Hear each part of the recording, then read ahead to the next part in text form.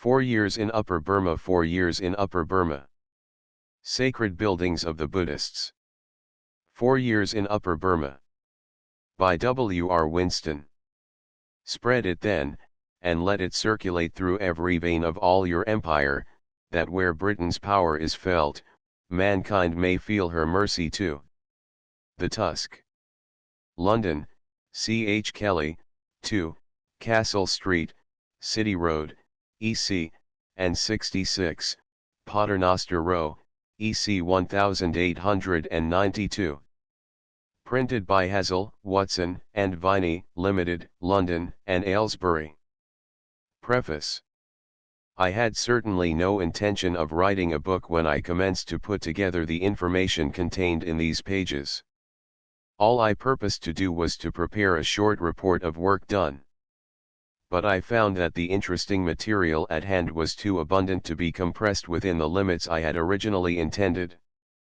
The need for a better knowledge, on the part of our English people generally, of the distant dependencies of the British Empire is undeniable, if they are to discharge at all intelligently the duty of governing the many races, which the circumstances of an ever-widening empire, and the extension of the parliamentary franchise, have placed in their hands.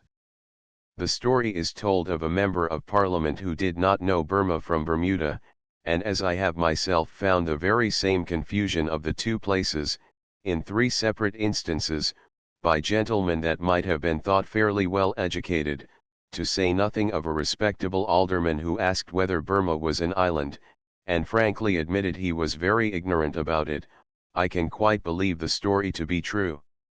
Not only is there a need for more knowledge of the countries and races we govern, there is also a demand for it. The events of recent years, especially those resulting from the annexation of King Thiba's country, have drawn Burma into much closer touch with England, and many people, by no means ignorant of Burma before, now feel a much deeper interest than formerly in all that pertains to that interesting country, whose destinies are henceforth so intimately bound up with our own.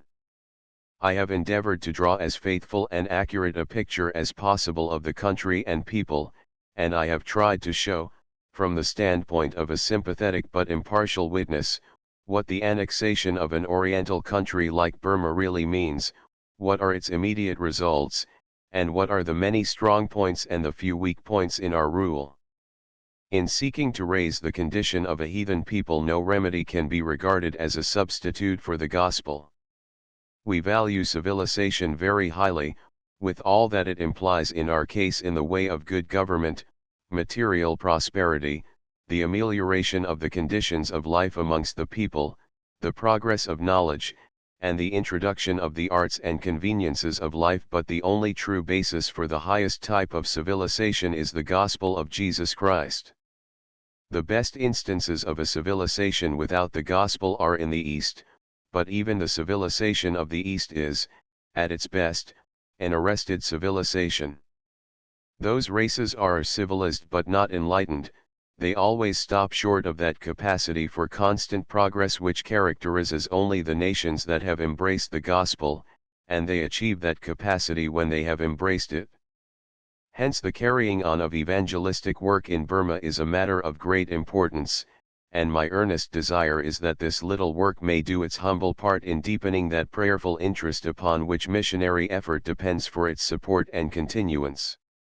In addition to those authors that I have consulted on Burma, and have quoted here and there in the course of this work, I would especially mention my indebtedness to that most appreciative and sympathetic observer of the Burman, Mr. J. G. Scott, Shwayo, whose work, in 2 volumes, entitled The Burman, His Life and Notions, gives perhaps the best and most complete account of the Burmese people that has yet appeared. I have availed myself of his extensive information to confirm or supplement my own in points where it is obvious that 4 years was not a long enough period upon which to form a reliable judgment. W. R. Winston. Contents.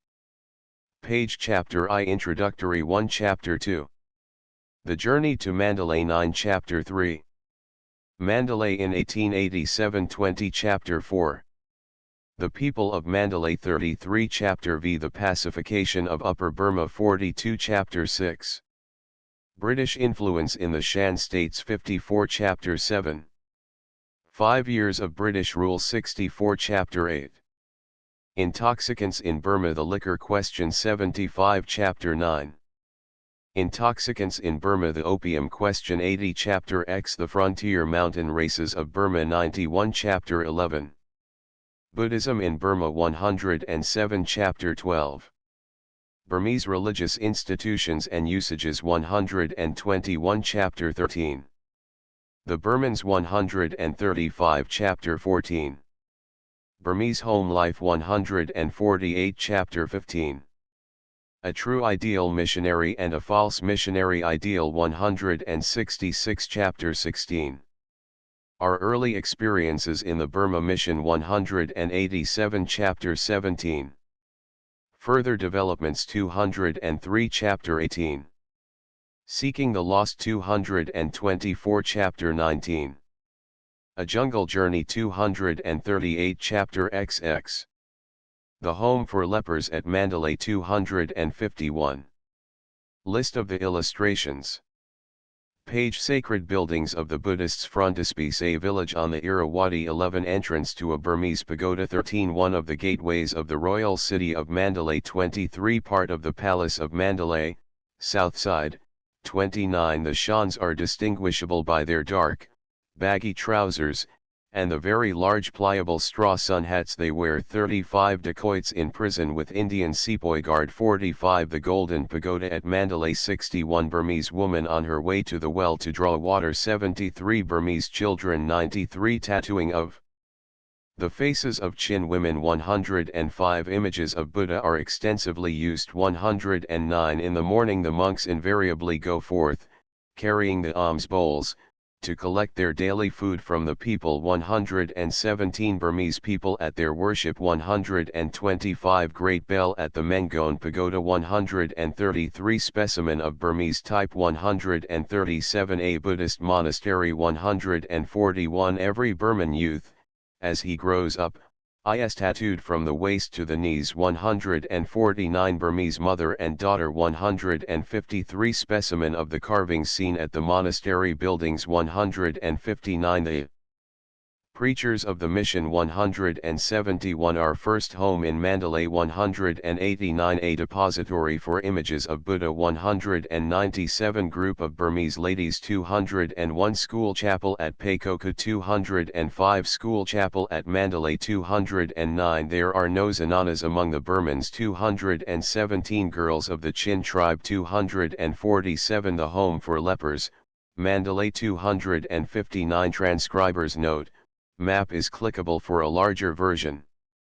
Province of Burma East Indies. 4 years in Upper Burma. Chapter I Introductory. The annexation of Upper Burma on January 1, 1886, opened up to England a large and valuable addition to her foreign possessions, whilst it perceptibly widened the ever-increasing area of her responsibilities, both political and moral. Including the Shan states tributary to the Kingdom of Burma, the annexation added to Lower or, as it was then called, British Burma, a territory as large as France, thus making all Burma a compact province of our Indian Empire, as large as France and Great Britain together, and bringing British India right up to the frontiers of China.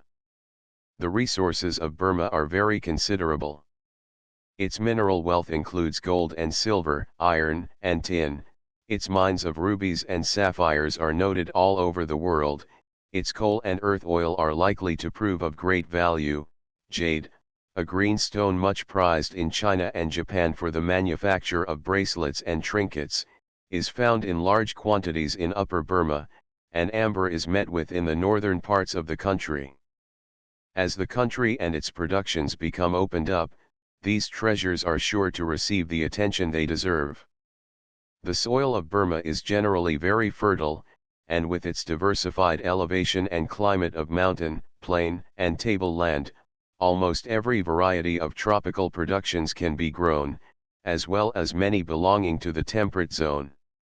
Lower Burma, especially the Great Delta of the Irrawaddy, affords unrivaled scope and suitable climate for the growth of rice, the staple food of so large a part of the human race. The area under cultivation for rice in Lower Burma is 4,339,000 acres, and for other crops 474,000 acres, and besides all local consumption, there is the enormous total annual export of rice by sea of 1,145,000 tons. The dry climate and rich soil of Upper Burma render it more suitable for the growth of wheat, maize, cotton, and many native grains, vegetables and fruits than for rice. On the mountains indigenous tea is grown, is manufactured by natives, and can be bought in any bazaar. Burma is the chosen home of the teak, that prince among timber trees. The reserved forests are under the care of a government department for forest conservation, and are the property of the Crown. They cover an area of several thousand square miles, and yielded in the year 1889 to 90, 260,074 tons of teak, beside other valuable timbers and forest productions, including India rubber and kutch. Kutch is the common commercial name for a product of the acacia catechu tree, very valuable as a dye. These forests brought into the public revenue, when all expenses were paid, a net surplus of 3,388,400 rupees for the year 1889 to 90. The export of teak timber, chiefly for the European market, amounted to 184,431 tons, and the average value was about £10 a ton. Thus Burma is already a country of great material wealth, with vast possibilities of growth and development. According to the census of 1891, the population of Burma, including the Shan states, is 8,098,014. This total is made up as follows: Lower Burma with an area of 87,957 square mls, population 4,658,627. Upper Burma 83,473, 3,063,426. Shan states 40,375, 961, 8,098,014. With regard to the population of the towns, Mandalay stands first with 188,815. Next to this is Rangoon, the capital and the seat of government, with 180,324, Malmain has 56,000. The rest of the towns are considerably smaller. The population of Burma is scanty in proportion to its area and resources. In fact, population is the great requisite for the development of the country. The quickening touch of British rule and commerce is effecting much in the direction of supplying this need. Every district, without exception, in Lower Burma shows an increase in the last 10 years, an increase of 22% on the whole. The Indian government is disposed to make the rich province of Burma an outlet for the congested populations of some of the provinces of India, and the great steamer companies are accomplishing this by conveying many hundreds of natives every week from the Indian ports to Rangoon, thereby enriching themselves, enriching Burma, and giving to these people a sphere and a chance in life, where their humble energies may receive their due reward. It is in manifold ways like this that civilization and a firm and enlightened rule bestow such blessings on these teeming Oriental populations. The number of these immigrants from India into Rangoon, the chief seaport of Burma, during 1890 was 86,609. Owing to the customs of the natives of India, and their reluctance to break entirely away from home and country, there were in that year 65,055 who returned to India. This leaves a balance of over 20,000 for the year, which may represent approximately that very welcome addition to its population which Burma receives from India year by year. Rangoon itself is largely Indian in population, and Indians are to be found all over the country in great numbers.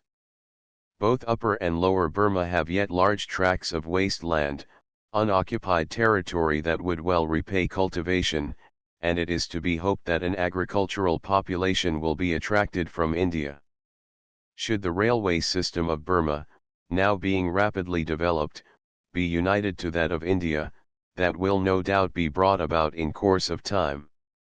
As the price of labor, roughly speaking, is 100% or more than it is in India, and as the cost of living is not more than 50% or higher, the balance is decidedly in favor of the immigrant. Burma is watered by magnificent rivers. Chief of these is the Irrawaddy, with Rangoon near its mouth, and chief among its tributaries is the Chindwin. Both these rivers are great arteries of trade, being navigated not only by great numbers of the quaint-looking Burmese vessels, but by the large and powerful steamers of the Irrawaddy Flotilla Company, which, since 1867, has been trading on these rivers. Their steamers now ply regularly several times a week up the Irrawaddy to Mandalay, 500 miles, and even as far as Bamo, some 250 miles farther, and up the Chindwin as far as Kendat. These steamers are splendidly built of steel, with flat bottom, and lower and upper deck, with ample accommodation both for saloon and deck passengers, and are fitted throughout with the electric light. Some of them will carry considerably over 1,000 passengers besides cargo. Historically, Upper Burma is a land of great interest. It was all that remained of the once powerful Burmese Empire, which in the early part of the century was strong enough to menace our Indian territory, and extended from Siam, in the south, to the confines of Bengal, in the north, and from China to the Bay of Bengal. Each of the three Burmese wars has arisen in a similar way, and has been marked by the same features on the part of the Burmese government, viz., an unwillingness to listen to reason, with much bluster and ignorant self-sufficiency at the outset, and inferior military qualities in the performance, and each has resulted in the annexation of some part of the kingdom to British territory. Arakan and Tenasserim were acquired by treaty after the First Burmese War in 1824–26, the province of Pego was occupied and retained, consequent on the Second War in 1852–53, this gave us the command of the Irrawaddy, with Rangoon for a seaport. The Third and Last War, in 1885, took away all that remained of Burmese rule, and the Kingdom of Burma became a thing of the past. Much may be said against war in the abstract, and against wars of this description in particular. It would be easy to represent such a war as this, so far away from England, as aggressive and unjustifiable. I am no advocate for war of any kind, and I am not anxious to defend this action of England in conquering and annexing the last remnant of the Burman kingdom. But I can see that a question of this kind is not to be so summarily settled as may appear on the face of it. England long ago embarked in India on a career of empire, prompted rather by the force of circumstances than of set purpose, and now it often seems difficult to decide when to go forward and where to stop. I will not attempt to unravel this tangled skein, but will merely say that, leaving aside the questions of how England came by her vast power and influence in the East, and whether she ought ever to extend it, and if so under what circumstances, it seems to me that ultimately and finally the verdict must turn on the use she makes of this unique position, and what she accomplishes with her unrivaled opportunities in the material, intellectual, social and moral advancement of the many races and nations that she rules or protects. Coming now to the immediate causes of the Burmese War of 1885, the following is the official account of them from the British standpoint. Complaints against the Burmese government meanwhile multiplied. British subjects suffered insult and violence at the hands of local officials, and no redress could be obtained. Trade monopolies were created in defiance of the express terms of the Treaty of 1867. The disorganization of Upper Burma infected with disorder the adjacent districts of the British province. Negotiations were carried on by the Burmese government for the purpose of contracting close alliances with other European countries, to the studied neglect of England.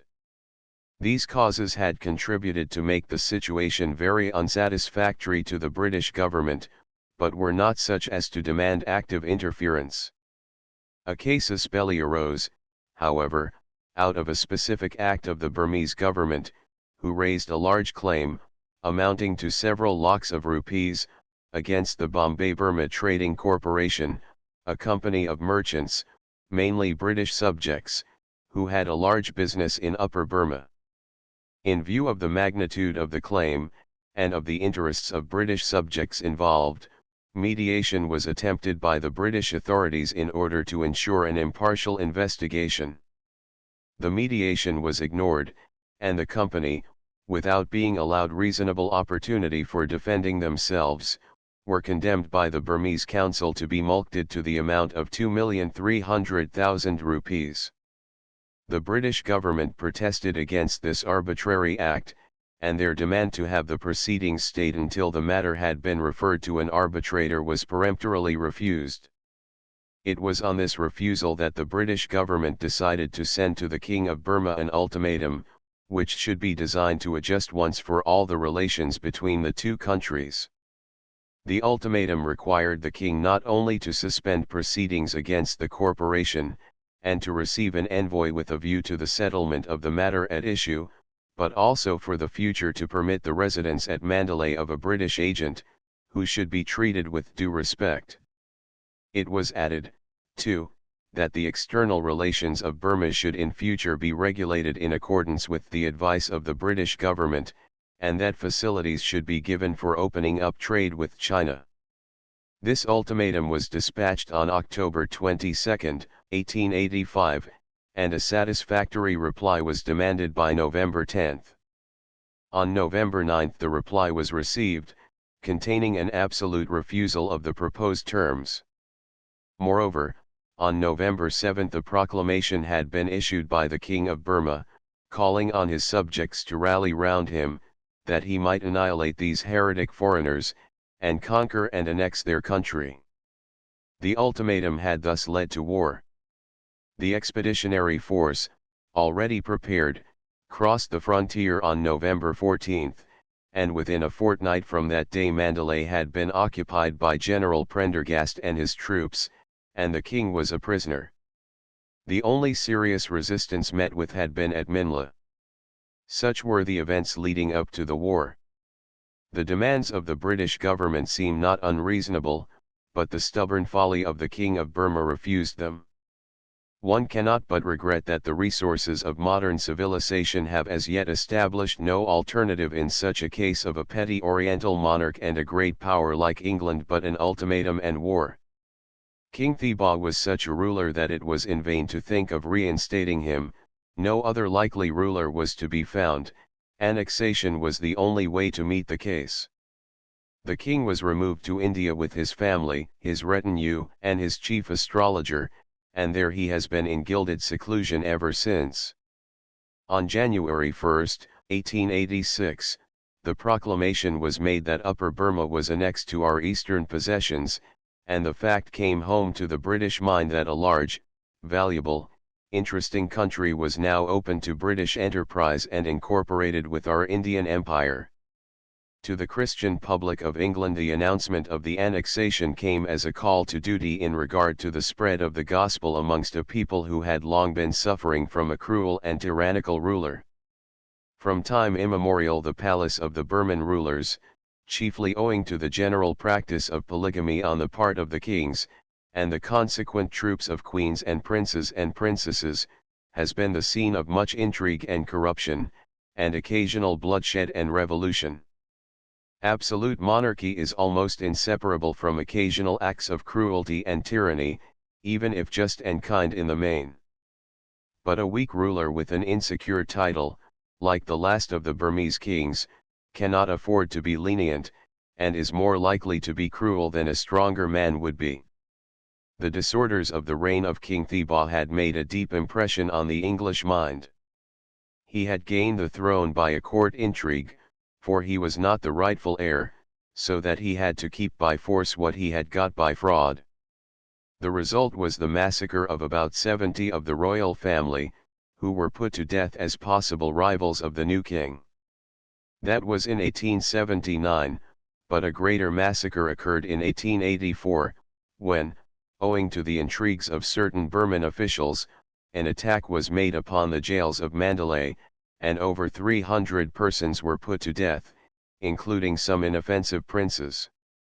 As a very striking proof of the fact that the country was in a most wretched state, bordering on anarchy, by reason of misgovernment, extortion, bad trade, and dacoity, it may be mentioned that in a few years no less than 10,000 people of Upper Burma had crossed the border and taken up their abode in British Burma, in order to escape oppression, and live in security under a more beneficent rule. The tide of population has since the annexation been flowing back to Upper Burma. Naturally, much interest was felt in England over the altered condition of things, and thousands of Englishmen, on seeing the news of the annexation, felt that no time should be lost in securing to the Upper Burmans the liberty of British subjects, and that security to person and property enjoyed by all who are under British rule, and many felt, above all things, that it was a call to give them the gospel. Chapter 2. The Journey to Mandalay. It was in the month of January 1887 that I left Calcutta, in company with my old friend and former colleague, the Reverend J. Brown, of Calcutta, for Burma. We were on a prospecting expedition with a view to the establishment of a mission in Upper Burma. On reaching Rangoon we were cordially received by the members of the American Baptist Mission, and spent a few days there. Rangoon is one of the most remarkable cities in the East for rapid growth and commercial prosperity. It was only after the Second Burmese War in 1852–53 that it became British territory. Since then it has grown to be a city of 180,324 inhabitants. This population is by no means all Burman, but is largely English and Eurasian, Indian and Chinese. Its railways, steam tramways, public buildings, sawmills, rice mills, the shipping at anchor in the river, its banks, warehouses, public buildings, and shops, at once proclaim it the busy capital of Burma, and in all probability a place destined to see a still greater and more prosperous future as the resources of the country develop. After a day or two spent in Rangoon and a visit to Taungoo, we proceeded by rail to Prome, which is some 150 miles from Rangoon, and there we embarked on the Irrawaddy by one of the Irrawaddy Flotilla Company's splendid river steamers for Mandalay. It was then a time of great demand for transport, on account of the military operations for the pacification of Upper Burma, so that there were, in addition to a large number of Burman and Indian passengers, many military men coming and going. On that occasion we had over 1,000 passengers on board. Not long after leaving Prome we passed what was formerly the British frontier station and port of the Atmayo. Henceforth the contrast between the trim neatness of the towns under British rule and those of the upper country was sufficiently apparent, and for many a long day after, the frequent sound of the bugle, and after dark the challenge of the sentries, together with the very warlike state of the news, and the constant sight of soldiers and police, always fully armed, and of gangs of dacoits being brought in manacled, kept us in mind of the fact that we had come to a land where the security of life and property we were accustomed to was only in course of being established. Towards sunset we reached Minla, on the right bank of the Irrawaddy, and as we made fast for the night right opposite, we had time before it was dark to step ashore and climb the precipitous bank and look over the redoubt, the taking of which was the only action worth mentioning in the expedition. It is a square-built stone fort, and was well manned with Burmese troops. The British force went round by the jungle, and got to the back of the fort, where there was a way leading up to the ramparts, and having fought their way up to the summit, the Burmans inside were at their mercy, as the machine guns in the armed steamers on the river covered the exit by the front. Thus the place was taken. Next morning saw us steaming away again up the river. The scenery varies much. Now the banks of the river are flat, showing the country for miles, and again high banks and rolling hills diversify the scene. Further up, near Bamo, in the defile, the mighty river has forced its way between high mountains which rise suddenly from the water's edge, and the scenery there is majestic. Numbers of villages and small towns are seen on the banks of the river, for here, as elsewhere, the fresh water of the river means life to man and beast, and verdure and freshness to the crops irrigated from it. Almost every hill and knoll for much of the way has one or more of the dazzling white, bell-shaped, brickwork pagodas so common all over this Buddhist land, in most cases surmounted with the hti or umbrella, a large iron framework of that shape, richly covered with gold leaf, and at various points the pagoda is hung with numbers of bells, that tinkle musically with every breeze.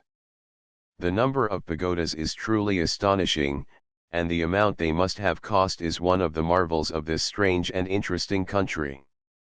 Pagodas are seen everywhere and in large numbers. Not only is there hardly a village without them, but they are to be seen on lonely hillsides and hilltops in abundance, and sometimes in almost inaccessible places, on some crag or ledge of rock overlooking the plain. The reason for this vast multiplication of pagodas is not far to seek. Of all works of merit none is so effectual as the building of a pagoda. A village on the Irrawaddy. The following day, in the early morning twilight, we passed Pagan, a most remarkable place on the left bank of the river. It is one of the many former capitals of Burma, being the royal city in the 13th century, but is now practically deserted, except for a few hundreds of pagoda slaves, an outcast class, condemned under Burmese rule to lifelong and hereditary service about the religious buildings. It is practically, says a recent writer, a city of the dead, but as a religious city, it is certainly the most remarkable and interesting in the world, not excepting Mecca, Kiev, or Benares. For 8 miles along the river bank, and extending to a distance of 2 miles inland, the whole surface is thickly studded with pagodas of all sizes and shapes, and the very ground is so thickly covered with crumbling remnants of vanished shrines, that according to the popular saying, you cannot move foot or hand without touching a sacred thing. A Burmese proverb says there are 9,999. This may or may not be true, but in any case it is certain that an area of 16 square miles is practically covered with holy buildings. They are of every form of architecture and in every stage of decay, from the newly built fane glittering in white and gold, with freshly bejeweled umbrella on its spire, to the mere tumulus of crumbling brick, hardly to be distinguished now from a simple mound of earth. They are also of very various sizes, some of them being fine and imposing buildings, and others very small. What a weird sight it was, in the dim twilight of the early morning, to see from the upper deck of the steamer, passing before us like a panorama for 8 miles, the towering growths of many centuries of vain offerings, of useless and unavailing endeavors. All was dark and gloomy, mist and the dim twilight covered everything. It was the abode of the dead. Those pagodas were the memorials of a dead faith, and all the self-sacrifice that produced them was but elaborate self-seeking. The buildings seen in the distance put me in mind of a cathedral city, but it was a chilling thought that amid all that grim and solitary vastness there were neither worshippers nor worship nothing, in fact, but a dreary waste of pagodas, most of them in various stages of decay. A subsequent visit to Pagan, and the more leisurely survey of this marvelous place, made one feel still more the sadness of the spectacle of this untold expenditure of property and labor, and the result neither honor to God nor benefit to man. Such is human merit, and such are all attempts to accumulate a store of it. Entrance to a Burmese pagoda. It is a curious feature about pagodas that though so many are seen going to decay, they still continue to build. The explanation of this is that the work of special merit is to build a pagoda, and no special merit attaches to the work of restoration or repair, except in the cases of the few pagodas of great renown, which are greatly resorted to by worshippers and pilgrims. On the morning of the fourth day from Prome we reached Mandalay. Here we met the Reverend J. H. Battison, who had arrived 3 weeks before, having come out from England in the capacity of Wesleyan chaplain to the Upper Burma Field Force. The first thing to attend to after we had looked round a little was to find a place to lodge.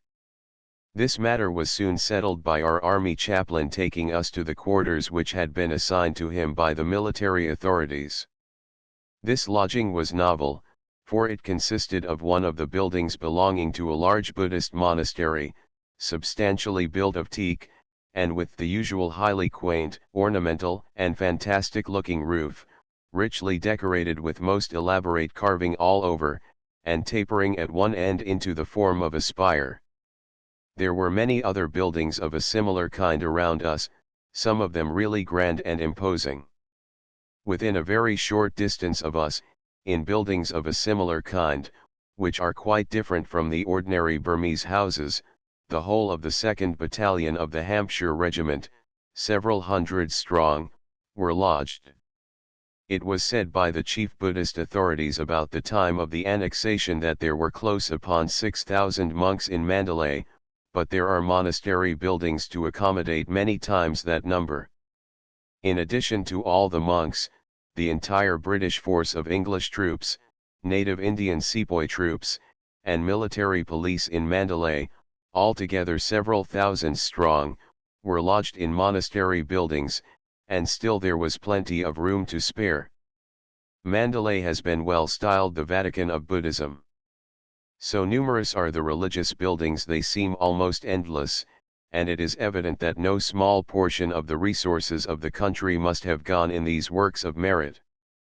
Within a day or two of our arrival, when we began to look about, we found that we were in close proximity to many remarkably fine religious buildings, and many startling contrasts were brought into view by the exigencies of the times.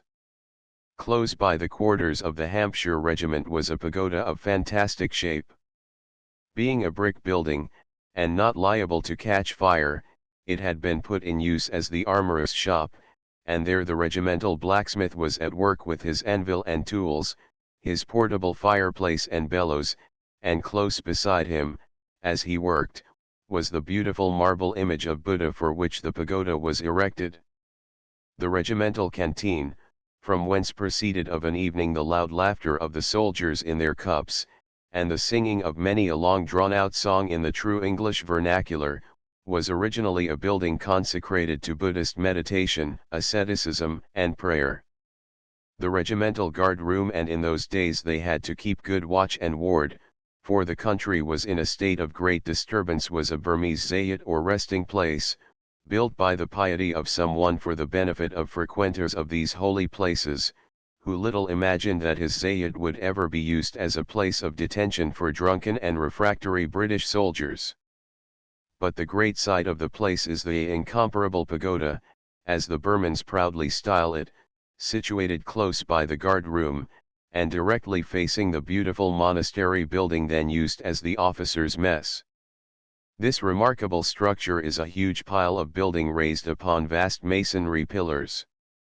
It measures fully 300 feet in length, is proportionately broad, and rises in the form of a pyramid to such a height as to be visible several miles off. Its sumptuously carved and gilded teakwood doors, 44 in number, are quite a sight to see in themselves, as is also the magnificent decorative plaster work all around and over the building, and rising to its very summit. At that time, in the absence of churches and chapels, for want of a better place with sufficient space for hundreds to assemble together, the Hampshire Regiment used to have church parade in the vast expanse amongst the pillars at the basement of the incomparable pagoda. It was a cool, airy, comfortable place, and open on all sides to the breeze, so that it answered very well in such a hot climate. There also many other meetings were held in those days of field service, when we had all to be satisfied with such accommodation as we could get. It was there our prayer meetings and class meetings were held for the soldiers, and there, amidst that wilderness of pillars, under that vast heathen shrine, we had the joy of directing anxious penitents to the Saviour, and there, too, we held, in company with Major Yates of the Royal Artillery, the first temperance meeting ever held in Mandalay. Leaving this Bethel of ours at the basement of the incomparable pagoda, and ascending by one of the fine broad flights of steps, the visitor comes to the wooden platform of the pagoda, and on being ushered in by the polite old abbot or presiding monk, he sees a very fine, spacious building, very lofty, with many images of Buddha, sheltered under great white canopies, besides some curiosities of European manufacture, such as mirrors of vast size, and gigantic colored glass chandeliers, that must have been imported at immense cost. But the site of the place is the hall which contains the marvelous wood carvings in relief, all of Burmese workmanship, representing most clearly all manner of sacred histories and incidents, the whole of this elaborate and ingenious work being overlaid with gold leaf.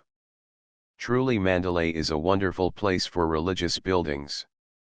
Close beside the incomparable pagoda are to be seen the Kuthoda or Royal Merit Pagodas, forming a unique and truly wonderful piece of work. They consist of a triple square of sets of little white pagodas, each of which is amply large enough to form a shrine for one large slab of Burmese marble, which stands up in the middle, like a cemetery headstone, enshrined each in its own neat, bell-shaped pagoda building. Each slab of marble is covered completely with a most accurately executed inscription in the Pali language, in letters about 3/8 of an inch in length. I have never counted these pagodas, but I am told by those who have that there are 730 of them in all. They are arranged in perfect symmetry, forming 3 squares one within another, each square being surrounded by a wall with handsomely carved gates. In the center of the innermost square is a large pagoda, and ascending the steps of that the spectator can obtain a good view of the whole, extending over many acres of ground. The whole space between the rows of pagodas is carefully paved with bricks. Every part of the work has been most thoroughly carried out, utterly regardless of expense, and everything is of the best. There is no crowding, but ample space is given everywhere. Is there to be found anywhere or in any religion a more striking, impressive, and unique example of thoughtful devotion and loving care of those writings supposed to contain the sacred truth? These 730 pagodas contain 730 tables of stone covered with inscriptions, and it is considered to be the best edition extant of the text of the 3 Pitakas, and the 3 Pitakas are the scriptures of Buddhism, acknowledged as authoritative wherever Buddhism is the people's faith. Close by the Kuthoda we found another marvel. In a tall brick building is an immense marble sitting figure of Buddha, 25 feet high, scores of tons in weight, and thought to be perhaps the largest monolith in the world. But it is time we return to the 3 men who, after a long, hot, and tiring day in the dusty streets of Mandalay, had taken refuge in the little monastery, and were preparing to pass the night. Though little was said about it, we were well aware that we ran some risks in being there at that time. Upper Burma was still in the throes of the revolution which had taken place, and life and property were unsafe.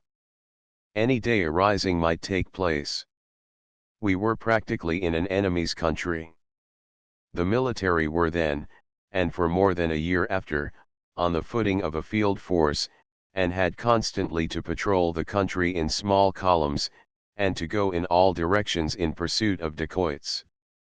Conflicts with dacoits were of daily occurrence, and bulletins were published daily by the military authorities describing what took place. With all this military and police activity there were still bands of dacoits of considerable numbers, crimes of violence and dacoit raids were constantly taking place, often with circumstances of revolting cruelty and outrage.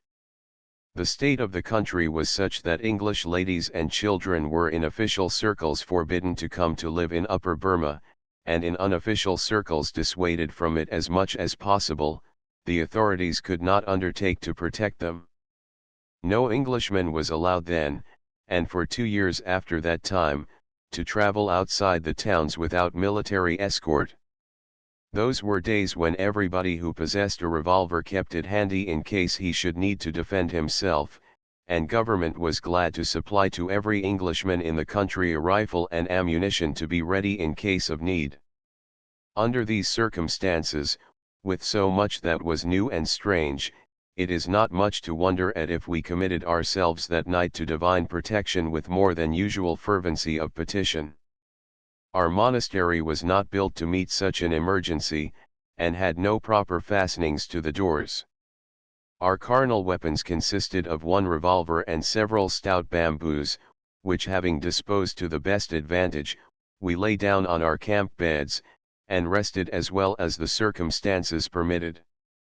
Happily this state of things has now passed away, and Upper Burma is as quiet as any other part of our eastern possessions. During the few days Mr. Brown remained with us in Mandalay we came to the conclusion that the city, from its size and population, about 10 times as large as any other town in Upper Burma, and from its general importance, was by far the best place to fix upon for the headquarters of the mission. Having settled this point, we reported to the committee in London accordingly, and Mr. Brown returned to Calcutta. After spending a fortnight in our monastery we found that, as it was on the extreme east of the town and a couple of miles from the centre, it was a very inconvenient place to live in. We therefore moved to a more central position, and rented for the time being a house belonging to an elderly Italian, who had been settled in Mandalay for many years as a weaver of velvet in the service of the king. Here we lived for a period of a year, by which time the new mission house was built, and we removed to our permanent quarters. Chapter 3. Mandalay in 1887. It was with feelings of no common interest that we disembarked from the steamer at Mandalay, and took our first glimpse of the place. The bustle of so many passengers disembarking created a very busy scene, and dense clouds of dust arose, so that we were glad to get away as soon as possible. We proceeded to charter one of the conveyances we found there waiting for hire, a peculiar kind of vehicle, resembling in size and appearance a dog kennel set on a pair of high wheels, and it proved a marvel of inconvenience. You climb up with difficulty, thrust yourself through the small aperture as best you can, for it is no easy matter, and then you stow yourself away, sitting down on the floor of the conveyance with your knees about your ears. It is quite impossible to preserve a dignified demeanor in one of these bullock gharries, and yet, sad to relate, it was found that this was the only kind of conveyance available for His Majesty the King, when he was removed from the palace to the river on his way to India. The matter created quite a difficulty. To have mounted the king on such an occasion on a horse or an elephant would have been cruel mockery. At that time there were no horse gharries in Mandalay. They brought a dhuli first, but the king declined point blank to enter it. The bullock gharry was the best arrangement they could devise. One of the first things that attracted our attention was the inordinately gorgeous appearance of some things, and the very primitive and mean condition of others. This mixture of grandeur and shabbiness is quite an Oriental trait. The royal city and palace, the pagodas, and the monasteries, were most sumptuous in style of building and decoration, but everything else looked very poor in comparison. The bamboo houses of the people looked small and frail and cheap. The roads, which we consider amongst the first essentials of civilized life, were as bad as they could be. They were of mere mud, which became dust several inches deep in dry weather, and a quagmire when it rained. The dense clouds of dust that rose wherever there was much traffic formed an experience truly distressing. Mandalay has been said to be remarkable for three things: fungi's, pagodas, and pariah dogs. The fungi's are the brethren of the yellow robe, the Buddhist monks, who are to be seen in Mandalay by thousands, and all through the country in like proportion to the population. The pagodas form here as everywhere in Upper Burma a feature in every landscape. The pariah dogs are uncommonly numerous. You might guess at once you were in a Buddhist country from the thousands of homeless, poor, emaciated, mangy creatures, nobody's dogs, that roam over the city, eating anything they can pick up, the vilest refuse, and acting as the scavengers of the place. They are never on any consideration killed by the Buddhists, but suffered to multiply to any extent. As you walk about you often come upon 8 or 10 of these dogs at a time, and they seem as if they would tear you to pieces, but though they seem so savage and so numerous they prefer to keep at a safe distance. Passing through the streets of the town, a drive of about 2 miles brought us to the moat outside the walls of the royal city.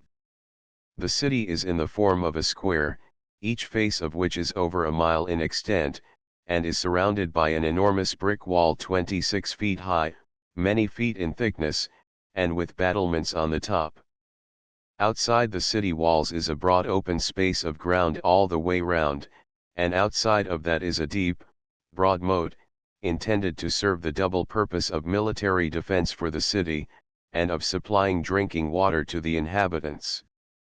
For the purpose of communicating between the city and the town outside are 5 gateways, 2 on the townward or west side, and 1 on each of the others, with gates of enormous size and strength. Over each gate is a lofty and handsome tower built of teak wood, and rising to a point. Here and there along the walls at stated intervals, and facing the ends of the streets of the town, which run at right angles to the wall, are smaller towers of similar style, that serve to adorn the great wall of the city, and give it quite a handsome appearance. At the time I speak of, the walled city was inhabited by a large population of Burmans, chiefly people who had been in close connection with the palace, but owing to the decision of government to make this place the military cantonment, the 5,000 houses within the walls have been all cleared out, compensation being paid according to the value, and a very handsome cantonment has been made of it, with barracks for European and Indian troops. As the great majority of the houses were of teak or bamboo, this was not nearly so serious a matter as it might seem. The cantonment is now known by the name of Fort Dufferin. The royal palace consists of a square enclosure in the center of the large square city. It was at that time surrounded and defended by a strong stockade of teak logs set on end in the ground, and inside of that, as a second line of defense, was a strong brick wall, but both stockade and wall have since been removed by the British as unnecessary. Passing inside these 2 defenses, the visitor found himself in the spacious grounds of the palace, part of which were prettily laid out as gardens, with artificial canals of water, rock eyries, and summer houses. Part of this space was devoted to the king's arsenal, on the eastern side were the treasury and the mint. In the center of all, raised on an earthen platform about 8 feet high, and pretty well covering an area of perhaps a couple of acres, with a miscellaneous and irregular collection of handsome lofty buildings, with much carving in teak, and abundance of the inevitable gold leaf, is the royal palace of the kings of Burma. Some of the buildings are of brick, but the majority are of teak. There is something decidedly impressive, unique, and highly interesting about the palace, as a specimen of an Oriental monarch's residence, but from a European standpoint it is wanting in unity of design and symmetry of arrangement. The buildings are so huddled together that they lose much of their appearance, and you have to find your way about among these fine buildings by queer narrow little lanes and wooden platforms, and by many sudden and unexpected turns, that to a Western mind take off considerably from the majesty of the place. But then we must remember the character of the Burmese court, notorious for backstairs influence, corruption, intrigue, conspiracy, and the like. That being so, it is only natural that the palace buildings should allow proper facilities for the same, and be in keeping with it. One of the gateways of the royal city of Mandalay, the only approach to anything like the dignity of a palace from our point of view, is the front or eastern side, where there is the throne room or audience hall, surmounted with the great spire which rises roof over roof to a considerable height and almost to a point, terminating with the usual gilt umbrella. This was considered to be the center of the universe by the Burman courtiers, and it is still facetiously called by that name by the English.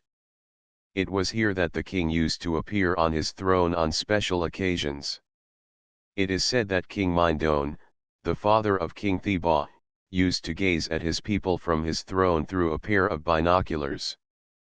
The people would all be down on their knees in his presence, and not only on their knees, but crouching on their elbows too, for that is the attitude for special reverence in Burma. There was one point of contention between the English and this very haughty and conceited court of Burma that never was settled. That was the reception of our envoy. It was not sufficient for them that he observed all the forms of respect known in European etiquette, but they required from him also their own, even to the removal of his boots in the king's presence. Now an English gentleman does not like to doff his boots in public, and to a military man it would seem particularly outrageous to expect it of him. Hence it was a difficulty. Had King Theba accepted instead of rejecting our ultimatum in November 1886, he might have kept his throne and his palace, but the proper reception of the British resident would have been one of the articles he would have had to agree to.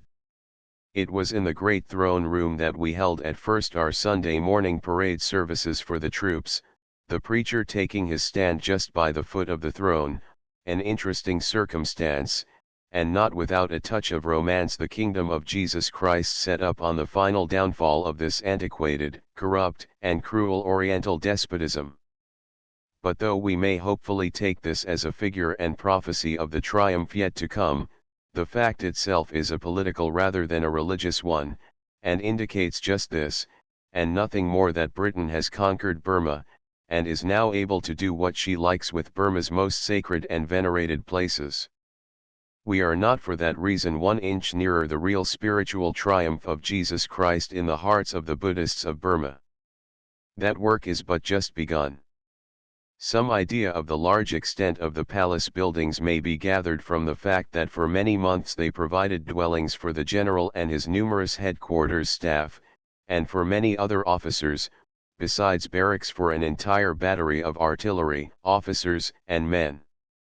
In addition to this, quite a number of departments, civil and military, had their offices there, including a postal and telegraph department.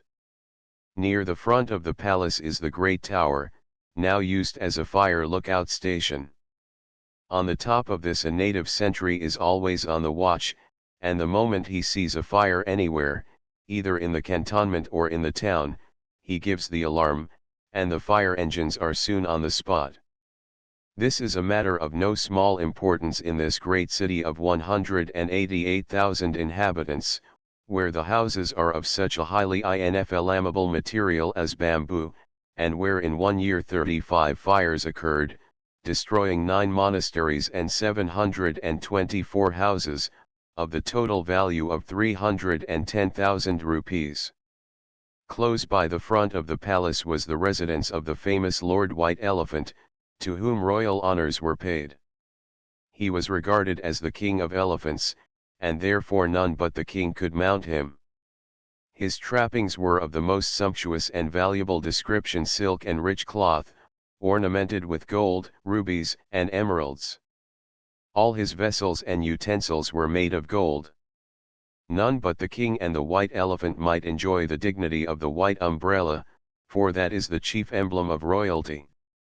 This august quadruped had his own retinue specially told off to do him service. His attendants and all visitors took off their shoes when they entered his quarters, and the people bowed and did obeisance when he passed through the streets. Not that he was white.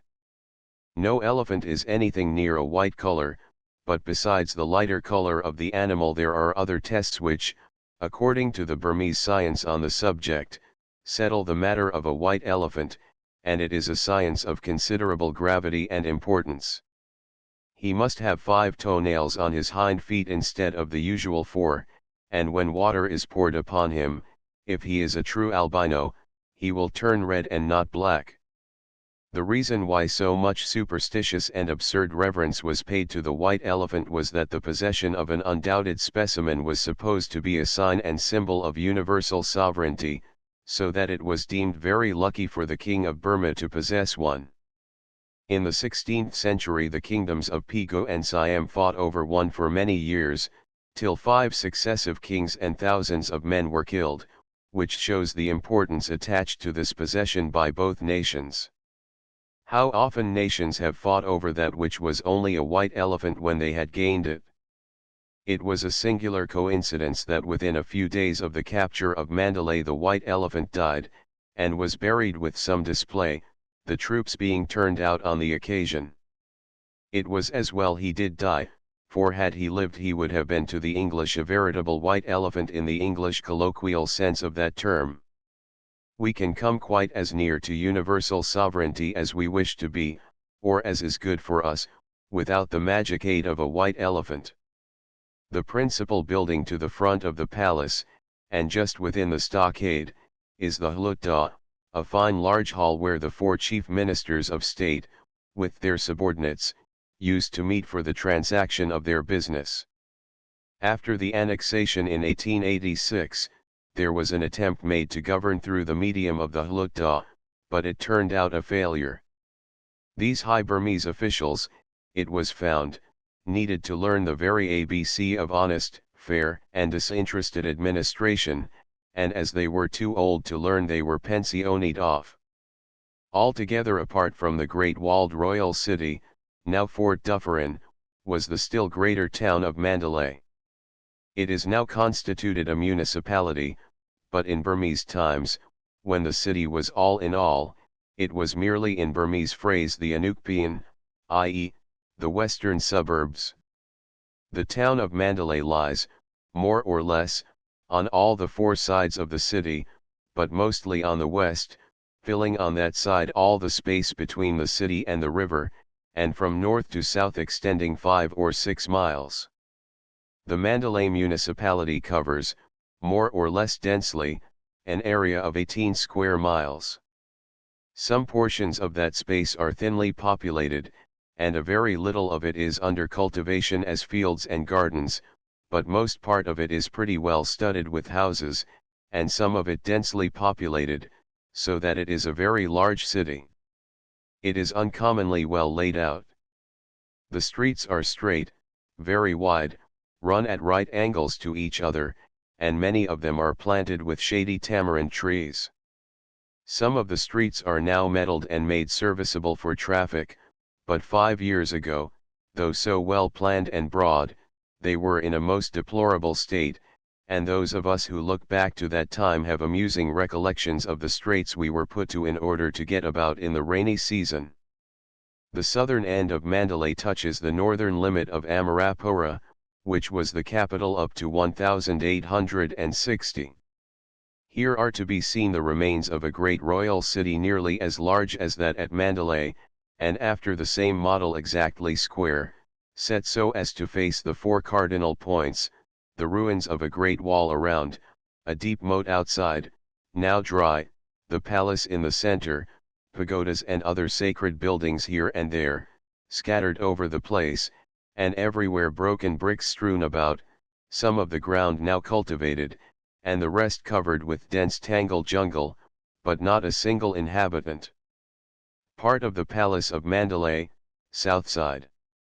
This changing of the capital from place to place, once in a while, seems a strange, extravagant freak on the part of the Burmese kings, especially in such a case as this, where it involved the founding and building of a new city only 4 or 5 miles from the existing one, and all the people had to transfer themselves and their houses and property as best they could at the king's command.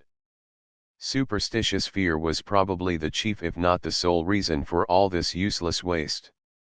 There are, within a circle of a dozen miles, 4 places that claim the honor of having been sometime capitals of Burma, viz., Mandalay, Amarapura, Ava and Sagaing, all within little more than a century, and the 3 latter all show the crumbling remnants of their former glory.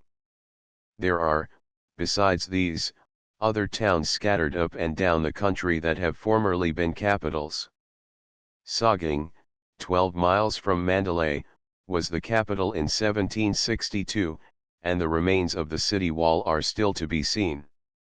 Amarapura was founded in 1783. In 1822 it was almost totally destroyed by fire. It is said, too, that a vulture alighting on the royal spire of the palace caused great uneasiness to the king. The court astrologers were summoned to explain this omen. As, in their estimation, it foreshadowed evil, a new palace was built at Ava, and the capital was removed there in 1823, but only remained there till 1837.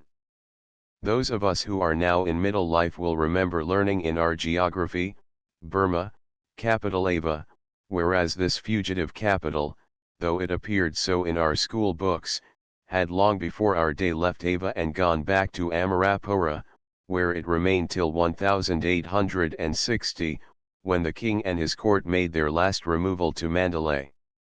One thing is clear, the country that can afford to gratify its superstitious fear of omens in this spendthrift way, lightly undertaking to build a new capital every now and then, and whilst sparing so much on pagodas, monasteries, monks, and other works of merit, yet look so plump and well favored as Burmans usually do, must possess considerable sources of wealth, and there is no doubt such is the case with Burma.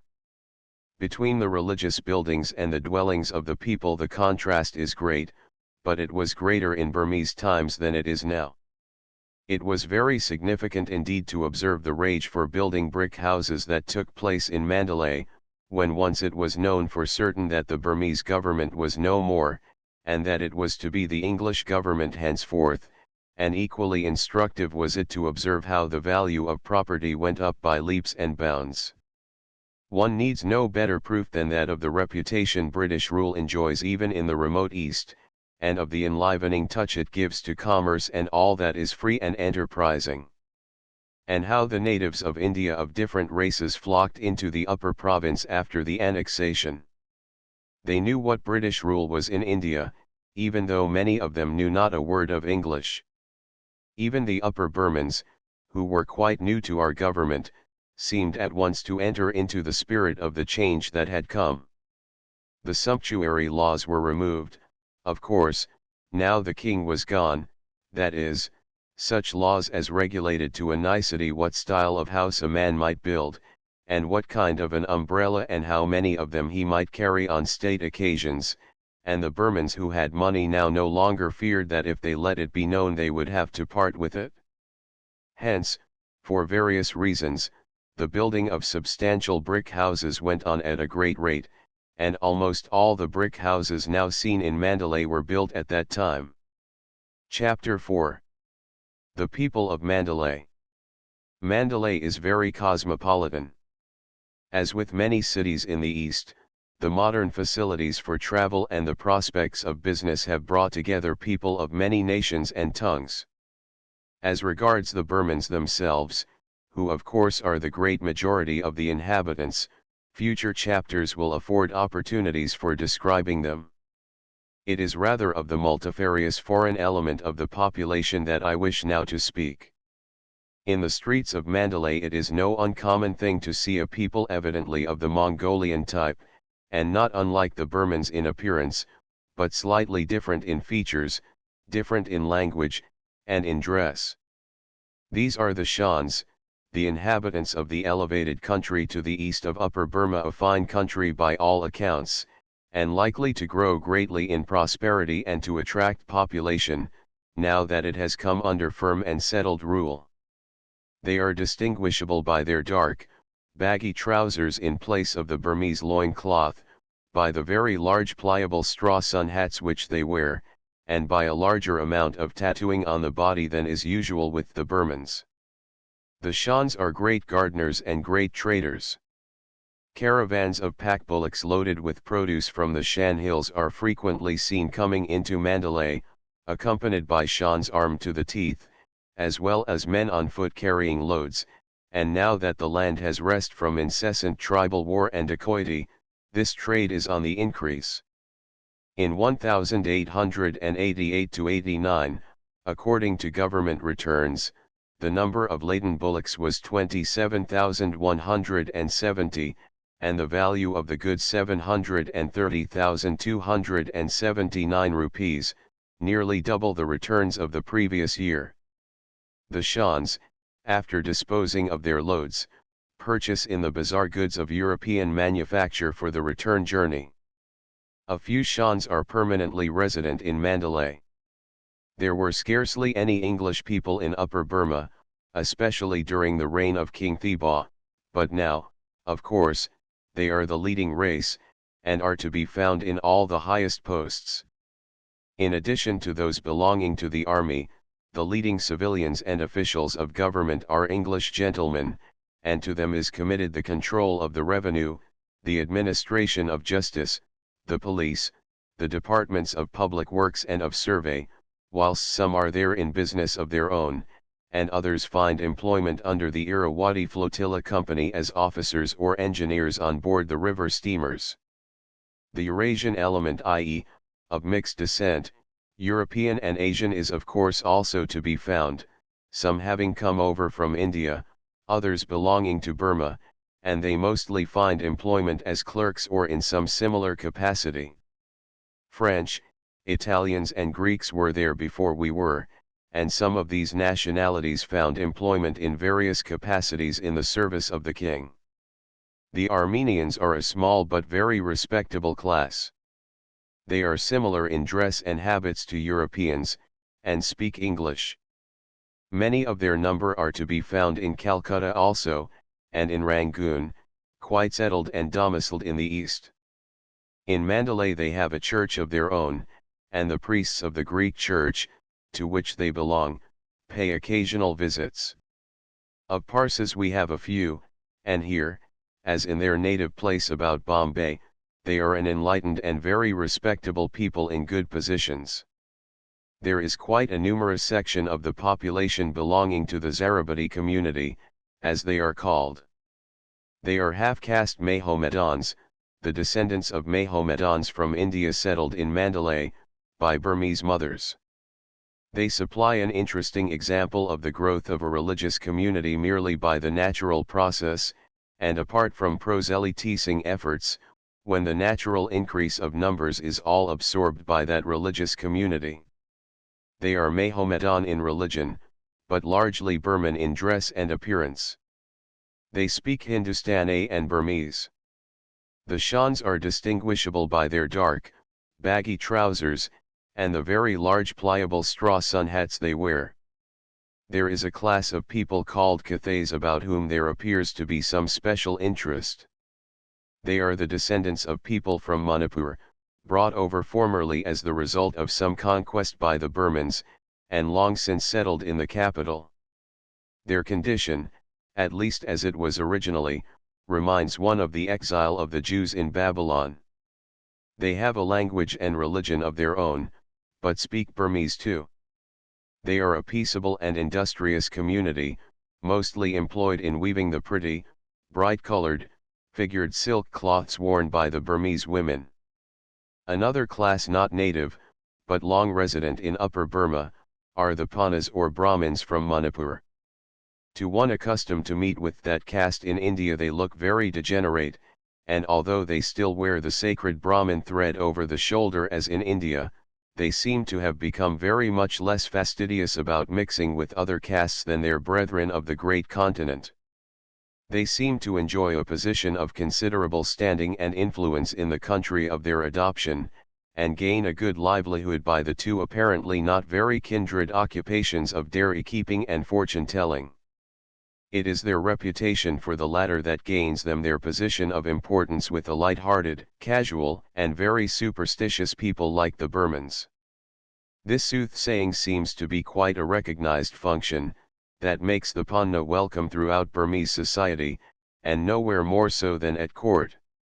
In their literature, the Panna constantly figures as an honored and indispensable personage at the palace, whose business it is to study the stars, consult the horoscopes, make known lucky days, and, in fact, decide the 1,001 important affairs of life wherein the Burman considers it necessary to appeal to the occult. Coming now to the mercantile classes, we have some interesting specimens. First, the Suratis, keen businessmen, merchants, and shopkeepers, men capable of large transactions, Mahomedans in religion, Oriental in dress. The leading member of this community in Upper Burma, a very wealthy man, did a good deal of financing for the king, and no doubt made it pay well. When the downfall of the Burman kingdom took place he came to no harm. Amongst other transactions he was the lessee of the Great Bazaar, and as the lease had still some years to run, he continued to hold it, and profited greatly by the enormously improved trade. The Marwaris are another class of traders hailing from India. They are Hindus from Gujarat, wholesale dealers in piece goods, and very smart businessmen. The Mughals are Mahomedans from Persia, with a complexion almost as fair as a European's. They are the only people of all the many nationalities I have met with in the East who dress exactly like the pictures that are drawn of Bible scenes and characters. The special shape and size of turban, and the long loose outer garments some of them wear, put one in mind of the pictures exactly. A cosmopolitan place would be incomplete without some Jews. We have them in Mandalay of various nationalities, European and Oriental, and they seem to be all shopkeepers. One firm hail from Baghdad, very near the dwelling place of our first parents, and speak a vernacular which they call Hebrew. The principal native bankers are the Hindu Chettis from the Madras Presidency. They are a remarkable class of people, very wealthy, very keen at business, men of their word in all transactions, being fully alive to the value of keeping their credit by an unstained reputation in finances, and if one firm of their community find it difficult to make their payments, the rest of the Chetty firms will usually come to their help, to save the reputation of the whole. Yet with all this they dress, eat, and live as if they had a very meager income, and have the appearance of mere savages. The vast array of naked skin they show is almost black in complexion, and they have almost no education beyond the bare necessities of finance.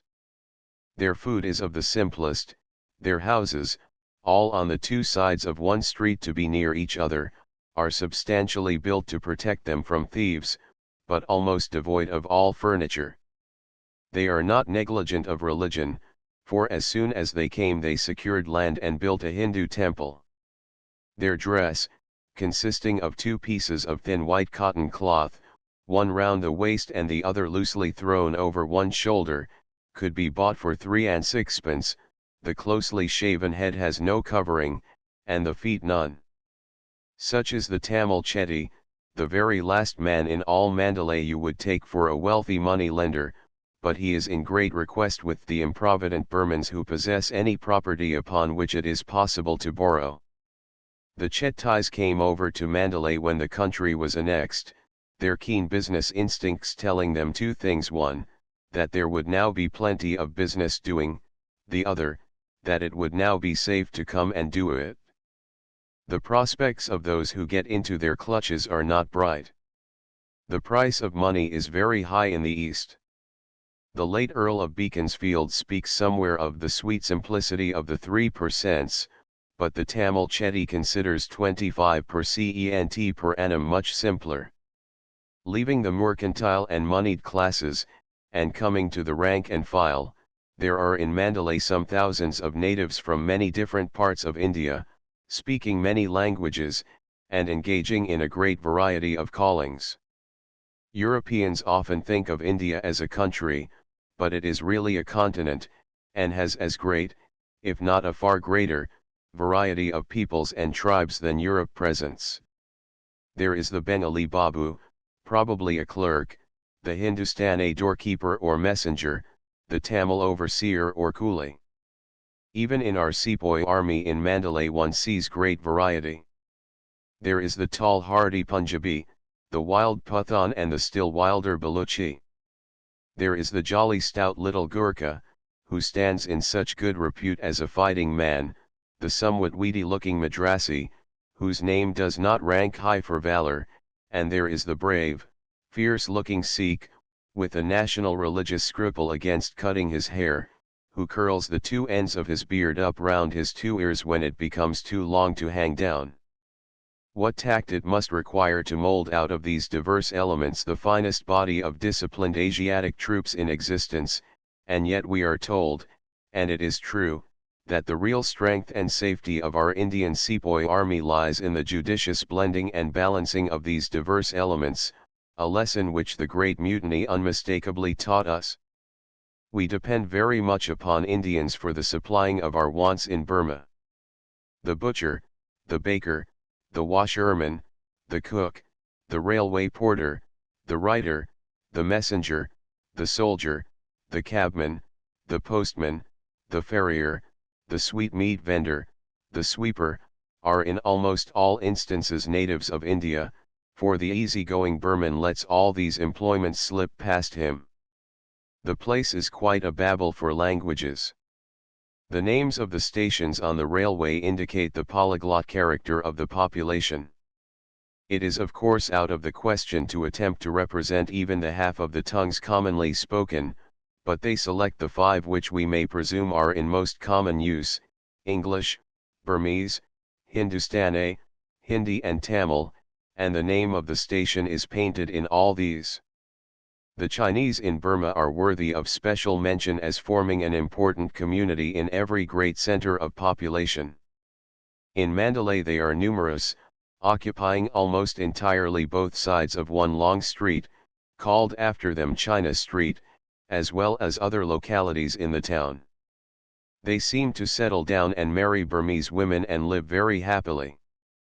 They are keener businessmen than the Burmans, more knowing, more enterprising, more persevering, more industrious. The Burman is as good at carpentry as he is at anything, that is, in fact, one of his strongest points, but John Chinaman ousts him completely at that. Leaving the little petty carpentry to the Burmans, he carries all before him in large building contracts.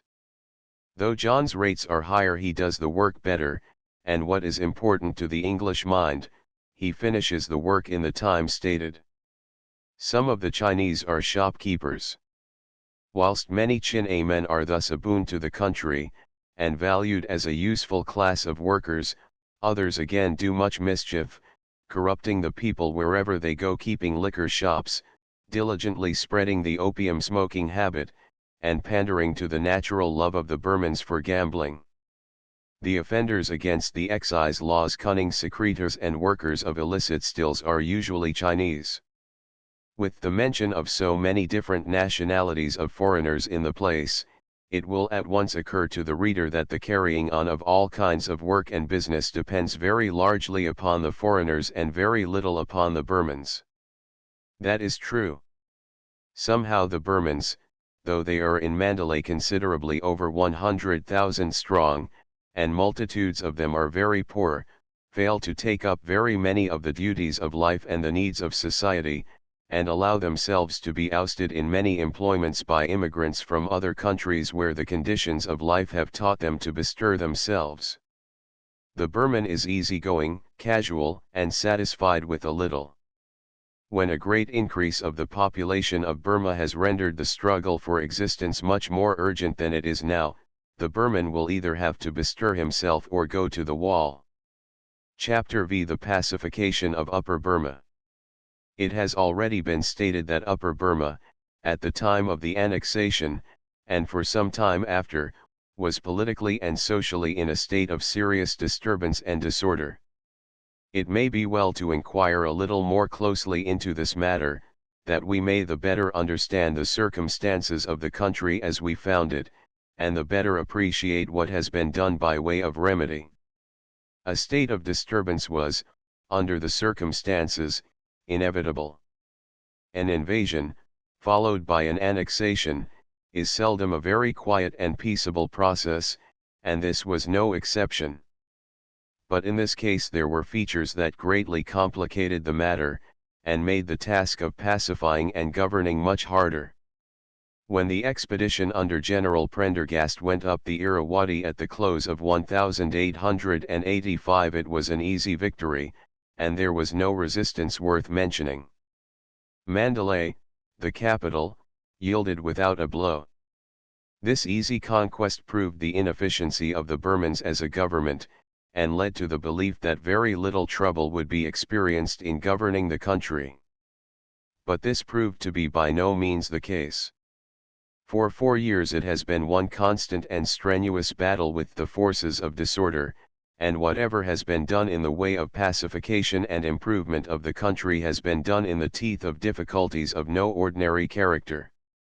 If the question be asked how it was that the country was so easy to conquer yet so difficult to pacify and restore to order, the answer is not far to seek. In the first place, the weaker a government is, the stronger are the elements of crime and disorder lurking about, and having overthrown the one you still have to reckon with the other. King Thebos was a weak government, and crime and disorder had increased so much that their reduction had become a formidable task. The territory over which King Thebo ruled, or professed to rule, was of immense extent, and very sparsely populated, and the vast tracts of jungle with hilly, broken country afforded ample cover for the numerous bands of dacoits.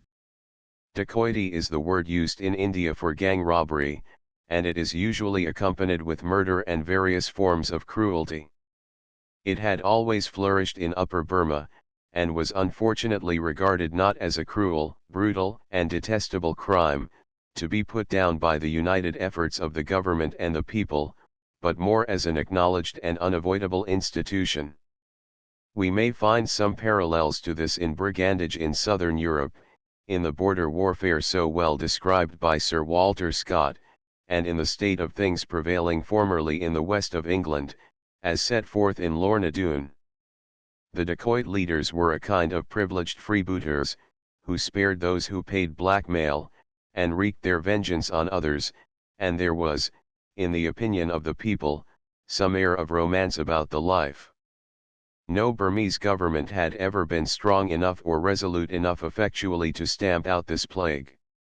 When the English took the reins of government at the annexation, this naturally gave a fresh impulse to dacoity under the notion of patriotism, and for some time the leaders who had large gangs occasionally tried conclusions with the small columns of police and military sent out to patrol the country. The government official report of affairs in Upper Burma gives the following summary of the first year's work of pacification, viz., up to the end of 1886. The pacification of the country has been a prolonged work of much difficulty. Dacoity on the largest scale has been rampant, and military operations have been necessary in almost every part of the country in order to suppress it. To the end of the year 1886, about 180 encounters had taken place with these lawless bands. They seldom offered serious resistance, except when fighting in bush or jungle. The loss they caused to the British troops between November 17, 1885, and October 31, 1886, amounted to 11 officers and 80 men, killed or died from wounds. But greater difficulties than the armed opposition were found in the dense jungle, the want of roads, and the unfavorable, in some cases deadly, climate. The result of these difficulties during the period above mentioned was a total loss of 3,053 officers and men, who died from disease or had to be invalid. The average number of troops employed in Upper Burma during 1886 has been 14,000, but at the end of 1886 the number in the country was 25,000. So deep-rooted is the habit of dacoity in Burma that it easily breaks out afresh whenever disorder spreads, or whenever any daring fellow thinks fit to try his luck as a beau or leader. The people are easily deluded with his boast and swagger, and having implicit faith in the special tattooing and charms which are warranted to render them bullet and sword proof, they readily follow his standard. Hundreds of bows have had their day during the last 5 years, and pursued a successful course of robbery, murder, and rebellion for months together, eluding the police and the military. But owing to the tenacity of purpose, and the inexhaustible resources of the British government, they have to succumb in the end. Many have been killed or taken prisoners in engagements fought, others treacherously murdered by their own followers, to get the reward set on the head of the notorious outlaw. Others, after months of a hunted life in the jungles, have come in and surrendered. There has been always ample opportunity given by the British for those who wished to abandon that bad way of life to do so, and more than once a free pardon has been offered to all those who might give themselves up, provided that they had not been guilty of murder. Many, from time to time, have availed themselves of that arrangement. Dacoits in prison, with Indian sepoy guard. Several princes in Burma. Princes are fairly plentiful, notwithstanding that so many were massacred by order of King Thibaw have tried their hands at it, with vague ideas of getting the mastery of the country in due time. One, known by the title of the Sekhaya Prince, established himself in the hill country about Kyaukse, only 30 miles from Mandalay, and as late as 1889 gave an immense amount of trouble, setting the military police at defiance for months, and committing many murders and depredations. He had an armed following of several hundreds, and several fights took place between them and the police. Though the dacoits were each time defeated and scattered, the ground was so difficult for pursuit, that they could never catch the leader. At length he was taken in the Shan states, brought to Kyaukse, tried, convicted, and hanged. This is a specimen of the kind of guerrilla warfare going on in every district all over the country at that time. Another matter, which still further complicated the situation and gave strength to the forces of disorder, was the sanction which dacoity had received through the corruption of those high in office in the Burman government before we took it over. A British civil officer of high rank, the commissioner of a division, writes as follows: as late as the middle of 1889, more than 3 years after the annexation, the task of reducing my own division to order I find a gigantic one. The Burman nature is simply saturated with lawlessness, and it takes the form of dacoity. Since King Mindon's death, i.e., from the accession of King Thibaw in 1878, it is a fact that most of the official classes in Upper Burma made large incomes by dacoity. Men high in office in Mandalay actually kept dacoit bows, and shared with them loot, or the subsidies which were paid by the villagers for protection from other dacoits. The dacoit bows were actually the governors, and paid some of the Mingyi's ministers of state in Mandalay regular sums, on condition of being let alone. Each bow had a large immediate gang or body of men around him, and a militia at any time available from the villages. We have had to break up this system of bow government all over Upper Burma, a system which had been running for the last 10 years. The villagers themselves have become so accustomed to the government by dacoit chiefs, that they are actually afraid and even unwilling to help in getting rid of them. It will be admitted that difficulties like these are enormous, sometimes they seem to be insuperable, and one is often inclined to despair. We have not only to deal with the thousands of lawless ones who think we are encroaching upon their rights, but we have to try and educate the people to believe that these dacoits are not their rulers, and are not to be so. The villagers do not yet realize this, and it is this process of education, slow and painful, that impedes us so terribly in the work of subjugation and pacification. But the progress made has been very great. The following is given as a specimen of the encounters which for the first 2 or 3 years were of constant occurrence. This affair was perhaps exceptional in the amount of resistance offered, but in other respects quite usual and ordinary. It is quoted from a newspaper dated May 1888 on the night of the 21st INST 400 dacoits, principally Shans, with people from Magung district, under the leadership of Bo Ti, took up a position outside Magung. Lieutenant O'Donnell, battalion commandant, and Lieutenant Elliott, assistant commissioner, with 75 Gurkha military police, patrolled outside the fort the whole night. At 4 a.m. they attacked the dacoits, who held a strong position in a series of pagodas, which they had fortified during the night. The dacoits tenaciously held the position, and the consequence was that a fierce contest ensued, each pagoda being taken in succession. The last pagoda, when taken, was found to be choked with dead. The Gurkha police behaved splendidly. Our casualties were 8 killed and 15 wounded, while 49 dead dacoits were counted, and over 100 were reported as wounded, most of whom escaped. The struggle at the last pagoda was hand-to-hand over a 4-foot wall, and bayonets and spears were used. It was here that 6 out of the 8 police killed fell. The mention of these fights deserves a place in any record of those times, for it was through this hard, rough police and military work, this continuous pounding at the mass of crime and lawlessness that would not yield to gentler measures, that the land now enjoys peace and quiet throughout its length and breadth. There was manifestly no other way of quelling the disorders and curing the miseries under which the country groaned.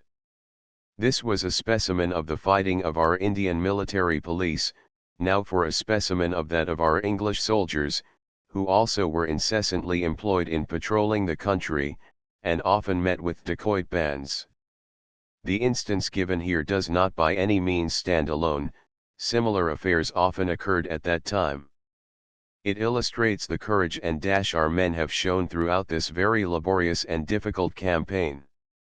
Often called to go out in very small parties, they usually carried the day against all odds, and even when, as in this instance, they met with such an unusual number of casualties as to debar them from getting the victory, their coolness and presence of mind have staved off defeat and disaster, and enabled them to get through so well that the reverse was, considering the circumstances, as creditable as a victory would have been. On January 14, 1889, information reached Lieutenant Nugent, in charge of a small force of the Hants Regiment, that the advanced guard of a certain rebel prince was stockaded in a village 10 miles away. He at once decided to attack. He marched out with Sergeant Bevis and 15 privates, preceded by some of the troops, such as they were, of the Sogway of Mumite. On turning the corner of a jungle path, their stockade was observed with the gate shut, and white flags, emblematic of royalty, flying at the gate. The dacoits, on seeing our men, at once began to blow horns and beat tom-toms. Our Burmese auxiliaries at once made off, firing their weapons in the air. Nevertheless, Lieutenant Nugent and the 16 Englishmen promptly charged the stockade, 16 against 200. When about 30 yards from the stockade, the dacoits delivered such a heavy and well-directed volley that 8 out of the 16 were hit. Private Roberts was killed on the spot, and Lieutenant Nugent himself was wounded. Seeing that himself and half his party were disabled, and further assault was out of the question, Nugent gave the order to get the wounded from under fire and retire. It is at this point that the soldierly qualities of these men specially appear. The few men who were able had meanwhile got under cover of a slight inequality in the ground, and were keeping up a fire on the stockade. While himself assisting Private James, who was dangerously wounded, Lieutenant Nugent was again struck a little below the left breast, this time mortally. Sergeant Bevis now took the command, and rallied his small party round their fallen officer, and seeing that the dacoits, now emboldened by observing the small number opposed to them, were coming out at the gate, he ordered his men to fire a volley. This caused the enemy to retire inside the stockade, and our party was molested no more. Stretchers were improvised with rifles and bamboos for Lieutenant Nugent and Private James, the other wounded managing to walk. The party made a halt at the village which they had passed marching out, and here the gallant Nugent breathed his last. By dint of much pressure and promises of reward, Sergeant Bevis obtained assistance from the Sogways troops to carry the body and the bad cases to Mumite. Sergeant Bevis was much commended for his good management. He was promoted at once, and received the decoration of the Distinguished Service Order. 5 days after, a small force of Hampshire men and military police surprised and carried the stockade. Many were the deeds of valor in this long and trying campaign. A considerable number of badges of the Distinguished Service Order were awarded, and of the highest decoration for gallantry in the field that military men can aspire to, the Victoria Cross, no less than 3 were given. After what has been said about the Burmese ministers of the Crown, it will be no matter of surprise that the honest attempt of the British government to utilize the local knowledge and experience of the Hulutta or Supreme Council of the King, as the medium of government, should entirely break down. As might have been expected, those worthies were found to be worse than useless at such a crisis.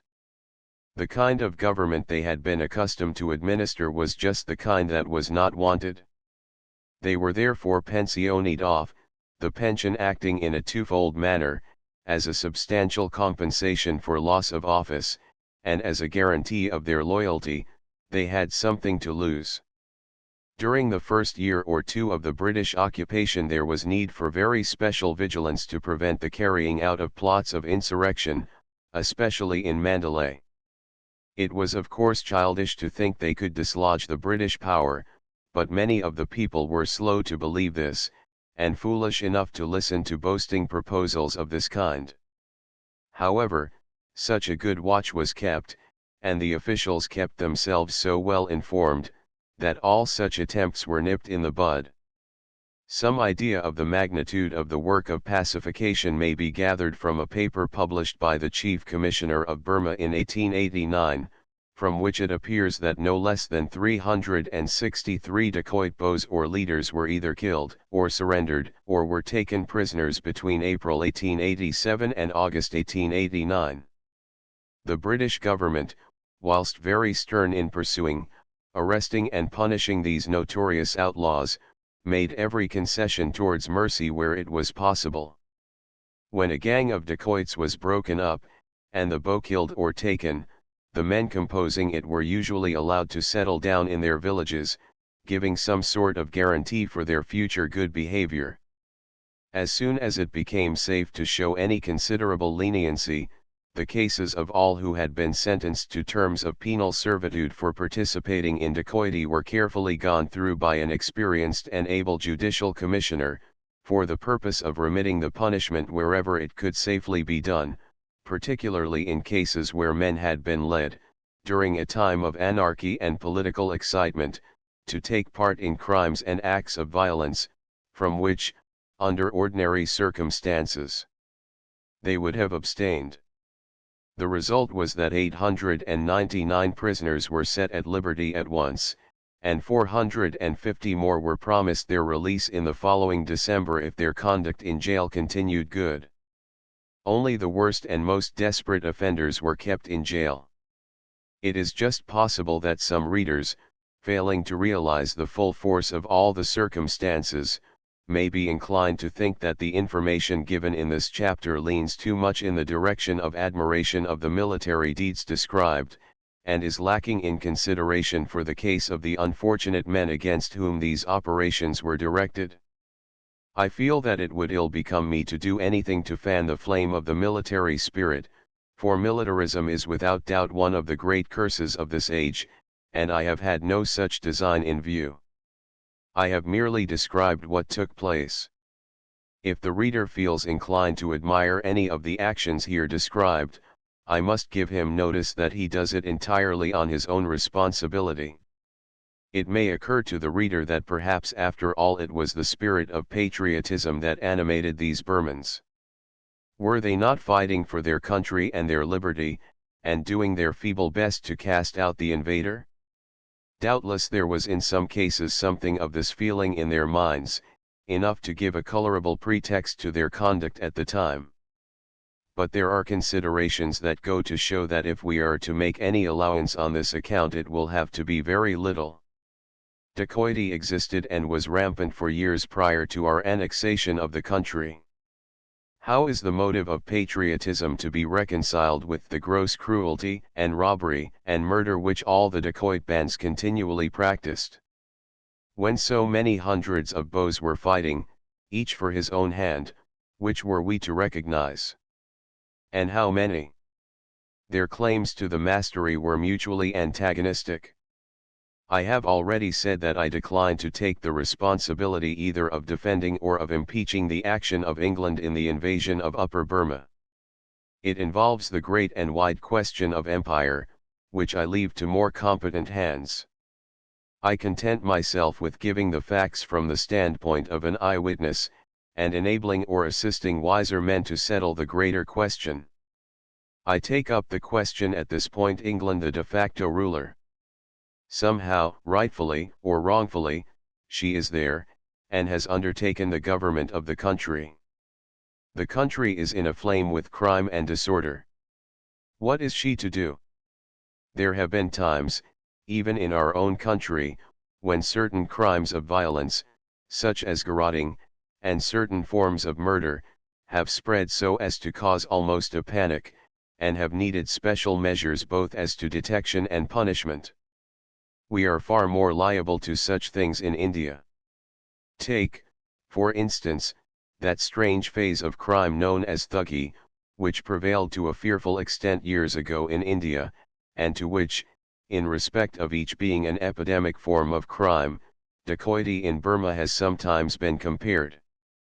Thuggee was a thoroughly organized system of robbery and murder, carried out with great secrecy by an association of men banded together for the purpose, and who did it not by open assault but by stealthy approaches, and, strangest of all, with religious motives. The verdict of civilized society was that the extermination of the thugs was not only a justifiable thing to be done, but the solemn duty of the government, notwithstanding the religious motives, and special officers of government were deputed for that purpose, and the system was finally stamped out. So with dacoity. If men will be brutal, will set all law, human and divine, at defiance, will make human life cheap and property unsafe, and keep the whole country in terror and confusion, to the detriment of all peace and progress, if, in short, they will come to no terms, but deliberately elect to assume the character of wild beasts preying on society, then all reasonable men will feel constrained sorrowfully to admit that a civilized government has no alternative but to treat them as such, and hunt them down. Always, however, remembering that, as it is in the divine, so in the human administration, justice should be tempered with mercy, and wherever there is room to hope for better things, the criminal should have another chance, a provision which our government, as I have shown, has not neglected. Chapter 6. British influence in the Shan states. The previous chapter dealt with the pacification of Upper Burma proper, that tract of country which England has annexed, and in which we have assumed the full responsibility of government.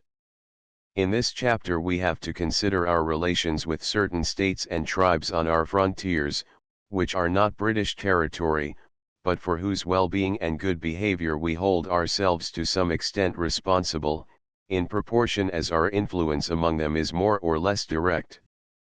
As soon as our first difficulties in the pacification and administration of Upper Burma were to some extent overcome, our government had to turn its attention to the doings of the many barbarous and semi-barbarous tribes and races in the regions immediately adjacent to Burma.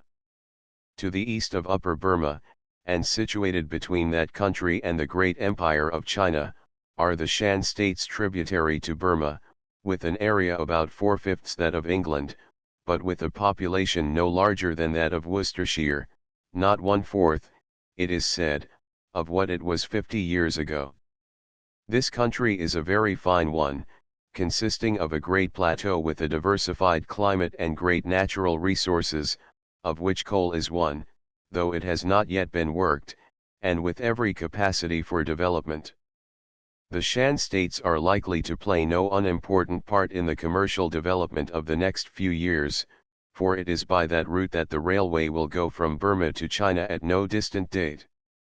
At present these states are in a most backward and uncivilized condition, and as they afford such an interesting illustration of the true frontier policy of England in the East, and the kind of influence our country is so well able to exert, in the discharge of her duty as the great suzerain power amongst many little races and peoples, I make no apology for describing it with some degree of detail. Such work as England is attempting to do, and will in the end undoubtedly succeed in doing there, is so beneficent and meritorious as to be beyond the possibility of objection, and it would excite remark and applause if it were not so common if England were not doing much the same all over her eastern dominions. The relation of the Shan states to the British rule is a feudatory relation. They paid tribute to the King of Burma, and were supposed to be subject to him, but although receiving tribute, Burma conferred no benefits upon them. In fact, the idea that something in the shape of government was due to the Shans, in return for the tribute they paid, probably never entered the head of King Thibaw. These states have not been annexed to British territory, and are not likely to be, unless it should be found quite impossible to get their chiefs to learn to rule properly. At present the policy is entirely in the direction of setting these native rulers on their feet, and strengthening their power as much as possible. When the English commenced to rule at Mandalay, that feudatory relation to the defunct Burmese government passed over to the English. Politically the Shan states are divided amongst some 18 chiefs, each ruling a greater or less extent of territory. In the early part of 1888 two British expeditions were sent to the northern and southern Shan states respectively, and the first steps were taken toward adjusting our relations with them. The condition in which the states were found by the British forces was a very sad one.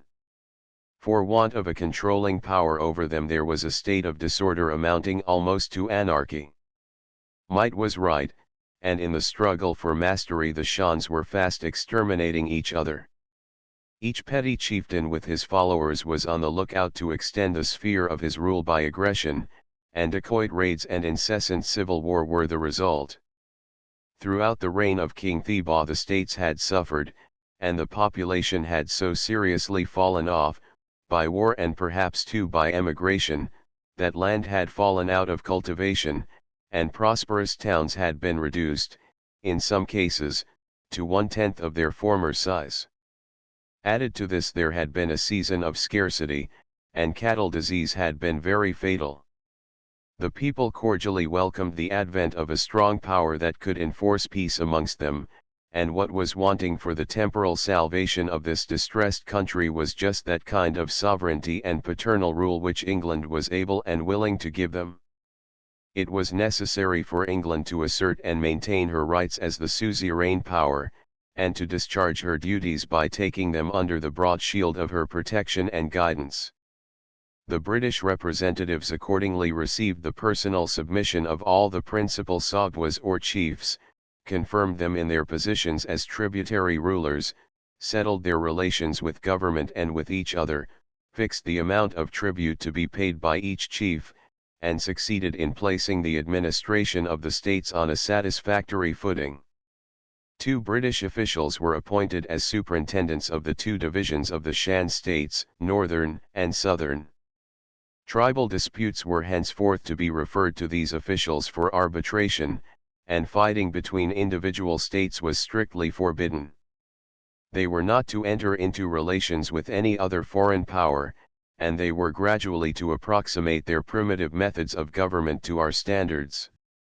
In return for these conditions, to be fulfilled by the Shans, certain very substantial advantages were bestowed upon them by the British. Each chieftain is recognized and protected in the exercise of his chieftainship. The import duties formerly levied by Burma on goods going from Shan land into Burma are abolished, to the great advantage and encouragement of their trade.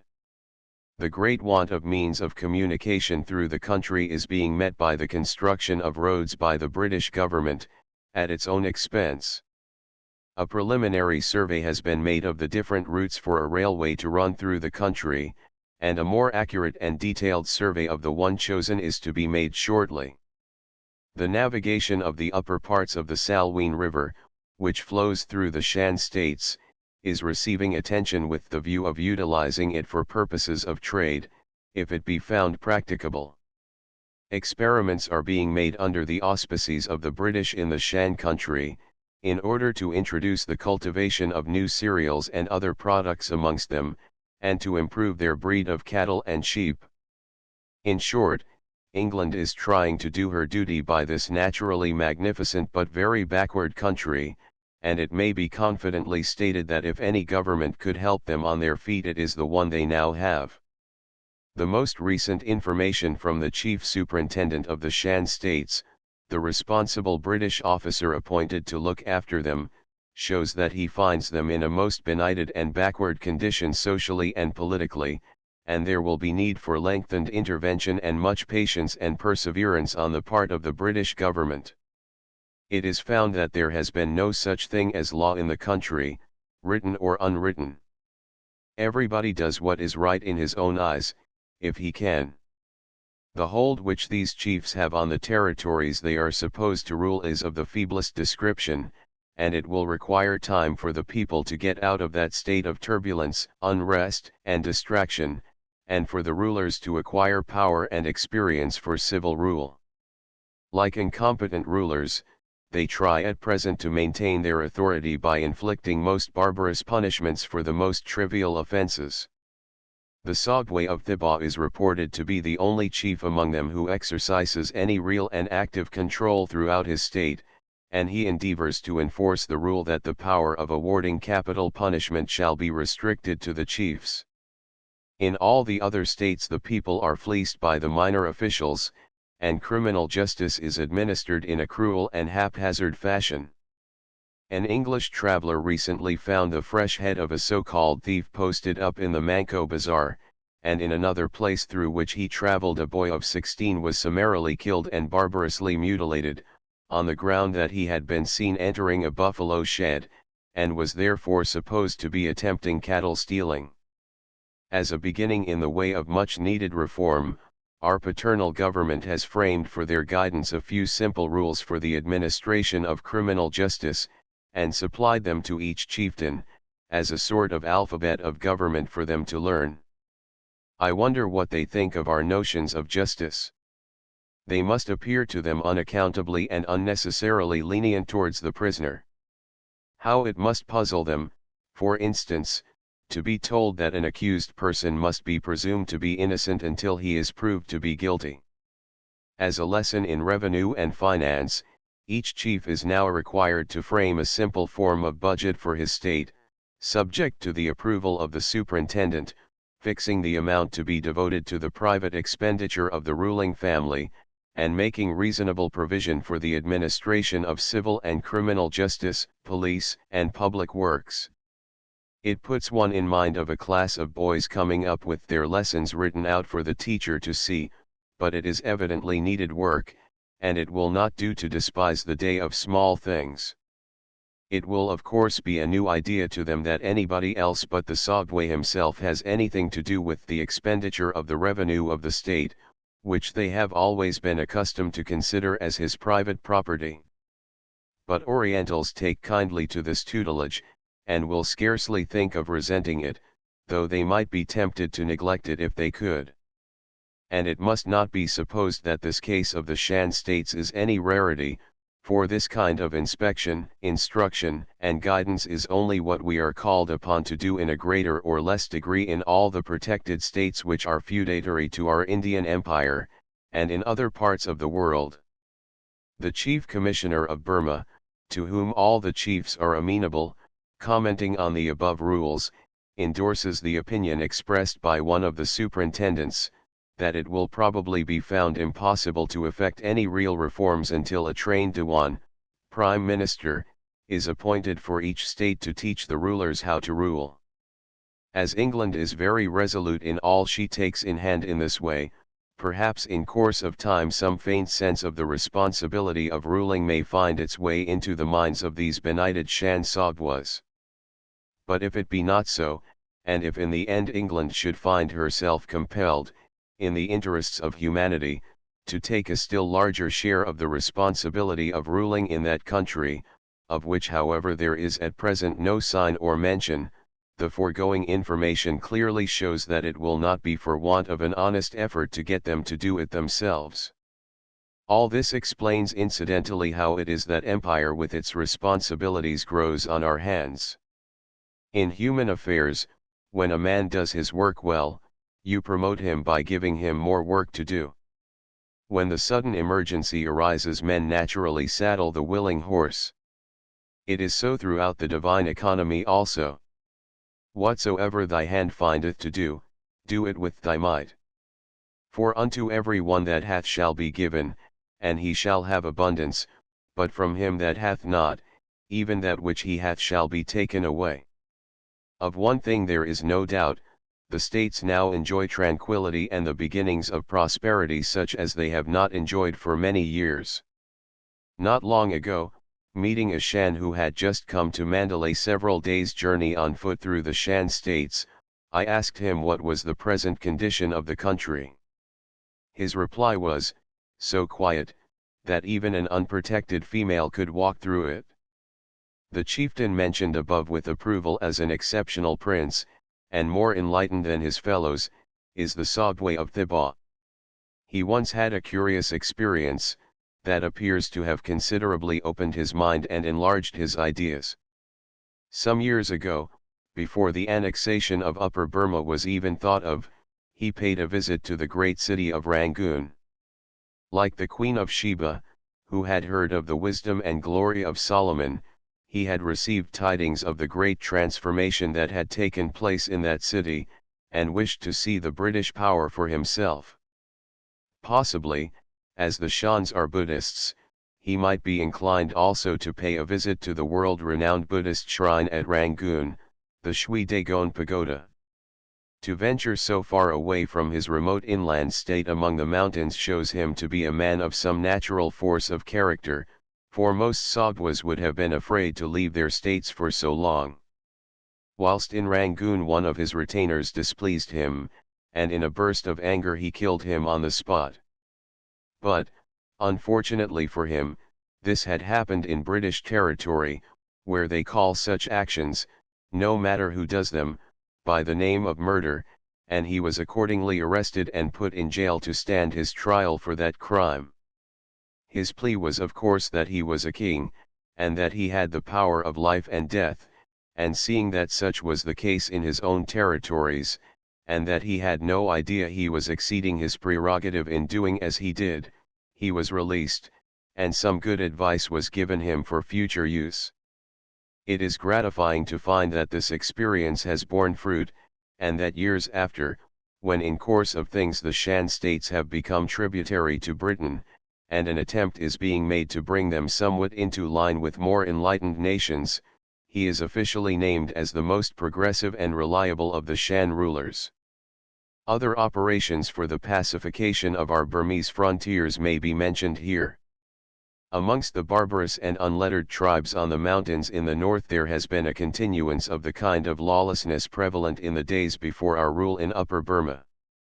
The tribes of wild Kachins there have given considerable trouble from time to time. They are warlike and predatory, and in their mountains and jungles able to offer considerable resistance. Occasionally, too, in the north, large numbers of disbanded Chinese soldiers have turned dacoits, and crossed the frontier into the Bamo district to plunder. They have, however, suffered severely whenever they have tried conclusions with the British columns sent out against them. Attention is being given to the delimitation of the Chinese frontier, which will lead the way to a better protection of it on both sides. In the east the Red Karens gave trouble, while on the west the wild Chins of the Irukanyuma Mountains continued their former practice of raiding into Burma and carrying off loot and captives. The Golden Pagoda at Mandalay, completely covered with gold leaf. All this had to be brought to an end, and these lawless marauders given clearly to understand that it would no longer be permitted, but that a power now ruled in Burma that was able to keep them in check, and would protect the interests of its subjects against their acts of rapine and violence. Several expeditions were undertaken for this purpose to the different mountain tribes, and much hard, rough work had to be done, but beyond keeping these tribes in order in relation to Burma, it is uncertain yet what measures England will initiate for their internal government. In connection with these different expeditions, much valuable exploration and surveying work have been done on our frontiers, in what was formerly an unknown country. On the whole, it will be seen that to restore order and establish good government, in a country like this, and under such circumstances, was a work of gigantic difficulty, requiring much activity and vigilance, much firmness and courage, readiness of resource, and withal a long purse. What has been spent, however, may be regarded as capital well laid out, that has already begun to be productive. Seldom, perhaps, has England undertaken a heavier task so far away from home, never has she accomplished it with more credit. Gradually, but surely, the British talent for organizing and ruling has asserted itself, and the great resources at our command, despite the smallness of our numbers on the spot, have materially helped to win the victory. One cannot but admire that splendid courage, and that administrative ability, whereby our countrymen have taken over a country of vast extent, in a condition bordering on anarchy, and in 5 years, with the aid that India has been able to give in men and means, they have made it safer and more prosperous to live in than at any previous period of its history in modern times. The more extended notice of the progress made in the material development of Upper Burma is reserved for another chapter. Chapter 7. 5 years of British rule. British rule would have nothing to justify its presence in such a country as Burma if it did not evidently make for the well-being of the people. In this chapter we have to consider the initiation of those measures that have been adopted with this view, and to ascertain how far they are likely to secure it. 5 years is not a period of time from which much can be expected by way of results, but it is long enough for us to form an estimate of the kind of beginning that has been made. Under Burmese rule no attempt was made at a division of the work of the executive into departments.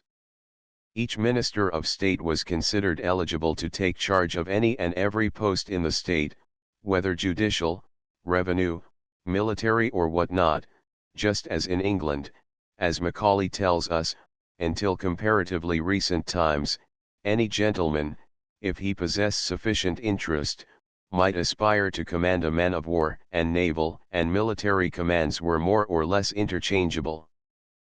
But we have got far beyond that now, and our Indian government is a model of efficiency and business-like working, the officers of some departments being professionally educated for them, and in others, specially trained for the work. The state of the public revenue is always some test of the industrial and fiscal conditions of a country. Beginning with the first year of the annexation, the income for the 5 years has steadily and rapidly risen rupees. In 1886–87 the revenue was 2,200,000, 1887–88 5,010,000, 1888–89 7,683,450, 1889–98 638,170, 1890–91 9,400,000. To the amount for the last year a considerable sum might fairly be added on account of the earnings of the new line of railway to Mandalay. Under the Burman king the revenue never exceeded 10 million rupees, and during King Theba's reign it had fallen to 9 million, and fully 1/3 of this amount accrued from monopolies and imposts on trade and industry, that the British government has very properly abolished, so that, although we took over the country at a very great disadvantage, we have already raised the revenue, by healthy and legitimate means, excepting the excise, to an amount equal to what it ever was before. There can be no doubt that a career of prosperity awaits Upper Burma, and that the steady increase in the revenue indicates that it has already entered upon that career. The testimony of the revenue officers is that it is, as a rule, collected without difficulty, and that the taxation does not fall at all heavily on the people. The chief item is a kind of capitation or household tax, averaging 10 rupees per house per year. This is levied as a lump sum on each village, and the payment is distributed amongst the families of the village, according to their means and circumstances, by a committee of village elders, a method they are accustomed to, and that seems to work well. The administration of justice is one of the fundamental duties of government and one of its chief functions. Our government undertook this duty amid special difficulties and drawbacks, for not only were crime and disorder very general, but there was a great paucity of officials with the necessary experience of the country and knowledge of the language, to fill the subordinate grades of the civil service, and to act as magistrates. It must have been no easy task to administer justice at once over an area as large as France. Great progress has been made during the 5 years, and the various courts of justice have long been in good working order after the methods of India. The adaptation of a regular system of criminal law, as laid down in the Indian Penal Code, with British principles as regards evidence and procedure, with all our well-known safeguards of the rights of the subject and the dignity and sanctity of law, must be a great improvement on the old haphazard Burmese system, and must afford far greater protection to the innocent, and a greater probability of detecting and punishing the guilty. In point of impartiality and freedom from corruption, too, there must be a great change for the better. Since the country has begun to thoroughly settle down, and the necessity for a speedy and summary decision in criminal cases is no longer felt, a judicial commissioner has been appointed for Upper Burma, a trained civilian of high position and experience, whose duty it is to revise the proceedings of the subordinate courts, and, if necessary, alter the findings. This precaution government takes to ensure that the cases shall have full and mature consideration, and that in the name of justice, justice shall be done.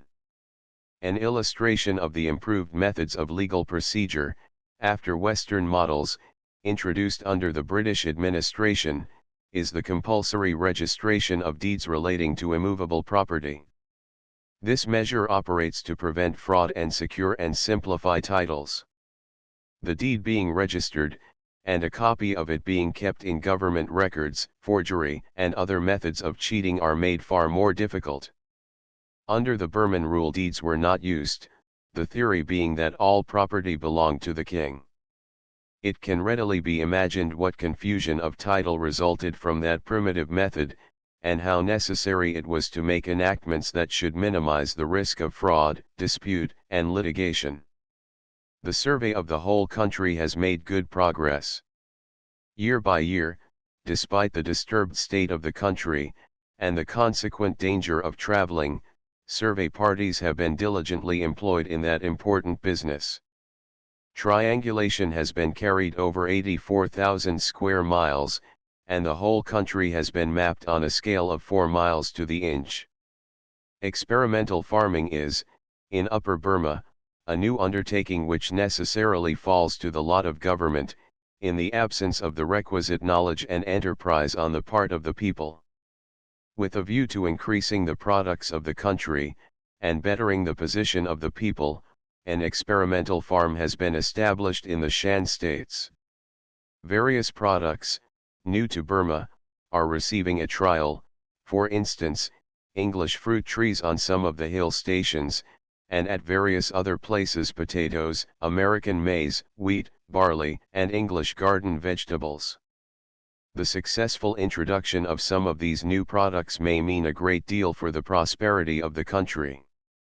Attention has also been paid to the rearing of cattle, sheep, and horses, and veterinary assistants are employed, at the expense of government, in combating cattle disease, and their work has given satisfaction to the people.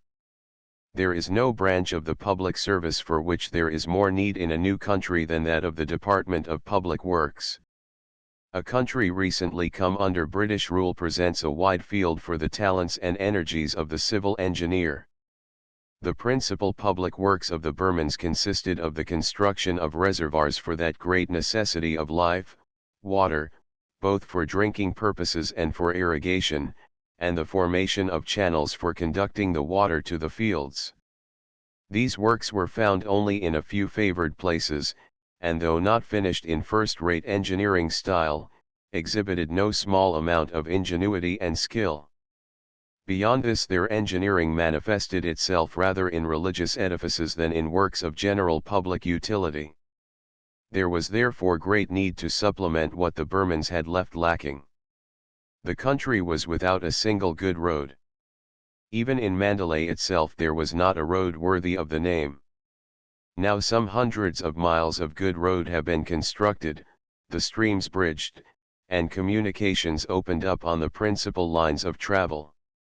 An extensive system of new irrigation works is under construction or in contemplation.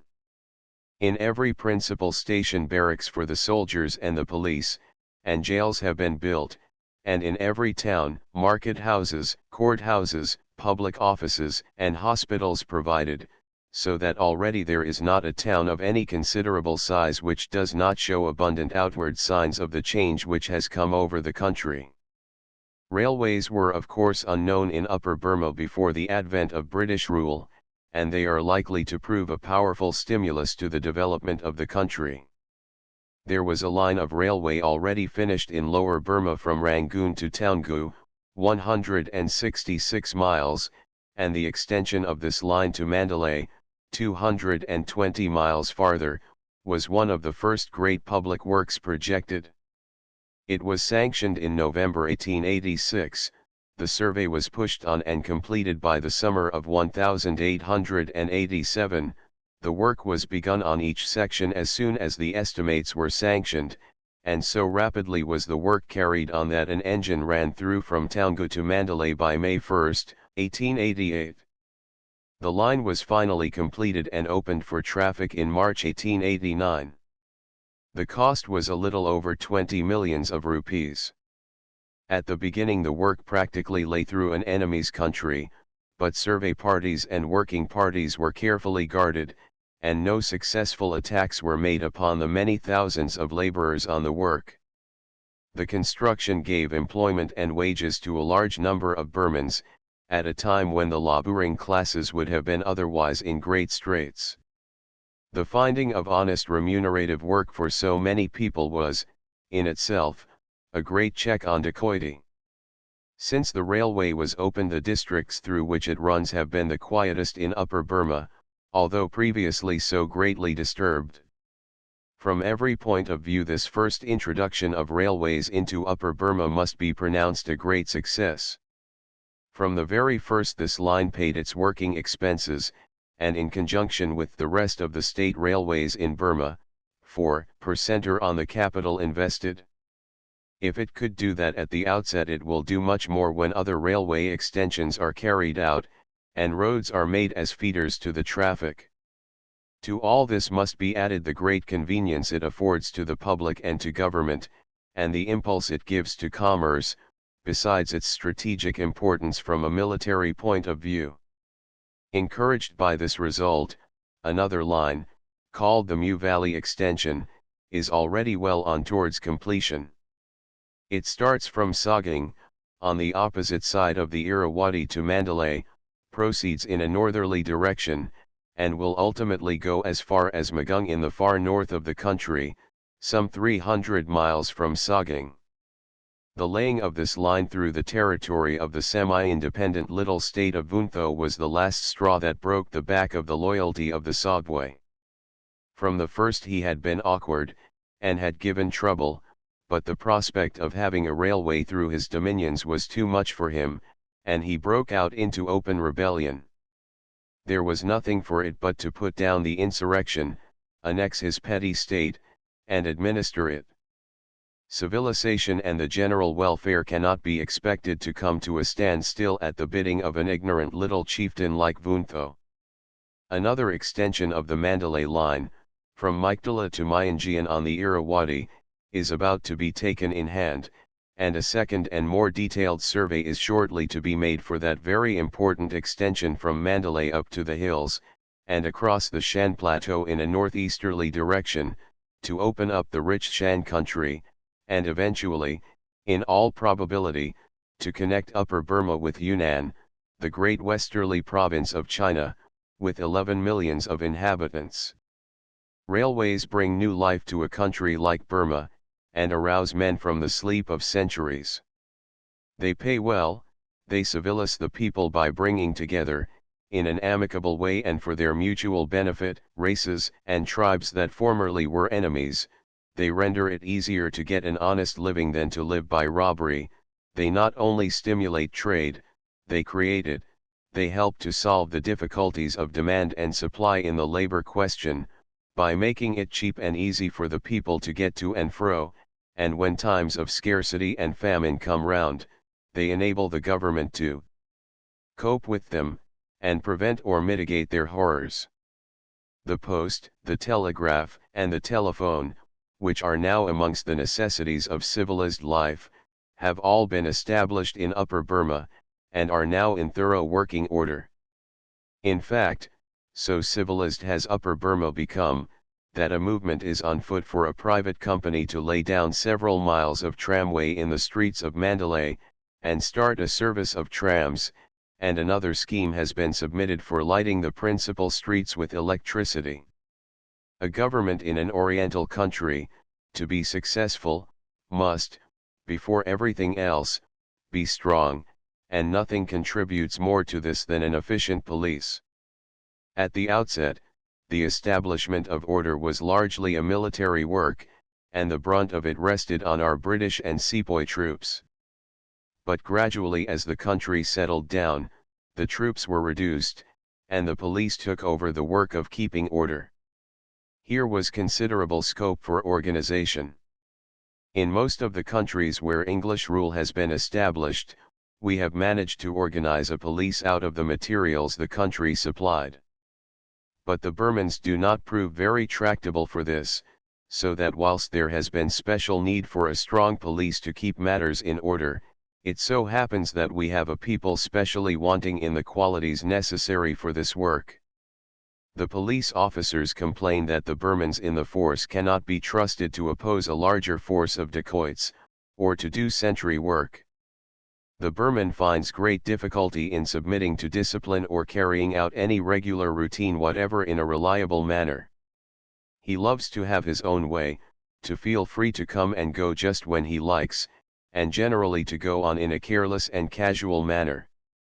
After the annexation of Pego in 1853, an attempt was made to raise a military battalion of Burmese.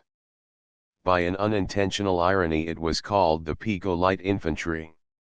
It was found that they were altogether too light and lacking in the spirit of discipline ever to make good soldiers, and the Pego Light Infantry was accordingly disbanded. For this reason government has had to look elsewhere for its police, and they have been recruited chiefly from amongst the warlike races of northern India, with a sprinkling of Burmans, who are necessary for the detection of crime, and for such work as their knowledge of their own people and language the better fits them. During the true blues times of 1886 to 89 there has been a force of 20,000 civil and military police, about two-thirds of whom were natives of India. But as the number of crimes of violence decreases, it becomes possible greatly to reduce this number. Of all the numerous innovations on Oriental methods of government which we have introduced, that of local self-government, as applied to municipalities, is perhaps the most noteworthy, not for what it does at present, but for what it leads up to. This little seedling of representative government we are sedulously planting everywhere throughout our Indian Empire, and nurturing it with patient and sympathetic care, and he would indeed be worthy of the name of prophet who could say whereunto it will grow. Never under any Indian or Burmese rule was there a vestige of representative government, but we think it well to train them up to it. The schoolboy in India has the history of England put into his hands, and there he learns what Englishmen think of liberty and self-government, and he finds that the ruling power has broadened down in the course of ages from the one to the few, from the few to the many, and from the many to the whole population, who now really govern themselves. Our British policy is to organize municipalities in every considerable town. We, the governing power, call together a native municipal committee, as representative as we can make it by nomination, and then we say in effect, now we have called you in to consult with us, the leading English representatives of government, and by your votes to show your opinions on such questions as the cleaning, the lighting, the paving, and the sanitation of the town, its water supply, the regulation of its markets, and a number of other local matters, and we ask you to vote supplies of money for these things, and to levy taxes and rates accordingly. All these things are matters of course to the Englishman in his own country, and if any of them were conducted without consulting him through his elected representatives, he would soon want to know the reason why. But not so with the Oriental, they are to him innovations of an unheard of character. Neither he nor any of his forefathers were ever asked to do such a thing as vote before. It is no wonder, therefore, if our worthy native citizen takes his seat as he is bidden in the municipal council chamber of his town, bewildered at first with this unwonted experience, voting to the best of his ability as he thinks the worthy president, the English deputy commissioner of the district, would desire him to vote. But in course of time he comes to see what it all means, for the Oriental is by no means deficient in perception. He sees that the measures proposed and carried affect him and his kindred and his neighbors, and he begins to see that a voice and a vote mean power, and that these are questions which touch his pocket and circumstances. By and by the people find that the municipal ordinance provides for the expression of their opinions in a more direct and effective way. The rule is, that as soon as any town desires to elect its members it is permitted to do so. In many towns in India they are now elected. We have in Upper Burma 17 municipalities, but in no case yet is there any election of members, they are all appointed by nomination. The change from the full-blown doctrine of the divine right of kings, in its completest form, to representative government, is too sudden for them to realize where they are as yet. But it will come. All the teaching we give them, both by precept and example, is in effect this, that the true ideal of government is government by the people, and that all other forms of government are only temporary expedients leading up to it. We cannot wonder if in time they follow the path where it logically leads them to a wider outlook than merely municipal affairs. If in municipal, why not in national affairs, they will naturally ask. The National Congress in India is the natural sequence of all this. It is the feeling after some arrangement or institution that shall give effect to the will of the people, on many more matters than they are at present consulted upon.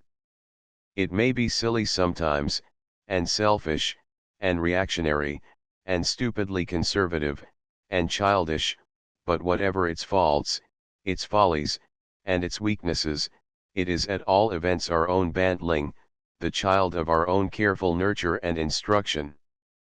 It is no use our attempting to frown it out of countenance, what we have to do is to take it by the hand, and guide it until it reaches years of discretion. Burmese woman on her way to the well to draw water. Chapter 8. Intoxicants in Burma, the liquor question. We have seen how much there is to admire and to be proud of in the capacity and skill of our nation as the great ruling power in India. One cannot have dwelt in Upper Burma during the last few years without observing how sincerely our rulers have sought the welfare of the people, and how ably they have secured it. The liberty of the people, their freedom from oppression, the greater security for life and property all over the country, their general comfort and well-being, the introduction of a far better system of law and justice than ever they knew before, the development of the resources of the country, and the general prosperity that has ensued, are results well worth securing. But the countenance given to the sale and consumption of intoxicants, and the growth of these vices under our rule, when we ought to be so well able to discourage and check them, are very grave defects, and it is this matter I propose in this and the following chapters to discuss. This is just now a question which is receiving much attention. It is not a case for heated controversy, or for calling ill names, but for calmly and dispassionately looking the facts in the face, and asking ourselves in the sight of God whether we are doing right, or whether there is not a more excellent way.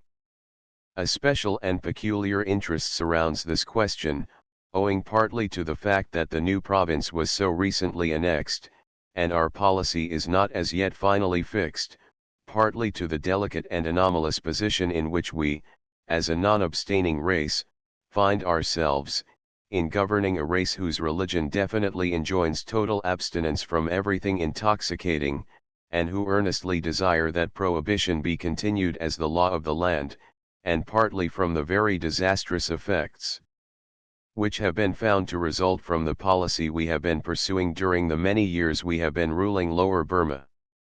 On our annexing Upper Burma in 1886, we found the fifth commandment of the Buddhist religion, "Thou shalt not take anything that intoxicates," was the law of the land, the only law on the subject the Burmans had ever known. On this point I quote no less an authority than a dispatch from the Government of India to the Secretary of State, dated October 1886, in which are certain instructions to civil officers, and it is there stated that Burmans of all classes, monks and laity, very strongly wish that drinking shops and the habit of drinking should be discouraged in Upper Burma. In the time of the late king, traffic in liquor was altogether forbidden. No doubt there is some making and drinking of toddy, of rice beer, and even of spirits in Burman villages. But the sense of the better classes is against the practice. No revenue was ever raised by the late king from liquor, lest he should seem to be encouraging evil. And under the circumstances, it seems expedient to meet the wishes of the people by declining for the present to license drinking shops. It certainly did seem expedient, with the nation on its knees begging us not to inflict drinking shops upon them, to license no shops whatever, and that not only for the present, but to resolve never to allow any. If ever there was a case in this world for local option, which was overwhelmingly in favor of entire prohibition, surely it was there, and under such circumstances the introduction of licensed liquor shops, on any plea whatever, was entirely unjustifiable and uncalled for. But the document proceeds where a real demand exists for liquor to be consumed by Europeans, Indians, or Chinese. Shops for the sale of spirits and of fermented liquors may be licensed. So it unfortunately comes to this, that because there are certain foreigners in the country with a real demand for liquor, the whole policy of the country is to be changed for their sakes, and an excitable, volatile people such as the Burmans, peculiarly liable to fall away through drink, are to be exposed to temptations in their streets, in the shape of licensed liquor shops, such as they never had before, and such as it is well known multitudes of them will be quite unable to resist. It is true there is a clause in the law making it a punishable offense for the holder of the license to sell liquor to Burmans. But what avails such a clause? The shops are there with the liquor for sale, that is the one all-important and damaging fact, and as for that clause, it is in theory a glaring anomaly, and in practice simply a farce. Any Burman can get as much liquor as he wishes. A recent government report fully admits this, and shows the futility of such a lame attempt to shield the Burmans from the effects of the temptations furnished by the drinking taverns established in their midst. The licenses for the sale of liquor and opium are intended for the convenience of the non-Burman population of Upper Burma, and the sale of either liquor, except tarry, or opium to Burmans is prohibited by law. but there can be no doubt that the prohibition is in practice inoperative. Now observe how we have progressed with this business during the first few years of our rule. In Upper Burma, where, before we assumed the government, there never had been such a thing as a licensed liquor shop, and where drunkenness, when it did occur, was severely punished, there are now 175 licensed liquor shops, and Burmans are constantly under temptation to indulge. In Upper Burma, where there had always been every discouragement to the manufacture of liquor, there are now central distilleries established, under government patronage and license, for the wholesale manufacture of spirits, and one of these turns out, as the proprietor informed a friend of mine, 500 gallons a day.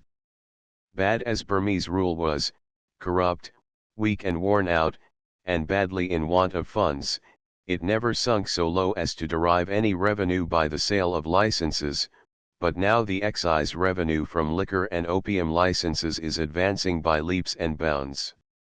For the year 1887 to 88 it was 210,480 rupees, 1888 to 89 433,431,889 to 90 541,700. It looks as though liquor and opium under the British government were rapidly tightening their hold of the country, and it is quite time England made up her mind what she is really going to do in the matter, and whether she can reconcile this state of things with her notions of duty to a subject race. It is urged by the advocates of the present system that there was drinking before, even under Burmese rule. No doubt there was. With the materials all around in abundance in the products of the country, both for fermenting and distilling liquors, it is not to be supposed that alcohol was unknown. It was, however, a very uncommon thing amongst Burmans to drink, and it can afford no possible justification for licensing and thereby increasing the evil. It is also urged that it is impossible to do away with drinking entirely. Prohibit it altogether, say they, and it will still go on secretly. There scarcely could be a poorer plea than this. How many evils and crimes and vices there are in every country that cannot be entirely done away with, and yet no one in his senses would propose to license and regulate them on that ground. Our reply to this is that a government can only do its best, and if, after we had done our best to discourage the drinking, it still existed, despite all we could do, it would not be our fault. But if King Thibaw could do as much as he evidently did, with his worn-out methods of government, to keep his people sober, what might not we accomplish with the splendid machine of government we possess? The last resort of the apologists for licensing intoxicants usually is that, good or bad, we are committed to the system, and cannot get rid of it without causing greater evils than what we now have. This is one of the arguments used with respect to India, but it fails altogether when applied to Burma, and has not a leg to stand on. We had every opportunity to have continued the law of prohibition just as we found it, and the people earnestly requested us to do so, and we ought to have done it. Even now it is not too late to retrace our steps in that direction, for the present state of things is felt to be unsatisfactory, and the law cannot be carried out. Why cannot we end it by prohibiting the manufacture and sale of liquor throughout the country? If it be said that this would bear hardly upon the foreign residents, it may well be replied that the rights and liberties of foreigners ought not to prejudice those of the vast majority, the natives of the country, and if that were the law, and foreigners did not choose to put up with it, they would have their remedy. No one is compelled to live in Burma. The pity is, that England should so lag behind in the matter of temperance reform. The empire is inevitably increasing, yet England, by continuing to cling to liquor as she does, fails in this respect to fit herself for properly carrying out her duty amongst the abstaining races that come within the sphere of our influence. The day is coming, as every one can see, when England's own liquor question must be effectually dealt with, for the mind of the majority of the English people is rapidly ripening for it. But in the meantime, the very painful, anomalous, and inconsistent position we occupy in Upper Burma, a Christian nation establishing liquor shops in every center of population, against the strongly expressed wishes of all classes of Burmans, monks, and laity, is a humiliating proof of the need there is for this reform to be hastened at home, so that it may be faithfully carried out abroad, and that too before it is too late. Chapter 9. Intoxicants in Burma, the opium question. If the case of Burma in respect of liquor is serious, that of opium is more so.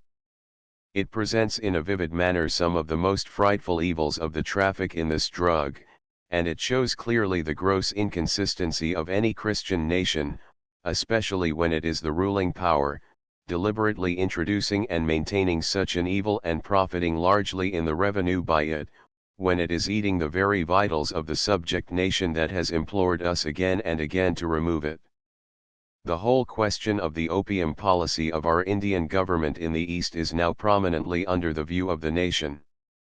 Parliament has already declared in the abstract that our opium policy is indefensible, and the conscience of the British public, never quite easy on the subject, is at present feeling keenly about it.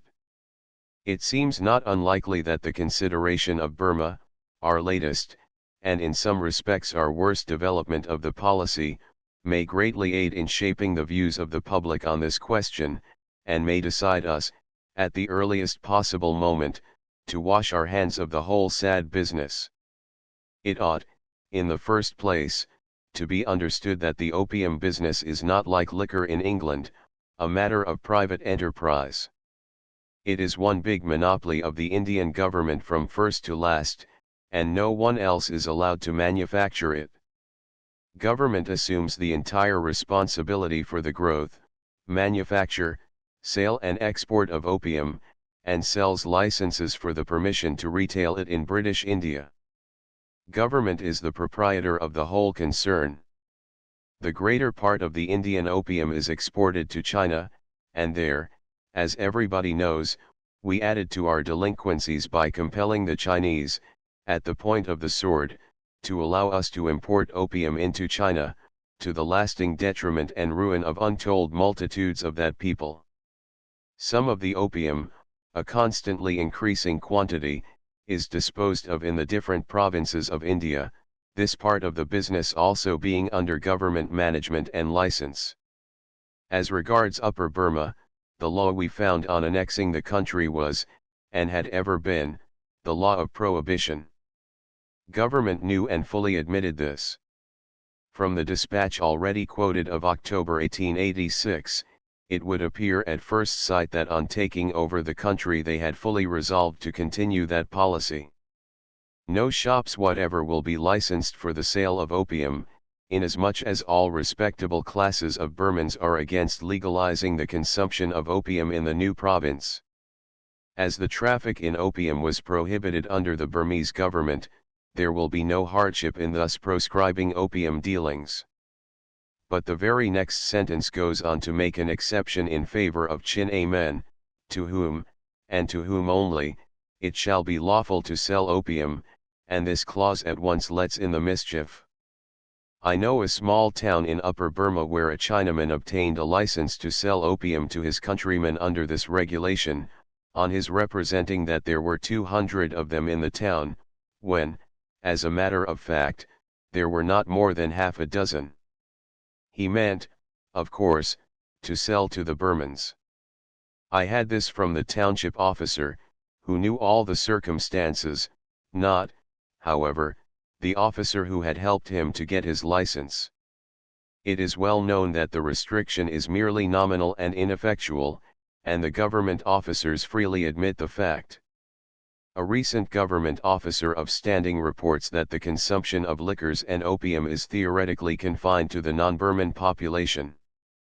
But there can be no doubt that a considerable amount of both finds its way into the hands of Burmans. Of course it does. The temptations are there in the shape of licensed shops, and the tempters in the shape of cunning Chin-A men with an eye to the main chance, and so long as this is the case the Burmans will fall into the snare in ever-increasing numbers, for they are, like the Chinese, peculiarly liable to yield to the opium habit.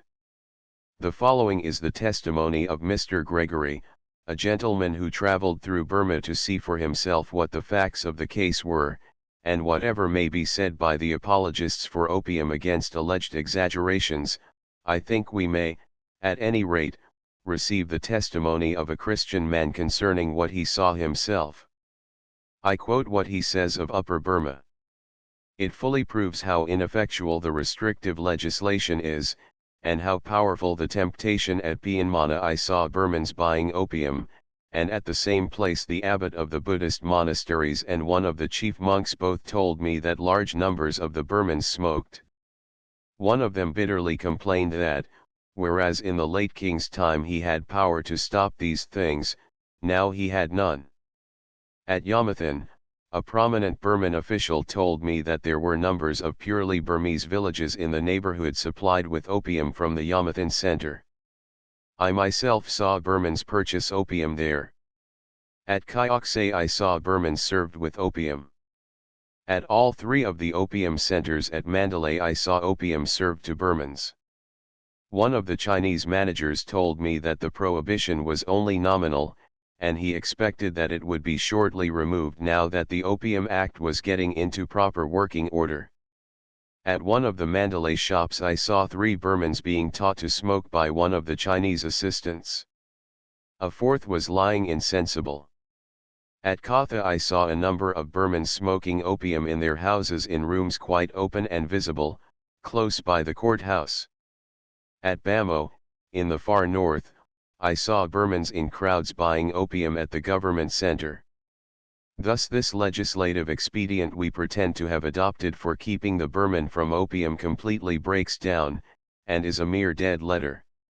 Nominally we are carrying out prohibition as we undertook to do, but really we are tempting the Burmans to their ruin by means of the licensed shops. Time was when Chinese opium vendors in Upper Burma, when caught, were disgraced in every possible way, and even flogged and imprisoned.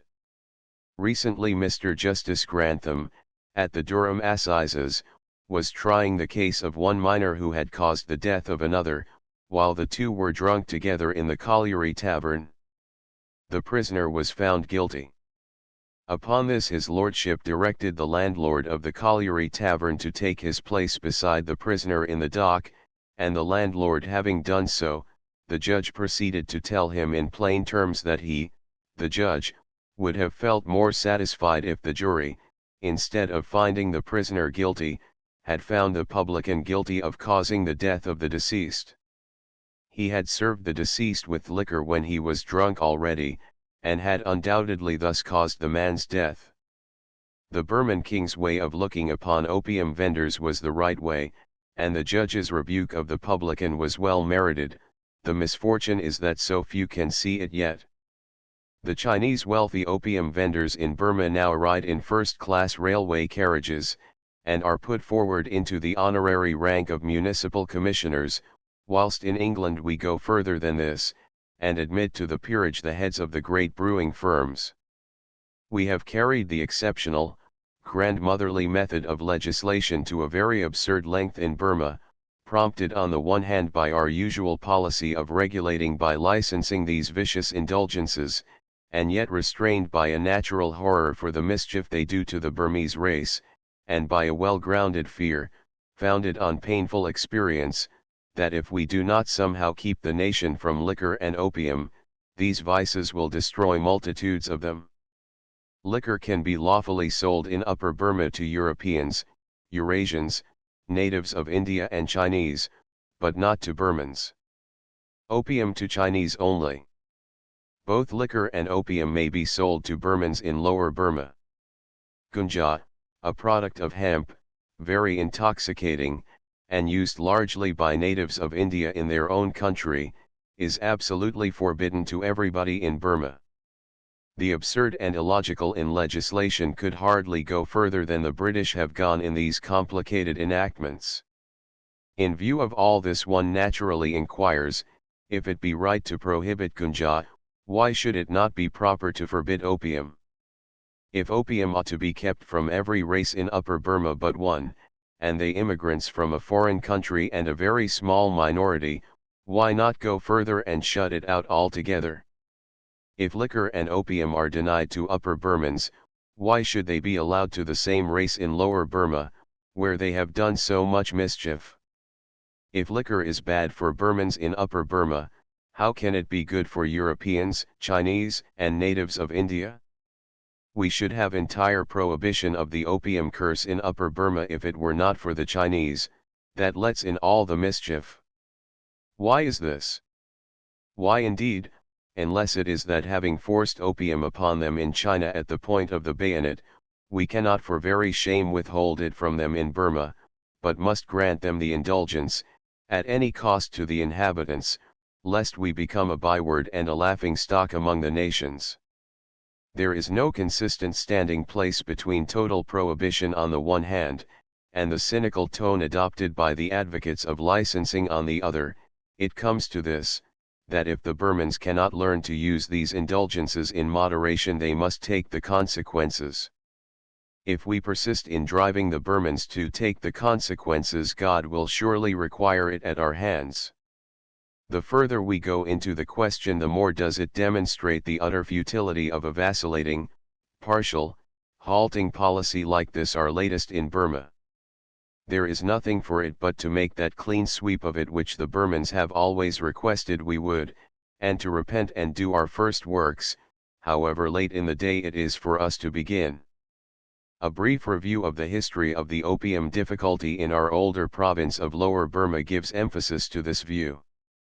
There is no wonder our rulers should in the new province show some signs of compunction, and some feeble attempt to prohibit opium to the Burmans, with the dreadful experience of Lower Burma before their eyes. But they should have gone further, and made prohibition complete. Lower Burma is in the unenviable position of having the largest consumption of opium, per head of the population, of any of our Indian provinces. The quantity supplied by government for the year 1890-91 was 54,205 seers for a population of 4,658,000. It is evident from these startling figures that opium in Lower Burma has a history, and a sad and disgraceful history it is so far as our government is concerned. I gather the following particulars from a publication issued by the Society for the Suppression of the Opium Trade. The provinces of Arakan and Tenasserim were annexed in 1826, and Pegu in 1853, and these three provinces formed what has since been known as Lower Burma or British Burma. There is satisfactory evidence that before these territories came under the British flag, the opium vice, though not absolutely unknown, was not prevalent. An official report, dated 1870, states that opium eating is not a Burmese habit, it is a new vice. Another, dated 1856, says, the use of this deleterious drug, strictly prohibited in Burmese times, has been considerably on the increase of late. The late Reverend C. Bennett of the American Baptist Mission said, when I first arrived in the country in 1830 opium was rarely used, and almost entirely confined to Chin-A men. There were, however, a few Burmans who used it, and they were looked upon by their countrymen as outcasts and worse than thieves. One of the earliest measures of the Indian government was the establishment of shops to retail opium, with no restriction as to the number of shops. It was a notorious fact, and it was officially stated at the time by government servants, shocked at the demoralizing effects of the vice, that organized efforts were made by Bengal agents to introduce the use of the drug, and to create a taste for it among the rising generation.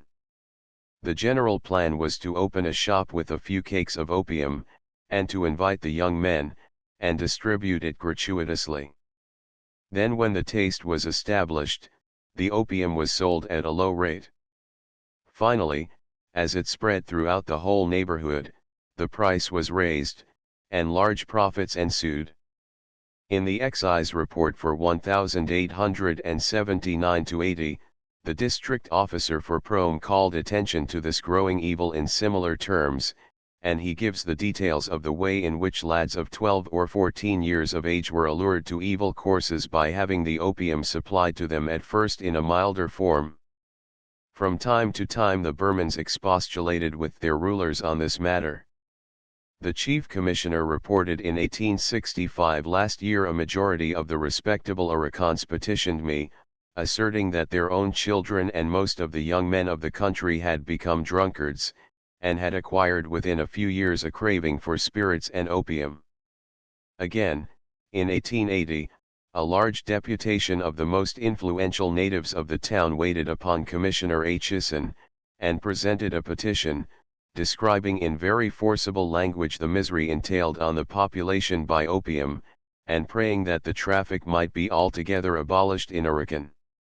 The petitioners suggested that government should impose an extra land tax, in order to make up the deficit which would be occasioned by the loss of the opium revenue, a clear proof of their sincerity. In the report on the administration of British Burma during 1877-78, attention was called to the deterioration of the national character, and the increase of gambling, theft, dacoity and other crimes, as the result of the growth of the liquor and opium habits. A searching inquiry was instituted, and the result was the accumulation of a mass of evidence which was irresistible. The wonder was how any Christian government could ever have established such an abominable system, and having carelessly established it, should have been deaf to repeated remonstrances during so long a course of years. A few brief extracts may be given to show the character of the reports. They are the testimonies of some of the highest British officials, men well acquainted with the country, and responsible for what they said. Colonel D. Brown, formerly Commissioner of Tenasserim Division, dated April 18, 1870. In this province the words an opium smoker or eater and a vagabond are, and have been for many years, synonymous. The old and respectable portion of our population complain much of our opium shops, and of the evils they bring on them. The sleepy, dreamy state of the opium smoker has a peculiar attraction for our people. They take to it, and after having acquired the habit, they cannot give it up. Their friends refuse to support them, they steal, rob or murder, to get their food and their opium. They often take to dacoity, and join a frontier band, or, if they remain in the province, they end their days in jail, or a halter puts an end to their existence. Colonel E. B. Slayton, Commissioner of Arakan Division, dated September 13, 1878. During my residence in Arakan, I have been impressed and made to feel and acknowledge, in opposition, I may say, to all previous ideas on the subject, that opium is becoming the scourge of the country. The importance of the evil is this, that the addition to opium consumption is alarmingly on the increase. G. J. S. Hodgkinson, Esq., officiating Commissioner of Arakan Division, dated March 12, 1879. There can be no conception on the part of government of the fearful strides with which the demoralization of the Arakans portion of the Kyukpaya district is progressing, mainly owing to the indulgence of the inhabitants in this vice. The following is an extract from a memorial presented by the leading natives of Akub to the Chief Commissioner on March 13, 1878. The consumption of opium is contrary to the religion of the people, and its baneful effects are telling markedly on their character, inducing enervation of both mind and body, unfitting them for the active duties of life, whereby the material progress of the country is retarded. Lands are thrown out of cultivation, those who should be engaged in agricultural pursuits becoming unfit for work, and taking to idleness and bad livelihood. The Chief Commissioner sums up this extraordinary body of testimony in an unsparing indictment of opium in Burma, which leaves it no loophole of excuse. The papers now presented for consideration present a painful picture of the demoralization, misery, and ruin produced amongst the Burmese by opium smoking. Responsible officers in all divisions and districts of the province, and natives everywhere, bear testimony to it. To facilitate the examination of the evidence on this point, I have thrown some extracts from the reports into an appendix to this memorandum. These show that among the Burmans the habitual use of the drug saps the physical and mental energies, destroys the nerves, and emaciates the body, predisposes to disease, induces indolent and filthy habits of life, destroys self-respect, is one of the most fertile sources of misery, destitution, and crime, fills the jails with men of relaxed frames predisposed to dysentery and cholera, prevents the due extension of cultivation and the development of the land revenue, checks the natural growth of the population, and enfeebles the constitution of succeeding generations. That opium smoking is spreading at an alarming rate under our rule does not admit of doubt. On this point the testimony of all classes of officers and of the people is unanimous. A high official gentleman, Mr. Hodgkinson, the late Judicial Commissioner of Upper Burma, when Commissioner of the Irrawaddy district, wrote a large revenue is secured to the government by the present system, but it is secured by sapping the very heart's blood of the people, the better classes of whom most bitterly reproach us, and, in my opinion, very justly, for our apathy and misgovernment in this matter. To sum up, the following facts are proved, beyond all manner of doubt, and criticism of them, though it may attempt to palliate, cannot explain them away. 1. The Burmans have strongly objected to any licensing of opium from first to last. 2. In spite of their continued protests the British government has thrust it upon them. 3. The Burman temperament and constitution is found to be peculiarly liable to succumb to this temptation. 4. Seeing and feeling the alarming growth of the evil, the Burmans have bitterly complained, and begged their rulers to remove the evil, but in vain. 5. Officials in different parts of the province have faithfully reported these things, and their reports have been in print for years.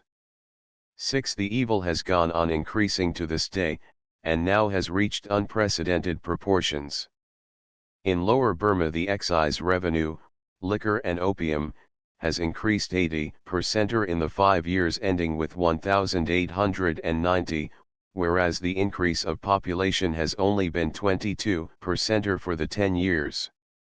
The excise revenue of all India yields an average of 4 annas per head of the whole population, in Lower Burma it averages 9 annas. 7. And lastly, we are in danger of doing the same thing in the new province of Upper Burma unless we alter our policy. What is required for the removal of this evil is a complete reform. The feeble attempts at remedy so far have shown themselves to be useless. The first attempt at improvement was the closing of the greater part of the licensed shops in Lower Burma. A good deal has been made of that by the upholders and defenders of the present system. We are told that there is only one licensed opium house in Akyub, for instance.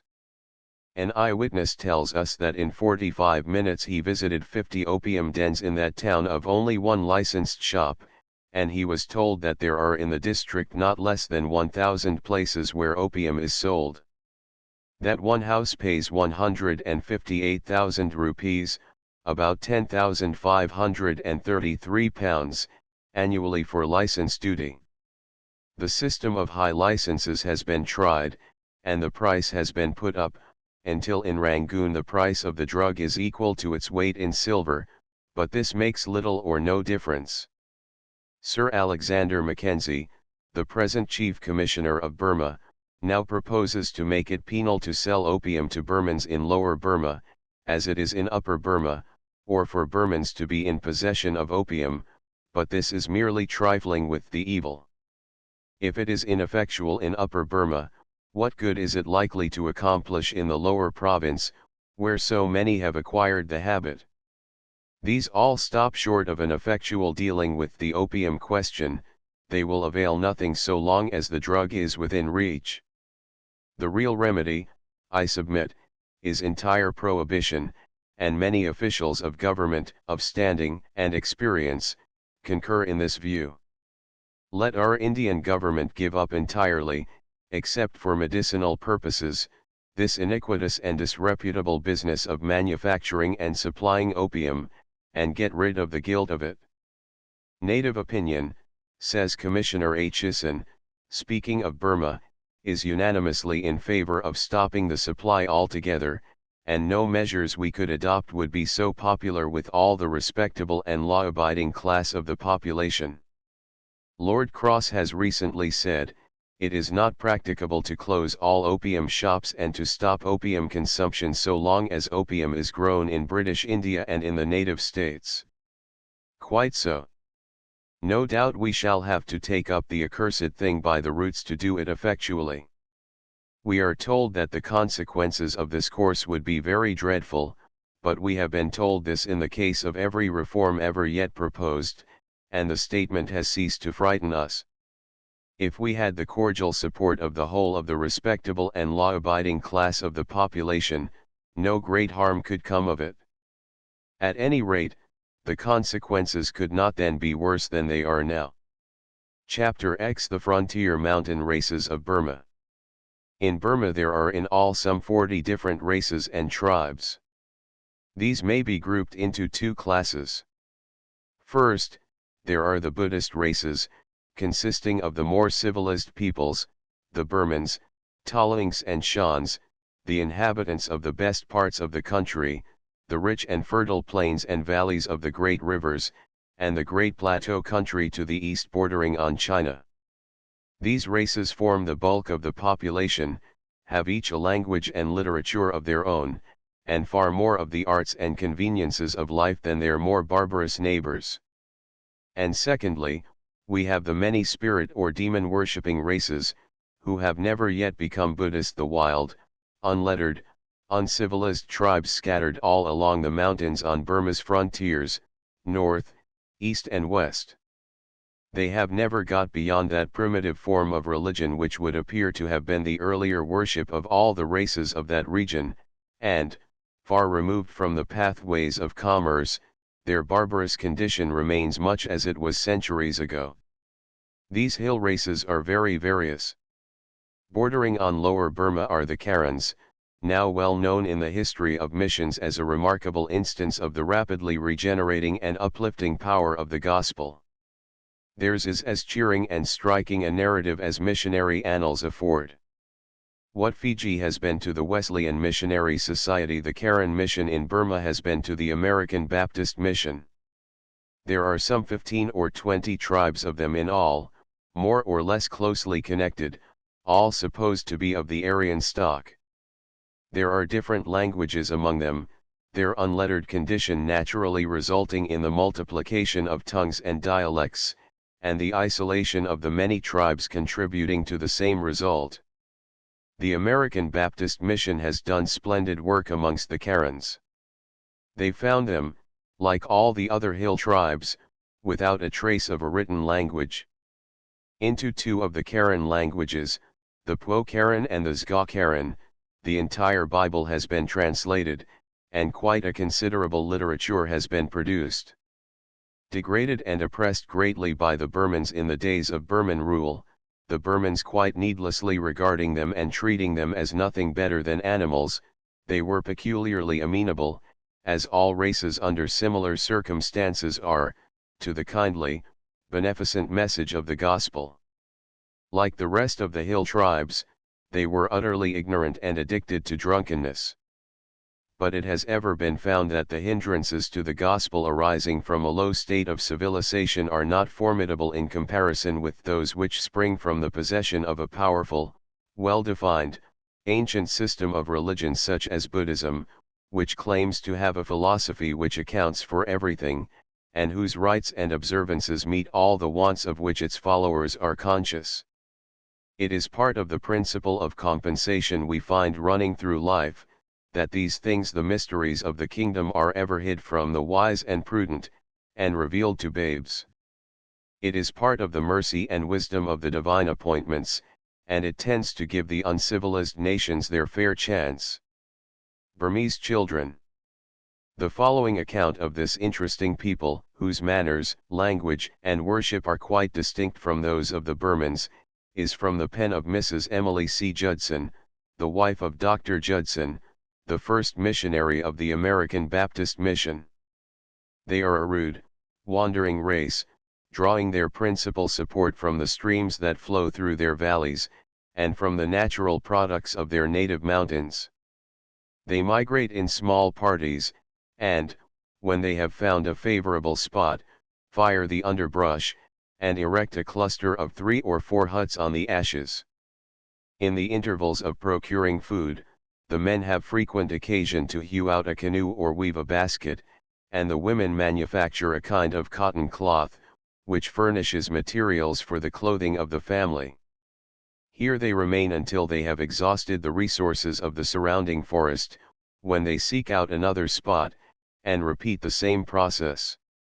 The Karens are a meek, peaceful race, simple and credulous, with many of the softer virtues, and few flagrant vices.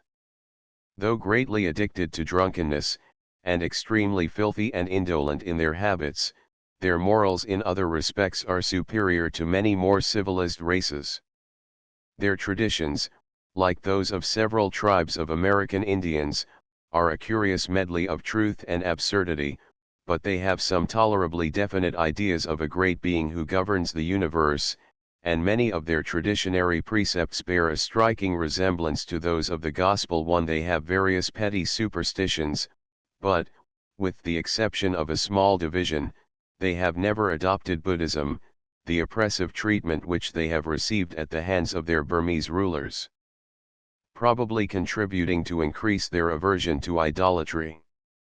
Soon after the arrival of the first Burmese missionary in Rangoon, his attention was attracted by small parties of strange, wild-looking men, clad in unshapely garments, who from time to time straggled past his residence. He was told they were Karens, that they were more numerous than any similar tribe in the vicinity, and as untamable as the wild cow of the mountains. He was further told that they shrank from association with other men, seldom entering a town except on compulsion, and that therefore any attempt to bring them within the sphere of his influence would prove unsuccessful.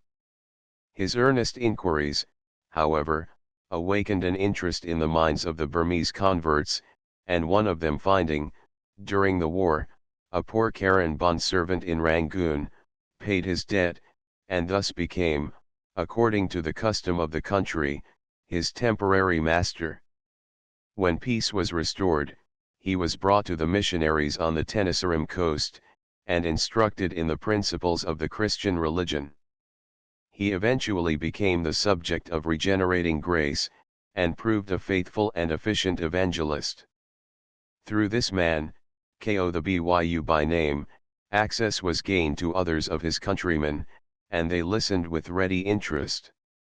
They were naturally docile, they had no long-cherished prejudices and time-honored customs to fetter them, and their traditions taught them to look for the arrival of white-faced foreigners from the West, who would make them acquainted with the true God. The missionaries in their first communications with the Karens were obliged to employ a Burmese interpreter, and notwithstanding the disadvantages under which they labored, the truth spread with great rapidity. Soon, however, Messrs. Wade and Mason devoted themselves to the acquisition of the language, and the former conferred an inestimable blessing on the race, by reducing it to writing. This gave a fresh impetus to the spread of Christianity. The wild men and women in their mountain homes found a new employment, and they entered upon it with enthusiastic avidity. They had never before supposed their language capable of being represented by signs, like other languages, and they felt themselves, from being a tribe of crushed, downtrodden slaves, suddenly elevated into a nation, with every facility for possessing a national literature. This had a tendency to check their roving propensities, and under the protection of the British government they began to cultivate a few simple arts, though the most civilized among them still refused to congregate in towns, and it is unusual to find a village that numbers more than 5 or 6 houses. Their first reading books consisted of detached portions of the Gospel, and the Holy Spirit gave to the truth thus communicated regenerating power. Churches sprang up, dotting the wilderness like so many lighted tapers, and far back among the rocky fastnesses of the mountains, where foreign foot has never trod, the light is already kindled, and will continue to increase in brilliancy, till one of the darkest corners shall be completely illuminated. Since these words were written many years have passed away, and the process of the making and upraising of the Karens has steadily proceeded.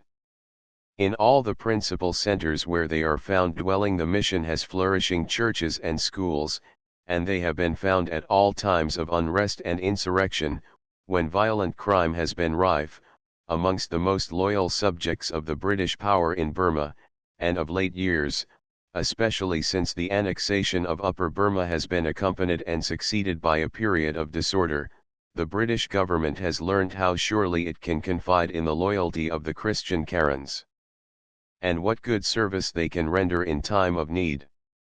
The following particulars, taken from the Encyclopedia of Missions recently published, give interesting information concerning the Karen mission in one of its chief centers.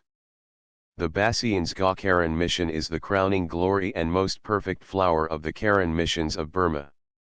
Begun in 1837 by the preaching of Mr. Abbott, who spent but 5 or 6 days there, the good work went on, entirely through the labor of native converts, and the circulation of books and tracts in Karen and Burmese, till in 1839 more than 2,000 were converted, though only one had been baptized. The fires of persecution raged fiercely, the converts were beaten, chained, fined, imprisoned, sold as slaves, tortured, and put to death, but not one apostatist.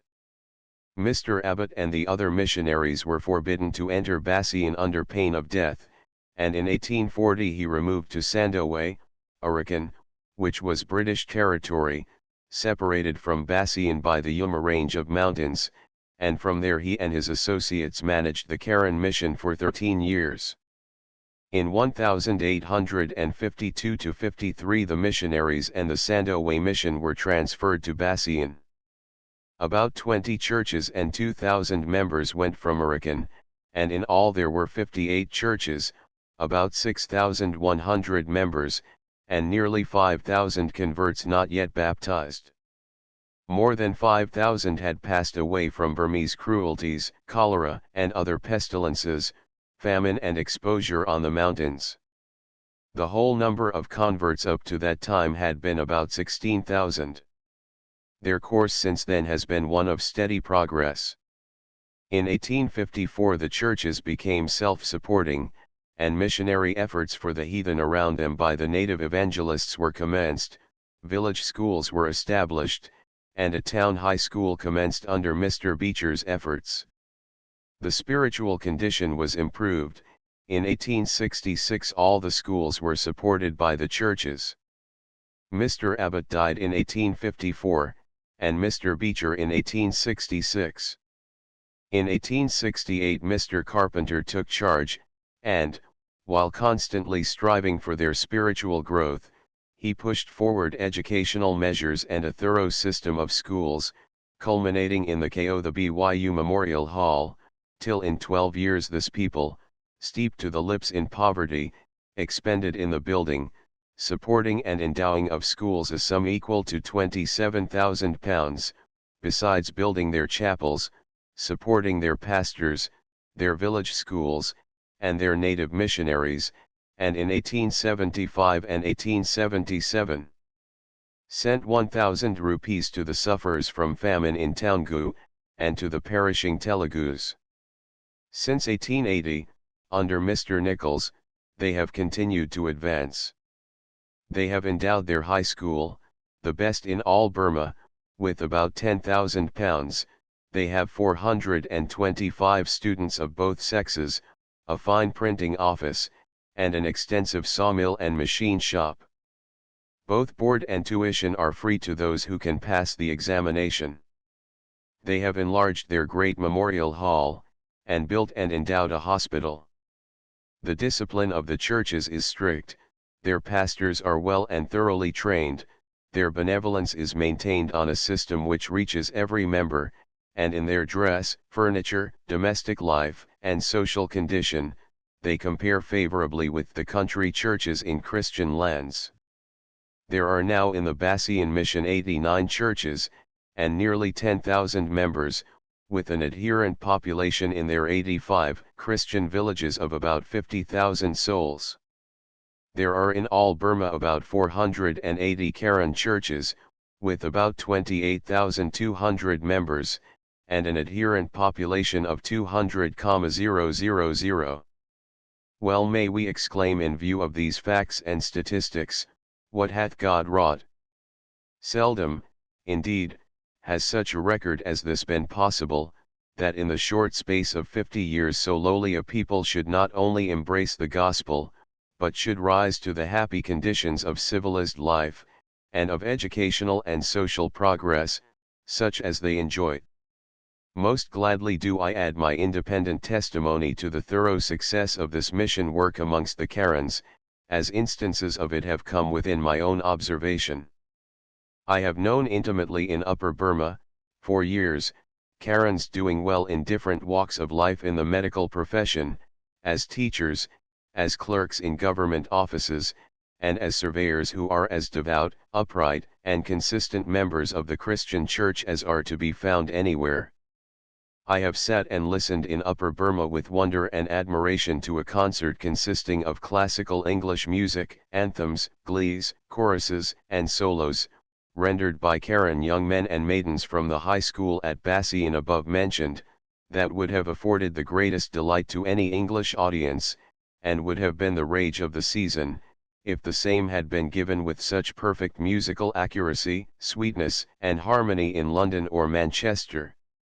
I have been brought into close daily contact for 2 or 3 years, in the work of our own mission, with 2 Karen young men, members of the Baptist Church in Lower Burma, who came to help us at the outset of our work, and I am able to testify that in regard to educational attainments, Christian character and consistency, truthfulness, purity and integrity of life, I found them all I could wish.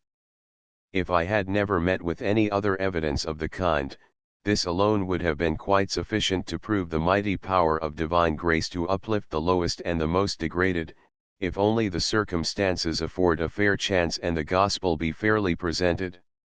If few fields of missionary labor have yielded such rapid and satisfactory results, it is because in few instances indeed have the social conditions and even the very traditions of a people afforded such a conjuncture of favorable circumstances as was the case with the Karens.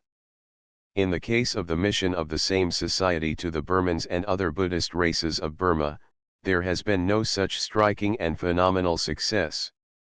There are today 20 Karen converts to 1 Burman, and the work throughout has been in like proportion 20 times as hard in regard to obtaining success amongst the latter as amongst the former. The question of mission work in relation to successful results, and the tractability of different races in respect to the gospel, is a very wide and complex question, that has never yet received the patient and intelligent study it deserves. People find it difficult to understand why, in the same mission, Burmese work should yield such different results from Karen work, and why converts should be numbered by units in Benares and by thousands in Tinnevelly, though they can see reasons, when it is brought home to them, why Cornwall should be a much better field for evangelical preaching than County Cork. And the conclusion is often too hastily reached in favor of some pet theory or method as against others. But a wider experience goes to show that though the right methods and the right men are essential to success, success on this large scale is far more than a question of methods and men. It is largely a question of the circumstances in which the people are found. In the prosecution of missionary labors in different lands, and even amongst different races in the same country, the utmost diversity obtains in their conditions. We meet, for instance, with nations enjoying very ancient civilizations, like the Hindus and the Chinese, some, like the Mohammedans, under the power of a religion which they hold with the utmost tenacity of enthusiasm, others again, like the Buddhists, in proud possession of a philosophy and a literature that fully satisfies them. It is in such cases that the gospel is confronted with its greatest difficulties. In conjunction with these conditions, others of a social character are sometimes found, that greatly increase the difficulties of the situation, as, for instance, where large communities are hedged round with the restraints of caste, which, while they secure them in the exclusive enjoyment of rank, influence, and privilege, greatly cripple them in respect of liberty of conscience and conduct. To win people to the gospel from such conditions has always been a difficult task, for it usually requires them to give up all that human beings ordinarily value most. But in the case of races like the Karens of Burma, the Pariahs and other low castes of India, and the Negro slaves of the West Indies, Christianity finds human beings suffering from special disabilities, a lowly people, shut out, by the selfishness of those above them, from all the ordinary chances of bettering their lot, ill-used, oppressed, enslaved, kept in unlettered ignorance, deprived of all that makes life worth living. When the gospel messenger speaks to them hopefully of a better state of things, and holds out a helping hand, it is evident, even to their dark minds, that this is their one chance of improvement, both in temporal and eternal things. They have everything to gain and almost nothing to lose by embracing the gospel, and the consequence is that the success of the gospel amongst such races is usually rapid. Another class of races there is, consisting of tribes wild and barbarous, beyond the confines of civilization, and from time immemorial left to themselves, whose state of primitive savagery precludes the possibility of any elaborate form of religion, quite unlettered, and without a written language. Such are many of the races of the interior of Africa, many of the hill tribes of Asia, and the inhabitants of the groups of islands in Polynesia. Here, again, are found the conditions generally favorable for a rapid ingathering, notwithstanding their extreme barbarism and coarse brutality at first, amounting sometimes to cannibalism. For even the savage is conscious before long that he has something to gain by adopting the ways of civilization. Where mission work has been conducted with perseverance in such countries, it has always been successful. When we have fully recognized the mighty power of the Holy Spirit, to whose gracious influences we are indebted for all gospel success, and when we have said all we have to say about different methods and men, the student of missions will still feel that he has not fully accounted for the marked diversity in the successes. He must also take account of the social and economic conditions of the different races, when the gospel addresses them, and the hold their own religions generally have upon their minds. For the gospel is like every other force in the universe, whether moral or physical, in this, that it always proceeds with most energy along the track of the least resistance, and he will find, if he carefully studies the matter, that the difficulties arising from social disabilities, and from a low state of civilization, are not the greatest possible hindrances to the gospel. In the approaching revival of missionary activity and enthusiasm, these questions are sure to receive more careful attention, and when these problems come to be considered, Burma with its different races will contribute not a few interesting facts and experiences. The success of the gospel amongst the Karens causes one to look wistfully at some others of the frontier mountain races of Burma. The religious views of all these primitive tribes are of much the same type, and their religious observances, what few they have, are similar. Their religion consists in the worship of gnats or demons. They believe all nature is filled with gnats, every stone and tree and pool and breath of air has its spirit inhabiting it, and these gnats are malevolent in their nature. Their religious observances consist not so much in worshipping them, as in propitiating them by means of offerings. They practice no regular system of worship, but consult the gnats occasionally, whenever things do not go well with them, or whenever there seems special reason to fly to the supernatural for guidance. Thus they have not much to cling to in the way of a religion, and their life and surroundings are so barbarous as to appear, even to themselves, obviously capable of improvement. In the north of Burma, on the mountains in the neighborhood of Bamo, are found the Kachins, a warlike hill people who have, since the annexation of Upper Burma, given the British some trouble by their raiding propensities. Amongst them the bones of sacrificed animals and other articles are placed outside the villages, to prevent the Nats from entering in search of victims. It is believed that by this means their attention is called off. Some of the Kachins have taken to coming down from the hills and settling in Bamo for work as laborers, and a successful work is being carried on by the American Baptist Mission there. Since the annexation, a good deal has been done in the way of exploring the country, and bringing to light interesting facts with regard to these barbarous tribes on our frontiers. Lieutenant R. M. Rainey, Commandant of the Chin Frontier Levy, has published some interesting notes of his observations amongst the Chin tribes bordering on the Ya country in the Peikoka district. The following facts are largely culled from his notes, many of them having been corroborated by what the writer and a missionary companion witnessed, in a recent visit to the tribe of the Chinbok Chins, living nearest to the district described.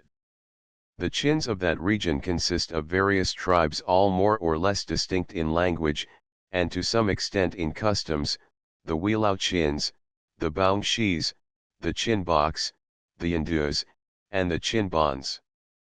No less than 8 different dialects are spoken by these tribes, the Chinbok language itself subdividing into 3. There is no attempt at any system of laws or government amongst them, beyond the fact that they have something of a village system, and there are certain customs which all observe. Quarrels are wiped out with blood. Their religion, in common with that of all the other mountain tribes of the frontiers, consists in propitiating and consulting the Nats. For this an animal must be slaughtered: a buffalo, a bullock, a goat, a pig, a dog, or a fowl. The slaughtered animal is always afterwards eaten. In consulting the Nats they observe the direction in which the blood of the sacrificed animal flows. This and similar omens are observed and acted upon. When raiding, or on a journey, or passing through a notoriously unhealthy jungle, sacrifices are frequently made, the animals being taken with them on purpose. Dogs are preferred for this object, as they follow, and require no carrying or leading. If the omens prove unfavorable, they fear to carry out their purpose. Raids are frequently abandoned in this way at the last moment, and after they have traveled long distances. If, when the omens prove unfavorable, the parties are nevertheless desirous of accomplishing their purpose, as for instance in the case of an intended marriage, the Nats are periodically consulted until they are favorable. This must always happen in time if they are only consulted frequently enough. The Chins are very much given to drunkenness, and are inclined to make of any and every incident a special occasion for getting drunk. A visitor, a birth, a marriage, a death, a case of sickness, are all possible and likely occasions for a carousal.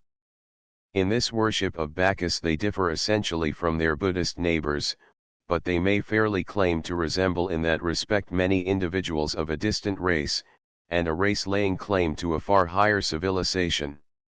They have a novel mode of drinking the rice beer they manufacture for these occasions. The liquor is stored in jars standing 2 feet in height, and half full of fermenting grain. A hollow bamboo, the thickness of one's little finger, is thrust into the jar and pressed well down into the grain. The company sit round and take sucks in turn. Of medicine and surgery they know nothing.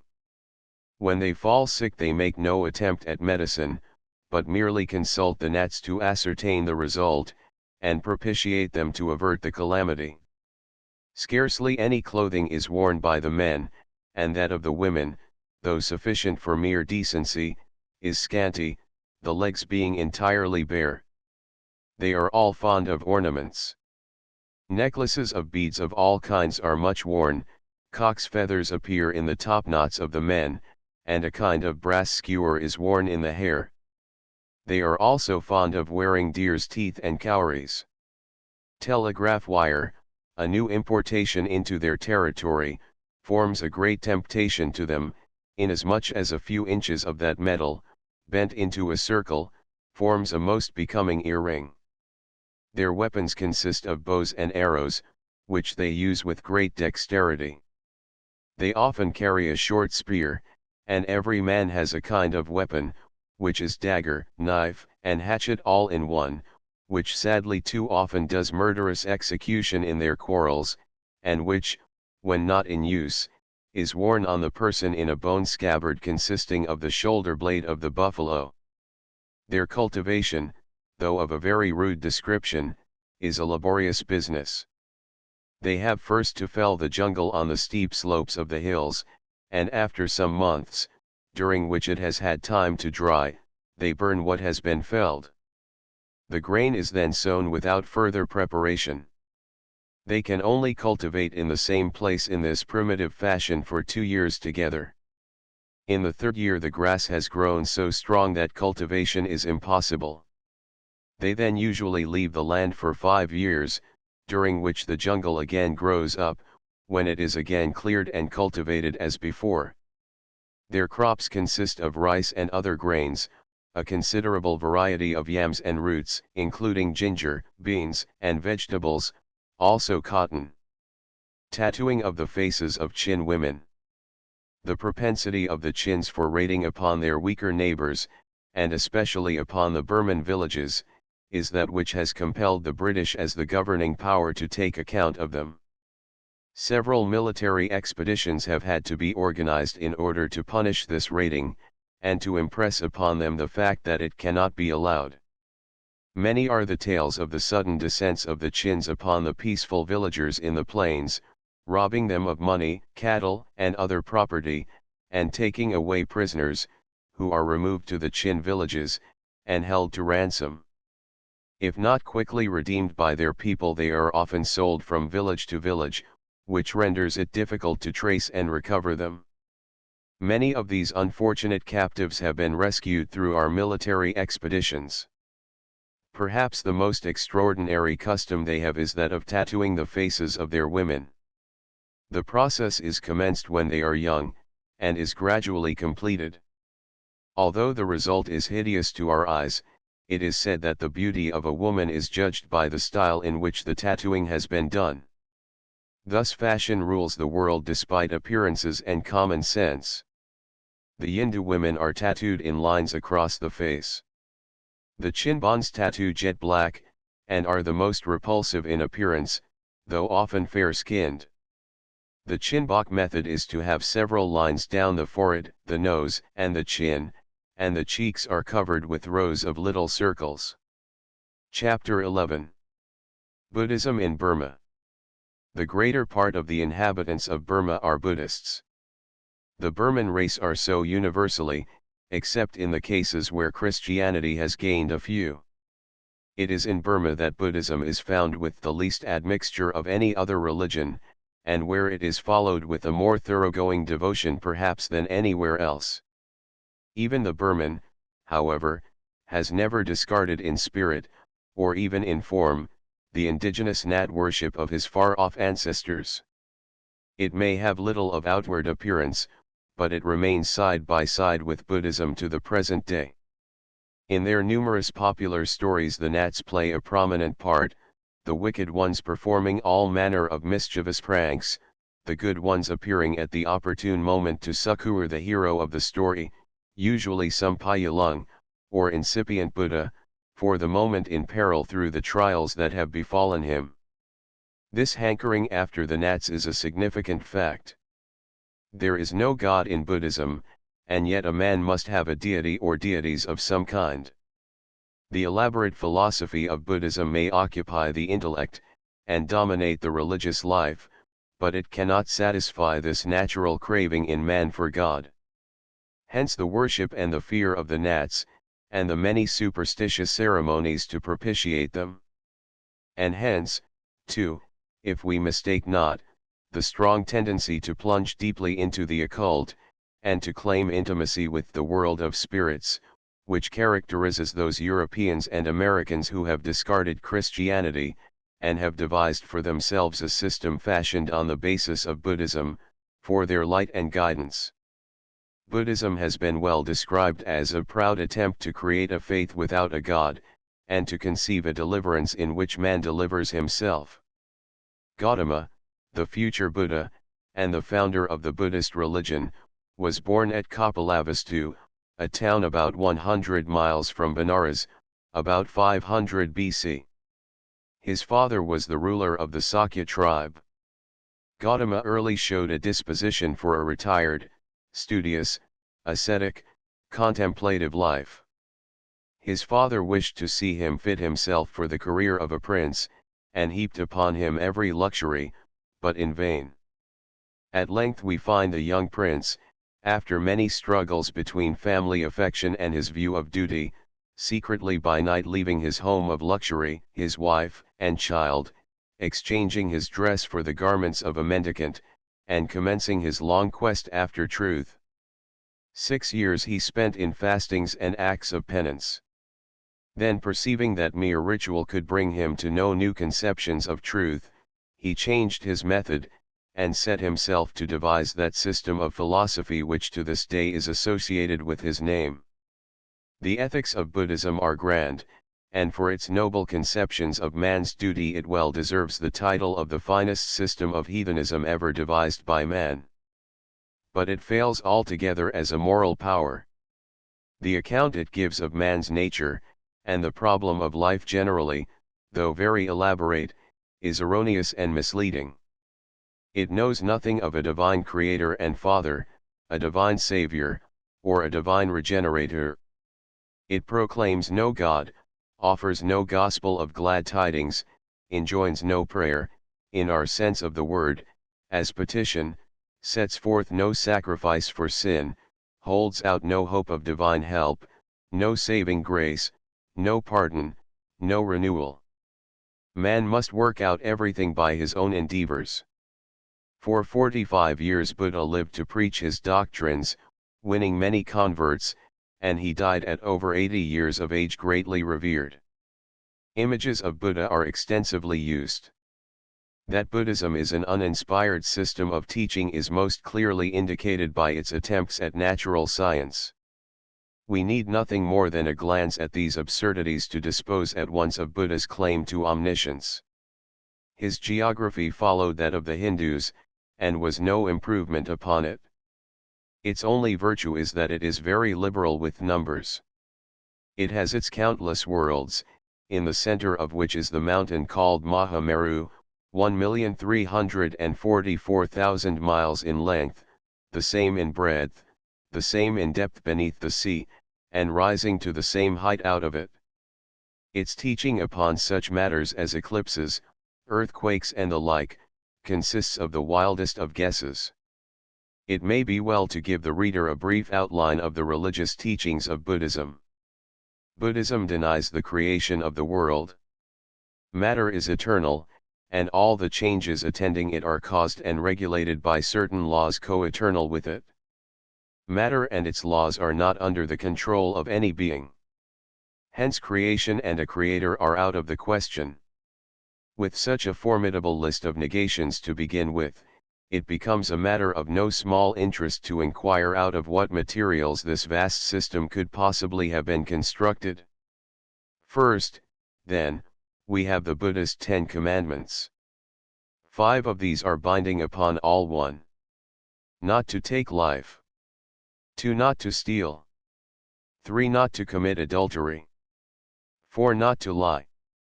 5. Not to take that which intoxicates. The other 5 are applicable only to the monastic order. 6. Not to eat after midday. 7. Not to attend theatrical amusements, or dance, sing, or play on a musical instrument. 8. Not to use garlands, scents, or cosmetics. 9. Not to stand, sit, or sleep on a platform or elevated place. 10. Not to receive gold or silver. Besides these precepts there are many minor regulations, some of them entering very minutely into the life of the laity, and others the monks. There are rules for the conduct of parents and children, pupils and teachers, husband and wife, friends and companions, masters and servants, laymen and the religious order.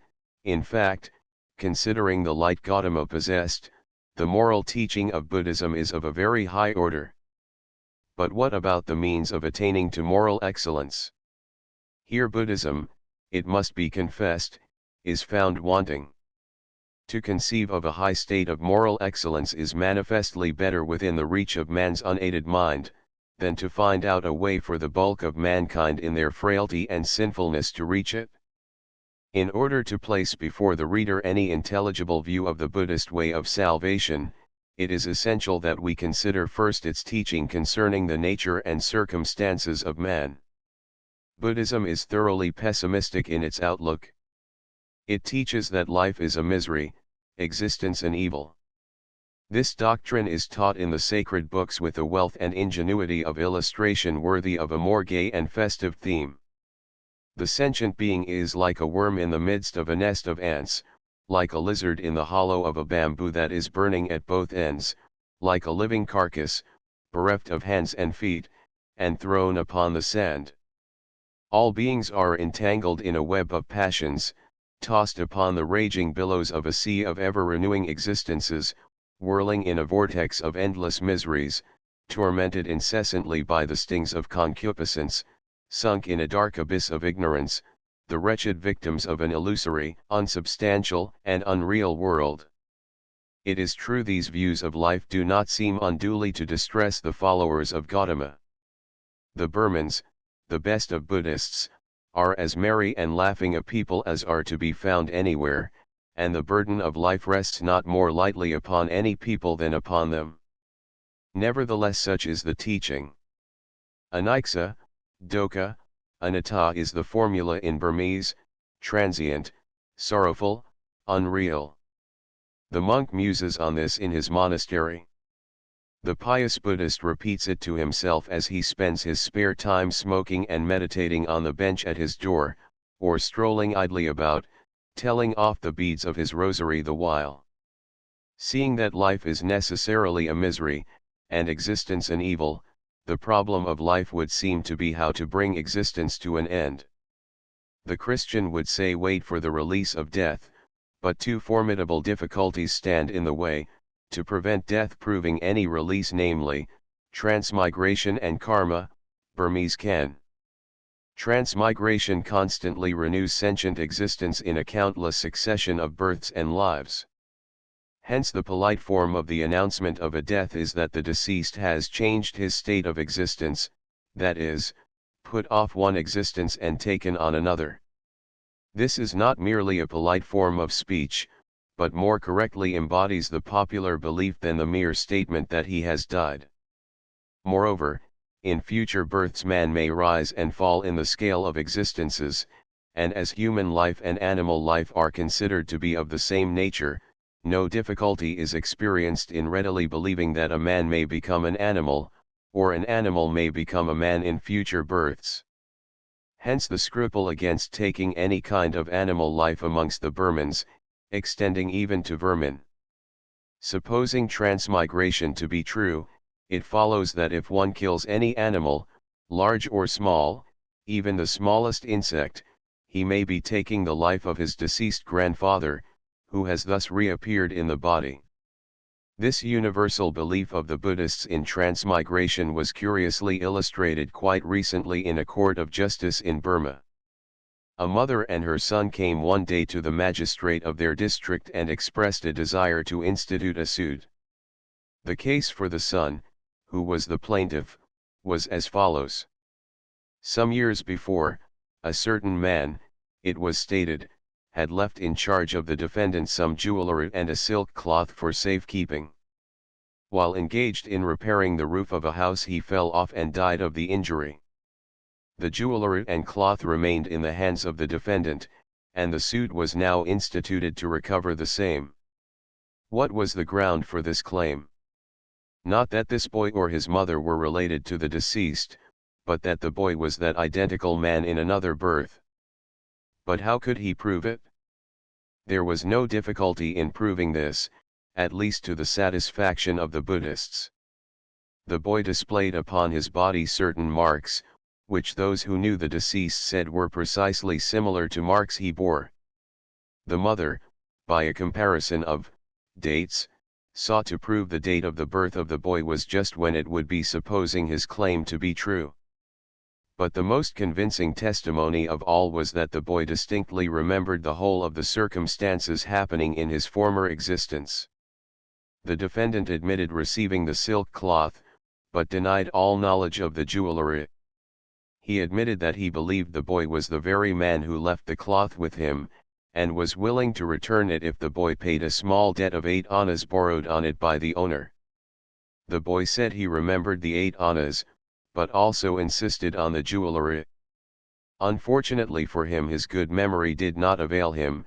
It was a British court of justice, not a Burmese, and the magistrate had to dismiss the case as extending to matters beyond his jurisdiction.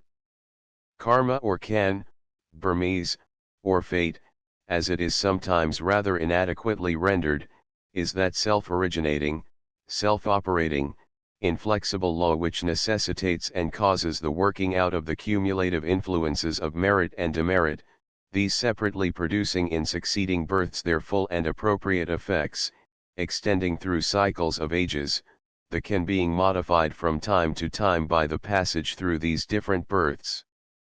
Thus Kan is not in any sense a divine providence. It is a blind impersonal force that attends our destiny through all the course of our many existences, and makes us to reap in other births what we sow in this. It may be compared to a balance. In the one side we are always putting in acts of merit, and in the other side acts of demerit, and the Kan goes on determining which preponderates, and blindly producing its appropriate consequences until each has worked itself out to the pleasant or the bitter end. Undoubtedly this doctrine is a bold expedient for explaining the apparent anomalies and wrongs in the distribution of happiness and misery in this life, and although it is incapable alike of proof and of disproof, it fully satisfies those who can believe it.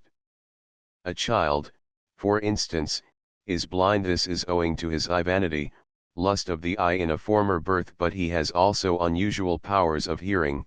This is because he loved in a former birth to listen to the preaching of the law. Thus the theory can always be made to fit the facts, for it is derived from them. But it satisfies the Oriental mind none the less for that, and it is the belief of millions of Hindus and Buddhists today. Nirvana, Burmese Nibbana, is the state of complete deliverance from further births and deaths. So long as existence lasts, evil and suffering must continue, and there is no hope of blessedness until conscious individuality has become wholly eliminated, and the individual has arrived at that state where further births are no longer possible. This means practically annihilation, but it is so much easier to do wrong than to do right, and it takes so long for Kan to work out its result, that Nibbana becomes, by the ordinary way, so distant and so difficult of attainment as to be out of reach to the vast majority of the human race. If Buddhism ended there, and if nothing had been devised to relieve the strain of seeking after an all but hopeless and well-nigh impossible good, it would have been of all creeds the most pessimistic and miserable. The mind must needs have revolted from an outlook so gloomy, and we may safely affirm that it would in that case never have numbered its votaries by hundreds of millions as it does today. For it just amounts to this, that sin and its consequences follow man as the wheels of the cart follow the legs of the bullocks, and there is no savior and no salvation that he can seek outside of himself. But just at this point the doctrine of works of merit steps in and offers its hopes to the Buddhist, and seems to bring the attainment of future good at once within the sphere of the practicable. According to this, man can be continually improving his Kan by so-called works of merit, and he may hope, with comparatively little trouble, to make his merits outweigh his demerits, and thereby improve his lot in future existences. See that row of water pots under the shade of that great tree upon a dusty road, set upon a neat stand, with a neatly carved roof constructed over them, with a ladle to drink out of, and each of the pots covered with a tin cover to keep out the dust and insects. It is privately constructed and presented for public use, a work of merit, all done to get what they are often thinking and talking about kutha. What is the meaning of all this lavishing on the monks of food daily, and various offerings, including almost everything except money, which they are under vows not to touch? Answer, kutha. So with all alms and offerings to monks, to the poor, to dogs, or crows, so with good works of every imaginable description. You may acquire merit by conforming to the ceremonies, by attending the festivals, by listening to the reading of the law, by striking the pagoda bells, by buying and lighting pagoda tapers, by plastering gold leaf on the pagoda, by contributing to the repairs of the sacred edifices, by showing lights at the festival of lighting in October, and by many, many ways. As might be expected, when the acquiring of merit is so important a matter, there are many avenues open to it. Though of course you have not kept all the laws, yet if you have gone out of your way a little to do something more than keep one of them, it gives you merit. The care for animal life offers great scope in that direction. An English soldier whilst fishing caught a tortoise and was taking it home, when a Burman met him, bought the tortoise for a rupee, and took it back to its native element. He would expect to gain merit by that.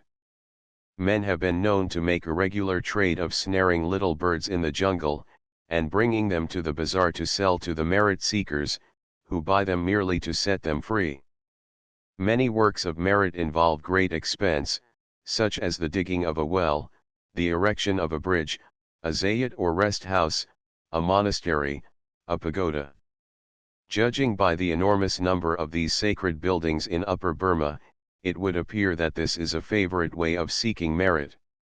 The builder of a pagoda is honored with a special title attached to his name, and he is understood to be in a fair way for nirvana. This seeking after merit is practically the most predominant aim in Burmese religious life.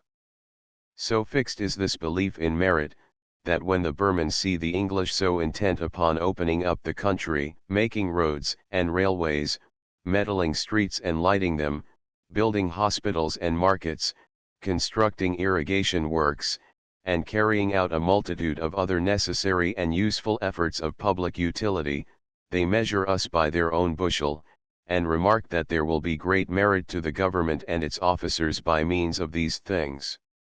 What other motive could men have for taking so much pains and trouble for the public good, if not to accumulate merit? In elaborating this law relating to merit, Gautama was preparing the sheet anchor of his system. It is that mainly by which it abides, and retains its influence over its millions of followers until this day. In the morning the monks invariably go forth carrying the alms bowls to collect their daily food from the people. Every false religion, however, whatever mastermind designed it, must show, somewhere or other, its weak places. It is manifestly a weak place in Buddhism that alms and works of merit may so easily outweigh whatever demerit may attach through real crimes and sins, and that, too, without any repentance or reformation on the part of the offender. This also makes the attainment of merit largely dependent on the pecuniary means and influence at the disposal of the individual. A work may be very easy for a king or a rich man which would be utterly impossible for a poor man. To the Christian mind this seems very unequal and unfair, but to the Burman it presents no stumbling block. Supposing we do see great inequalities in money, or any other temporal advantages that men possess. Be it so. It arises from differences in their kin, and that depends on what took place in previous births. One's kin is not a thing to rail against, but to submit to. It might be thought that as Christianity is so evidently superior to Buddhism as a religious system, it should be an easy matter to get them to discard their religion and accept the religion of Christ. But this is very far from being the case. The superiority is not apparent to a mind sophisticated by a lifelong familiarity with only the one religion, and it is only, as a rule, perceived after a prolonged and impartial study and comparison of the two has opened the mind. This is the great reason for educational work. It is a very difficult matter to make the votaries of an elaborate system like Buddhism see the superiority of Christ over Buddha. They are more than contented with what they have. Besides this, we ought to remember that Buddhism has everything on its side that tends to make a religion powerful and influential. It has a concrete existence, and very much of outward and visible form and appearance. It is in possession, it has numbers, a voluminous literature, a definite and consistent system of philosophy. It has plenty of popular observances and popular enthusiasm. It is cleverly adapted to man's natural desire to work out his own salvation. It is most powerfully sustained and buttressed in the regard and confidence of the people by its very numerous monastic institutions, which are recruited from all classes of the people, from the prince to the peasant, for every male Burman must be a monk, for a longer or a shorter time, at some period of his life. Chapter 12. Burmese Religious Institutions and Usages. The Burmans, like most nations of the East, are essentially a religious people, and pay great regard to the religious usages and institutions in which they have been brought up. Chief amongst these is the monastic institution of Buddhism. Buddha was not only a great philosopher and thinker, but a great organizer too, and he provided in the monastic system a social bond of union that knits the entire community together in the Buddhist faith. This is made more obvious by the fact that every male Burman must be a monk at some time in his life, for a longer or shorter period, otherwise the demerit attaching to him would so overbalance his merits, as to render it impossible for him ever to make any improvement in his future existences. His ill deeds would swell the sum of his demerits, but no act of charity or pious devotion would be recorded to his advantage. Hence, in Upper Burma, almost every youth dons the yellow robe and becomes a monk. It may be for a week, a month, or a season or two, or it may be for many years, or it may prove to be lifelong. The longer they stay in the monastery, the more sanctity attaches to them. But the Buddhist monk, unlike some other monks, is at liberty to terminate his monastic vows at pleasure, and return to ordinary life. The monks reckon the continuance of their monastic condition by the number of was spent in the monastery, the wa being the annual recurrence of a kind of Buddhist Lent, extending from July to October. This recruiting of the monks from the entire population, so different from Hinduism, which acknowledges a rigidly exclusive, priestly caste, immensely strengthens the hold Buddhism has on the people, and widens the popular basis upon which it rests. In my missionary life amongst the Hindus in Ceylon, I have observed in reading and expounding the parable of the Good Samaritan to a heathen congregation, a great readiness to apply, of their own accord, the cases of the priest and the Levite, who passed by on the other side, to their own Brahmin priests, and they were always ready to take sides against them as quite a separate caste, but there can never be the same alienation between monks and laity in a Buddhist land like Burma, where the monks are their own kith and kin. The monasteries are very extensively spread over the country. Mandalay, at the time of the annexation, was officially stated to have close upon 6,000 monks, and you can visit scarcely any town or village, however small or remote, which has not its monastic establishment. The monastery is always the best building in the place, and has the cleanest enclosure of any house in the village, and there is an air of sanctity and repose about it. The monks are very approachable. The stranger, whether native or foreigner, is always made welcome. Indeed, that is a characteristic of the Burmans everywhere, that they receive strangers freely and affably, and being free from those caste scruples so usual amongst the Hindus, one is not forever fearful of transgressing their notions of propriety, or unwittingly hurting their dignity. As the monasteries are spacious, and often supplied with additional zayats or rest houses, it will rarely happen in traveling that they will be unable or unwilling to assign the stranger some humble place of rest, where he may tie up his pony, eat his food, and spread his mat and pillow for the night.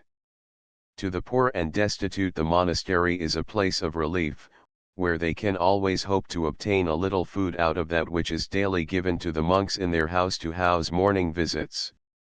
It must be frankly admitted that the monasteries of the country do a useful work in the way of imparting elementary education. To them is chiefly due the creditable fact that there are comparatively few of the men who cannot read and write, and this does much to bind the people to the support of the order. But the education scarcely ever goes beyond the most elementary stage. They learn to read Burmese, and they learn to repeat a few Pali prayers and forms of devotion. Pali is the sacred language, very few even of the monks understand the meaning. On the other hand, the monk's life is a very idle one.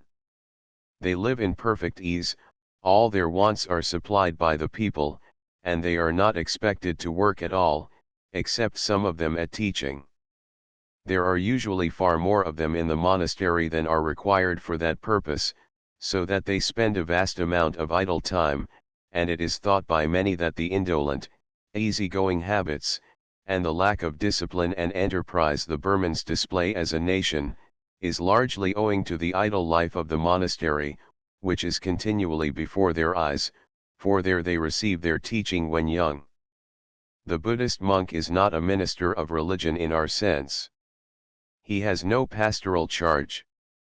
He is for himself, and for his own deliverance, and the merit he acquires he shares with nobody. He may occasionally be called to attend this or that function, when the presence of a monk is customary, or he may expound the law occasionally, if he so choose, reciting some of the sacred writings for that purpose, but he undertakes no responsibility for the guidance of the souls of others. In Buddhism a man must save himself, and nothing that a monk or anyone else may do can alter the balance of his merits and demerits. Even if the monk be summoned to the couch of a dying man, as he is sometimes, it is not that he may speak words of consolation, or offer him the comforts of religion. It is merely that the presence of the holy man may drive away the evil spirits that would be liable to haunt the place on such an occasion. The habits of the monastic order are very simple. In the morning, after the few Pali prayers have been uttered, the monks invariably go forth through the village, attended by the boys carrying the alms bowls, to collect their daily food from the people. Not that they beg. There is no occasion for that. Their rules forbid them to ask, and in going from door to door amongst their own people they do not ask. But privately, I must own, I have found occasionally amongst the Buddhist monks of my acquaintance some of the most arrant cadgers I ever met with. Few, indeed, are the matrons who do not put something in the way of food in the alms bowl. Nor do they thank the people for what they receive. They would never think of doing so. In fact, the obligation is all on the other side. The monks are conferring a favor by giving the people the opportunity to do this work of high merit by means of their alms. A useful hint, by the way, to collectors for good and useful objects in England. In their walks abroad, and in the performance of such functions as bring them into mixed companies, many of the monks carry a large palm leaf fan in their hands, in order that, as celibate ascetics, they may shut off the sight of feminine charms from their eyes. The education given at the monasteries is very poor, but the acquisition of any learning at all by the children is a matter for wonder, when we consider how poor the instruction is. What they do succeed in learning is not so much by means of teaching, as we understand it, but is almost entirely due to the system of noisy repetition of the lessons, at the full pitch of their voices in unison, in which all the children engage, the elder ones leading, and the younger following. For this reason the little learning imparted at these schools is of a mechanical sort, and lacks intelligence. Arithmetic is very low indeed.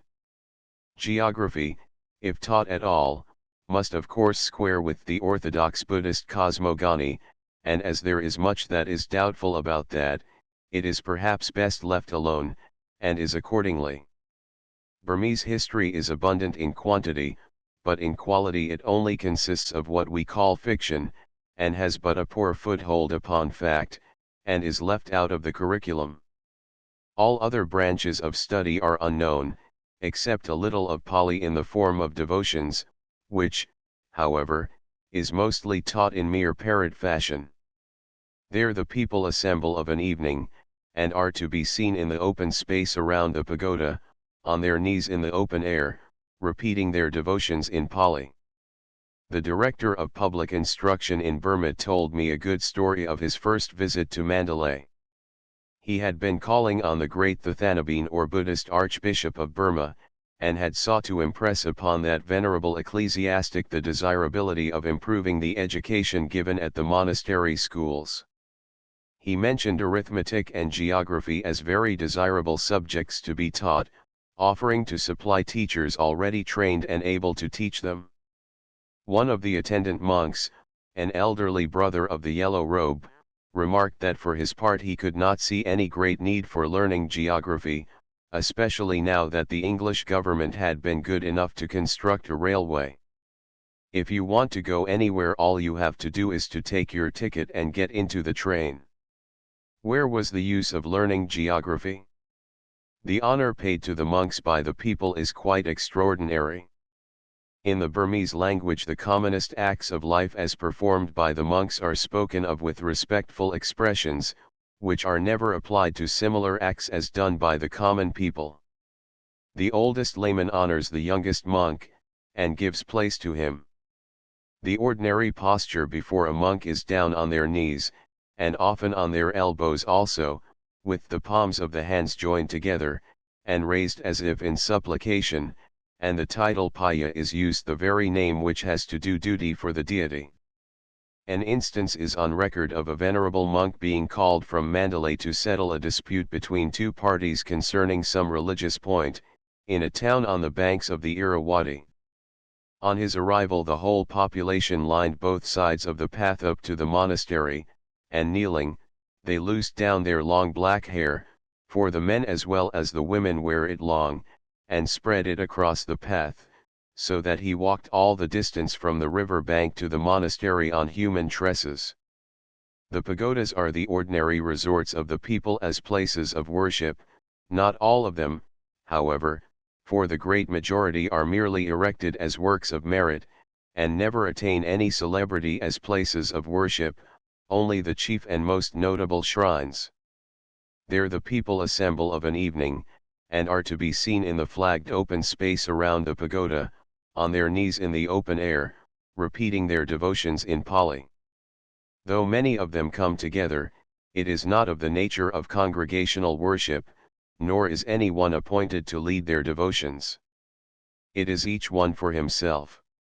There is no prayer in our sense of that term, that is, petition. With no God to address, what place is there for prayer? Buddhism knows no higher being than the Buddha, and he is gone, 24 centuries ago, into nirvana.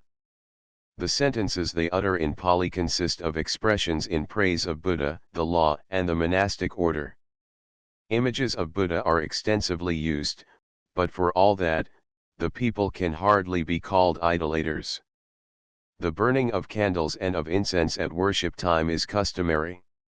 The Burmese duty days, of which there are 4 in the month, are observed on the 8th of the crescent, the full, the 8th of the waning, and the change of the moon.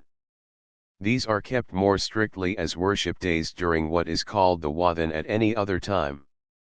That is the period from July to October, which is observed as a time of special fasting and solemnity, ever since the days of their founder, who used to spend this, the rainy season, when traveling about in India is scarcely practicable, in retirement and meditation.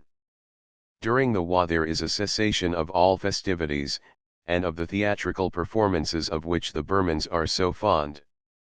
At the end of the Wa there is a time of general rejoicing. For some days before amusements are observed to be in progress in the streets.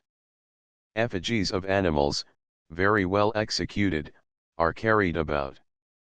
Here a buffalo of gigantic size, made of some light material, cunningly finished and colored to the life, with horns and hide and all complete, is seen walking about on two pairs of human legs, the said legs being clad in the very baggy dark trousers worn by the Shans, its head balanced so as to swing with the walk in a most realistic and natural manner. Yonder, in the Chinese temple, a huge pasteboard demon is seen dispording himself, with head of frightful aspect and enormous size, and body of cloth. You may freely walk in, and as you look around and admire the excellence of the building and the expensive and choice furniture, lamps, and decorations, you may also see the huge creature writhing about, with all manner of contortions, to the deafening din of drums and the clash of cymbals. Somehow Orientals seem to be able to combine amusement with devotion. My 3 little children who have walked in with me, scared almost out of their wits with the noise, and still more with the portentous sight of the demon, promptly take to their heels and rush out of the temple, and cannot be induced to return, so I go out in search of them. At the corner of the next street an enormous representation of a tiger, 10 times life-size, in teeth and claws complete, and with a most ferocious aspect, has been glaring at the passers-by for some days. And, as you look, here comes a rude likeness of a gigantic lady 10 feet high, who, however, seems to move along very ungracefully, and bows very stiffly in acknowledgement of the cheers of the crowd. The Chinese are particularly fond of getting up a very brilliantly executed figure of a serpent, in great splendor and in very bright colors, many yards long, which is borne high overhead through the streets on these occasions, with quite a procession. This particular show seems to afford scope for high art in representing the wrigglings of the monster as it is carried along. But this is all only preparatory to the festival called Wagyut, literally the release from the Wa. It is a festival of lights. For 3 nights the whole city of Mandalay is one blaze of illumination. Every house has its complement of candles or oil lamps, the rich in keeping with their means, and the poor according to their poverty. At that season the air is still, there is little or no wind, all the lights are out of doors and burn brightly. The streets are lit up with candles at every 10 paces, the pagodas are effectively illuminated with hundreds of lights far up into their spires.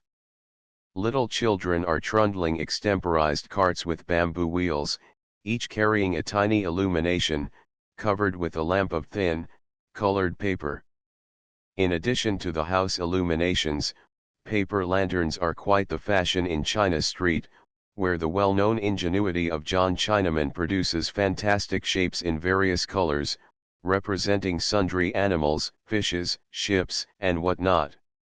On the great river, as soon as it grows dark, the villagers row out into the middle of the stream and set adrift multitudes of oil lamps, each fastened to a little float of bamboo or plantain stem.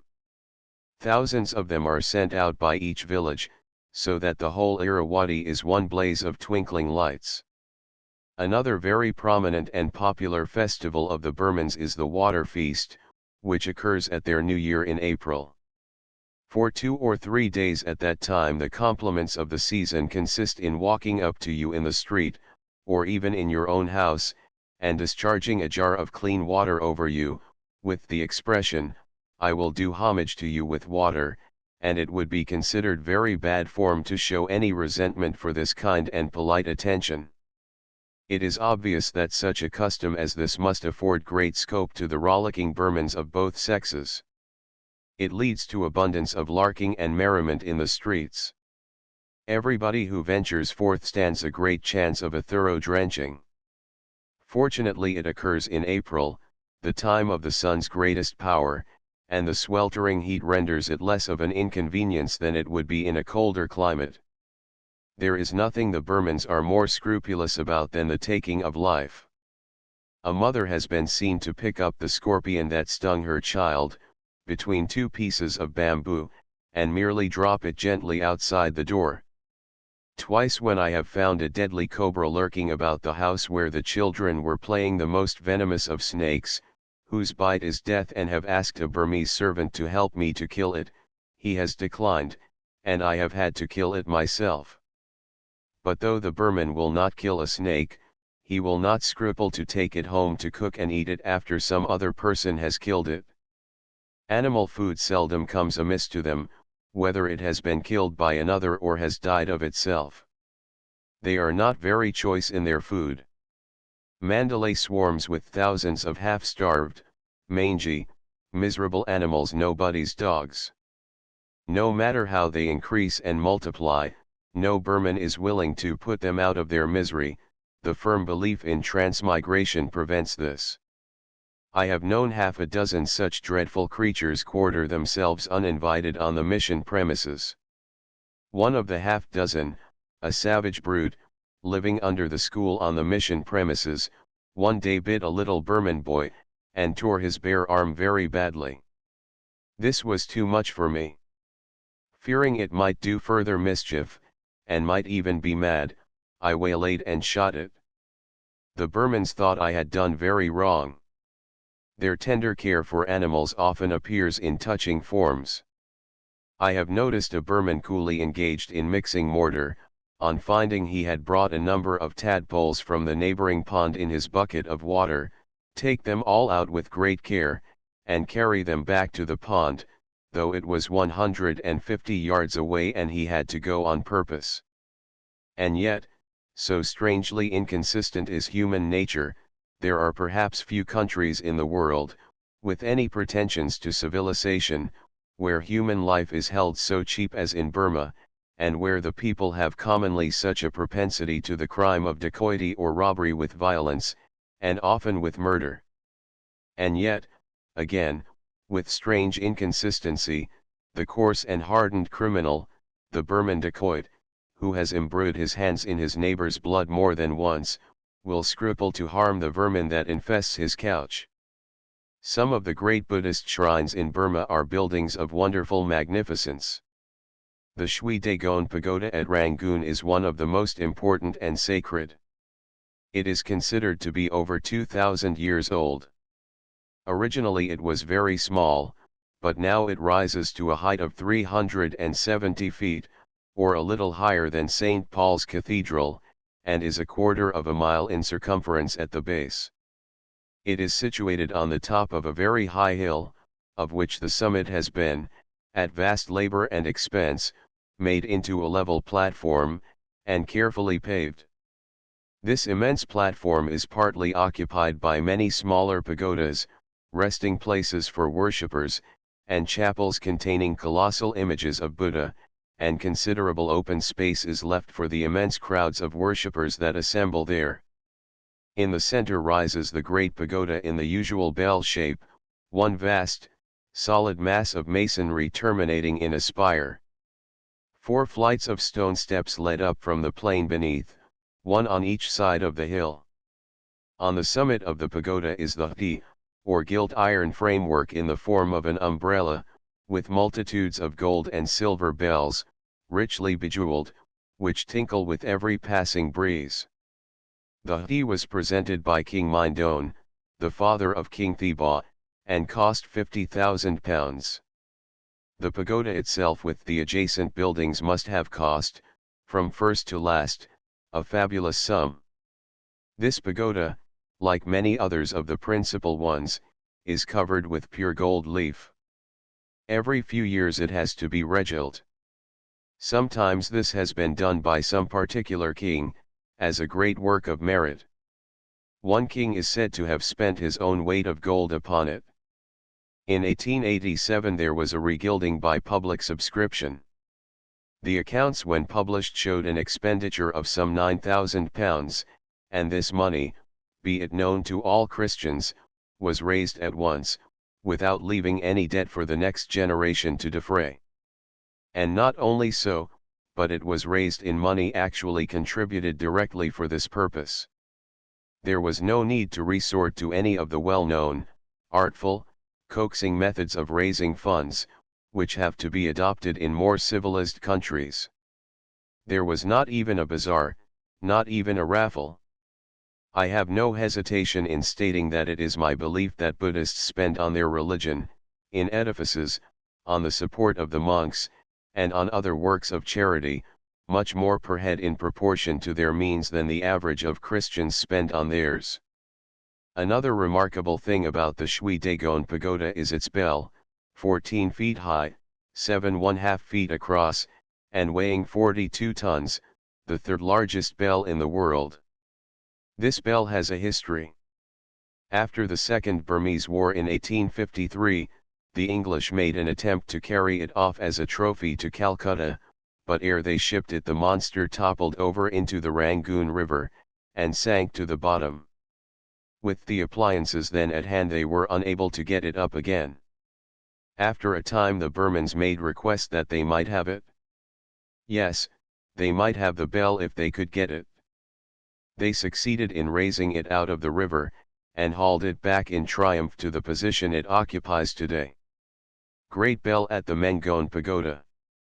When great shrines like this exist in Burma, on such a vast scale and with such splendor, it is not much to wonder at if there should be some specimens of unfinished and abortive undertakings, by which the kings of Burma, in their ambition to obtain great merit and a name, sought to equal or excel the great shrines of antiquity, but which had to be relinquished because the resources, even of despotic kings, are not unlimited.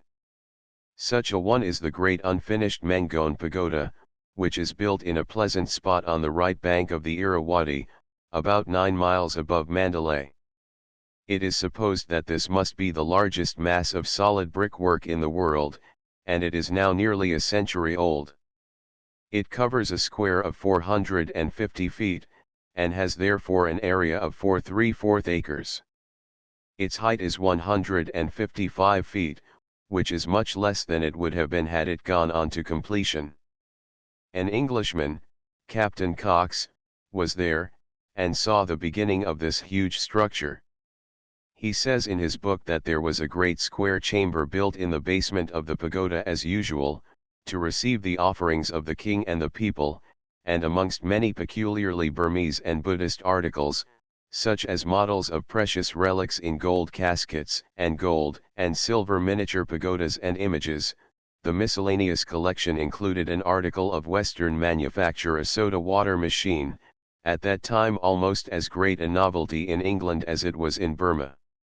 Close by this large unfinished pagoda is the second largest bell in the world, the largest is at Moscow. An earthquake, which occurred in 1839, cracked this enormous mass of brickwork, and dislodged a portion of it, but so solid is it that it would take many earthquakes utterly to destroy it. Notwithstanding the failure to complete this gigantic enterprise, it did not deter a later king, the father of King Thibaw, from attempting a still larger and more ambitious effort. 4 miles to the east of Mandalay there was to have been erected the Yanqing Pagoda, built of stone quarried from the adjoining hill, and it was to have been larger considerably than the unfinished Mengon. The whole kingdom was laid under contribution to furnish men to labor by turns, a few months at a time, on this pious work. After 4 years' labor, so vast was the extent that the basement had only reached a height of 4 feet. At this stage a French engineer was called in to make an estimate and report upon it. His calculation was that if 5,000 men worked every day on the building, it might at that rate be finished in 84 years. It never went beyond the basement. Since the annexation of Upper Burma, the practical British mind, finding the Yanqing stone eminently suitable for road making, and seeing that the roads in Mandalay, with its 188,000 people, were not, up to that time, made of anything better than black clay, has devoted the stone, intended for the pagoda, with which King Mindon had purposed, so to speak, paving his own way to nirvana, to the humbler, but more generally useful enterprise of mending the people's ways about the town. Chapter 13. The Burmans. Of the 40 or more different races and tribes dwelling in Burma and on its frontiers, the Burmans are the leading race, first, in point of numbers, for they far exceed any of the others, also as regards position and advantages, for they naturally, as the leading race, have come to occupy all the best and most fertile soil, all the tracts of country lying between the great mountain ranges, the valleys of the Irrawaddy and the Chindwin rivers, and still more in respect of their prestige, for they have long been the ruling race of this region, and their language is far more widely diffused than any other. Most of the other indigenous races of Burma, as we have seen, are demon worshippers, uncivilized, without a written language, and with many and wide diversities from the Burmans. The Burmans, however, have an ancient civilization, an elaborate religious system, a philosophy and a literature, and with regard to the arts, handicrafts and conveniences of ordinary life, are quite on a par with the Hindus. The present chapter applies to the Burman race. The Burmans are of Mongolian origin, in common with the Chinese, Siamese and other inhabitants of the Indo-Chinese peninsula. Their features plainly show this, especially the almond-shaped eye, the slightly flattened nose and the almost entire absence of hair on the faces of the men. They are lighter in complexion than the majority of the natives of India, and slightly browner than the Chinese. They show a marked contrast in many respects to the races of India, especially in the entire absence of caste. The king was the fountain of all position in the country. He made and unmade nobles at his sole will and pleasure, so that there is no hereditary rank or nobility. There is also no priestly caste like the Brahmins of India. The Buddhist monks are recruited from all classes, from the royal family downwards. Except the pagoda slaves, a class doomed to hereditary servitude in connection with the more important sacred shrines, and with a few other trifling exceptions, the Burmans as a people have all the avenues of native life and privilege open to them. This renders them less fastidious and more approachable than the people of India, and does away with the withering, blighting effects of caste. It renders them less conservative also, and makes them more ready to take up new ideas. The Burmese language, in common with the Mongolian languages generally, is monosyllabic, each word consisting of one syllable. Of course, the progress of all languages tends to unite words, and in the majority of languages this tendency has resulted in the original monosyllables becoming so united and changed as to be not easily capable of separation. But in Burmese and other monosyllabic languages very many names and words are still of one syllable, and even where they are of two or three, each syllable seems to show a sturdy vigor of its own, and a determination to preserve its individuality complete, and not sink into the position of a mere servant of its neighbors. In pronunciation or reading of Burmese this appears in a marked degree, and in writing Burmese names one always feels inclined to follow the pronunciation, and insert the hyphen between the syllables. Even where there is any disposition of the syllables to cleave together in the formation of words, in anything like a permanent form, they readily fall asunder the moment they are touched for the purpose of critical examination. Specimen of Burmese type. To compensate for the convenience of expression afforded in most languages by inflections, much is made in the Burmese of particles. Indeed, the grammar of the language, which is very simple, consists largely of the classification of the monosyllables that serve as particles, and a great deal of variety of meaning is expressed by tones. The alphabet is derived from the ancient Nagari, the common source of the alphabets of many of the Indian languages, but the characters themselves belong exclusively to the Burmese tongue, except that they have been adopted for the Shan and Karen languages.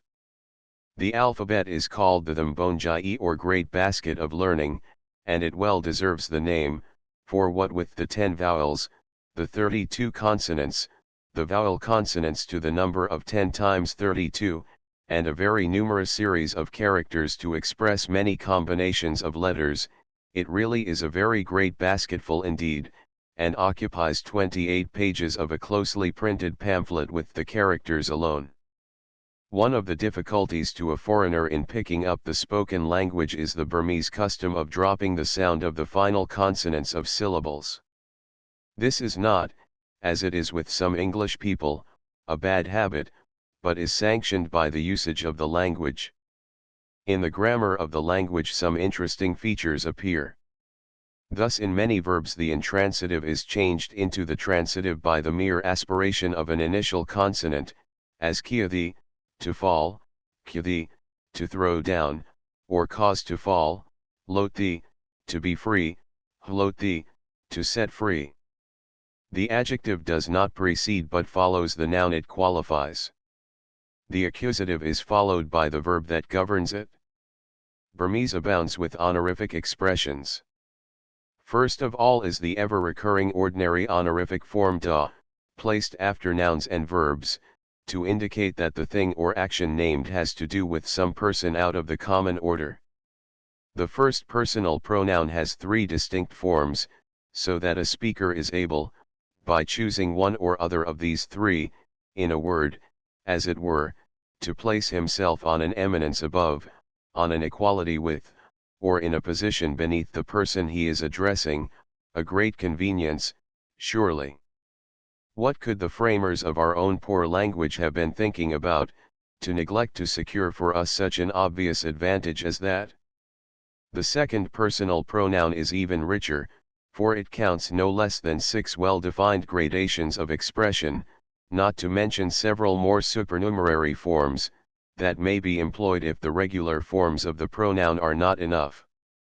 By means of these the person addressed may be treated with veneration, gently flattered, addressed with easy familiarity, made to feel his relative littleness, scolded, or abused, as occasion may require. And all this variety of expression in the mere choice of the pronoun in the second person. What a language it must be in the mouth of a competent person. Again, with regard to yes, our affirmative of assent, the Burmese can vary its form, by means of well-sanctioned idioms in constant use, from something equivalent to the American "that's so," through several more and more polite affirmatives, up to what you say is appropriate, my lord, an expression reserved of course for the king, the monks, some respectable European, or Burman of distinction. Where such various expressions would sound very stilted in English, the Burmese idiom can give them as ordinary forms of politeness. Thus again, the ordinary man is said to eat, the monk nourishes his body with the alms of the pious, but the king tops them all, for he ascends to the lordly board. It is asserted of a man when he dies merely that he has changed the bhawa, i.e., left one state of existence and gone into another, but in the case of a monk we may safely go further and say, as the idiom does, that he has returned to the blissful seats. The king, when he dies, is politely said to have ascended to the village of the gnats, being superior to men. These oriental peculiarities of language and idiom are interesting and amusing, and the frequent discovery of them, in the course of his studies, does much to compensate the foreigner for the drudgery involved in learning the language thoroughly, provided he is not devoid of the sense of humor, and can appreciate them when he finds them. But perhaps the chief oddity of the Burmese language to the foreigner is the use of numeral auxiliaries. In using numbers you make quite a business of it, by adding in the case of each of the things mentioned, a special term descriptive of the class of things to which they belong. It is on this wise: first, you name the things spoken of, then the number, and finally the appropriate numeral auxiliary. Thus if you wish to say 6 dogs you must put it in this form to be idiomatic: dogs 6 living creatures. 5 horses equals horses 5 beasts of burden. 4 men equals men 4 rational beings. 3 monks equals monks, 3 highly respectable characters. 2 rupees equals rupees, 2 flat things. Always to have to supply, on the spur of the moment, whilst speaking, the correct classification of the objects named in making use of numbers, seems to the foreigner a very needless and arbitrary demand, and so new to him that, until he gets accustomed to it, he is constantly liable to overlook it. The classification of things made in this way does not extend, however, beyond some 21 categories. In addition to those named, there are things in a line, things in a circle, things long and straight, things nearly round or cubical, things which are used as tools, trees, and plants, which class includes hair, and some others. But the classification of things provided for by the use of these numeral auxiliaries is neither very scientific nor very complete, for the list is soon exhausted, and when you come to such things as chairs, bedsteads, and a multitude of other things which come under none of the recognized classes of things, they are all slumped under the head of individual things, which is disappointing after the hopes raised of a complete classification of all things. Burmese literature is largely devoted to Buddhism. Of popular works, the most common are the Zats, stories of embryo Buddhas, and what they did in their different births, before they arrived at that state. Here is obviously much scope for fancy in tracing the buddings of their wisdom and glory, and all their miraculous adventures and deliverances, together with much about the nats or spirits supposed to haunt the universe. Christian literature is miserably meager as yet, and there is much scope and need for more. All Christian workers, and indeed all foreigners who aim at learning Burmese, are deeply indebted to Dr. Judson, the first missionary of the American Baptist Mission, for his excellent translation of the whole Bible, and for his English Burmese and Burmese English dictionaries, his Burmese grammar, and other minor works. To multitudes in England and America, Dr. Judson is famous for what he suffered, but amongst those who know and can appreciate his literary work, that alone is sufficient to entitle him to an imperishable fame. The Buddhist monasteries are fine, substantial erections, massive, spacious, and very rich in decoration. Although there are in Burma so many pagodas, monasteries, and other religious buildings, which are fine, substantial erections, massive, spacious, and very rich in decoration, the dwellings of the people are, as a rule, very poor in accommodation, and are of bamboo, the flimsiest of material, and specially liable to destruction by fire. The posts of the house are of teak, the floor is of bamboos, and raised from 2 to 6 feet from the ground. The walls are of bamboo matting not much thicker than stout brown paper, and the roof is of bamboo thatch. These houses, though so slightly made, are warm enough for the climate. The floor especially seems very frail to a stranger, made of half bamboos, round side upwards, and lashed together with strips of cane. It gives and sways under your feet as you walk over it in an alarming manner, but the bamboos, though they bend, do not easily break. The Burmans like that kind of a house. It is cool and airy. The floor shows a space between each bamboo, and those spaces are particularly convenient for an easy-going people. All kinds of miscellaneous things not required, including scraps and remnants of food, can be dropped through the floor, so that it requires no sweeping. The mighty host of ownerless, homeless, starving dogs that roam over the town can be safely trusted to find anything there is to eat, and they are not of dainty appetite. All cooking has to be done outside the house, either in a separate building, or more commonly in a little square hole dug in the ground for the purpose, to prevent, if possible, sparks being blown about by the high winds that prevail at certain seasons of the year. Owing to the extremely inflammable nature of the buildings in Burma, fires are of frequent occurrence, and are exceedingly destructive. In addition to the ordinary risk from cooking fires and paraffin oil lamps, the people are exceedingly careless in handling fire, and they are all smokers. They smoke a kind of cigar made of chopped tobacco mixed with some light woody substance, and enclosed in the outer leaf of the maize cob, or some other leaf used for the same purpose, and these cigars drop sparks in all directions. The end of the hot, dry season, in April and May, when everything is like tinder, and when the high winds prevail, is the most destructive time for fires, and every year at that time they are of daily occurrence in Mandalay, and sometimes scores and sometimes hundreds of bamboo houses are swept away. During the 4 years I have lived in Mandalay I have known many large portions of the town destroyed time after time. The most destructive fires that have occurred since the annexation took place on March 31, 1892, and the following day. The first of these fires originated in 27th Street, near the center of the town. Exceptionally high winds from the south carried the flames in a northerly direction. All the wooden and bamboo buildings in front of the fire were consumed in an incredibly short space of time. Very soon the flames reached the Central Telegraph Office, a new government building that cost about £2,000. The flames leaped across a very wide street, and destroyed the office. The fire burnt its way through the town due north for 2 miles, and ceased only when it had burnt itself out. There is a good fire engine establishment since the British rule, but fire engines are of no avail in a case like that. The first great fire was still smouldering when, on the following day, another broke out in the eastern town. It spread in the same way from south to north about 2 miles. In the line of this fire, and extending the whole way, were a series of remarkably fine monastery buildings, including some of the finest in Burma, all built of teak, and covered with decorative carving, and 2 of them covered with gold leaf within and without.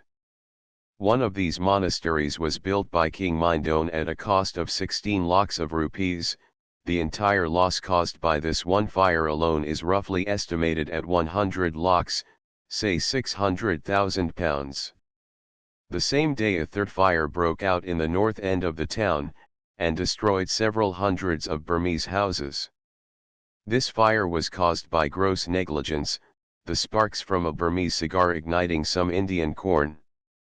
When these fires occur the Burmans do not seem to concern themselves. They remove their household goods if they have time, but make no real efforts to stem the progress of the flames. Much valuable property is destroyed, but it is seldom any lives are lost. All Eastern nations pay great attention to the rules relating to the degree of state and dignity such and such classes of the people may assume. Amongst the Hindus the pariahs and other low castes are most rigidly kept down, and the least sign of alteration for the better in their dress, houses, or circumstances renders them liable to the persecution of the higher castes. I have known in Ceylon amongst the Hindus prolonged struggles between certain castes, involving serious breaches of the peace, the point at issue being only this: whether a certain caste of people ought or ought not to be allowed to carry umbrellas at their weddings and on other special occasions. In the native kingdom of Travancore, a few years ago, serious riots took place because the women of a certain class of people known as the slave caste, having come under the influence of the gospel, desired to dress themselves with something like decency, whereas the inexorable rule was that neither man nor woman of that caste was to clothe the body above the waist or below the knee. In Burma, though there is no caste, the sumptuary laws were stringently carried out. The title Thute, rich man, was enjoyed only under royal edict.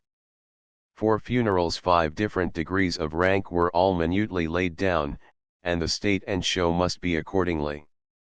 The umbrella question was regarded as a most vital and important one. In the matter of the use of that great emblem of dignity minute directions were issued and observed. Gilt umbrellas especially were only for the chosen few. The white umbrella no one must assume but the king and the Lord White Elephant. Under Burmese rule anyone appearing in public under a white umbrella would have had to answer for it. Where in English we should say the throne, or the crown, as the emblem of royalty. In Burmese literature it would be the white umbrella and the palace. I remember on one occasion unwittingly making what, in Burmese times, would have been a serious breach in my manners, and it shows how easy it is to do that in an eastern country. It was at Pagan, a town on the Irrawaddy. Happening to be there one day when the Chief Commissioner of Burma, the representative of our Queen Empress, was expected, I went down to the river bank, where many Burmans were assembled to see him, and do him honor as he landed from the steamer. The day was bright and the sun very hot, and as usual I put up an umbrella I always carried with me, of the ordinary English alpaca, but with a white cover, for additional protection from the sun's rays. I saw the Burmans looking and making remarks, but being in blissful forgetfulness that I was holding an umbrella at the time, I never thought it referred to me, until suddenly I remembered that there was I, in the presence of the representative of royalty, assuming the white umbrella, and, according to Burmese etiquette, guilty of something approaching to high treason. I hauled down my flag at once. The royal titles of the King of Burma were perhaps the most pompous and pretentious of any monarch. His most glorious and excellent Majesty, Lord of the Chadha, King of Elephants, Master of many white elephants, Lord of the mines of gold, silver, rubies, amber, and the noble serpentine, Sovereign of the empires of Thanaparanta and Tampatapa, and other great empires and countries, and of all the umbrella-wearing chiefs, the supporter of religion, the sun-descended monarch, arbiter of life, and great King of righteousness, King of kings, and possessor of boundless dominion and supreme wisdom.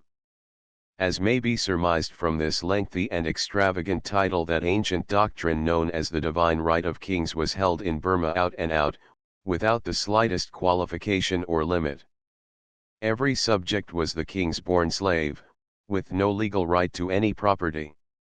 The king was the absolute master of the lives, the liberties, the property, and the very labor of his subjects.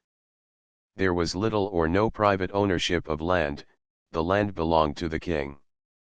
The cultivators were merely the king's tenants, raising produce for his benefit, he graciously allowing them to have some of the produce for their own support. But there is a principle of compensation running through all human affairs, and even absolute monarchs cannot have things all their own way, and a throne is not always a bed of roses. The more grinding the despotism, the greater the danger of revolution. Hence the only real limit to the power of the king was his dread of assassination, and this was a very real and well-grounded fear, especially in the case of a ruler like King Thibaw, with a faulty title and with no natural ability for wielding power. The King of Burma was little better than a prisoner in his own spacious palace and grounds, for he could scarcely ever leave them, for fear of the palace, and the arsenal close by, being seized in his absence by some pretender to the throne. If that should happen, there was small chance of his recovering them. The chief cause of the king's insecurity was the unbridled polygamy of the Burmese court. This resulted in crowds of queens, princes, and princesses, all possible claimants to the throne, and it sometimes happened, as in the case of King Thibaw, that there was no rest for him till most of them were put to death.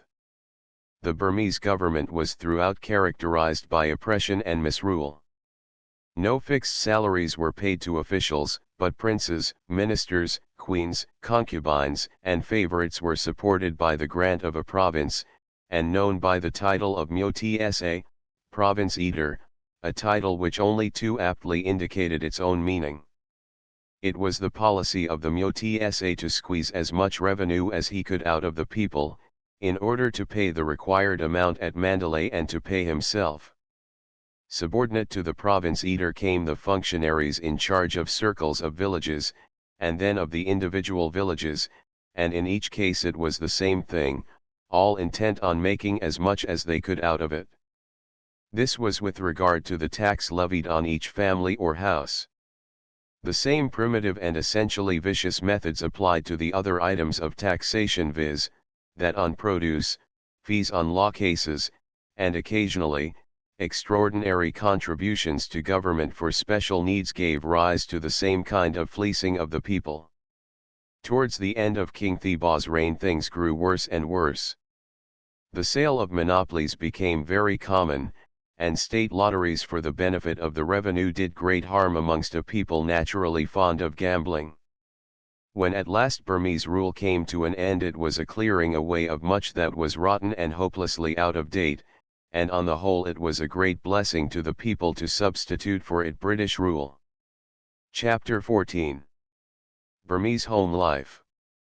The Countess of Dufferin's Fund for the training of female nurses in midwifery, for the benefit of women in the East, is nowhere more sorely needed than it is in Burma, for there are among the Burmans, in connection with that critical period, usages that render some more enlightened method of treatment urgently to be desired.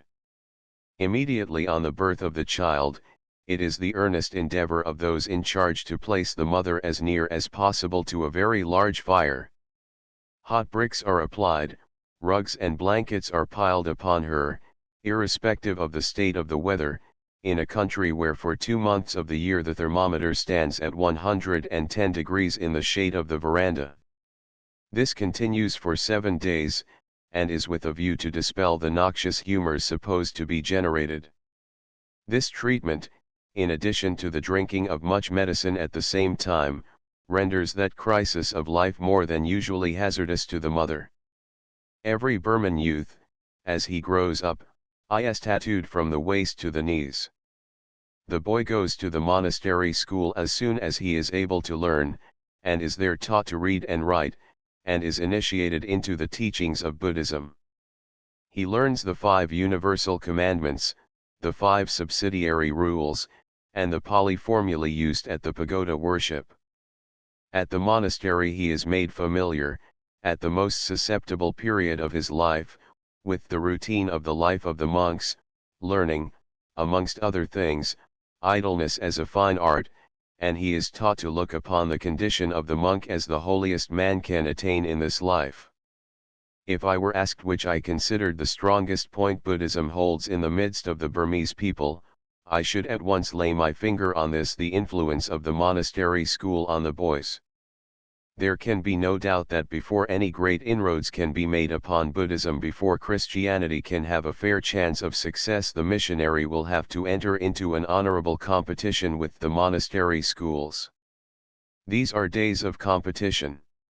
He will have to provide a better and a wider system of vernacular elementary education than the people can get at present, and by providing a better article, he can attract the people to him. Let him fearlessly permeate the teaching through and through with Christian truth, not anti-Buddhism, and he will find that will not lessen, but increase, his popularity. In all Oriental lands the heathen instruction of the indigenous schools is a hindrance to Christianity, but I know of no country where it is more so than in Burma. Every Burman youth, as he grows up, is tattooed from the waist to the knees too. It is considered an indispensable token of manliness for the thighs to be completely covered with various figures of birds, animals, scrolls, and letters. This tattooing would be too painful if done all at once. It is done little by little. Besides this universal method of tattooing, other styles are followed. Sometimes the chest is covered with Kabbalistic squares and symbols in vermilion, in connection with which many foolish superstitions are entertained. The Burmans have a great notion of some kinds of tattooing as special preservatives against wounds from bullets and sword cuts, and as a means of warding off the evils, and securing the advantages, of life. There was a great deal of this in the true blues times through which we passed after the annexation, and until the country settled down. Many of the dacoit leaders made use of this method to increase the confidence of their followers, by making them invulnerable, but not a few who put their trust in this defense found themselves mistaken. Then there are talismans specially used by Burman dacoits, consisting of charmed or consecrated objects, inserted under their skin, and embedded permanently between the skin and the flesh. Many famed dacoits have long rows of them on their chests. It is a sign of the ability of this people to take up new ideas, that the Burman tattooers have lately taken to pushing business amongst the English soldiers, who, as a class, are very fond of being decorated in this way. For this purpose these artists have had the tact to leave the patterns fashionable amongst their own countrymen, and have taken to imitating English pictures, devices, and emblems. Many a time expired soldier who has served in Burma, now in England, is able to show these decorations, on his arms and chest in more than one color. The Burmans are a nation of smokers. The children begin at a very tender age, and are not checked. Men, women, and children smoke. The most dignified of matrons and the smartest of young damsels not only smoke, but prefer to have their portraits taken cheroot in hand. The Burman can never bring himself to look upon his cigar as out of place, even in the most august presence, it seems a part of himself. If he should drop into a Christian service he will light up, if you will allow him, as he sits to hear the address. The staple food of the Burmans is boiled rice, and curry made of vegetables stewed, with the addition of condiments and meat or fish, if they can get it. Though they are very scrupulous themselves about taking any animal life, they are not at all averse to animal food. Did not the Buddha eat flesh? His last illness is said to have been caused, in extreme age, by a meal of pork, which disagreed with him. The Burmans are coarse feeders. They will readily eat that which has died of itself. We had direct evidence of that one day, when two of us were traveling, and arrived in the evening at a village. A military convoy of elephants, mules, and ponies carrying stores, had that day passed through the village, and one of the ponies had died there, and was lying by the roadside. Next day we met the people carrying portions of the flesh, and on inquiry, they told us it was that same pony, and that they were going to eat it. On our return the whole of it was cleared away. Even snakes and lizards do not come amiss to them. The most dignified of matrons and the smartest of young damsels not only smoke, but prefer to have their portraits taken cheroot in hand. They are exceedingly fond of a condiment of fish paste called engapi. This is fish dried a little in the sun, salted, and then mashed to a pulp. As the fish for engapi is not properly cured, the effluvium emitted from it is particularly obnoxious, and can be detected a very long way off. The smell might be described as strong, pungent, high, but none of these adjectives serves properly to characterize it. Having never ventured to eat any, I cannot describe the taste. Yet this fish paste is so liked by the Burmans that a meal is hardly complete without it. It gives the food a relish. The Burmans clothe themselves in very bright colors, and in good taste as regards the harmony of the colors. A good deal of what they wear, both silk and cotton cloth, is locally manufactured. The weavers and dyers have some exquisite shades of pink, of red, of primrose, of navy blue, and other colors. They spend more on dress than the natives of India, and less on jewelry. Many of the people wear silk. The women dress their fine, luxuriant jet black hair very tastefully. It is combed up from all sides very neatly, and made into a coil on the crown of the head. They wear no head dress but a bunch or wreath of flowers. That the Burmans cannot be considered an uncivilized race is clear from the perfect familiarity of their ladies with the mystery of the chignon, and with the manufacture and use of cosmetics for the improvement of the complexion, to say nothing of scents and artificial flowers, also locally made. The Burmans have some taste, too, in music. They have a fair ear, pick up English tunes without difficulty, and sing them sweetly. Their musical instruments are primitive, and not very elaborate. They have a kind of pipe or clarionet, also a kind of trumpet, but they are greatest in drums. A performer on the drums will have around him in a circle something like a dozen, of different sizes, and varying in pitch, so that he can almost play a tune on them. For private instrumental solos they have a kind of dulcimer, made of strips of bamboo, which is wonderfully musical and rich in tone, especially considering the material it is made from. It seems strange that the Karens should so excel their neighbors, the other races of Burma, in the capacity for music, especially when we consider that civilization came to the Karens so late. The relative aptitude for music amongst the different races of the earth, from all one can learn, seems to hinge on something other than the mere extent of the civilization attained. What does it depend upon? The Burman artists paint a good many pictures, judging by the great numbers offered for sale and hawked round. The pictures are mostly palace scenes, with kings and queens seated stiffly in state, receiving company, with courtiers standing round, and soldiers posted here and there. Latterly, Thomas Atkins, of the British infantry, has been the approved type of the soldiery, perhaps with a view to a better sale for the pictures. The artists are adventurous, and willing to attempt anything, and they do not spare the colors, but the pictures are very stiff and the perspective is bad. The frescoes at the Arakan Pagoda in Mandalay, representing the 8 hells of Buddhism, are for many reasons a curious study. Those pictures are more of a success from the standpoint of dogmatic theology than from that of high art. The scenes depicted are realistic and definite beyond any manner of doubt. The artist, one would think, had made up his mind to be very faithful with us, and to shrink not from depicting what he considered the truth on the subject.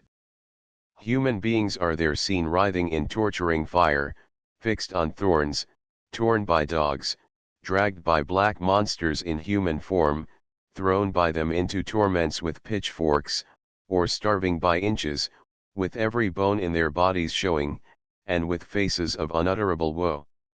One wretch is represented attempting to climb a tree, his brains being picked out by a bird from above, and his feet being torn off by dogs from beneath. Another is seated on the ground, while 2 men are sawing him in halves, right through the head downwards, the blood all the while flowing in gallons.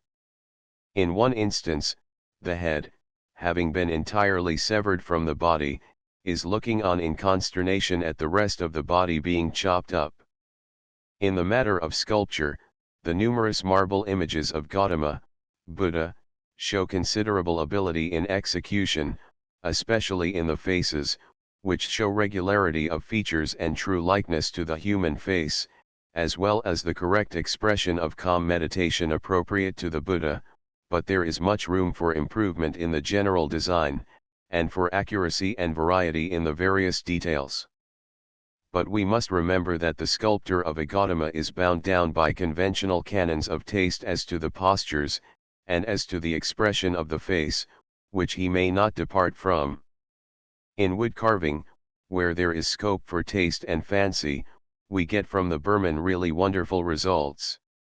There is nothing in which they excel more than in this, whether it be in the way of small delicate work in picture frames, brackets, and other articles of small and beautiful workmanship, or in the numerous elaborate adornments of the monastery buildings.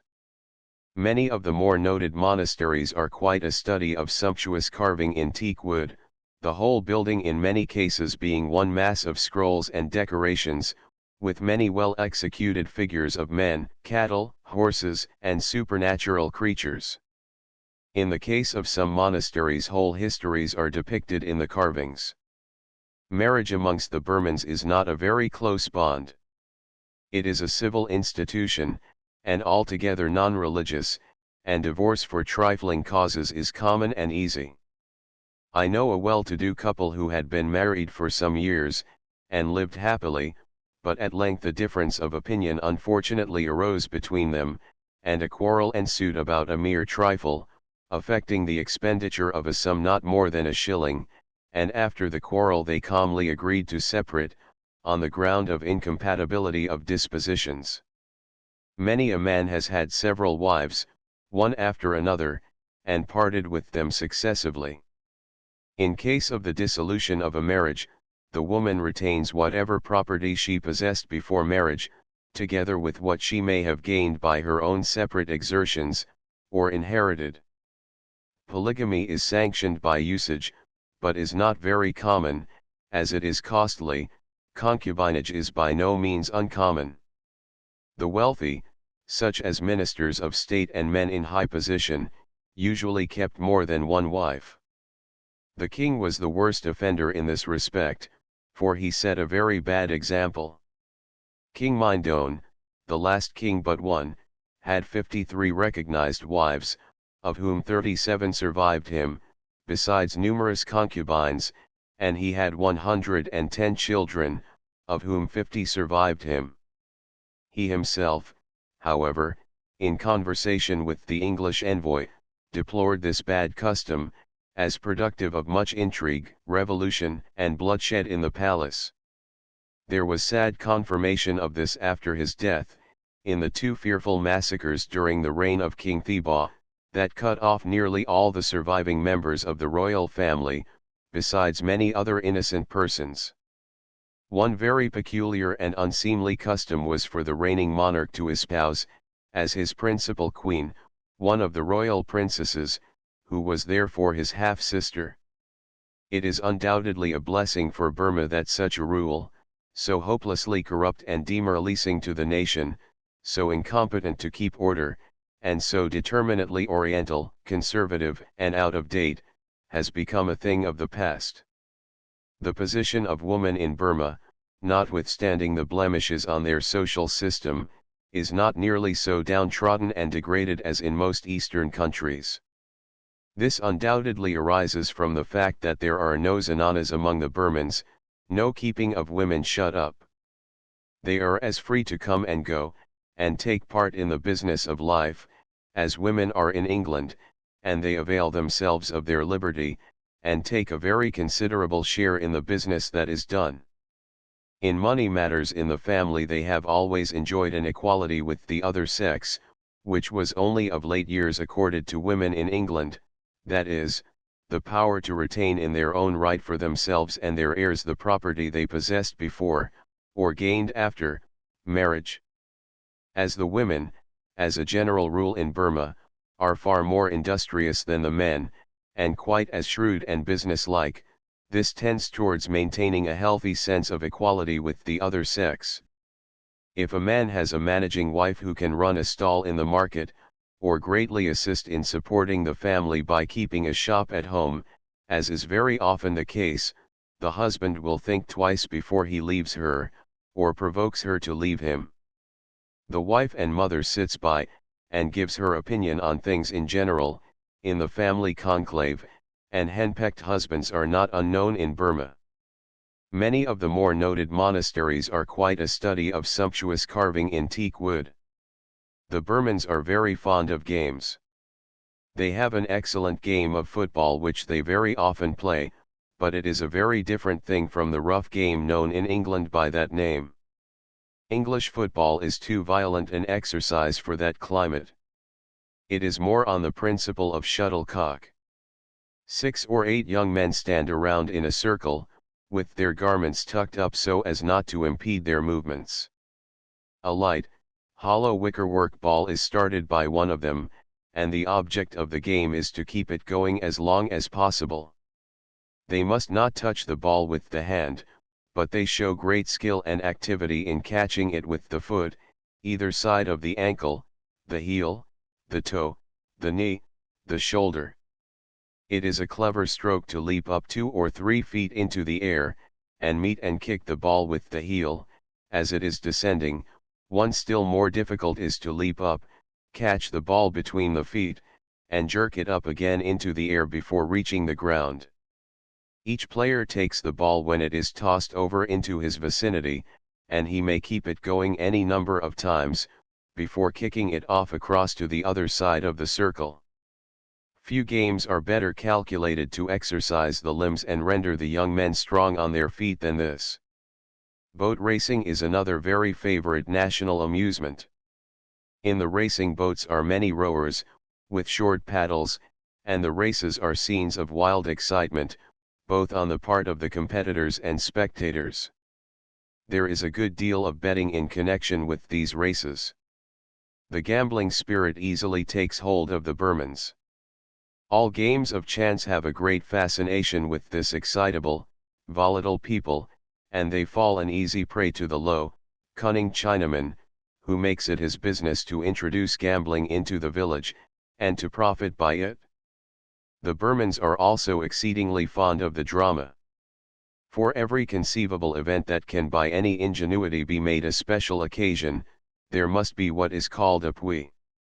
I have known a pui in honor of a birth, and I have known one given to celebrate a death, the execution of a noted dacoit leader, who had been a great curse to the neighborhood, and had long defied justice, and for almost any occasion occupying an intermediate position between the two. One of these dramatic performances would not be out of place. There are no permanent buildings used as theaters. The performance takes place in the open street.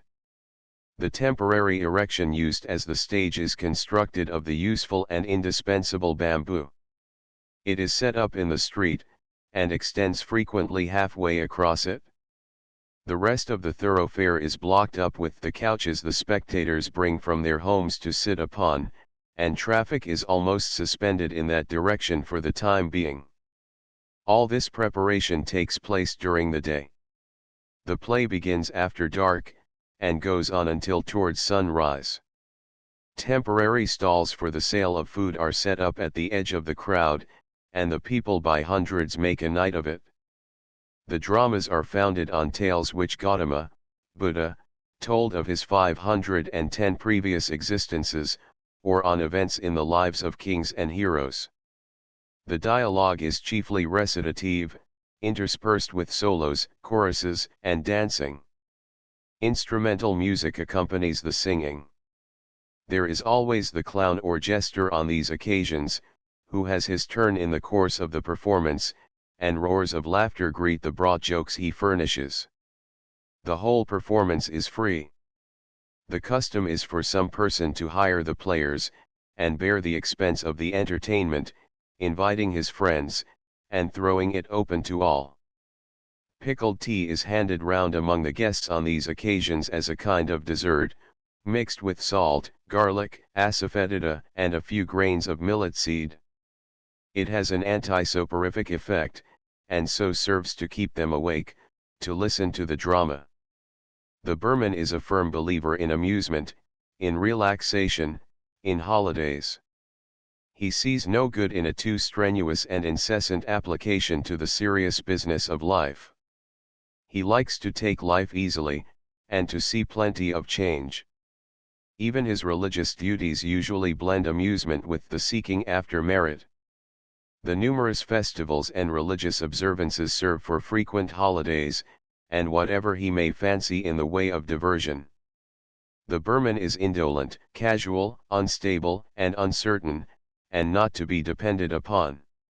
He does not readily conform to discipline or restraint, and it is found very difficult to make a soldier or a policeman of him. It is difficult to get him into a routine of any kind. He makes a very indifferent servant. In Burma, the British government cannot depend upon Burmans in the constitution of the police force, but finds it necessary to man the greater part of the police ranks with natives of India, enlisted chiefly from among the fighting races of the Punjab. In mitigation of the indictment against the Burman that he is loose, careless, and lazy, it is urged that he is fettered by the multiplicity of lucky and unlucky days, and various astrological difficulties, which we do not appreciate. But when every allowance is made for these things, it must be found a true bill against him. This is one of the weak points in his character. Even in school life this feature of the national character abundantly manifests itself.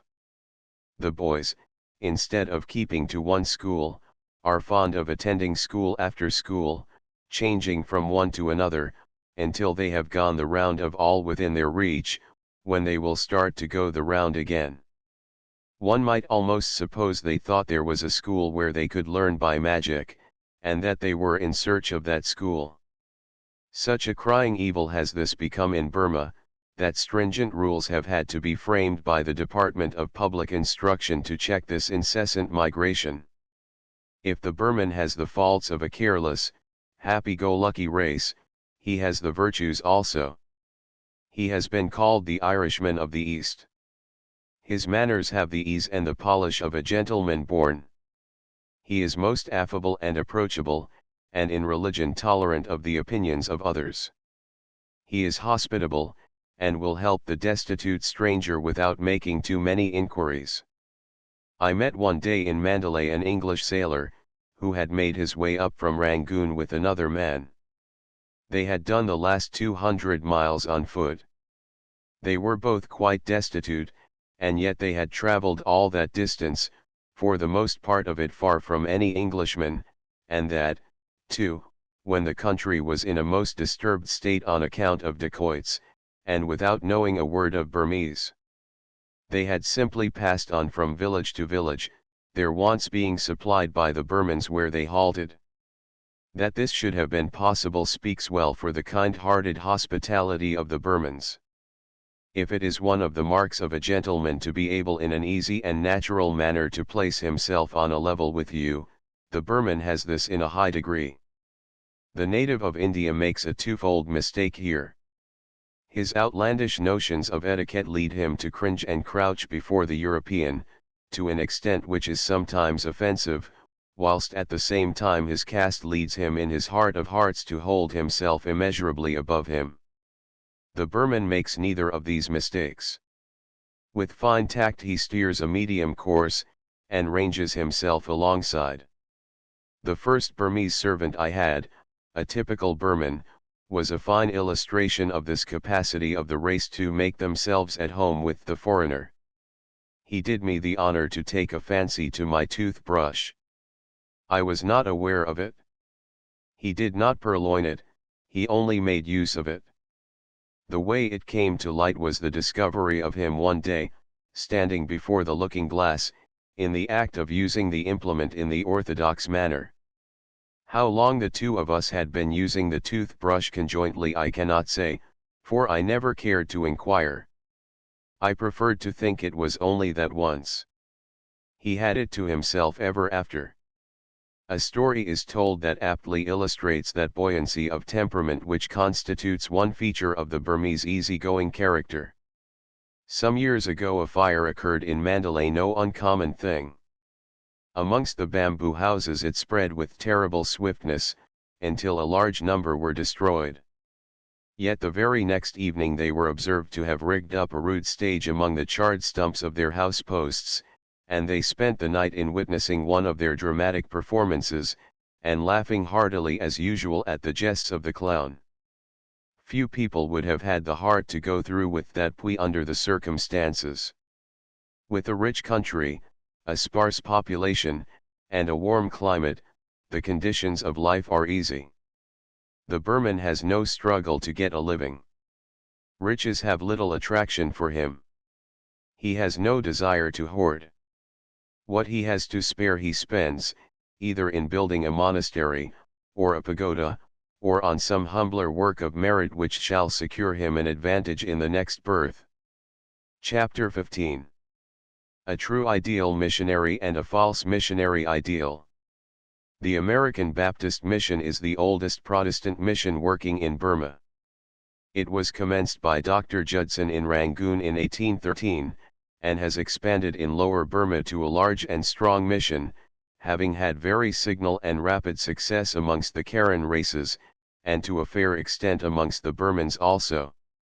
As far back as 1824, Dr. Judson, wishing to extend the work to Upper Burma, went up the Irrawaddy and opened a mission at Ava, which was then the capital. Ava is situated about 10 or 12 miles from Mandalay, and is now quite an insignificant village, with the remains of the royal city and palace still to be seen. Mandalay, of course, did not at that time exist as a town.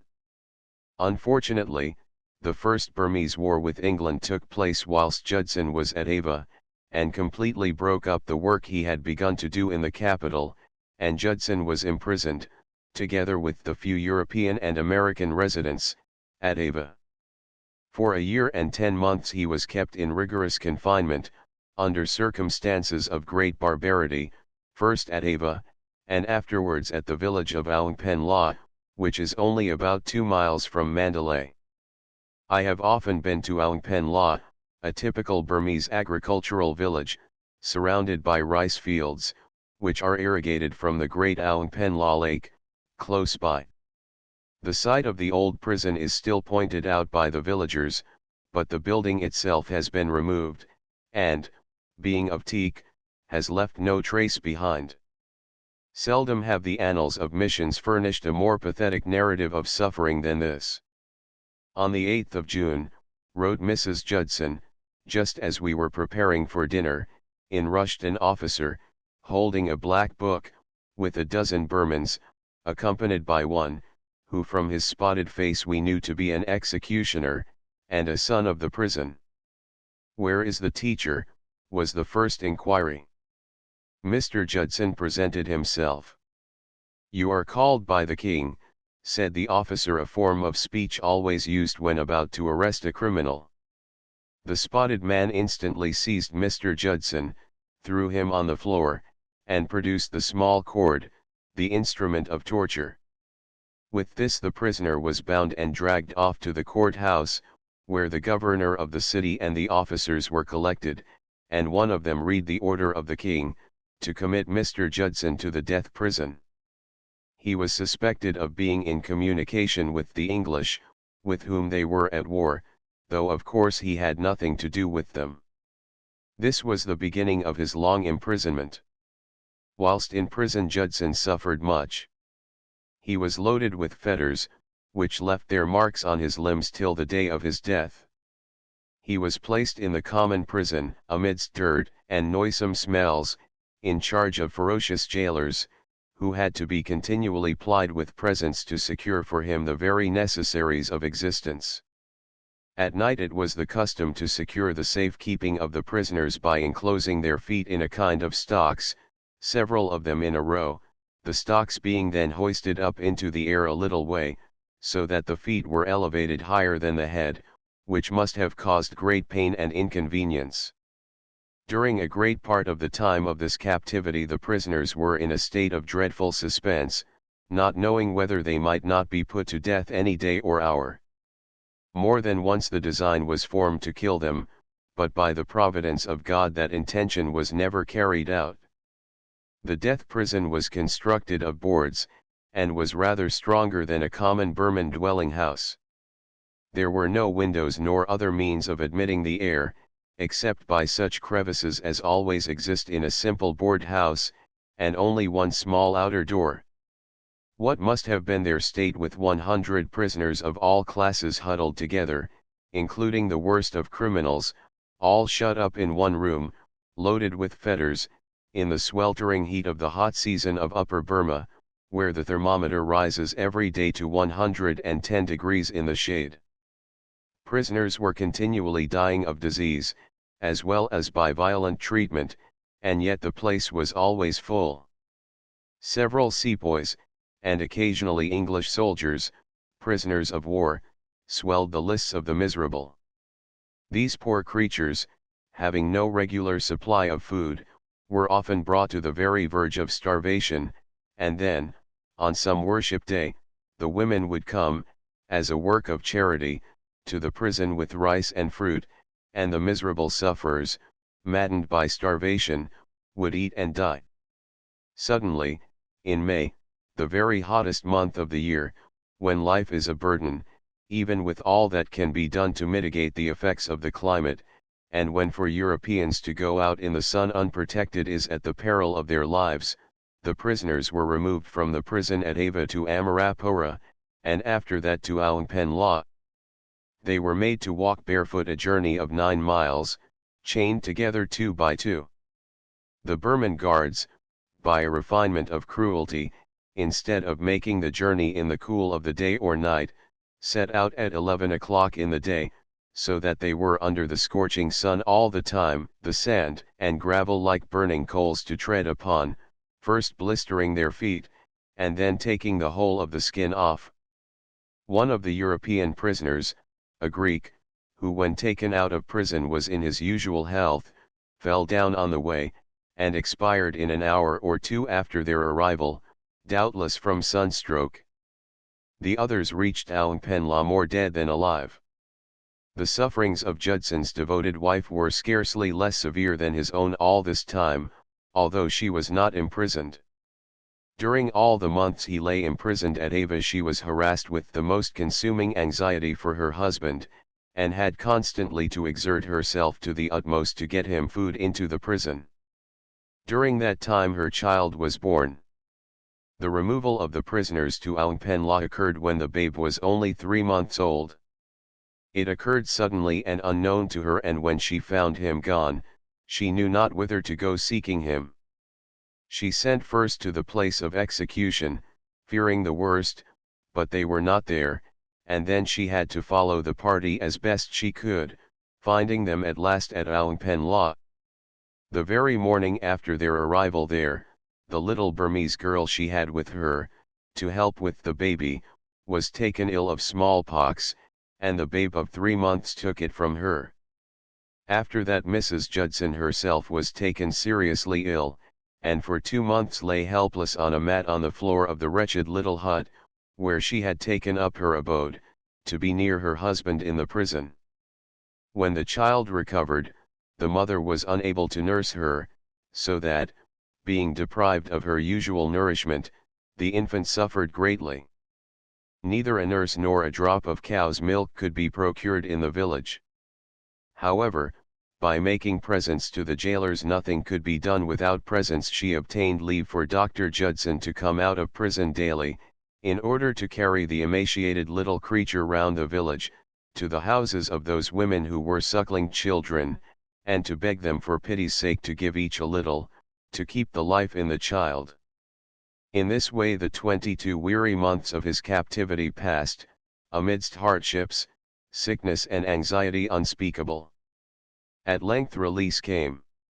On the advance of the English army up the Irrawaddy, Dr. Judson was sent for to the Burmese camp, being then a most valuable man, to serve as interpreter and translator, and to negotiate terms of peace, and thus their long captivity came to a close.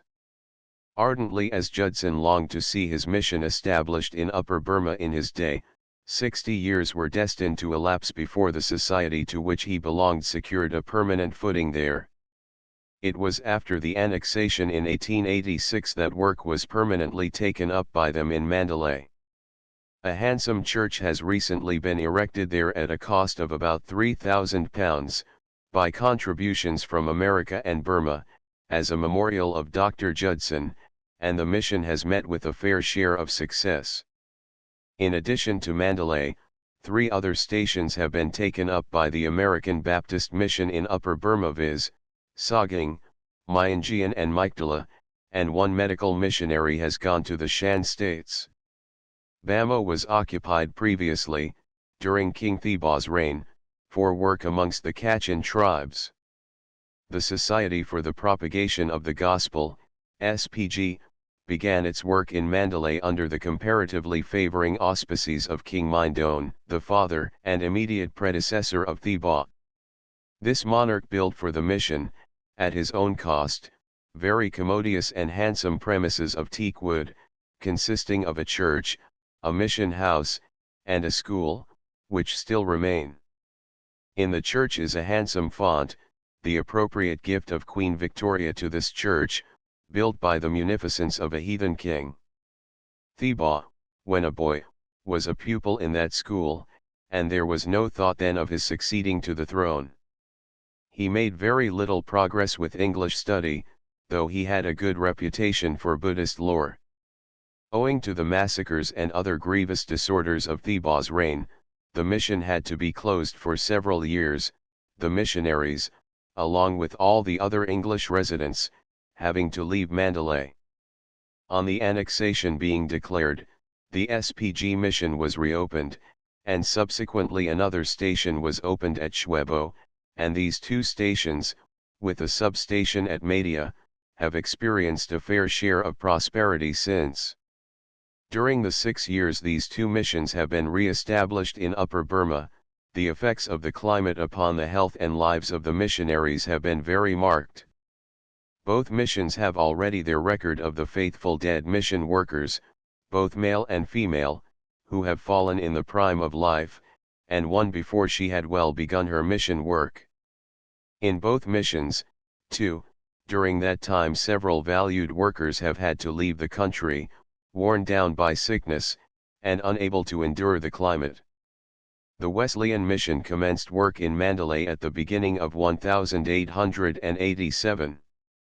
Up to date we number 3 European missionaries, 2 Sinhalese workers, from Ceylon, and 3 other native preachers, and we have occupied 3 stations, Mandalay, Paikoku, and Kyaukse. The story of our work will appear in the subsequent pages. We number 3 European missionaries, 2 Sinhalese workers, and 3 other native preachers.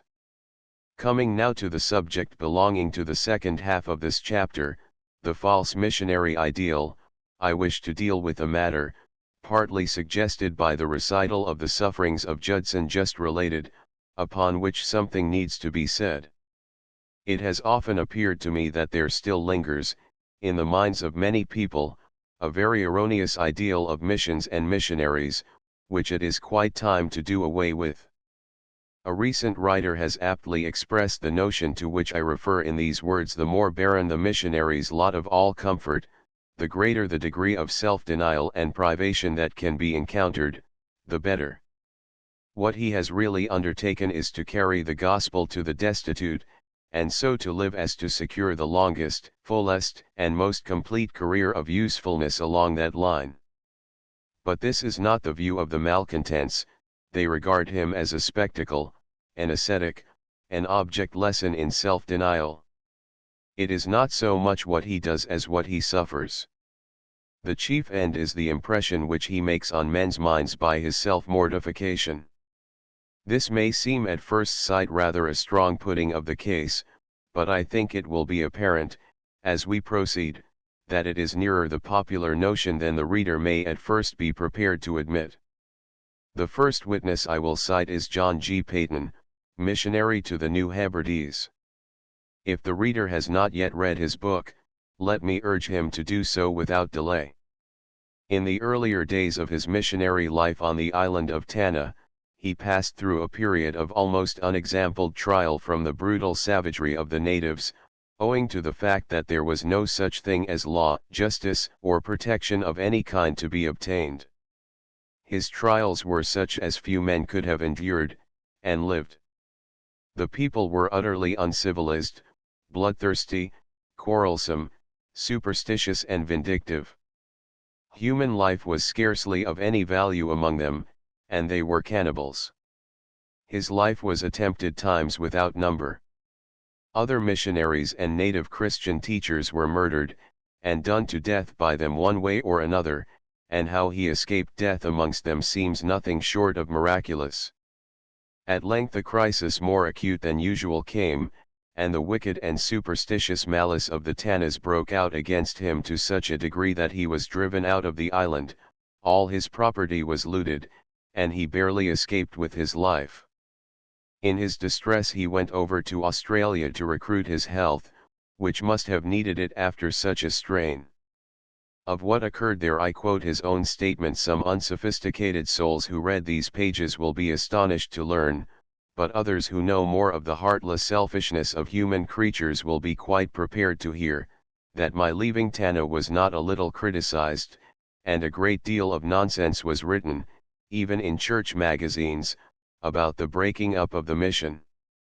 All such criticism came, of course, from men who were themselves destitute of sympathy, and who probably never endured one pang for Jesus in all their comfortable lives. Conscious that I had, to the last inch of life, tried to do my duty, I left all results in the hands of my only Lord, and all criticisms to his unerring judgment. Hard things also were occasionally spoken to my face. One dear friend, for instance, said, "You should not have left. You should have stood at the post of duty till you fell." It would have been to your honor, and better for the cause of the mission, had you been killed at the post of duty like the Gordons and others. I replied, I regard it as a greater honor to live and to work for Jesus than to be a self-made martyr. God knows that I did not refuse to die, for I stood at the post of duty, amid difficulty and danger, till all hope had fled, till everything I had was lost, and till God, in answer to prayer, sent a means of escape. I left with a clear conscience, knowing that in doing so I was following God's leading, and serving the mission too. To have remained longer would have been to incur the guilt of self-murder in the sight of God. These sentiments, especially the words I have italicized, do honor alike to Peyton's devotion and to his common sense, and they are a just rebuke of a very false ideal. Happening to take up one day an influential religious newspaper, I met with a notice of John G. Peyton's book, which spoke in very high terms of it, and of him, concluding with the following sentence, in which the editor most innocently and unconsciously brings up in another form this same false ideal, even after reading the book, which shows how prevalent the error is, and difficult to eradicate. Now that civilization is spreading, and owing to the general extension of facilities for travel to every part of the earth, it is to be feared that such records of missionary experience will soon be amongst the things of the past. It is to be feared, say the stay-at-home people, and editors in easy chairs. Any missionary, especially Peyton himself, would have said, it is to be hoped. If the reader will but ponder that word feared, and take in all that it means, he will see that it is the very notion Peyton complains of, and that I am here seeking to correct. We still need to take to heart Dr. Johnson's exhortation to clear our minds of cant. After praying times without number that cannibalism, and all the cruel horrors and barbarities of heathenism might come to an end, we are found fearing that our prayer is so near being answered, that soon there will be no more such tales to tell. The immense wave of sympathy that was evoked through the lamented illness and death of Father Damien, and which spread throughout the civilized world, was another proof of the prevalence of the object-lesson ideal of the missionary. Missionaries had been at work succoring and tending lepers for many years before that, and a noble society, the Mission to Lepers, established in 1874, has now some 30 homes for lepers under its care, in India, Burma, and China, under the management of 12 different Protestant missionary societies. But all this work goes on in comparative obscurity, the whole of it together not attracting 1/100th part of the sympathy and notice that this one case of suffering attracted. Father Damien died of leprosy. This is what we want, this touches our hearts and our pockets, cries out universal Christendom. It seems it is not mission work but missionary sufferings the people want to hear about. A false ideal. A further proof how widespread is this notion will appear from a recent article in the March number of the Missionary Review of the World for the year 1892. The writer states it as frankly as words and repetition can express it, quite unconscious that there is anything wrong about it. The article is on missionary fellowship. It is not written by a missionary, no missionary could possibly write such rank nonsense. This is what he says: suffering, after all, is the test of missionary character. It is not so much what the missionary does as what he is, and what he is can be shown only by suffering for the gospel's sake. He goes on to say that it is Judson's and his wife's sufferings in Burma, more than their missionary labors, that canonize them as martyrs of modern missions, and there is a good deal more highfalutin of the same kind. To my mind this is a false and absurd ideal, mischievously false. Men have gone on thinking it, and occasionally saying it, until they fail to see the falsity and absurdity, but if we think for a moment we must admit that the Bible tells us that every missionary's work, every Christian's work, must be the test of the man, and not his sufferings, and gives no countenance whatever to this error. Our sufferings are matters for which we are not personally answerable in any way, except as we may cause them ourselves, otherwise they are beyond our control, and can be therefore no test of the man. Judson would have been one of the very greatest of missionaries, all the same, if he had never seen the inside of a Burmese prison. His lifetime of earnest evangelistic labors, his Burmese Bible, his 2 dictionaries, his Burmese grammar, his other precious literary remains, and the many souls saved through his instrumentality, and long since gone to glory, these are the enduring monuments that entitle him to our reverence, and constitute that bright example which some of us are humbly trying to follow. His sufferings were indeed severe, but to dwell upon them, and laud them as being of far more importance than his work, not only does an injustice to the memory of the man himself, but it feeds a false ideal, and keeps from view the real purpose for which we go to the heathen. The sooner we give up this nonsense entirely, and take our stand upon truth and common sense, the sooner shall we find the sound, and only sure basis for that increase of missionary enthusiasm, which is so much needed at the present time. So long as our enthusiasm is based upon any such shadowy and precarious foundation as the sufferings of missionaries, whether supposed or real, so long will the results disappoint us. But there is a further objection against this false ideal, on the ground that abroad, in the mission field, it gives rise to a powerful and subtle temptation in some minds, and leads to waste of precious power. In most mission fields the hardness of the hearts of many of the heathen, and the deep sense of isolation from the people which the missionary feels, and which is inevitable from the difference of race, language, and habits, are so distressing, that there are few conscientious souls that have not felt, at some time or other, a strong tendency towards an ascetic mode of life. Oh, let me do this, let me do that, let me do anything, if I can only come nearer the people. There is quite enough tendency to this abroad, without its being further stimulated by a demand at home. But what do you mean by asceticism? Where do you draw the line? By asceticism I mean the deliberate, sometimes even ostentatious cutting down of provision as to food, clothing, dwelling, and general comfort, to a point obviously below the standard of health and efficiency, this standard being naturally fixed at an approximation to that of the mode of life to which the missionary has previously been accustomed. My own experience of missionary life, extending over 19 years, is that I have always had to work much harder than if I had been in England, and, whilst the mode of living must needs be very plain and temperate to be healthy, the food must be nourishing, and the surroundings in a fair degree of comfort, or it will soon lead to a collapse. I do not condemn economy, God forbid. No one believes in that more than I do.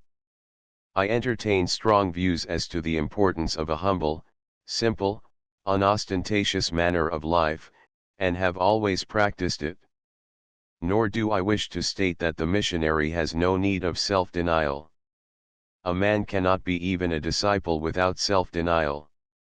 Without it, as a missionary he would be useless, and I may testify, in all simplicity, that I have known what it was to practice it, and have reaped the sweet and precious fruits of it. But if that hymn of Keeble's is true anywhere, it is true in the missionary's life. The trivial round, the common task, will furnish all we ought to ask, room to deny ourselves, a road to bring us, daily, nearer God. All we ought to ask, missionary life with its labors, cares and anxieties, often in an exhausting climate, its frequent and sore disappointments, its loneliness, the separation from friends and children, and the special call sometimes to new and untried spheres of duty, its sense of heavy responsibility in having to stand practically alone, at the head of a band of native helpers, and to be expected to supply enthusiasm for everybody about him. These, the necessary and unavoidable trials, are the legitimate means of denying himself, and they afford infinite scope for useful, holy service, and they are quite enough, without going further afield, like Don Quixote, in search of more.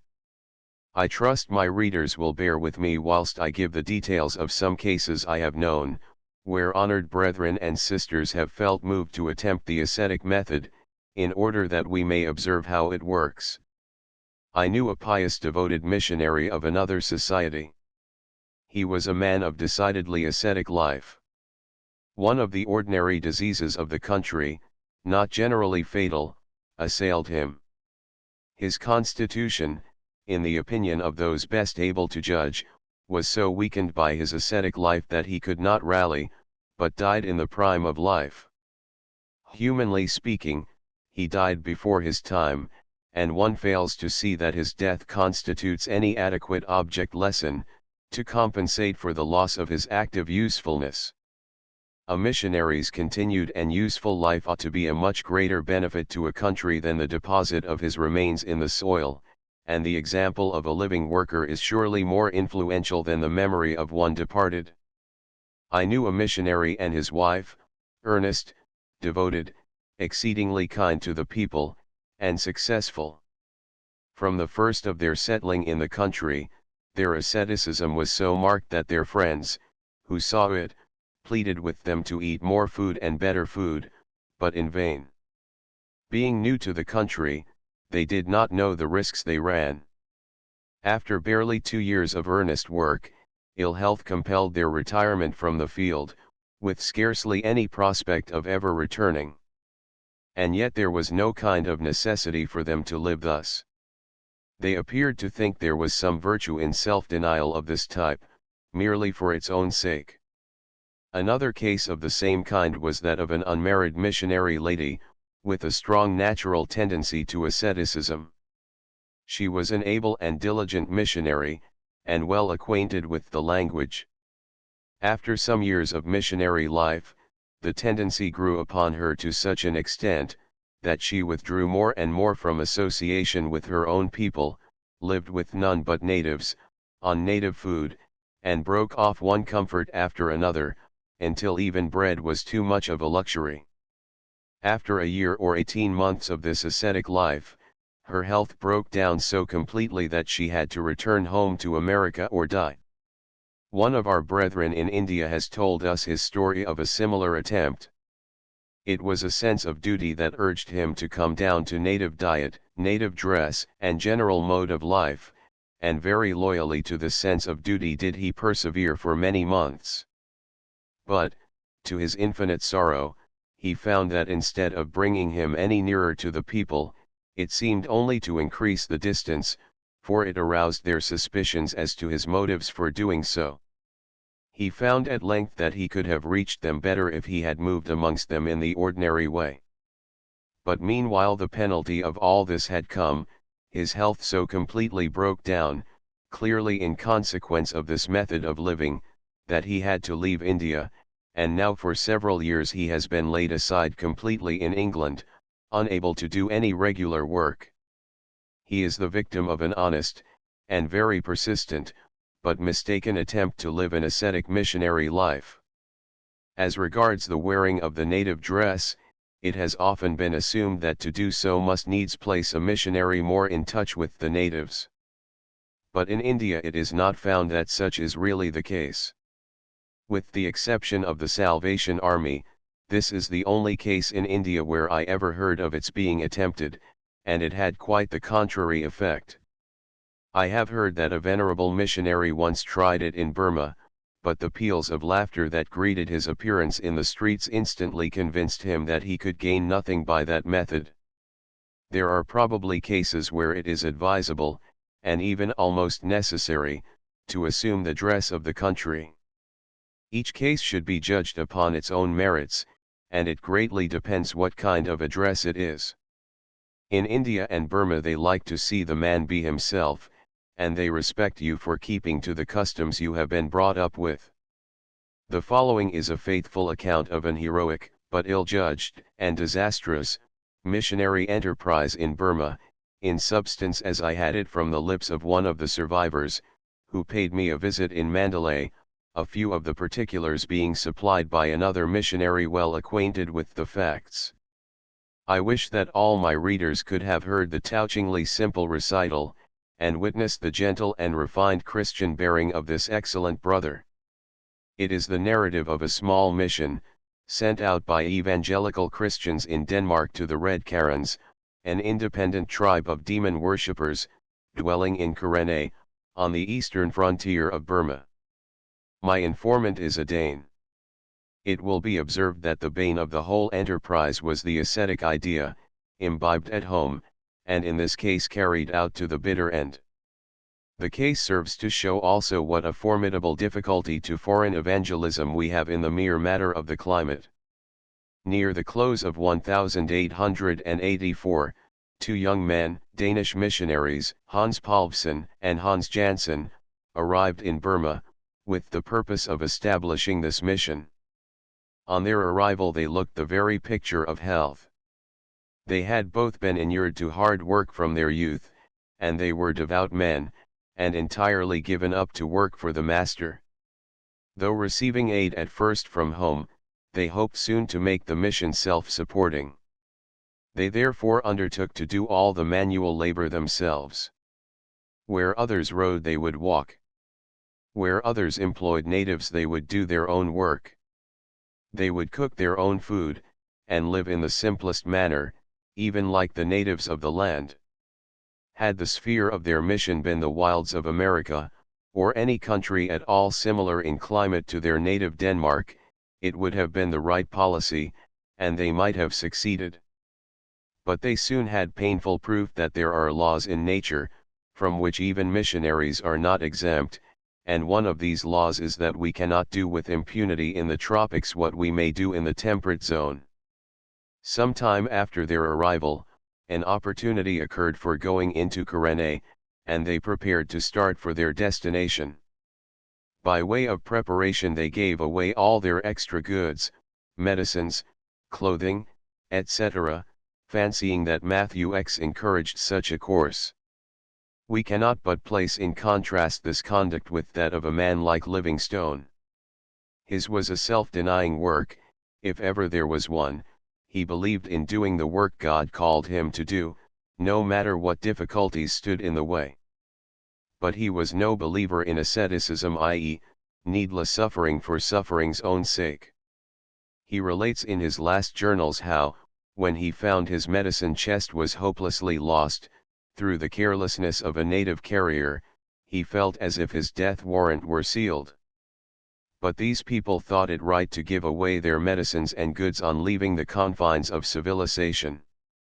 Before leaving Taungu they were faithfully warned by experienced missionaries of the American Baptist Mission, that such a course as they were entering upon, at the beginning of the rains, was exceedingly hazardous, but their notions of trust in Providence prevented them from paying any heed to this counsel. They reached Karenna, after a rough journey over the mountains and through the jungles, and proceeded at once to put up for themselves a house, and establish the mission according to their ideas. It is difficult for anyone not knowing the country to conceive how hard their lot would be. Their sufferings were extreme.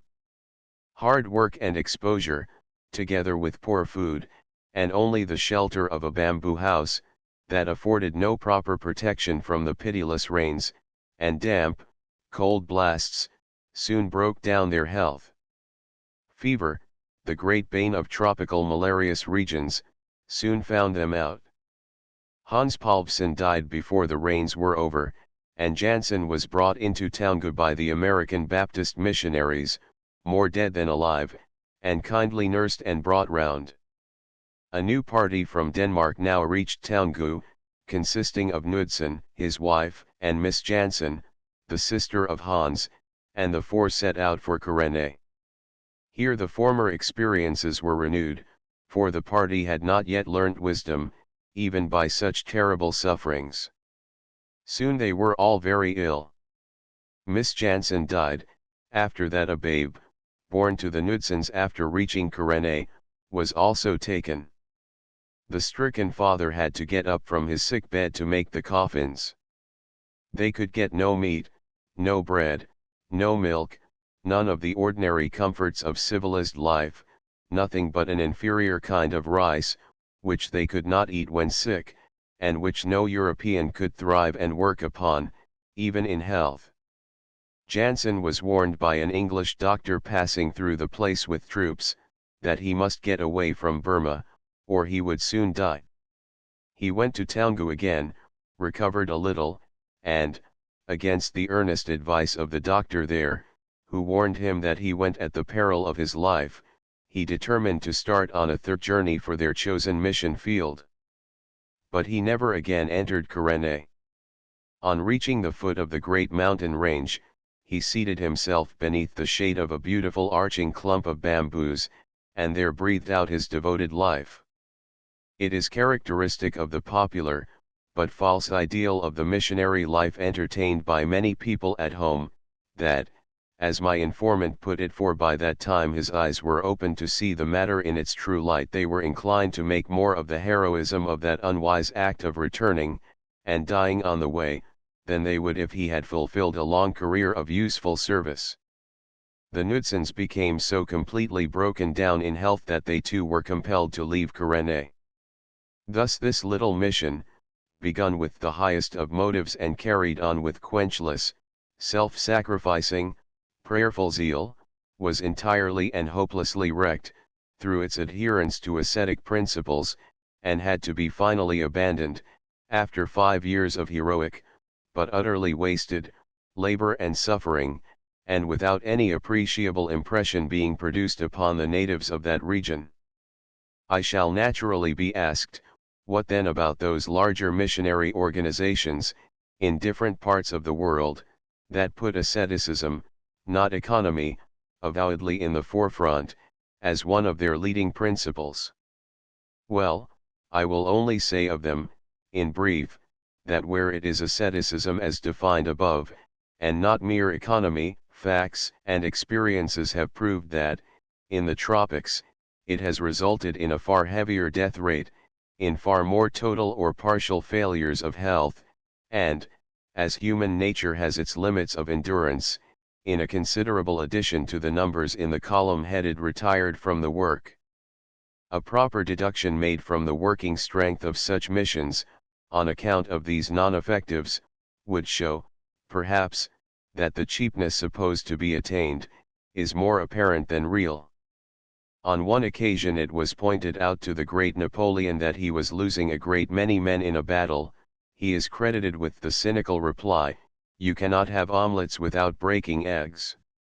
In like manner one at least of these organizations has said boldly, "You cannot have a war without losing soldiers."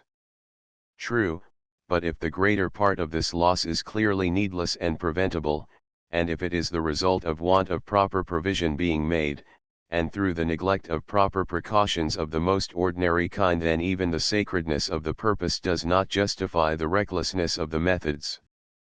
Alas, that bread should be so dear, and flesh and blood so cheap. There remains only one more point which I need to mention, and that is the utter futility of the ascetic method, if it is used with any intention of impressing the Oriental mind. The utmost degree of asceticism which any European could ever think it right to adopt, in the discharge of his duties as a missionary, would, to an Oriental, fall far short of his ideal of self-denial, and would not be worth the name. A writer, with wide experience of India, has put this so well, that I may as well quote his words. The Hindus understand real asceticism perfectly well, and revere it as a subjugation of the flesh, and if the missionary and his wife carried out the ascetic life as Hindus understand it, lived in a hut, half or wholly naked, sought no food but what was given them, and suffered daily some visible physical pain, they might stir up the reverence which Hindus pay to those who are palpably superior to human needs. But in their eyes there is no asceticism in the life of the mean white, the Eurasian writer, or the Portuguese clerk, but only a squalor unbecoming a teacher, and one who professes, and must profess, scholarly cultivation. I have ventured, not without due reflection, to point out in this chapter what seems to be a very false ideal of missions and missionaries. The setting up of the missionary as a spectacle, An object lesson in self-denial, may be a time-honored institution, but it ought certainly to give way now to some more rational method of recommending this important enterprise. I do not mean to say that this mistake has been universal, or even general. Many people of knowledge and common sense have risen above it. But the evidences of this idea to be found still in prominent places at home, and the instances of it abroad, which are here cited, prove that there has been in popular thought too much leaning in that direction, and show that there is need to point out the fallacy, and the evil of it. When the simple recital of missionary facts includes the actual experience of unusual trials and perils as, alas, must still be the case sometimes, it will always command sympathy and attention, but to represent these things as at all comparable in importance to mission work, or to suppose that they essentially belong to it, is neither true nor judicious. And I have shown that, when this tendency is yielded to in the mission field, it leads to an asceticism which produces no increase of usefulness, but a speedy termination of the missionary's labors.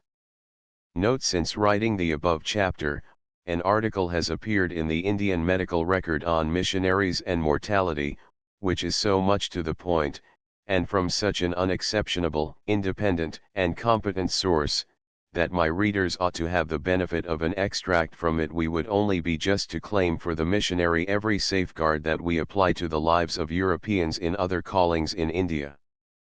Good, wholesome food, suitable clothing, a proper dwelling house, and ordinary English home comforts are certainly the least that might be assured to missionaries working in India. Deprived of these vital necessaries, it is no wonder that men unused to the enervating influence of the tropics, burdened with cares and anxieties in the arduous work of an Indian mission field, should rapidly succumb to conditions so trying and hostile to their constitutions. We have endeavored to obtain all the information we could upon this important subject, and we are astounded, both from our own personal experience, and from reports which reach us from numerous quarters, at the fearful havoc that goes on yearly in the ranks of the various missionary bodies who labor in these foreign mission fields. We have seen scores and scores of men come to the country seemingly full of vigor and spirits, who within 2 or 3 years either die at their posts, or retire disabled temporarily, and often permanently, with enfeebled health or utterly ruined constitutions. From one of the statements sent us we learn that the mortality has been as high as 22 per cent in a society that only finds a small portion of the monthly maintenance allowance for its missionaries. In another society that works on similar lines the death rate is 18 per cent per annum.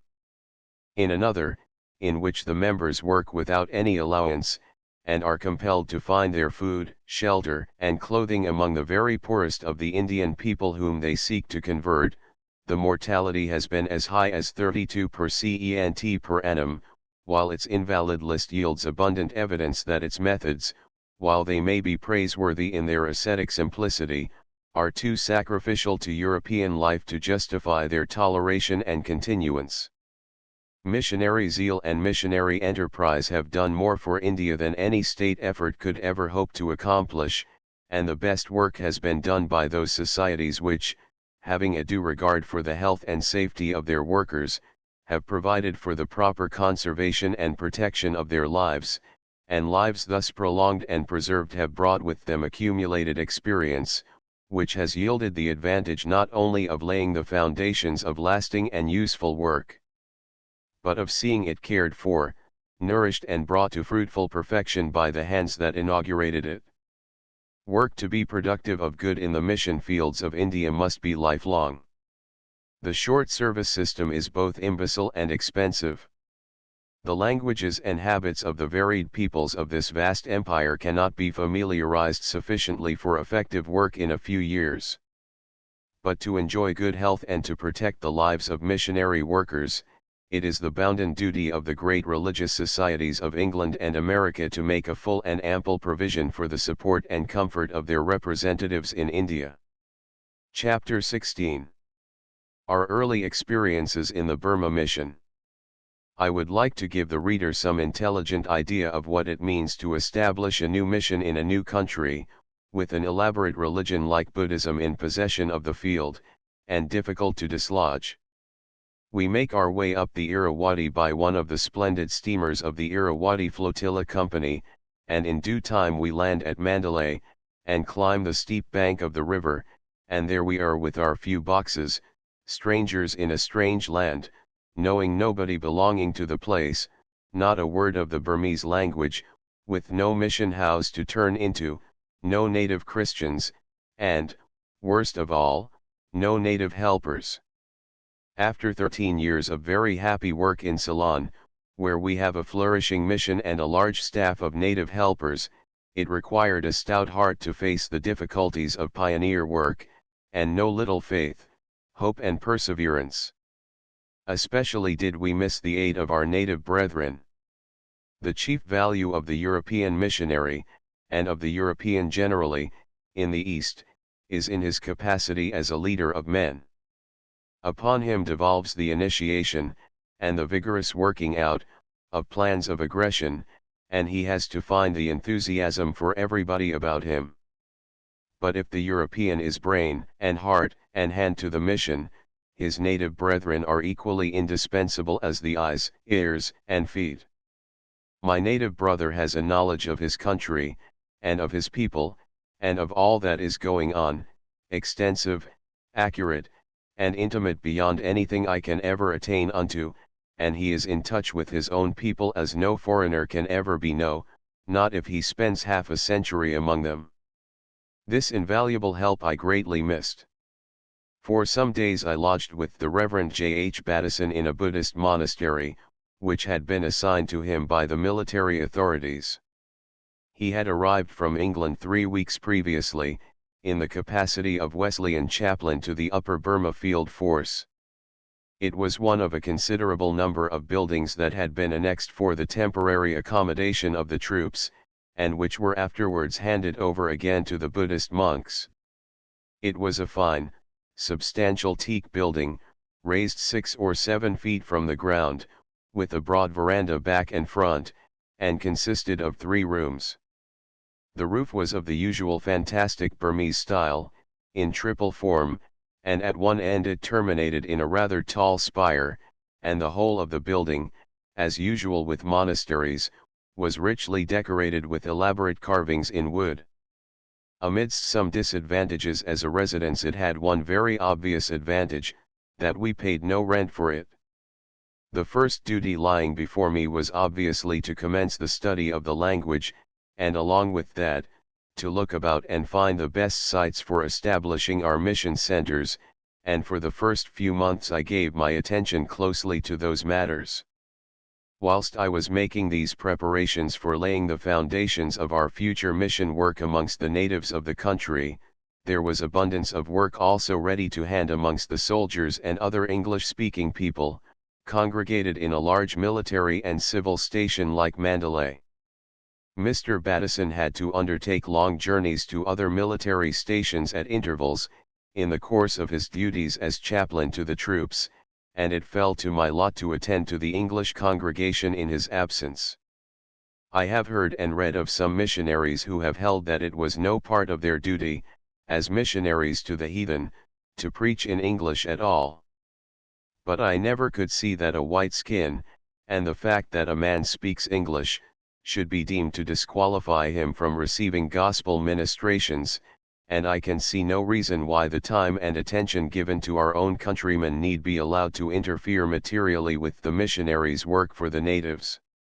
It is in circumstances such as those of Upper Burma at that time, and amidst the rough experiences of pioneer life in a new country, that our countrymen most need the ministrations of the gospel.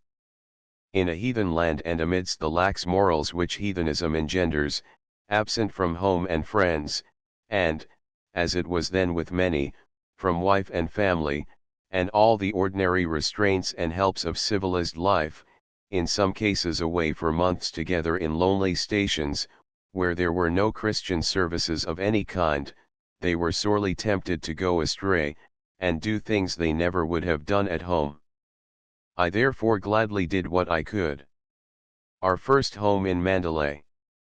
We had parade services for the soldiers, and other public services in English, temperance meetings, Bible classes, and devotional meetings, in quaint Burmese sacred buildings, with the images of Buddha about, wherever we could find a place quiet and convenient, for as yet we had no place of our own set apart for Christian services. Our first public Sunday services for the soldiers were held in the throne room of the royal palace, just at the foot of the throne itself. Though this did not mean much from a missionary point of view, yet it certainly furnished a strange and romantic association of ideas, to be conducting Christian worship in such a place as that, in the midst of a heathen palace, where there had been such a despotic government, and at times so much cruelty and bloodshed. Ever since that time we have had a building set apart within the palace precincts for our military services. Many of the meetings, held amidst such strange and grotesque surroundings, were owned of God to the spiritual benefit of those who attended, and some were accompanied by a solemn melting power of the Spirit, confessions of sin, and aspirations after a better life, such as I have seldom witnessed. Doubtless these services were useful in reminding many of almost forgotten truths, and in reviving blessed memories of home and youth, which, amidst the rough life of campaigning in Burma, they were too apt to forget. It was our happiness, during those first years, never to be without some godly association amongst the officers of the garrison, and also amongst the civilians, and though there were many removals and changes, we always found some like-minded, who took pleasure in assisting in the gospel and temperance work.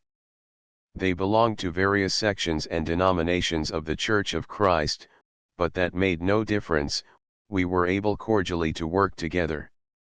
My colleague, Mr. Battison, established a temporary soldiers' home, with a bar for the sale of food and refreshments, and convenience for reading, writing and games, in a Burmese building granted by the military authorities for the purpose in the palace, and this proved a very welcome resort for large numbers of the soldiers, who wished to spend their evenings in a sober and rational manner.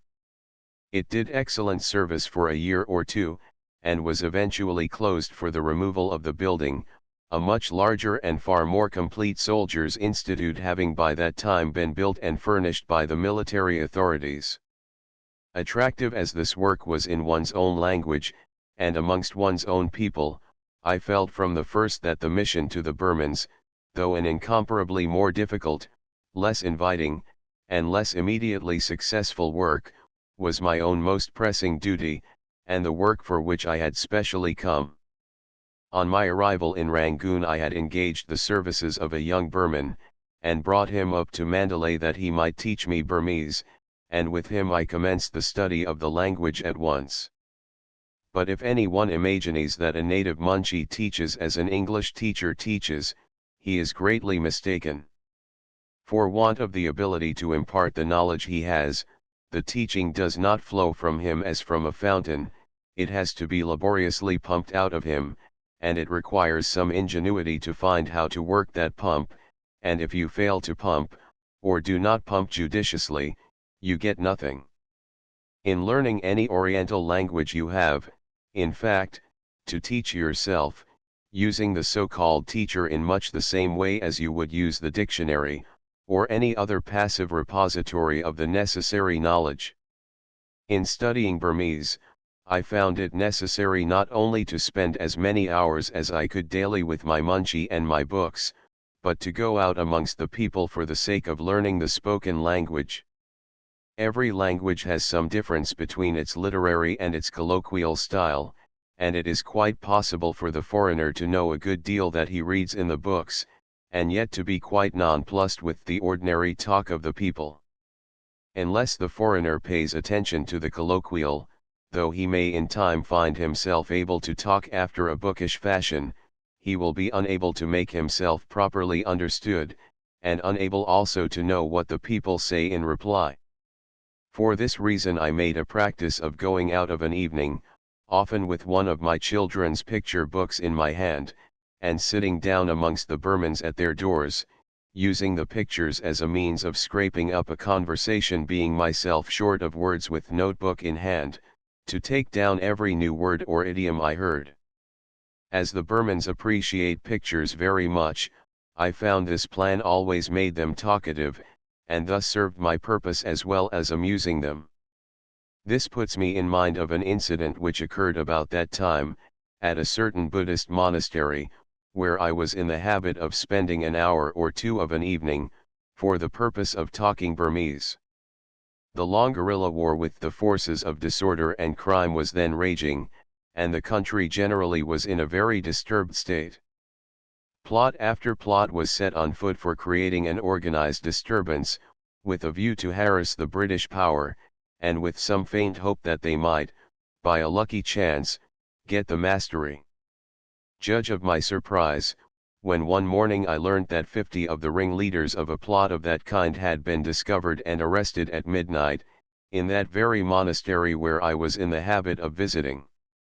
Next time the local paper appeared, we were told that we had narrowly escaped such a scene of confusion and bloodshed as was common in the time of the Indian Mutiny.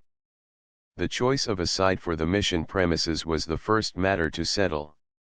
It involved much going to and fro in that great city, and much weighing of advantage and disadvantage, for it was a most important question. At length a block of government land 5½ acres in extent was fixed upon. I attended the sale. Several pieces of land were put up for sale before ours, and the bidding was fairly brisk. When ours was put up I made a bid, not another voice was heard, they all abstained from bidding because the land was for mission purposes, though I had said not a word on the matter to anybody, and it was knocked down to us at the merely nominal price of 100 rupees an acre, say £7 10s. A substantial mission house of teak was at once commenced, and at the earliest possible date we moved into it. Later on we erected on this land a boys' training institution for teachers, and a girls' boarding school and training institution, and a humble beginning has thus been made in the work of training native helpers, the end of which who can predict? For the first year we lived there we had no proper roads, and when the rainy season came on, we were separated from the rest of the world by a sea of soft, tenacious, black mud, ankle deep, and for many days I could not get either to or from the house without taking off my shoes and socks, and wading barefoot through it. But in course of time these early pioneer experiences became things of the past. Other houses were built around us, also the government courts and offices, good streets were made and lighted with lamps at night, and drains were dug at the sides of the roads to run off the surplus water, and things gradually got into shape. In September 1887 two more workers arrived, two Singhalese young men, trained by our mission in South Ceylon. We do not of course contemplate permanently looking to Ceylon to supply us with men, but at the outset of the mission it seemed likely that these brethren, being from an older Christian community, and far better educated and trained than any Burmans could possibly be for years to come, would be able to render us material help in the pioneer work, and would bring to bear upon it a degree of Christian knowledge, and a maturity of Christian character and habits, far in advance of anything in Burma. These two brethren are now working in the mission with a fair measure of success, and have justified the expectation we formed of them. Their success in acquiring the language, and their consistent Christian life, as they have gone in and out amongst the people, have been a stay and a help to the work. It was our desire from the first to begin an Anglo-vernacular school in Mandalay, as the first of a series of educational efforts. It is self-evident to the experienced eye that so long as the youth of Burma remain in the hands of the monks, in connection with the monastery schools, to learn idleness, and to have all the springs of life and thought saturated with Buddhism from their youth, the downfall of that religion will be indefinitely postponed. We must enter into friendly competition with the monastery schools, must take hold of the awakening desire for Western learning, and we must give an education so undeniably better than the monks can give that we shall thus win our way to success. I have used, about equally, each and every kind of missionary method within my reach, and I hold no brief for the educational method, but 13 years of mission work amongst the Hindus in Ceylon, where we have an elaborate system of religion to deal with, has shown me that, in the long run, Christian education plays quite as important a part in the conversion of the people as any other agency. The educational and evangelistic work go hand in hand, and we cannot afford to dispense with either. Educational work gives a backbone of intelligence and solidity to the mission, and to the converts, it introduces us to the most intelligent and influential classes of the people, and gives us a powerful influence we could acquire in no other way, and it leads directly to hopeful conversions. So long as we are merely the preachers of another religion amongst them, our influence is circumscribed within that condition. But if, in addition to that, we move amongst the people as the trusted guides and teachers of their youth, it vastly increases our power for good. In the East, the teacher of the young is always treated with the utmost respect. And this position of influence, which so legitimately belongs to the preachers of the gospel, we cannot afford to despise or forego. After advertising for several months for teachers, we managed at last to engage a young Christian Karen, from Lower Burma, as the teacher, and we began a school in a rented house, near the center of the town. This school has developed into a good Anglo-vernacular school.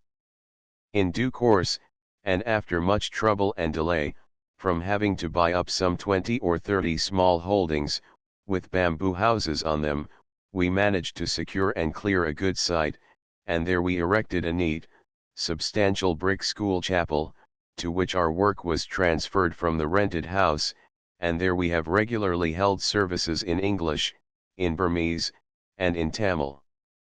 We early commenced street preaching in Mandalay, and have continued to hold several open-air meetings every week.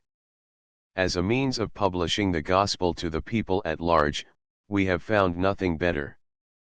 The streets of Mandalay are broad and spacious, so that even a large crowd does not impede the traffic. The people are generally very willing to listen, tolerant, respectful, and not inclined to cavil. We usually commence by singing a hymn. A number of children are on the scene at once, some of them quite naked up to 7 or 8 years of age. By the time we have finished the hymn, a crowd of men, women, and children has collected, and most of them, having once come, stay till the close. The people, as a rule, look well nourished and healthy, but in almost every Oriental crowd there are evidences of the prevalence of skin disease, in one form or another. Amongst the Tamil people itch is the special form, and in Burma there is quite an excess of ringworm. In Burma many of the people are observed to be pitted with smallpox, for until lately, vaccination was not practiced in Upper Burma, and ophthalmia is not uncommon, especially amongst children. The individuals composing the crowd change somewhat. Some are only passers-by, and have to go about their errands, others again have to retire, to attend to household duties. Occasionally a man leaves because he feels a prejudice against hearing the doctrine, or, as one old man put it, because if he listened he would only get mixed in his mind. But for the most part they stay and listen attentively until the end. In trying to follow up the address, by conversation with the people at their doors after preaching, I have generally found the Burmans reticent, but still polite.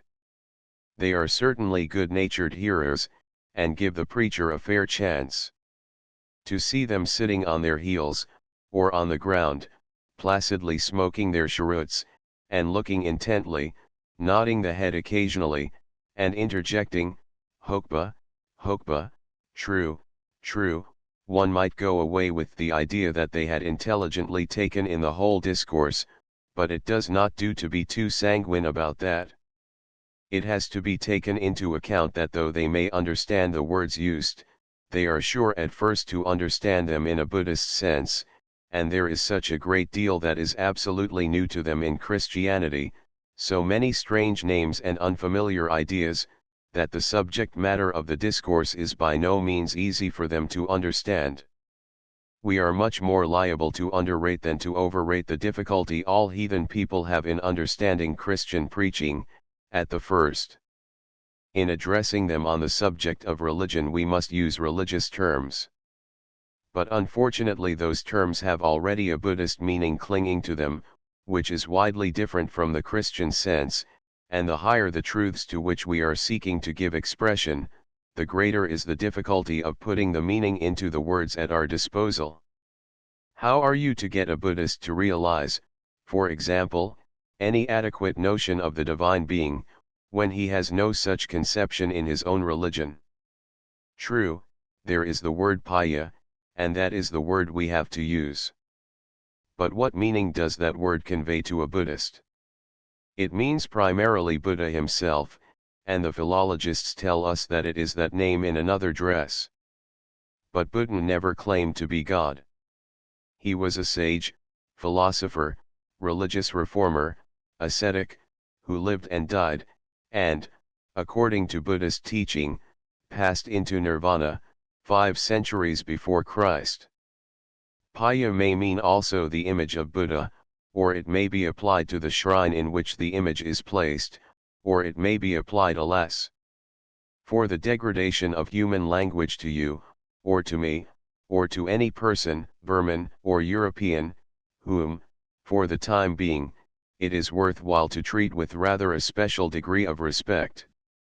Which of these meanings attaching to this Burmese word paya brings us even a single step towards the true conception of the Christian revelation of God? And yet, inadequate as it is all the name there is for us to use.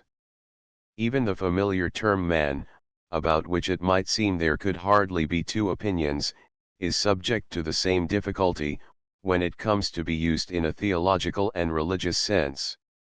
What with the doctrines of transmigration, and karma, which, as we have already seen, the Burmans all firmly believe, the real nature and circumstances and final destiny of human beings, as we have to teach these truths, are all new and strange to their minds. Sin is a thing to be recognized and dealt with in preaching, but here again precisely the same difficulty meets you as you stand before a congregation of Burman Buddhists. The Burman, like other Orientals, will not, probably, deny the fact of sin, but if you come to know his notion of what sin is, you will find that it is very different from yours, and that the term does not at all cover the same ground when used in his language and to him, as it does in yours to you. Nor can you, all at once, read into his term for sin the ideas you wish to teach, by merely using it in preaching. That reading in of new meanings is a lengthy process. A depository for images of Buddha, of sacrifice for sin, or the necessity for it, or its efficacy, the Buddhist religion knows nothing. There is no mediator, no atonement, no pardon, no renewal of our nature, so that all allusions to these great cardinal truths of the Christian religion will carry at first no meaning whatsoever, and the utmost they can do at first is to say with the Athenians, "Thou bringest certain strange things to our ears, we would know therefore what these things mean." The simplicity of the gospel is often made a theme of in Christian circles, and it is simple when one has been trained up from infancy in its principles and facts and lessons, but in the case of a heathen people, brought up in an elaborate system of religion alien to Christianity, the simplicity cannot be at all apparent.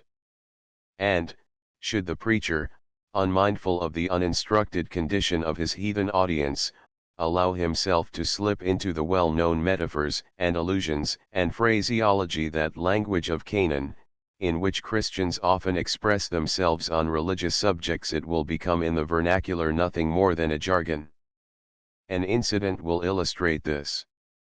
One Sunday afternoon I went, in company with a missionary brother, who had just arrived in Burma, to hold an outdoor service. We sang a hymn to begin with, which I may say was not with any idea that they would understand it, but merely to attract the people to come and hear the preaching.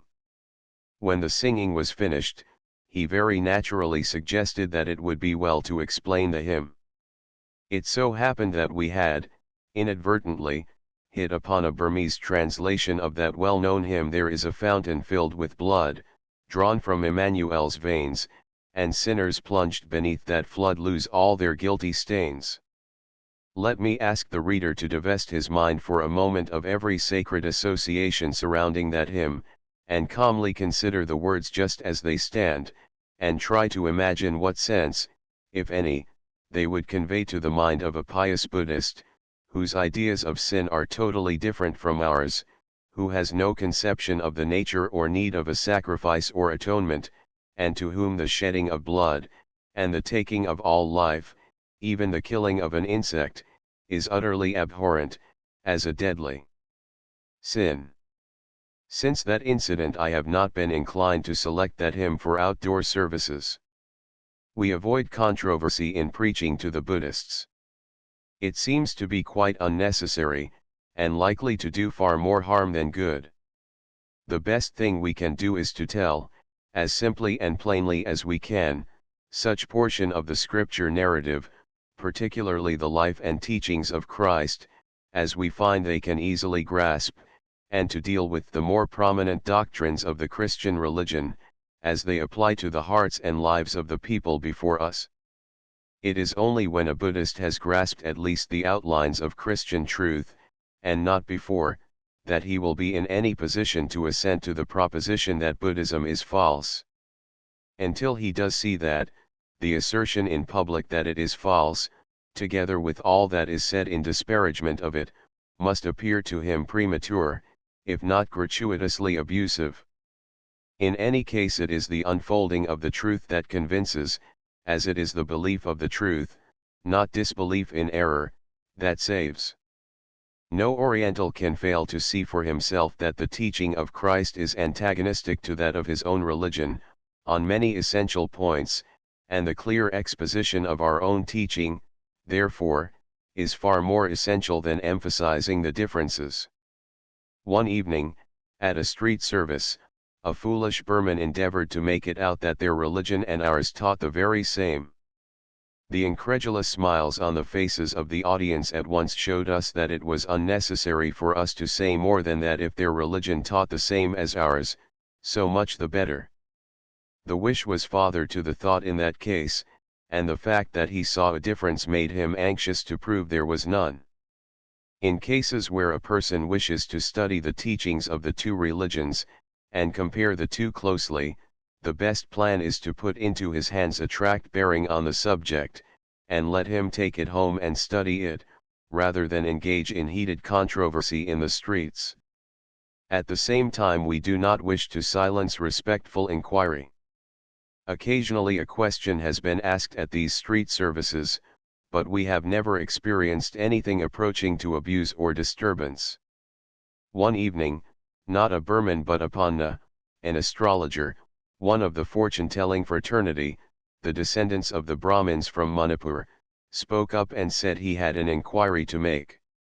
It was with reference to the putting away of sin through Christ, of which we were speaking, and the inquiry seemed quite respectful, and bona fide. For his part, he could not see how there could be any putting away of sin. If there was, where was it? For example, said he, if a man commits murder, he receives the full penalty of his crime in the body by hanging, and as for the spirit, that passes, by transmigration, at once into some other body, where it receives the appropriate consequences of past deeds, according to the man's karma, fate, irrespective of any atonement or any intervention of another. What place then was there for the pardon and removal of transgression? This question will show that in Burma we have to do with a people not wanting in acuteness. Our answer was an explanation of the Christian doctrine of a future life. At the end of our first year we were able to report that we had made a beginning in preaching the gospel in the vernacular. It was a humble beginning, and consisted only of reading to a small congregation, in the little rented schoolroom, before we built our own, a short written address, only a beginning, but a beginning in the right direction. We were also glad to welcome an addition to our little staff of workers, in the Reverend A. H. Bistel, a missionary sent out from England. The Burmese ladies are familiar with the mystery of the chignon, and with the manufacture and use of cosmetics, for the improvement of the complexion, to say nothing of scents and artificial flowers. Chapter 17. Further developments. It was during our second year in Burma that we opened 2 new mission stations, one at Kyaukse, and the other at Paikoku. Kyaukse is a town 29 miles south of Mandalay, on the new line of railway, and the center of the most fertile and best irrigated district in Upper Burma. Our work in Kyaukse has, from the first, been in charge of one of our Singhalese preachers, and its record, up to the present, has been chiefly of preliminary work. Paikoku is a town of some size and commercial importance, as a river port and place of trade. It is situated at the junction of the Chindwin River with the Irrawaddy, and is likely to rise in importance, as the country behind it becomes more settled, and increases its productions, and as the trade on the Chindwin is developed. The Paikoku district was, during the earlier years of British rule, the scene of much disturbance, but this did not prevent us from taking the opportunity, afforded by the development of Paikoku, to establish our mission there. Mr. Bistel commenced the work there in the latter part of 1888. As the circumstances at Paikoku illustrate 1 or 2 points in mission work, I may with advantage relate them. On his arrival at Paikoku, Mr. Bistel was waited upon by the elders of the town, who were also members of the municipality, and men of influence, and he was politely informed that Paikoku did not want Christianity, and it would be better if he would not preach it amongst them. Here was a damper for the new missionary. They were determined, it seemed, not even to give him a hearing. He received them with good humor, and assured them that he would not teach them anything but what was for their good. He took a bamboo house to live and carry on his work in. It was not deserving of any better name than a hut, but for about a year he lived there, preached there, taught school there, and built up a singularly powerful influence, especially considering the disposition with which the people first greeted him. He commenced a school. At first the children who came to the mission school did so under difficulties, having to encounter the maledictions of the monks, and to go in face of the cheerful prospect, held out to them, of descending, in the next birth, to the condition of vermin, if they persisted in receiving the instructions of the missionary. School chapel at Paikoku. But the superior quality of the instruction given, and a cheerful, friendly manner towards all, soon disarmed this ill will and obstruction. The school prospered, and the meetings were well attended. There was another Anglo-vernacular school of the same grade as ours in the town, which, being supported out of municipal funds, could afford to take boys at half the fees we charged, and it had all the weight of official and influential support at its back. But the better work done in the mission school told here also, and it was not long before we held the field without a rival. As early as the second year at Paikoku, all this difficulty and opposition had melted away. The report of the mission for 1890 states, as regards Paikoku this year has witnessed 3 baptisms from Buddhism. In the case of each, long research and definite decision preceded the Christian rite. The ages of the 3 were 34, 20 and 17. The young man aged 20, on being asked, "Are you ready to confess Christ before men?" replied in his usual serious manner, "I know that the Buddhist religion is without a savior, and that Jesus Christ saves from sin." This youth for 2 years had been a seeker after Christ, and by his earnest, thoughtful course of conduct had often impressed us. The day school has greatly increased during the year, and in April the municipality voluntarily closed its school in our favor, and entrusted the education of the scholars to our care, giving us a substantial grant towards the working expenses of the school. This action has been specially encouraging to us, for on our opening the mission on this station, influential members of the municipality met us, and seriously asked us to relinquish our purpose, of endeavoring to plant the Christian faith in the midst of the Buddhism which they loved so well. The sons of most of these members are now with confidence committed to our trust, and this in the face of the fact that the best hour of the day's work is regularly devoted to teaching the scriptures. The tone of the school is good, the attendance at our 2 Sunday Burmese services encouraging. The pupil teacher has been baptized, and there is a work going on in the hearts of some of the boys, which gives us great hope of their salvation. The number on the roll is 50. The results of the December government examinations are most satisfactory. Out of 12 presented from our school, 10 passed. Out of 3 scholarships gained by the whole of Upper Burma, 2 fell to us, while 1 boy took the first prize for the province in English. This report shows what hard work can do in the face of discouraging circumstances, and it is also a very clear illustration of the way in which Christian educational work, when wisely conducted, is a valuable assistance to mission work. So successful and promising a work must needs have permanent mission premises in which to carry it on. Simultaneously with this educational and evangelistic work, our pioneer missionary there had also to undertake the worry of purchasing land, and building a school chapel, similar to the one at Mandalay. As a mission site, he purchased over 4 acres of land in a most eligible, central, and healthy situation, and at the same price as we paid in Mandalay. It was so cheap that, before long, Mr. Bistal was offered 4 times what he gave for it. The work of building there was peculiarly slow and trying, owing to the stupidity of the Burman workmen, but at length the school chapel was finished, and our work in Paikoku assumed definite shape. The purchase of the site for the school chapel, and the erection of the building at Mandalay, furnished an experience sufficiently trying to my patience, and consumed a great deal of valuable time, and I could not but wish I had some native brethren, to share the burden of these tedious details. Time is no object to the Oriental, and in dealing with him you have to be prepared to see much precious time wasted. Having chosen the site that seemed on the whole best, the next thing was to purchase it.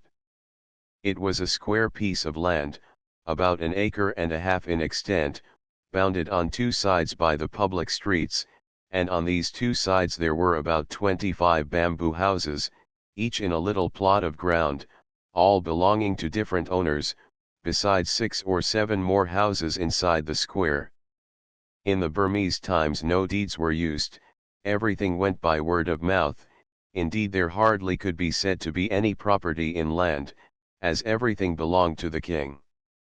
It was therefore, after the annexation, a matter of no little delicacy and risk to buy land, as the evidence of ownership, in the absence of deeds, was most precarious. The danger was that the buyer, in the absence of any local knowledge, should buy from someone who could not prove his title, and afterwards should have to purchase it over again from the real owner. A great deal of property changed hands at that time in Mandalay, and this mishap occurred in some cases.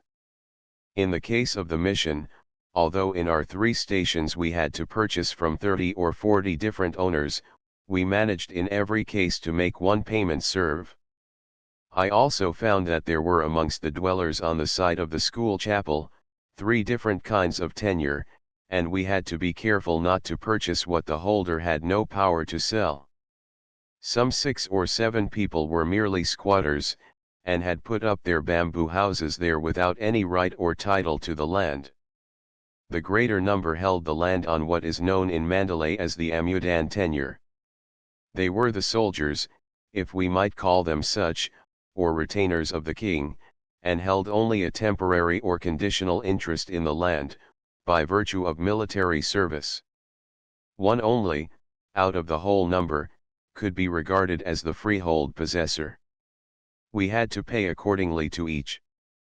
It was a tedious business finding out all this.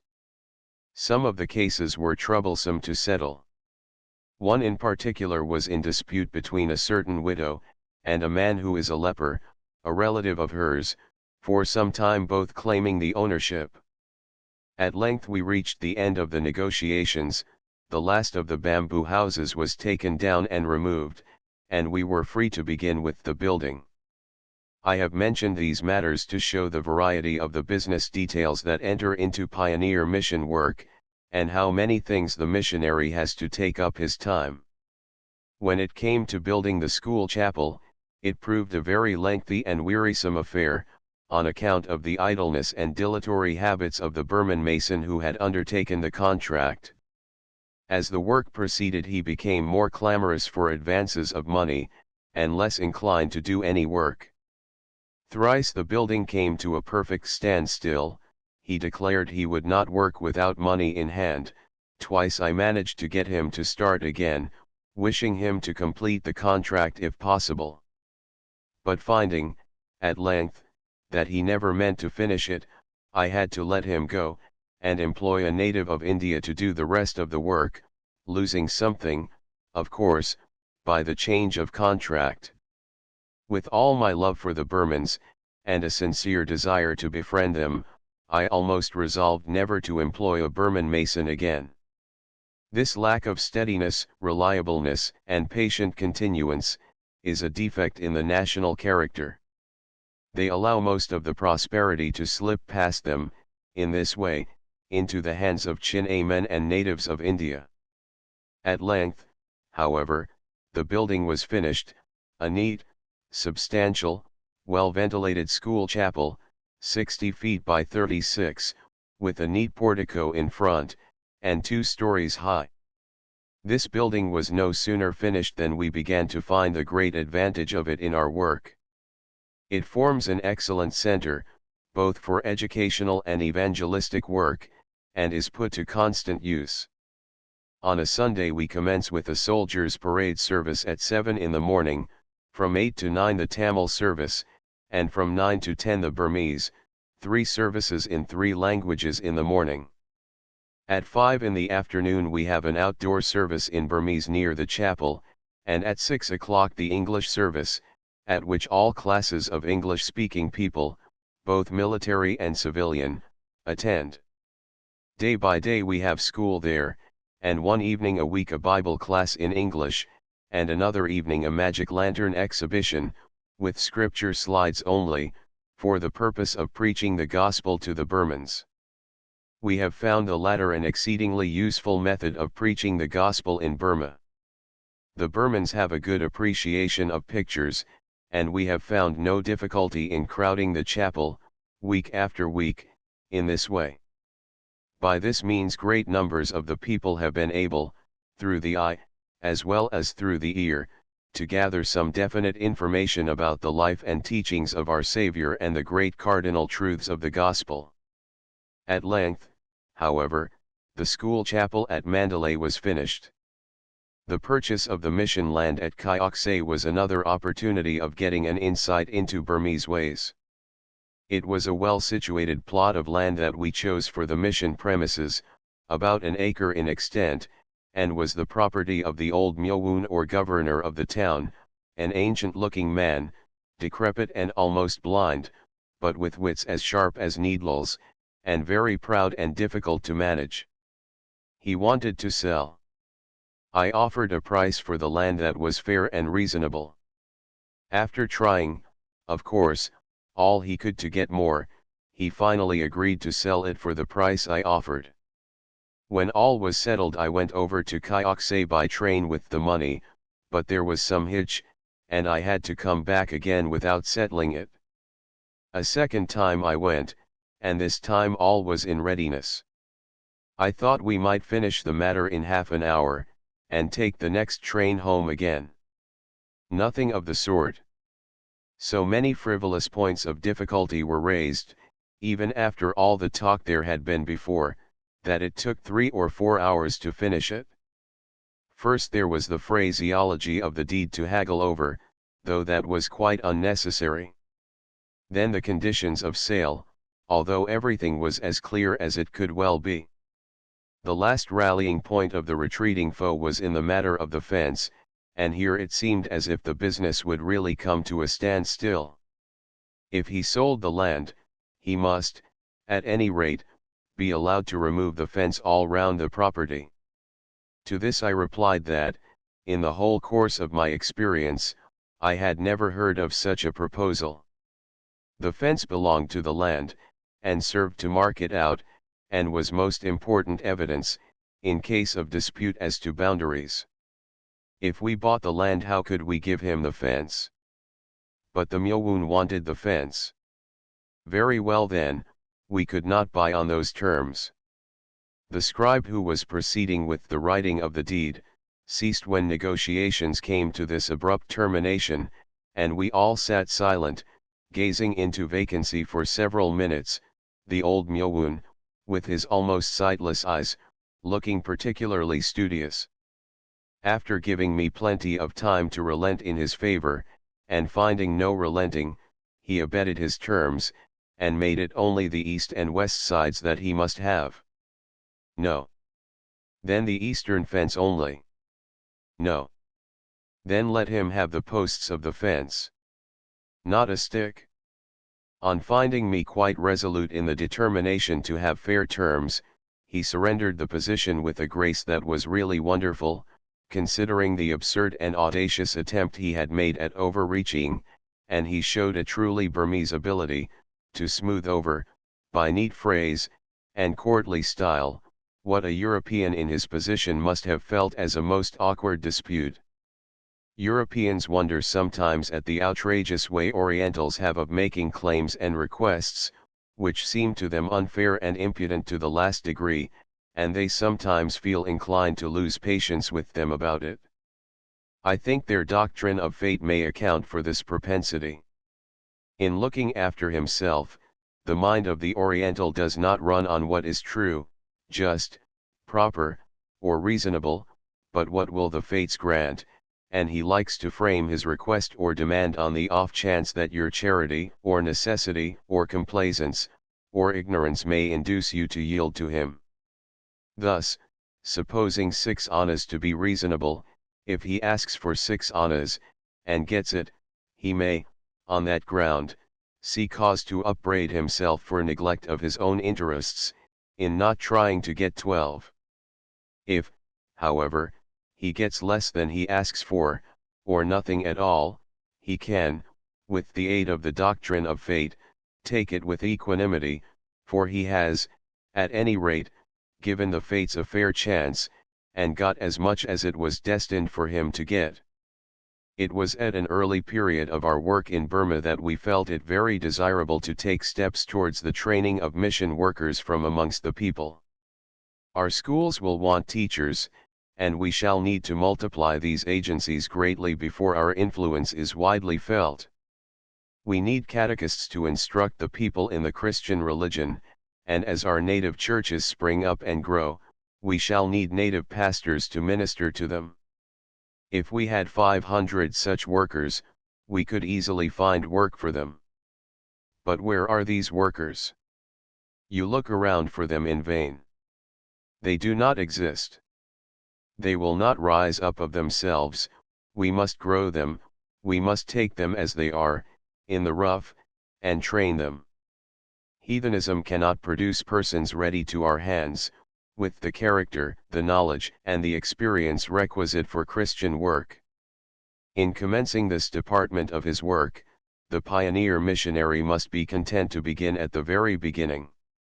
He cannot afford to hold his hands in this matter, and wait for better, or the best, material. Time is too precious for unnecessary waiting. Every year is valuable, and it ought to be his aim to shorten the initial years of paucity of workers, as much as possible, by seeking to provide them early. He had better commence with such material as he can find, and not be disheartened, however many failures and disappointments there may be. A wise missionary will take care to have always about him a number of young disciples, whom he is training or trying to train, and into whom he is endeavoring to infuse as much as he can of himself, and the Christian training of centuries past, which he embodies his knowledge, methods, thoughts, and aspirations, together with his spirit and example. All the best native ministers, catechists, and teachers I have known during many years, have been men who cherished with gratitude the memory of their association with some missionary, and his training and example. And there is no mission work, earnestly persisted in, that is surer of its reward than the labor we spend on our young native brethren. We commenced this work with a very humble effort in the way of a preparatory school, into which we gathered, from time to time, those who were desirous of following the studies that would fit them for teaching. Our experience illustrates the kind of difficulties that may be expected in a work of this kind, and it also illustrates that, although at the outset the failures and disappointments will be more numerous than the successes, yet even then all is not lost, and if even only one good teacher or preacher be secured out of the first batch, that one will be worth all the labor. Afterwards, when things get more into shape, and we can make a better selection, we shall be correspondingly better off. We had gathered 8 Burman youths together in this preparatory boarding school on the mission premises. I had them regularly taught by a conscientious and faithful native Christian teacher. They attended divine service regularly, and we took pains to give them, in the school, Christian instruction, together with the course of secular instruction that seemed adapted for them. One day I went into the school and found all ominously quiet. "Where are the boys?" "All gone but one." "Gone? Where?" The matter was soon explained. The newly appointed Sabwe of Mamite, a semi-independent chieftain, ruling a mountain district a few days' journey north of Mandalay, being in need of more followers, some of his men got at these boys of ours, and persuaded them that a career of prosperity would open up to them, if they elected to follow the Sabwe. These visions of prosperity proved too much of a temptation for these lads, so without as much as goodbye they had taken their departure, in the usual Burmese light-hearted way, and by the time we discovered they were missing, they were on their way up the river by steamer, in attendance on the new Sabwe. One of the youths, however, our most hopeful one, K by name, had quite privately made a remark to the youth who did not go, from which there seemed reason to hope that, in spite of his yielding to the temptation to leave, there was the root of the matter in him, and some hope that it might still result in good. He told this lad that wherever he went he meant to preach Christ. That remark was a good sign, but our disappointment was great. In due time the young adventurers found the wisdom of that counsel, "Put not your trust in princes." The Sabwe never made good his promises. No prosperous career opened out to them, nothing better than lounging about the dirty village of Mamite, which constituted his capital. One by one they left the Sabwe. Most of them I never saw again, but K, the one of whom we had most hopes, came back to us, and is with us still. Notwithstanding this and other disappointments, we still hold on in this enterprise of training workers, and mean to do so. K was the first convert I baptized in Burma, and we have good hopes that he will prove a useful preacher. He certainly has talents in this direction. From the first he has shown more than ordinary intelligence and aptitude for study, and a marked love for the Word of God. Finding in him this aptitude, I commenced to give him, in Burmese, systematic daily instruction in Bible studies and theology. I was surprised to find the progress he had already made, and his extreme aptitude for understanding and imparting it. With intelligence and abilities for study, and with the taste for it, and a good natural utterance, we have great hopes of K, but knowing what we do of the immoralities so common in Burman society, and the temptations to which young men are subject, we have to tremble, and to exercise watchful care, and to pray that the grace of God in him may prevail. The late C.H. Spurgeon has well said, "To build cathedrals is a little work compared with building up preachers." A communication recently to hand, from my friend and colleague Mr. Bistel, gives gratifying news of the young men at present in this training school, and gives us good ground to hope that this work is not in vain. Describing the young men, he says, K first heard of Christ in 1888. It would be difficult to find a more fluent speaker or more earnest student. He preaches well and thoughtfully, and we hope to have more to report of him in years to come. GN is with him. He is an ex-Buddhist monk. He left Buddhism, and for some months has been diligently studying the scriptures. He preaches in a very different style from K. He is quite familiar with the Buddhist prayers in Pali, and usually prefaces his remarks by a short recital. Having gained the ear of all, he continues, "I don't pray like that now." Why? And then he begins his address. T follows. He has been studying for 2 years, and is developing into an intelligent believer in the gospel.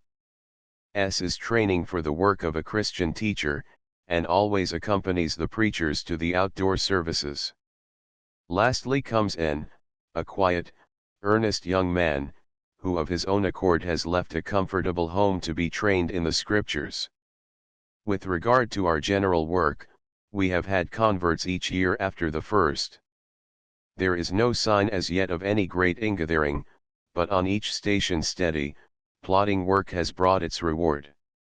Our earnest endeavor has been to commence on sound principles, making ample use of the accumulated experiences of many past years, and to build the foundations strongly and deeply, rather than to aim at mere rapidity, which, in Burma, would be apt to end in disappointment. We have made perceptible progress from year to year in the hold we have on the people, the language, and the work generally. One of our most important enterprises is a boarding school and training institution for girls. We aim not only at the conversion of individuals, but also to constitute Christian homes in Burma, and for that purpose we must have women converted as well as men, and as many of them as of men. If special efforts are not directed to the conversion of women in these eastern lands, there is great danger of the work being one-sided. The demand for the education of boys is much greater than for the girls, consequently many more boys than girls are placed for training under our care, and the natural consequence is that we are apt to have male converts in excess of female. In the earlier days of mission work in the East it was often so, and this in some cases perceptibly retarded the progress of the work. In some of the harder mission fields, the progress would have been much greater if, from the very first, adequate attention could have been given to women. Surely we ought to profit by that experience in every new mission field taken up now.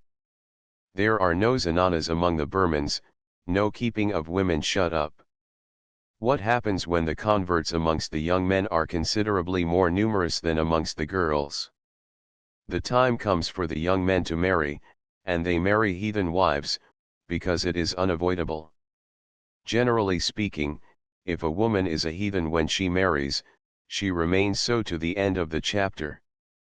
There were in the earlier days, 30 or 40 years ago, many instances of this in Ceylon, the results of which are seen to this day, and what we see is admonitory. I remember one, a typical case, of an elderly man, a Christian teacher, whom I knew intimately. He had a heathen wife. There were none of these girls' boarding schools when I was young, to train our Tamil girls, he would say, and so I married a heathen, and a great trouble it was to him. She was agreeable enough to live with, but totally illiterate, and a rigid Hindu. Everything was done that could be done for her, but she was, as usual, impervious to all influences, and remained in the Hindu faith till the day of her death. It was very seldom that a woman accepted Christianity after she was married, whereas a few months under Christian instruction before almost always inclined them firmly to the Christian faith. In Jaffna, where we have our largest girls' institution in that mission, where there are always some 80 or 90 girls, the Christian influence is so strong, and the minds of the young are so impressible, that they practically all embrace Christianity within a few weeks of their entrance. There are never more than a few newcomers unbaptized, who are only waiting that they may learn a little more, or to obtain the consent of their friends and guardians, and it is the same with all the institutions of the kind in our own, and the neighboring missions. If missionary experience has proved anything in the East, it has proved that no work is more abiding or more remunerative than work done for girls, from 10 to 15 years of age. Another case in Ceylon was that of a native gentleman, a Christian of good standing and respectable position. He married a heathen wife, because Christian wives were not then to be found. I never knew him, he died before my time, but I knew his family. They are now grown up and in middle life. Under the mother's influence they were brought up as heathens, although the father was a Christian, and when the boys went to school, they had to be dealt with as other heathen lads. 2 of them were happily converted and baptized into the Christian faith, after they were grown up, but the rest of the family are all rigid heathens to this day, and their children also. Experience in such cases amply proves that only when the wife and mother is a Christian before marriage, can the family be relied on as a Christian family. If not, you may expect to have all the work to do over again in the next generation. This is woman's nature all the world over. If she will, you may depend on it, but if she won't, and there's an end of it. The family depends more on the mother than on anyone else for its religious tone. Besides that, we require, in Burma, female teachers for the girls' schools that we need to establish everywhere, in the towns and villages of the country, and we need Bible women to go from house to house teaching the Word of God. The preachers and teachers whom we are seeking to train will need Christian wives. Where are all these Christian girls? They are not in existence. They have to be created. There is nothing for it but to open these girls' institutions, and commence with such material as comes to hand. The method found, in all the missions in the East, to be best adapted to secure the conversion and training of native girls and young women, is a boarding school in connection with each principal station where English missionaries reside, in close proximity to the mission house, and under the care of the missionary's wife or some other English lady, where regular secular and religious instruction may be given, without the continual drawback of irregular attendance, which is found in day schools. For girls, we make no attempt to denationalize them, or to teach them expensive English habits. They live in the same frugal way as they did at home, and have their food cooked and served up exactly in the same style, squatting like tailors on the floor, and eating their rice with their fingers, without the intervention of knife and fork, just as they have always done. They follow their own fashion in dress, which has this great advantage over European fashions, that it never changes a hair's breadth, and they spread a mat on the floor to sleep at night. Daily there is Christian instruction, and family prayers, and they are taken to divine service on Sundays. Under these conditions it is never long before a girl comes asking for baptism. This result, provided these means are adopted, is just as sure as the hopes of a woman's conversion without them are precarious, in a heathen land. Up to the present our girls' institution is only in its infancy, and we are only able to furnish one example to show what I mean, but as this is the only case where the circumstances have rendered it possible to test these methods in Burma, and it is a success, I may briefly give the facts. We could find hundreds of examples in Ceylon. Some 2.5 years ago Colonel Cook, then the Deputy Commissioner of Mandalay, informed me one day that he had received, and forwarded to the provincial government, a petition from the relatives of a certain Burmese princess in Mandalay, asking for some charitable allowance for her support. Though quite destitute, she was the niece of King Thibaw, her father being one of the half-brothers of the king, and he was one of those unfortunate princes put to death in the two dreadful massacres that disgraced the reign of the last of the Burmese kings. The deputy commissioner recommended the case to the favorable notice of government, on condition that the girl, then about 15 years of age, should be placed in the mission boarding school, under the eye of the missionary's wife. This is the usual condition in such cases, and it was in order to secure the proper charge of the girl, and a suitable education for her, and to ensure that the 20 rupees monthly, allowed by government, are really spent on her, and not on somebody else. She came, and has remained in the school ever since, going on with her education, and receiving a Christian training, though no pressure whatever has at any time been used to induce her to become a Christian, nothing beyond what we give to all the children, and all the members of the public congregation.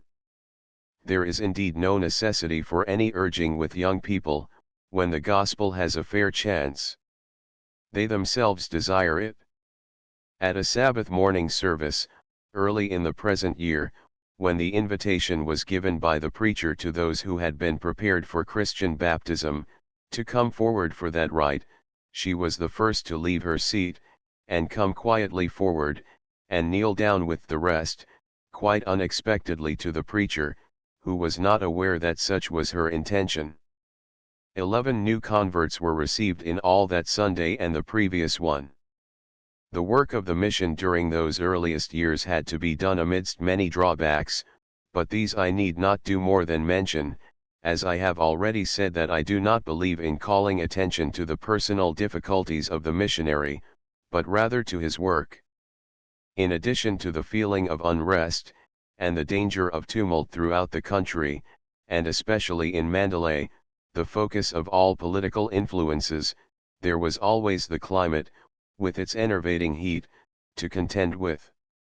For 2 months of the year more especially, the dazzling glare and fierce heat of the sun, the parching drought, and the hot winds, are very exhausting, and render it very desirable for Europeans to take a holiday, and get away to the hills, a little time, for change of climate, but no such thing was possible in Upper Burma. There are, it is true, mountains up to 5,000 and 6,000 feet elevation, where the climate is delightfully cool, but they are out of reach, for want of railways and roads, and no one knows yet where the proper health resorts of the future will be. It requires years of experience to know which of the mountain districts are free from the deadly fever malaria of the jungle, and which are not, consequently there was no chance of a change of climate. Besides this, we cannot undertake pioneer work in a new country, where there has not been the least attempt at sanitary arrangements, without serious risk to life and health. The other missions have already their roll of the dead and the disabled in Upper Burma, and it is considerable in proportion to the number of the workers.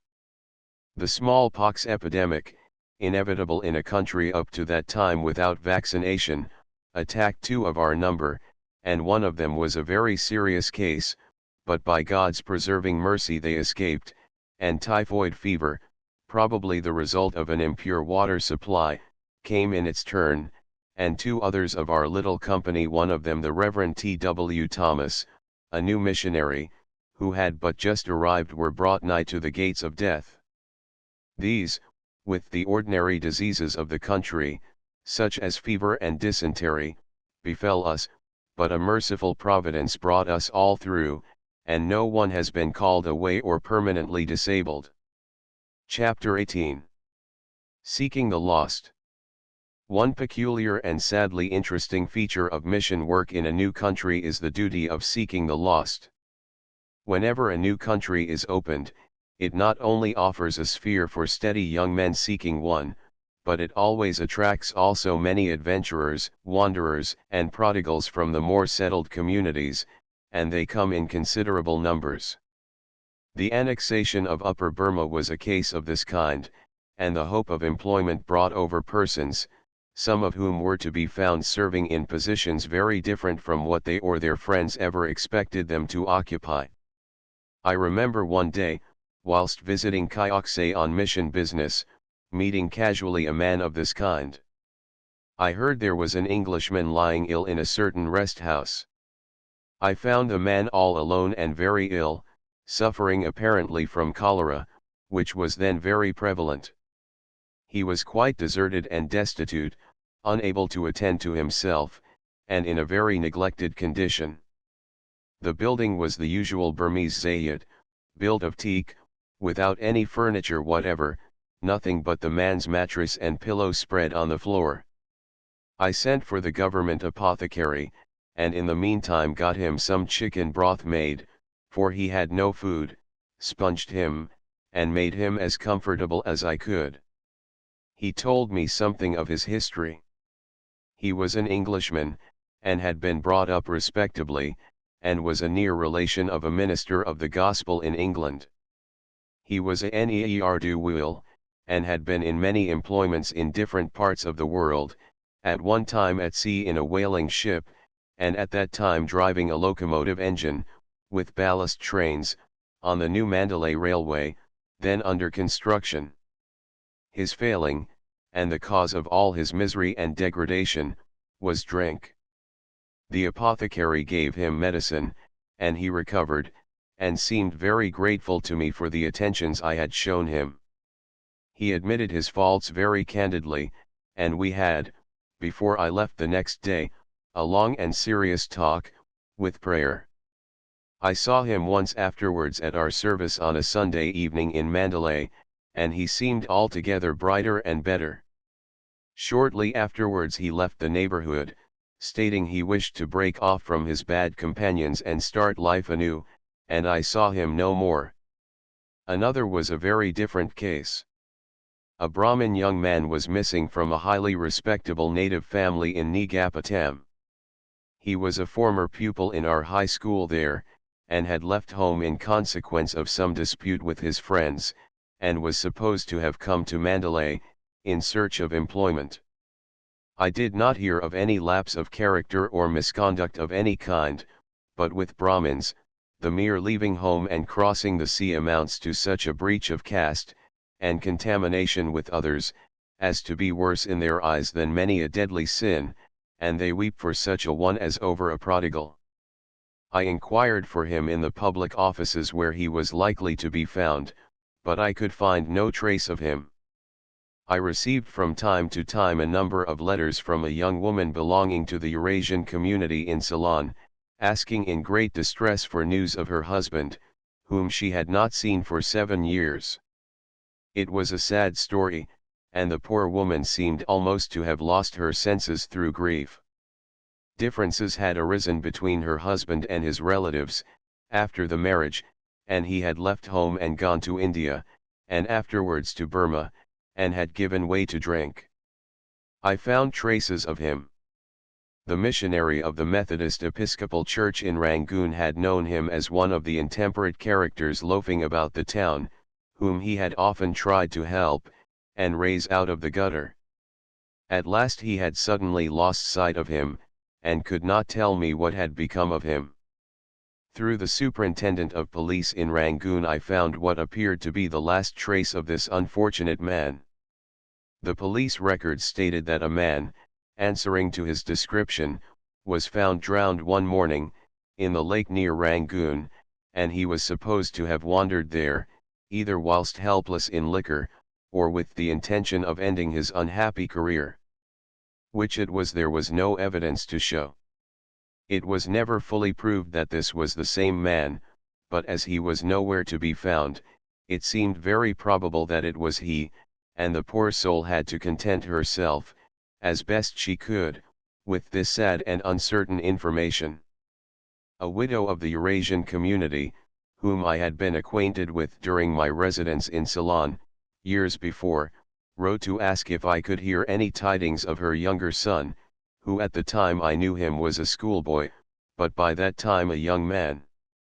He had left home to seek employment, and had learnt the business of a mechanic, but, like too many, had ceased to write to his mother, who, of course, in the absence of any knowledge of him, feared the worst. What a cruel thing to leave a widowed mother in ignorance of his whereabouts. I made all possible inquiries, but with no result. He had not come to Mandalay. Another very sad case was that of a young Englishman in Mandalay, in government service, and in a respectable position. Disappointed apparently at not getting promotion as rapidly as he had hoped, late one night he committed suicide by drowning himself. Morally he had drifted far away from the teachings of home and childhood, and he had formally renounced the Christian religion, declared himself a Buddhist, and had even left instructions in his will, that in the event of his death he should be interred as a Buddhist. Though no one appears to have suspected it before the sad event, it was, after his death, the opinion of many who knew him, that his reason must have lost its balance. There was evidence of great deliberation in the carrying out of the deed. His duties in the public service had occupied him until a late hour, and had all been performed in his usual careful manner. He had then dismissed his native attendant and gone on to a large pool of water, and had taken care to make his body sink and ensure his death. I received a letter from his mother in England, written after the sad intelligence reached her, asking for further information, and in great trouble. From this letter it appeared that he had, in his youth, been well and religiously brought up, but long residence abroad had blunted those early impressions. Our countrymen abroad need more than all the attention we can give them, and we often wish we could do more. But the working hours of the day are limited, many duties press upon us, and the Europeans are widely scattered over all the country, and it is impossible to reach them all. One day I received a letter from a respectable Eurasian gentleman, a Christian man in Calcutta, requesting me to seek his son, a young man of 22. He seemed in great trouble about him, and stated that his son had rejected a life provision, with every comfort of home and family. This was not the only trouble in the family. His elder brother, who had been in Burma also, and had prospered in money matters, had fallen a victim to drink, and had died by his own act, having, under the influence of liquor, thrown himself overboard from a steamer, whilst on the way from Rangoon to Calcutta. The father seemed dreadfully crushed at the thought of the unfortunate end of the elder brother, and the prodigal career of the younger, and wrote to ask if I could learn any tidings of him. After some searching, I found him in, I think, the filthiest house I ever stepped inside of, and consorting with some low Burmans. He was working at his trade pretty regularly, and was earning good wages, but he was so hemmed in by his bad habits, and bad companions, and he seemed to be of such an easy, yielding nature, and so infirm of purpose, that it seemed very difficult, if not impossible, to do anything to help him. As I visited him repeatedly, he expressed from time to time a feeble desire to do better, but he admitted to me that the domestic ties he had formed in Mandalay prevented his leaving the place, and quitting the place was the only chance he could see of getting into a better way of life. It was the usual case of Burmese wife, and yet not a wife. And here I must utter a strong protest against those illicit connections which so many of our countrymen, of almost every degree, form in Burma.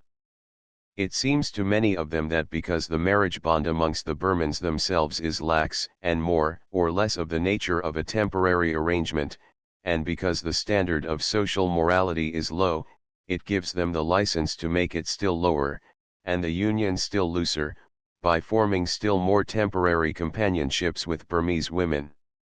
In the case of the Englishman I say still looser, for there is this difference between the Burman and the Englishman that in the former case it is to all intents and purposes a marriage, and is not unlikely to prove lifelong, though it may terminate earlier, whereas the Englishman would scornfully refuse the title of wife for his native companion, or housekeeper, as he is pleased sometimes to call her, and he never intends the union to be anything but temporary. It is vain therefore to defend this practice from the standpoint of Burmese custom. It is mere concubinage, and in the name of the Christian religion, to which they nominally belong, I protest that no man has the right to inflict such a degrading position upon the mother of his children.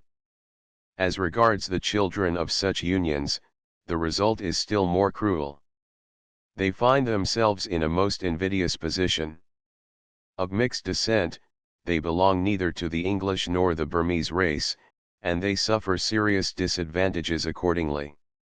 Moreover, the English are never permanently resident in Burma, and when the father is tired of the girl, his companion, or when his work, or his official duty, calls him to leave and go to a distant station, or when he goes home on furlough, or retires altogether from Burma, or when he marries an English wife in proper legal form, it ends in his paying off the mother and the children, if indeed he proves sufficiently honorable to do that. If she takes all this with a light heart, as she probably may, Burman-like, that does not lessen the guilt and the cruelty involved in such base desertion of his own helpless offspring. That such children are very often left in this way by their fathers, and that they become a charge on missionary bodies for their education, out of sheer pity for their English descent, and that these individuals often go eventually to swell the community of poor whites, a class very difficult to provide for. All these are facts too well known in Burma, and in India, to be disputed. These facts should make the young Englishman pause before he follows this evil but prevalent example, surrenders himself to his appetites, and foolishly surrounds himself with ties which are degrading and unworthy, and which he cannot fairly justify or defend, and which he would never think of acknowledging to his mother and sisters at home. These considerations ought to make him consider whether he had not better, by early frugality, save his funds, so that he may the sooner be in a position to woo and provide for a wife of his own nation and people, who can be a true companion for him. This evil is one of considerable dimensions in Burma, and holding up social evils to the light of day is one means of seeking their removal. One day I received a letter from a godly man in Ireland, who wrote asking me to go and see his son, a sergeant in the regiment then stationed in Mandalay. He was under an assumed name, a thing not unusual in the army. His father had not heard from him for 10 years, but had just received a letter. It was a sad case, the old story. Formerly in a very good position in the excise in Ireland, drink his ruin. He lost his position, and finding himself at length in distress, enlisted. Being well educated he was soon promoted, but again and again got into trouble through drinking. This went on for years, until at last by sheer desperate effort he managed to pull himself together, feeling sure that if he went on much longer at the rate he was going, he would soon be in his grave. He admitted to me that though he had not, when I saw him, tasted liquor for over a year, the craving that came upon him sometimes was almost insupportable. I urged him to seek the converting grace of God, and get divine help, which alone could keep straight one in his dangerous position, but he could not see it. I sat with him over an hour that afternoon, and he wept freely. We wept together as we talked about his home, his father, and the days of childhood and innocence, and as he recounted to me the story of his life. Soldiers and sailors are amongst the most candid and approachable of men with the chaplain, and I never find the least difficulty in getting at their hearts. But there was a peculiar difficulty in his case in another respect. He believed in his father, and there was much tenderness in his mind with regard to sacred things, but he seemed to be utterly sceptical as to divine grace ever reaching him, and it was only with the utmost difficulty that I could get him to kneel in prayer. There seemed to be some hindrance that I could not remove. He came by invitation to my house, and spent an evening with us, but with a like result, and he steadily refrained from attending any of our services. Very shortly after I became acquainted with him, his regiment left for England, and I saw him no more.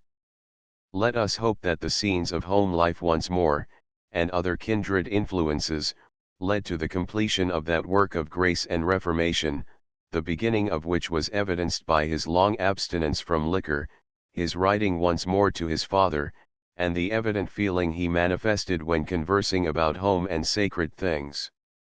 Where the habit of drinking has become confirmed, it is often very difficult to effect a radical cure. Consequently, looking after such cases as I am describing, where the drink appetite and other gross sins have complicated the situation, is never so hopeful and encouraging. Nevertheless, we have no reason to lose hope of any, and cases occur sometimes of the complete reformation of persons who have sunk very low indeed, and long seemed hopeless. In this connection, I should like to acknowledge the very satisfactory results that have attended the universal establishment, throughout the British Army in our Indian Empire, of that society known as the Army Temperance Association. This society owes its origin to the efforts of a Baptist missionary in India, the Reverend Gelson Gregson, who started the movement some few years ago. Its working is similar to other temperance organizations, with the exception that it is purposely and specially adapted to the idiosyncrasies and the peculiar circumstances of Thomas Atkins in a tropical climate, far away from home, and with much spare time on his hands. The great reason why it flourishes is that it really offers counter-attractions, such as a soldier can appreciate, to the canteen as a place of resort, with its hilarity and good fellowship, and without any temptation to intoxication. Chief among these attractions is a room set apart for the purpose, where the members of the Army Temperance Association can resort when off duty, a small concession, one would have thought, that might long ago have been less grudgingly and more frequently made to temperance, but really a great matter to the soldier. This, with the necessary refreshment bar for the sale of food, tea, and cooling drinks, with a few games to occupy their spare time, and a supply of newspapers and books, forms a basis. The organization itself is fitted to meet the case of soldiers. A small monthly fee is paid for membership, they elect their own officials from amongst themselves, there is a periodical published by the secretary at headquarters as the organ of the association, there is a bestowal of medals and decorations, intangible recognition of abstinence on the part of members, for given lengths of time, and the surplus funds are expended in little entertainments such as they like. It is a matter of much gratification to us in the Burma mission, that the chaplain selected by the military authorities at present, to fill the post of Secretary of the Army Temperance Association, is our former comrade and colleague, the Reverend J. H. Battison, who in 1887–8 was with us as Wesleyan chaplain to the Upper Burma Field Force, and we heartily wish him success in the work for which he is so well fitted. It is a matter of great thankfulness that the Army Temperance Association is not only fully recognized in our Indian Army, but that it is a standing order that a branch of it has to be maintained in every regiment and battery. Joining is optional on the part of the men. This wise course has been amply justified by the results. 16,000 out of a total of nearly 70,000 men are enrolled. It is now found that in proportion as the Army Temperance Association flourishes, both crime and sickness in the Army diminish, and so far from soldiers needing liquor to sustain them, they are found far better without it, both in cantonments and in the field. In fact, it is calculated that every 5,000 men in the association means a battalion of men less in prison and in hospital, and fit for duty. The wonder is not that such should be found to be the case, but that it should have taken so many years to find it out. In the mission we took our stand, of course, on the side of total abstinence, and embraced every opportunity of advocating this movement, in military and civil life, both amongst men and amongst women. We met from time to time with cases of genuine conversion that gave us great joy. Our Sunday evening English service was always followed by an after meeting for prayer and exhortation, and made an opportunity, for any who wished to lead a new life, to give their hearts to the Savior. Again and again it was our delight to guide those who were seeking to do so, at first in Buddhist monasteries and pagodas and anywhere that we could find for the meetings, often with images of Gautama, and other accessories of Buddhist worship around, and later on in our own mission school chapel. I remember one Sunday evening in particular, the word came home to many hearts, and that evening, and in the course of the week, I had the privilege of close conversation with several, and some of our Christian members spoke with others who had been awakened by the influence of the Spirit. Amongst the rest I had a request, through a soldier, to the effect that Corporal S. would like to talk with me. I went and met him, and conversed for half an hour in the barrack yard answering his question, "What must I do to be saved?" The circumstances of his awakening were peculiar. A certain passage of scripture had followed him wherever he had gone. The last Sunday, just before sailing for India, his mother had requested him to go with her to the service, and that had been the text. At Malta he had heard another sermon from the same text. The first time he attended service after he landed in India it had been the same. And a fourth time had he heard it preached from at Shwebo in Upper Burma. This had naturally produced a considerable impression on his mind, which the sermon of the previous Sunday evening had developed into decision to serve the Lord. With a little instruction and prayer he was soon hopefully converted, and happy in the Lord. It is sometimes urged, as an objection against earnest efforts for the conversion of sinners, that the results attending such efforts are not always abiding, but surely no objection could be more illogical or more ungenerous. If it applies at all, it applies with equal force against any and every attempt to save men. It may just as well be alleged against the most formal and perfunctory of ministrations as against the more direct and strenuous efforts to pluck men out of the fire. The proper logical outcome of that objection is, do nothing at all. We might just as well do nothing as make the gospel a mere light to sink by. A chaplain amongst soldiers must often feel a painful sense of disappointment at some results of his work, which are evanescent. The life of the barrack room necessarily produces, especially in India, such an artificial condition of things, and involves such a departure from the divine ordinance, which is the family, that it must needs bring with it special trials and stress of temptation to any of the dwellers there who desire to lead a godly life. Hence every chaplain has his disappointments over those who grow weary in well-doing. And yet, on the other hand, such is the principle of compensation running through the kingdom of grace, that although barrack room discipline is bad for the weak Christian, it strengthens the man of determination, and I question whether there are to be found anywhere triumphs of saving grace more marvelous than we find in the army, or more touching examples of humble, sincere, and consistent piety. We had in the battery of Royal Artillery stationed in Mandalay a man whose career had been a peculiarly rough one, but who is now a very bright Christian. He had led a wild life. He was a blacksmith by trade, and, from his youth up, had been in the habit of spending all he possibly could in beer, and, as is usually the case, the beer often made a mere brute and vagabond of him. He first enlisted in a cavalry regiment, from which, after being often in trouble, he deserted. For a time he got work, but he still betook himself to the beer, and the beer made him talk, and let out his former connection with the army, so that he frequently had to disappear hurriedly, lest he should be arrested as a deserter. Finding himself in want, he enlisted again, this time in the Royal Engineers. From this corps he received his discharge in consequence of an illness. Recovering, and entering once more on a course of dissipation, he enlisted a third time, in the Royal Artillery. The Jubilee year gave him the opportunity to confess his former desertion, and to secure his share in the general pardon, extended by the Queen to all such cases that year, and it was not long before the King of Kings granted him his pardon also. Whilst stationed at Woolwich, he happened one evening, when feeling extremely dejected, to enter the soldier's home. The Wesleyan chaplain met him there, spoke to him kindly, and invited him to a meeting. He went. It was a fellowship meeting.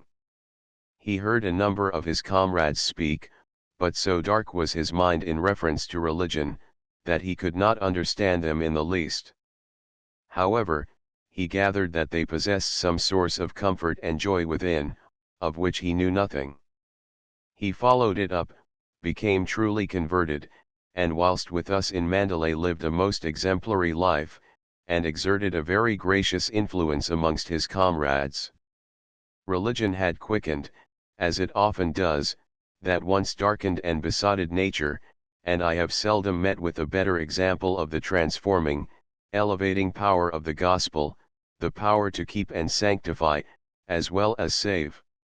Another very satisfactory instance of true conversion, mainly owing to impressions produced at the parade services, several Sunday mornings in succession, was that of a pay sergeant in the regiment then stationed in Mandalay, a married man living with his wife and family in the married quarters, a steady, quiet Scotchman, always well disposed, and of strictly moral life.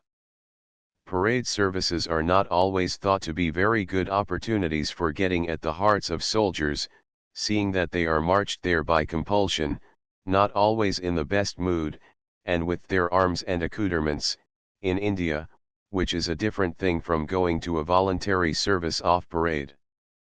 But does not this fact challenge, as it were, the chaplain to give them of his brightest and best? It must, before all, be very short, or he will ruin everything, and send them away worse than they came, something short, lively, and heart-stirring, full of Christ, full of apt illustration, and full of sympathy with souls, so that he may capture these soldier lads in spite of themselves. Well, it was at these parade services that Sergeant C felt his mind awaken to new views of truth and duty and Christian privilege. Being aroused about the matter, he attended also the evening services, and the devotional meetings on the weeknights, and soon got the light he required, and found himself a new man in Christ Jesus. Well conducted and steady as he had been before, his conversion nevertheless made a great difference to him, giving clearness and brightness to his religious character, and kindling in him a new zeal for the conversion of others. We found drink to be a fearful curse, not only amongst the English residents, but amongst the natives also. I had a servant, a native of India. He was a great gambler, and very lazy, dishonest, and troublesome altogether. Bad as he was, we bore with him over 2 years, fearing that if we discharged him we might have to put up with somebody worse. Just before we left Burma we dismissed him, because he had sent away his wife and taken up with another. Since coming to England, I learned that this man, in a fit of drunkenness, murdered this woman, with circumstances of unusual atrocity, and that he had to suffer the extreme penalty of the law. But this drink monster is no respecter of persons, and makes no distinction of race, sweeping down all before it without any discrimination. An English soldier in Mandalay, who had been an abstainer for a considerable period, suddenly took to liquor again one day, and got drunk. That evening he took out his rifle, put in a cartridge, walked down out of the bungalow, and took the direction that the 7 devils within him pointed out. This happened to be towards the sergeant's mess, a separate building a stone's throw away. That evening, a party of sergeants were enjoying a festive gathering, in honor of the 17th anniversary of the enlistment of one of their number. His health had just been proposed, and he stood up to reply, when at that very moment the poor crazed drunkard outside fired, and shot the sergeant dead. There had been no provocation, and no reason could be assigned for the rash act. It was merely the drink. In the distant future, when the temperance reform shall have won its way, and the customs of English society shall have undergone a great change, People will greatly wonder that their forefathers took so long to discover that liquor was their enemy, and not their friend. Another example, and I bring these reminiscences to a close. It is the case of a soldier, who formerly belonged to a cavalry regiment, stationed at the time I speak of at one of the principal military stations in the south of India. He had plunged into drinking and vice, until at last he was told by the doctor that he had gone as far as his constitution would allow him, and that if he went any further it would be the end of him. This weighed upon his mind, and a deep sense of his sinfulness and a desire for better things resulted. He felt he needed divine help, and he thought he had better begin again to pray, a thing he had long ceased to do. But how to begin in a barrack room, where many pairs of eyes would see him, and misunderstand, and ridicule him? Well, he would wait until all was quiet, and then kneel down by his cot and pray. He waited, but as he was musing the fire kindled, and when he did begin to pray, so urgent was his pleading with God for mercy, that his voice rang through the barrack room, and all his comrades were aroused by it. They thought he was mad. He was removed to the guard room, and put under restraint. There, in the quietude of that solitary place, he found pardon, and his soul was filled with peace. Next day the medical officer saw him. He could not quite make out the case, but adopted the safe course of keeping him still under restraint. He told the doctor what it was that had caused the trouble of his mind, and how he had gained deliverance, adding that if they had said he was mad before, it would have been quite true, but that now he had come to his right mind. This explanation only induced the man of science dubiously to elevate his eyebrows. It was a kind of case he was not familiar with. Though perfectly sane, and calm, and happy, he was kept under restraint for a month, and he was accustomed to say that that month, almost entirely alone with God and his Bible, was the happiest period of his life. That work of grace, so strangely begun, was thorough and abiding. It was well known in the station, and produced a great impression for good, supported as it was by his subsequent consistent conduct. It was years after his conversion that I knew him intimately in Burma as a non-commissioned officer, serving in an important and responsible military position, for which he had been specially selected, and I knew him for several years as a consistent Christian, whose firm example and happy, cheerful character made him a blessing to others, and who was never backward in quietly and judiciously speaking for the Master. Chapter 19. A Jungle Journey. We had a great desire in the mission to pay a visit to the Chin tribes on the western frontier, with the view of ascertaining their locality and circumstances. Consequently, when the cool season arrived, the usual time of year for tours, I started with my brother missionary, Mr. Bistal, then stationed at Peikoku, for a journey to the Chin country.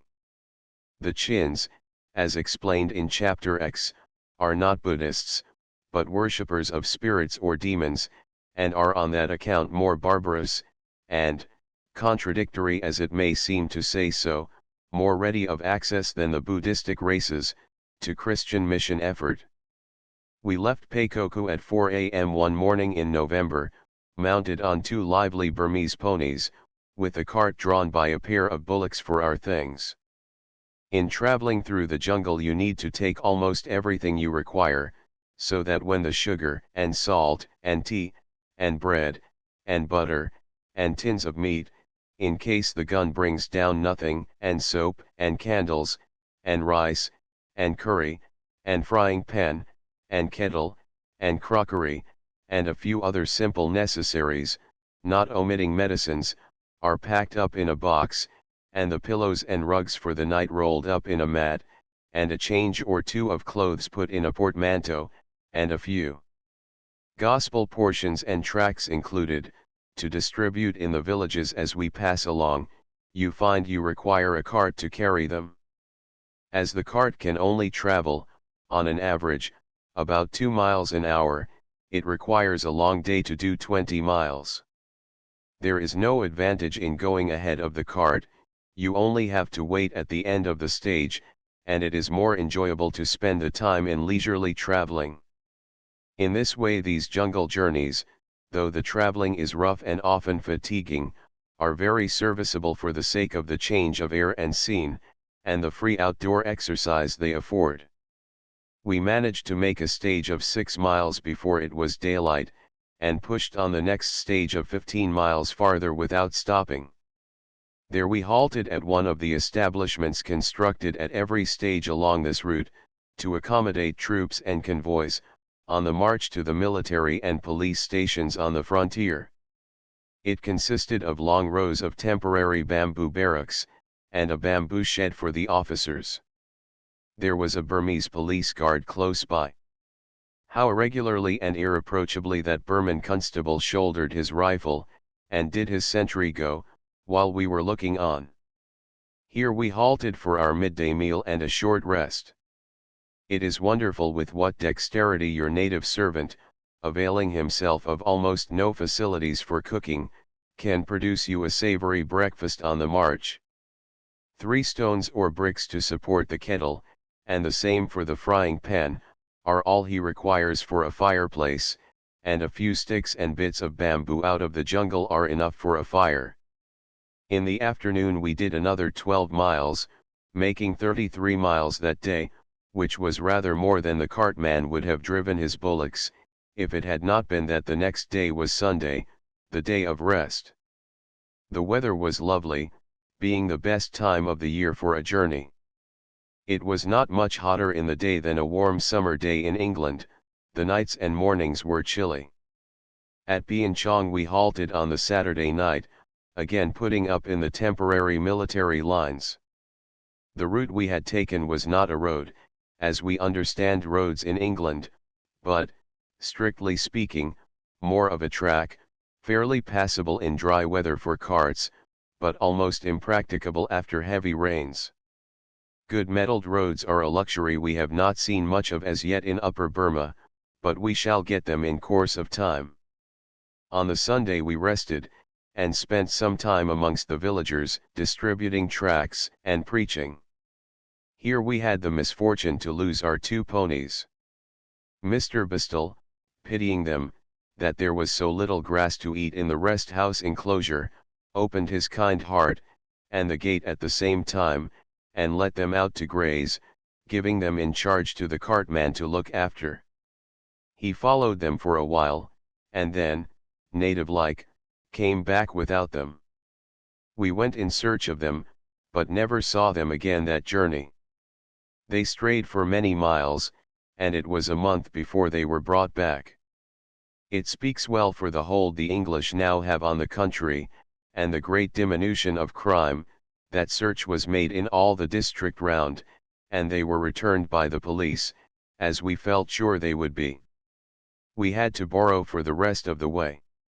An eloquent reminder of the true blues times we had then barely passed through, was the little police fort close by the rest house, constructed on the top of a ruined pagoda, where there was a view of the country for some distance round. During the first 3 or 4 years of British rule places like this had to be selected wherever practicable, and made strong enough to stand a rush by dacoits, and a careful watch had to be kept. The little bamboo house was perched right on the top of the steep mound of ruined brickwork, a wall breast high was erected round it, and with a few resolute men, well armed, inside, it would not have been easy to take. The rest house at Bien Chong, looking westward, overlooked a most lovely valley of great extent and fertility, through which we had now to pass. This valley looks as if it might have been at one time the bed of a mighty river, but the stream is now contracted to a very narrow span, and the alluvial soil of this rich valley is a veritable land of plenty. I never saw a region more lovely with the fairer forms that cultivation glories in than the Yaw Valley then appeared.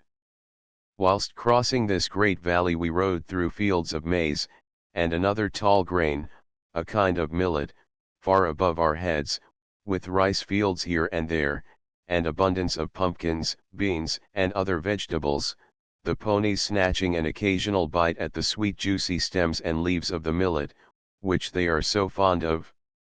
Carts in great numbers passed us, drawn by well-fed, plump oxen, and mostly laden with the leaves which envelop the maize cobs, all laid straight and packed neatly in bundles.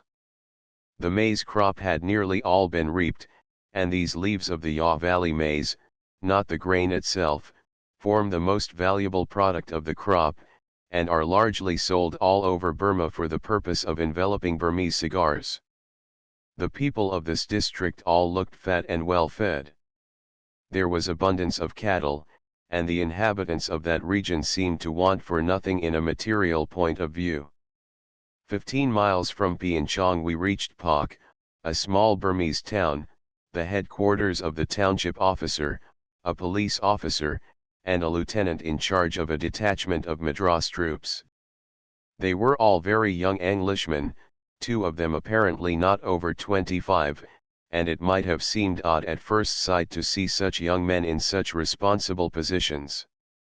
But suddenly having to find a sufficient staff of officials, to rule over a country as large as France, has involved engaging the services of many young men, for they must enter upon their duties young to be properly trained for the work, and it is a notable fact that the great work of pacifying and restoring to order Upper Burma has been chiefly the work of very young men.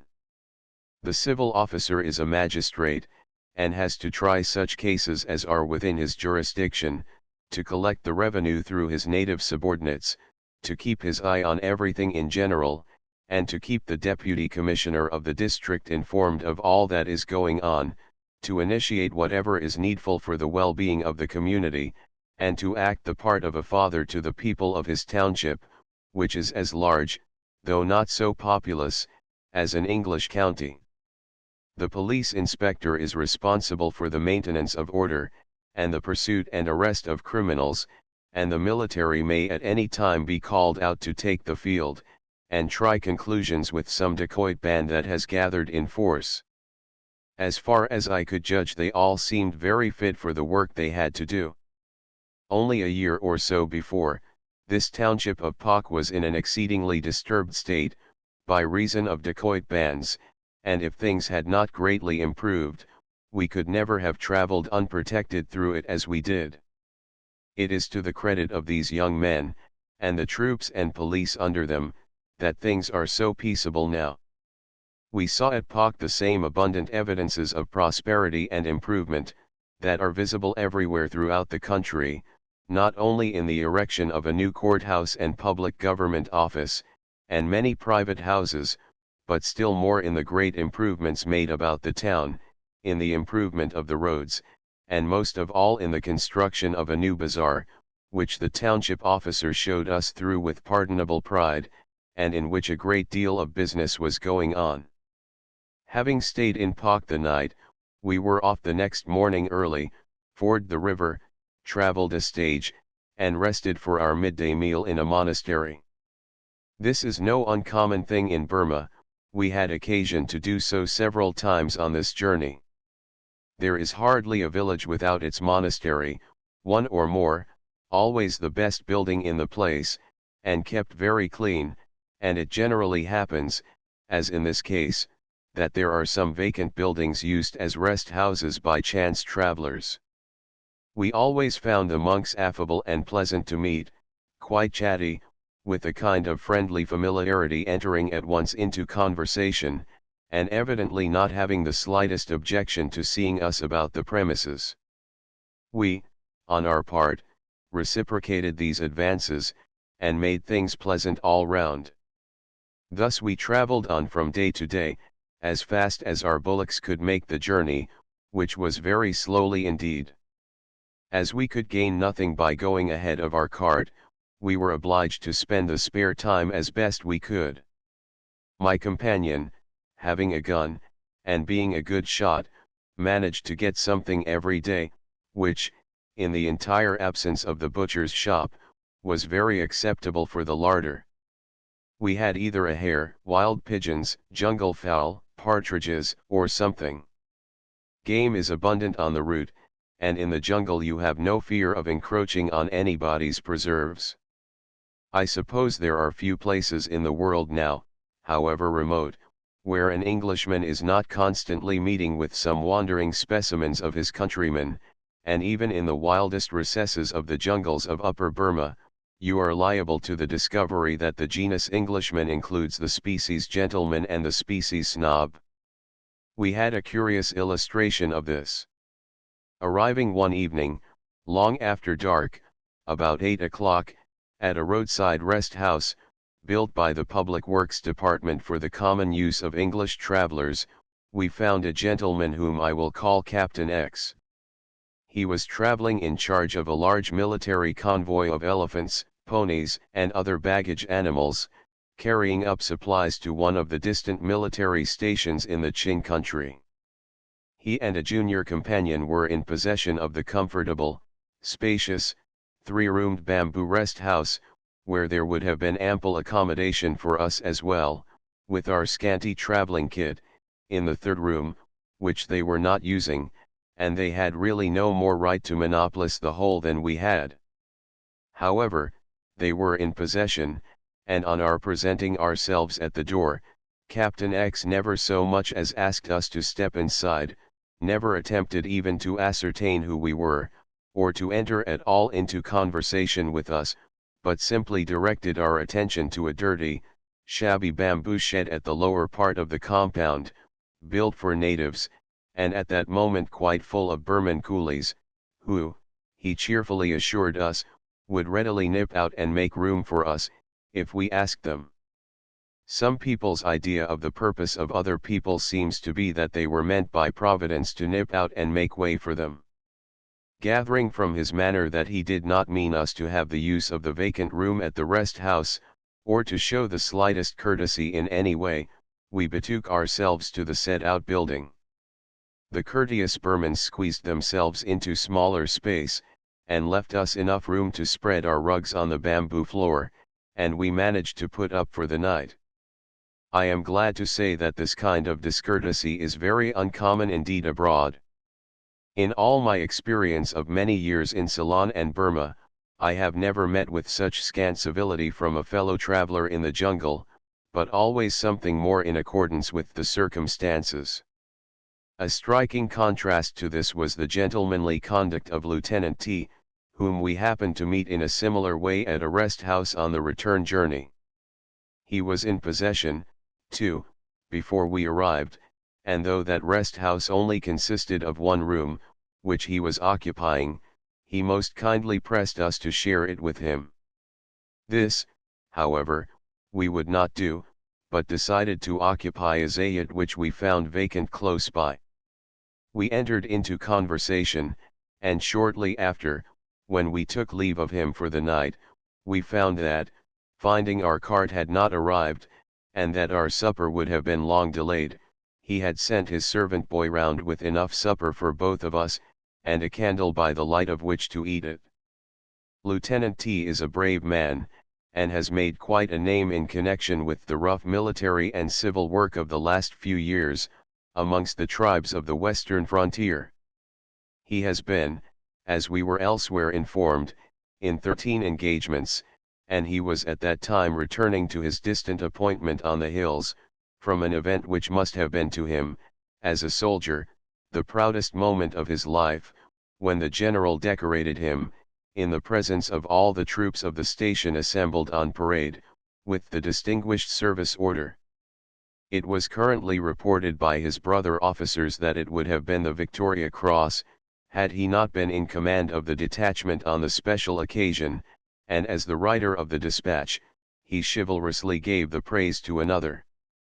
I could not but observe this, as another instance, showing that true bravery is usually associated with true modesty, and all other gentlemanly qualities. We now began to make our way over a mountainous ridge, along which an earthen road had been cut out, but not gravelled, and many a rustic bridge erected over the torrents that crossed the track, by the British, about a year before, on purpose for the Chin expedition, and for subsequent traffic. Some £35,000 we were told had been spent upon it. Some thousands of coolies were brought over from India, and the thing was done without delay. The expedition would have been almost impossible without a road. This serves to give the reader a glimpse of what it means to undertake the pacification and administration of a new country of abundant resources, but without means of communication, and with much raiding and dacoity going on. A road, or still better a railway, always means increased traffic and commerce, better markets for produce, and better means of getting about, and is itself, therefore, a pacifier and civilizer of no mean account, and it soon tends, under British law and insistence on good behavior, to demonstrate that honesty is the best policy.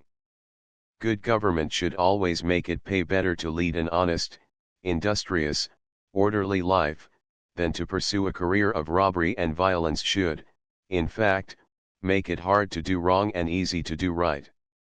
This part of our journey was through a hilly and picturesque country, consisting almost entirely of thick natural forest, with many teak and other fine timber trees, and bamboo jungle everywhere. At Thailand we were 98 miles from Paikoku, and close to the Chin Hills. We had here to leave the road, and our cart could go no farther with us, as the hills are very precipitous, and there is only a jungle path. We therefore reduced our baggage to the lowest possible limits of sheer necessity, and had our few things carried the remainder of the journey by a couple of coolies. We observed that the village of Thailand had some attempts at protection against the Chin raids. At each of the four ends of the village, where the two main roads, placed at right angles, lead out to the jungle, there are log huts erected, where a police guard can be sheltered against their arrows and spears, and the gates are shut at night. The remaining protection consists of a broad hedge of dead thorns heaped all round the village. At this and several villages in the vicinity sad tales were told us of Chin raids, in which Burmans were taken captive, and some of them detained amongst the Chins for many years. The various British expeditions sent up to the Chin tribes, with a view of reducing them to order, have released from time to time a great many of these unfortunate people, and the practice will soon come to an end, if it has not already ceased. This is one example of the ways in which English rule is a great blessing to a country like Burma, in removing such an intolerable burden as this constant dread of these murderous and disastrous raids, and the subsequent miseries of the unfortunate captives. The distance from Thailand to Pinloke, the nearest Chin village, is about 16 miles, and over as rugged and difficult a path as ever I traveled. About noon we halted, and had our lunch at the bottom of a very lovely gorge, by the side of an icy cold stream, just the picturesque kind of place that would become a favorite with tourists in England. At about 2 o'clock we approached the village, and we halted, under cover of the tall grass, while our Burman guide went forward to announce our approach. Presently they called to us to come forward, and we emerged from the tall grass upon a clearing, on the steep hillside, of several acres. The forest trees and undergrowth had been felled and burnt, and crops of various kinds of grain, cultivated in a rough and ready manner, and a few vegetables, were growing. The people received us in a friendly way, and we went forward and rested in the nearest house, which was of bamboo, something like the houses of the Burmans.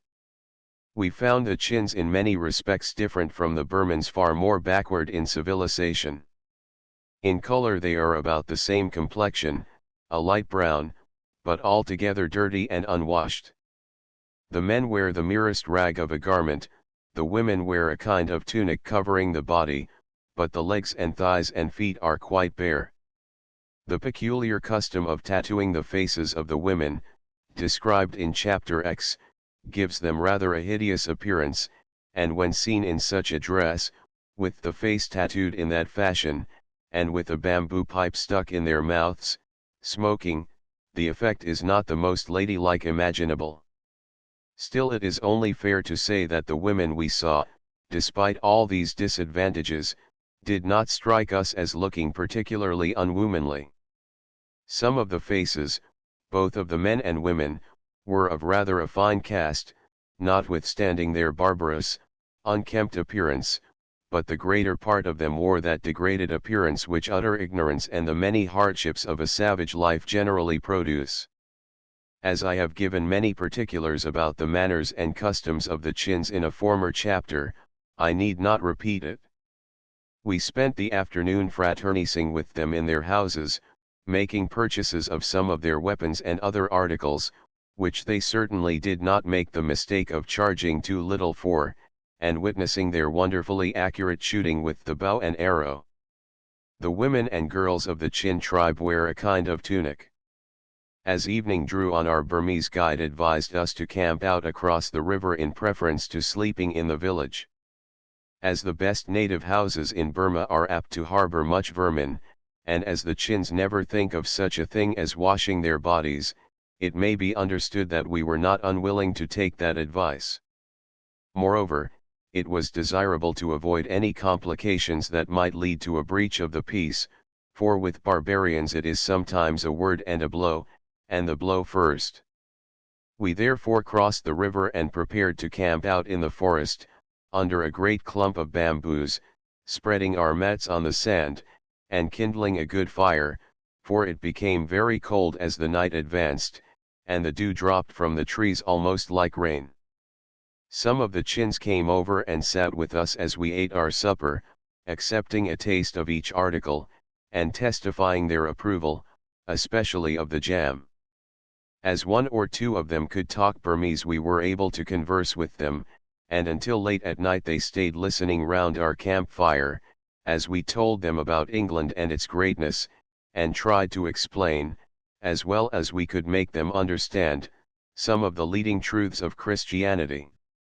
I must not omit to state what it was in us that astonished them most of all.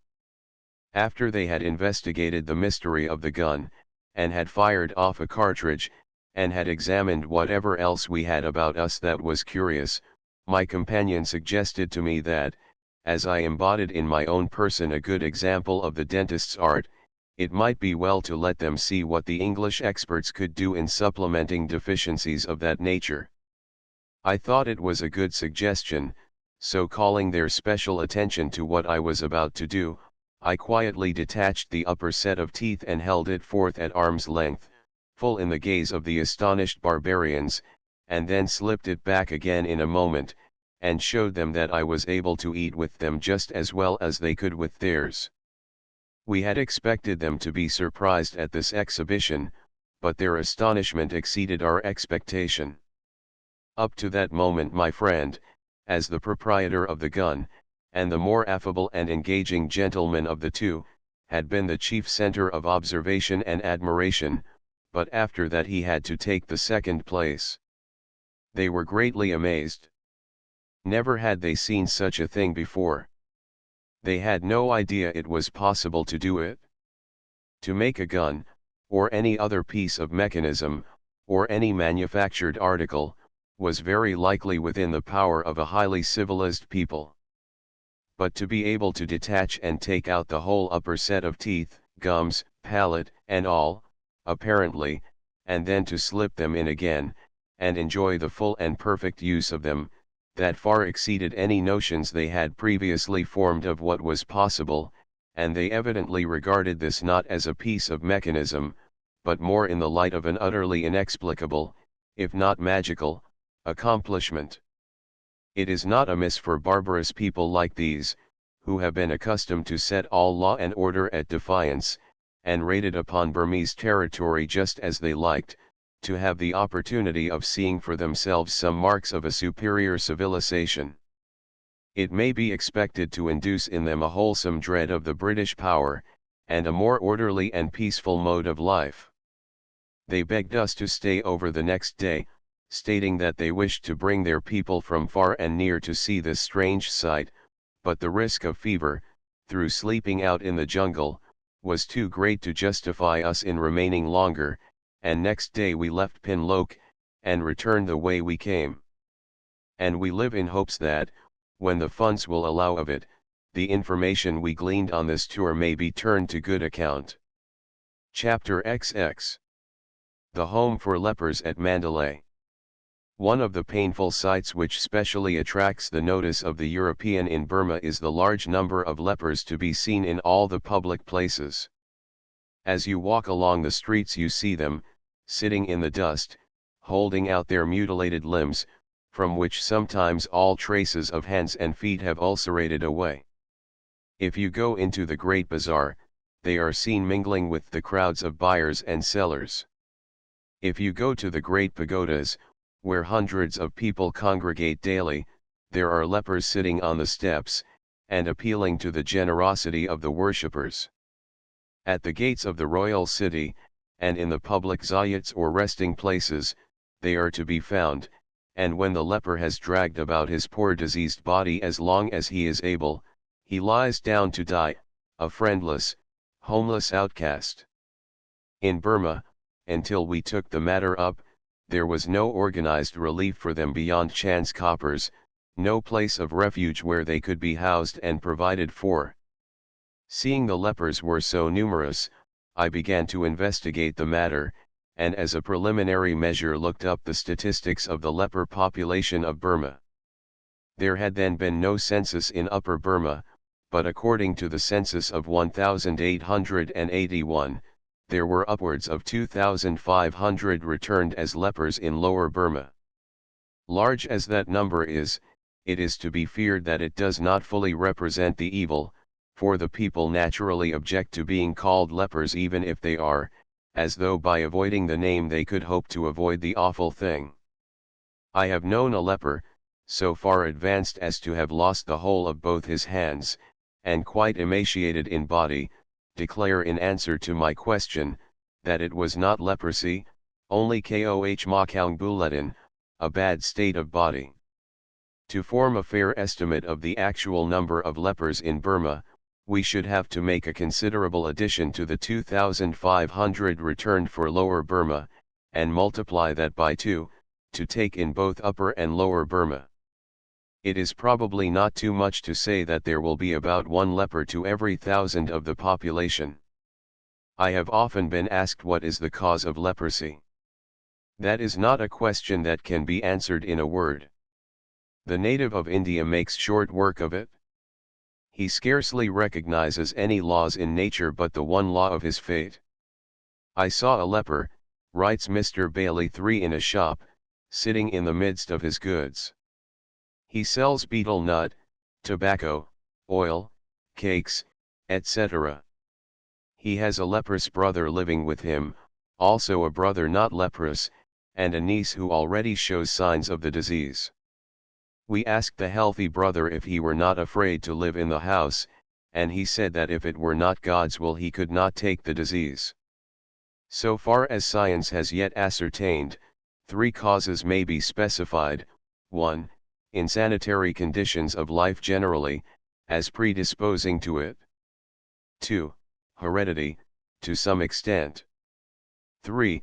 Contagion resulting from lengthened residence in close company with lepers and insanitary surroundings. It is not yet determined to what extent these causes respectively operate.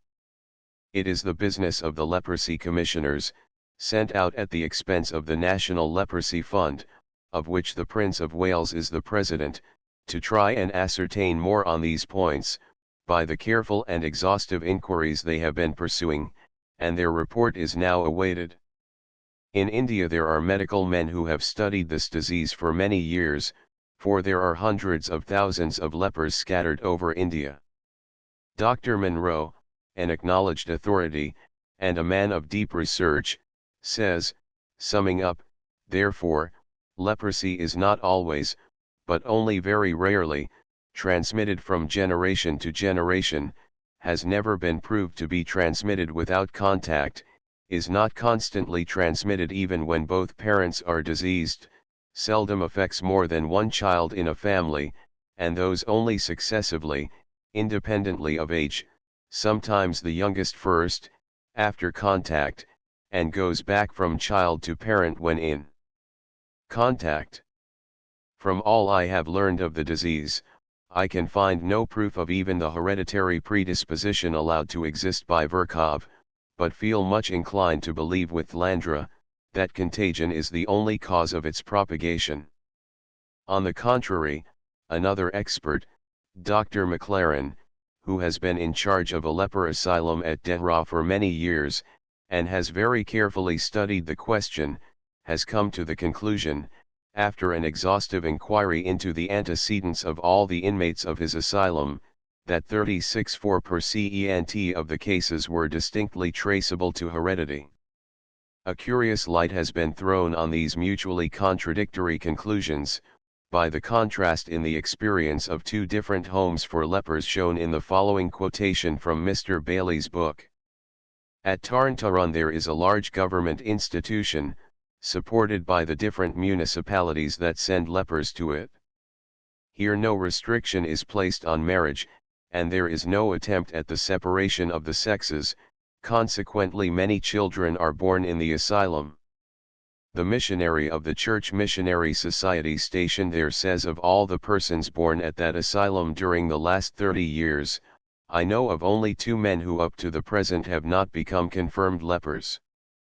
But even these, when last I saw them, began to show signs of the disease upon them.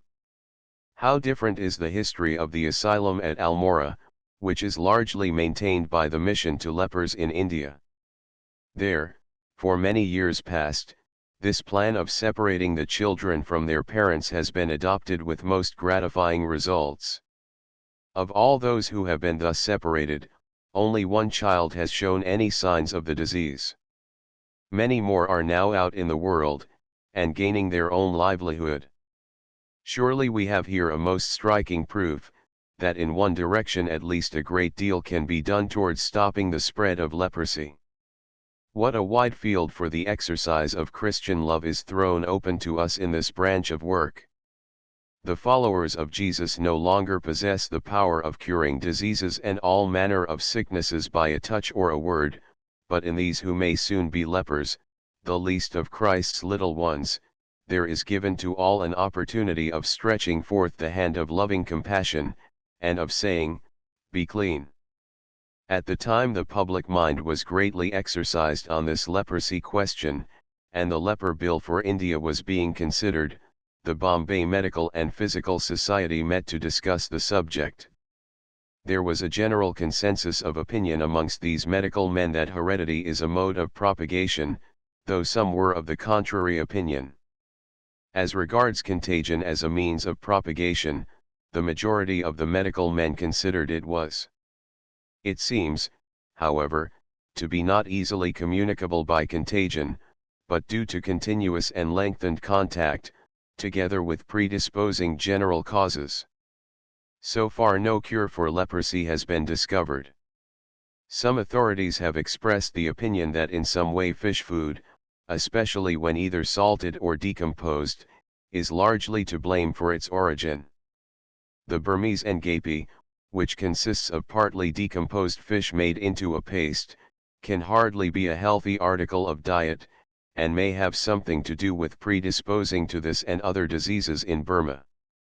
As the disease advances, mutilation and wasting of the fingers and toes set in, extending in time to the whole hand and foot. The sight is often dimmed or lost, and a kind of horny substance grows over the eyeballs. The skin of the face becomes thickened, giving the countenance a peculiarly heavy, morose expression. Thus the disease progresses, and the constitution becomes enfeebled, until the leper falls a victim to some other malady, for leprosy is not often the immediate cause of death. In the anesthetic form of leprosy all feeling leaves the part specially affected. Mr. Bailey tells of a case of this kind. One poor fellow was pointed out to me who had burned himself fearfully, in burning the dead body of a comrade. He knew nothing of it at the time the dead burning the dead. In the institution at Madras, out of 233 inmates, no less than 34 were Europeans or Eurasians, chiefly the latter. The leper's lot in India and Burma is a terribly sad one. The following picture of his condition is drawn by Colonel E. H. Paske, late Deputy Commissioner of Kangra, Punjab. Leprosy is a slow, creeping disease, seldom or never immediately fatal, though shortening life. It is accompanied by a great deal of physical pain and suffering, and an amount of mental torture varying with the natural sensibilities of the victim. The leper's life is burdensome to himself, and his presence loathsome to those around him. No object can be more pitiable, more repulsive, or more terrible. While the living body is undergoing a process of perceptible waste and decay in a manner the most loathsome, the mind is subjected to the most depressing influences, aggravated by the life of separation and isolation which the sufferer is forced to lead. As soon as the leper's taint becomes apparent, the victim is shunned by those around him, even members of his household avoiding his touch. For a time he leads a life of separation in his own home, but as the disease progresses, and his appearance is rendered more repulsive, he becomes an outcast, wandering through the country, subsisting by beggary, or else located in a small hut at a distance from all other habitations. A truly piteous sight it is to see the leper crouching outside his hovel, holding out wasted stumps that once were hands, and crying for alms from the passing traveler. When the leper resides near his home, his relatives, or fellow villagers, make provision for his wants, but for a time only. They soon tire of the burden of his support. Too frequently, when police reports announce that a leper has been found dead, has committed suicide, or has been burned to death in his hut, there is reason to believe that those who have been responsible for the maintenance of the sufferer had adopted sure means of freeing themselves from the burden. In one instance where a leper had been murdered by his own sons and brothers, the prisoners on their trial pleaded that they had put an end to the man's existence at his own request, to spare him from further suffering. In another instance, where a leper had been buried alive by his next of kin, it was urged that this mode of death would prevent the disease from becoming hereditary. Such are briefly a few particulars of the life of the poor crippled leper in India. An outcast, he still clings to life in a condition the most helpless, an object so repulsive that charity almost loathes to approach it. From the foregoing information it is abundantly evident that there is great need for the establishment of homes for lepers.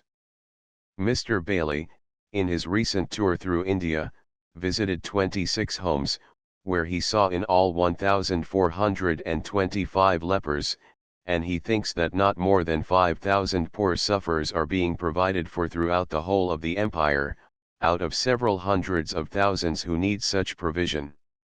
It was about the beginning of 1890, when our general mission work was getting upon its feet, and the pressure of the early difficulties was relieved a little, that I became concerned to do something for the lepers in Upper Burma, for whom nothing was being done. I waited upon Sir Charles Crosthwaite, then Chief Commissioner, to broach the subject to him, and was very cordially received. Sir Charles welcomed the idea. There was nothing of the kind, he said, in all Burma. Government could not well do anything directly in the matter, and even if they could, he remarked that we, the missionaries, could do it much better, that is, more kindly and mercifully than they could. He would gladly do all he could to help the scheme. Government would give the land, and he himself started the subscription list with 100 rupees. Encouraged by this, I issued a printed circular, setting forth the object of the undertaking, and appealing to all classes for subscriptions. There was a very liberal response to this appeal from all classes and sections of the population. I wrote to the Prince of Wales, as President of the National Leprosy Fund. My application was handed to the Secretary of the Fund, and in due time there came, in response to this application, through the Viceroy of India, a draft in rupees which was the equivalent of £80. I also put myself in communication with the Mission to Lepers, and received from that society immediate help in the form of a contribution, and eventually we placed ourselves amongst the number of homes for lepers supported by the society. In all 6,500 rupees were collected for a commencement. The land assigned to us by government was fenced in, and the first ward of the home was erected in January 1891, in the usual Burmese-style teak posts, board floor raised a few feet from the ground, bamboo matting for the walls, and thatched roof, with accommodation for 15 inmates. The time had then arrived for us to go home to England on furlough, and it fell to the lot of my colleague, Mr. Bristol, to gather in the sufferers, if he could induce them to trust themselves to our care. The Home for Lepers, Mandalay. Many had been the predictions that the whole thing would prove a failure. The lepers would never be induced to come, if they came they would never stay. But these fears have not been realized. As regards the first experiences in the Home for Lepers, I could not do better than let Mr. Bristol tell the story for himself. Towards the end of 1891 he writes, "It is 8 months today since I set out in the early morning to persuade a few lepers, who lay dying beneath the shadow of Mandalay's pagodas, to enter the refuge we had prepared for them. I anticipated reluctance on the part of these lone creatures to commit themselves to the care of an Englishman. Only 5 years before, the Burmese king reigned in the palace. Suddenly all Mandalay was in a ferment of dread. English war boats had touched the strand, and British soldiers were marching through the streets, to take the city and capture King Thibaw.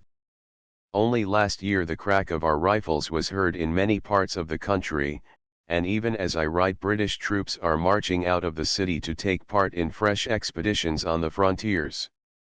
Burma is not the settled country it will be 10 years hence, nor has there yet been time for the people of the conquered land to trust us implicitly.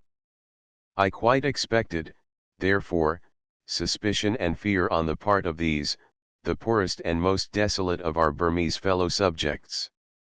Persuasion was my only means of gathering them in. To many I was an executioner. What could I want with them except to put them to death? We pray thee let us remain here, some said. For mercy's sake do not take me, others replied. All were in great terror. I could not but be touched by the timid, fearful attitude of many, and I was very thankful when I saw the first leper on his way in a bullock cart to our Home for Lepers. It was sad to see how they hugged their wretched dwellings, and clung to their filthy haunts.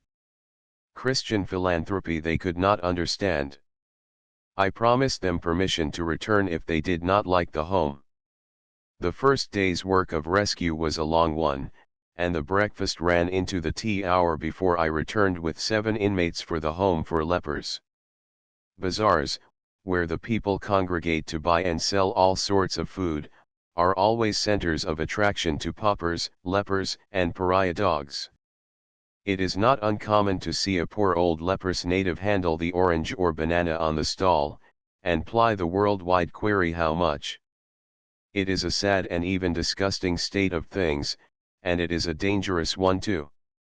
For ages it has gone on, and as far as I know, that morning's work 8 months ago was the first attempt ever made in Burma to stay the evil and rescue the lepers.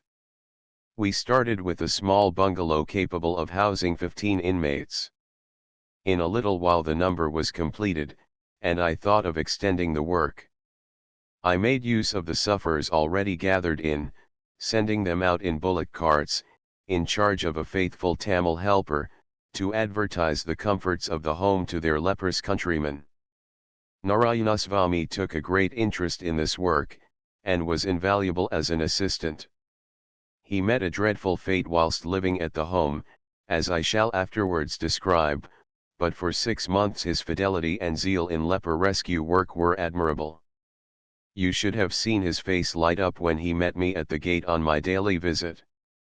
The leopards are all safe, sir, he would say. And though he knew no more of hunting than his own infant, he would often come across to the mission house with joy to say, "Brought 2 more leopards to the home today, sir." With his help I extended the work, and built 4 new houses for the reception of further cases. So that now we have 3 large bungalows and 2 hospital buildings, a caretaker's house, and for the purpose of preparing food for the settlement a substantial brick cookhouse. Today we have 50 inmates in all stages of the disease, of all ages, varying from a little girl of 12 years, to an old man with hair as white as snow. The site of the leper settlement is over 5 acres in extent. This area is divided into 2 sections by a bamboo fence. The western section is given up to female lepers, the eastern to males. The bungalows for men will accommodate 60, and we have room for 25 women. The hospitals are used for separating cases of extreme disease from the other inmates. A mortuary has recently been added. Daily worship is conducted, generally by our few young men whom we are training for preachers and teachers. The singing is not good. How can it be with such a congregation? But the poor souls make a noise, and that is enough in these early days.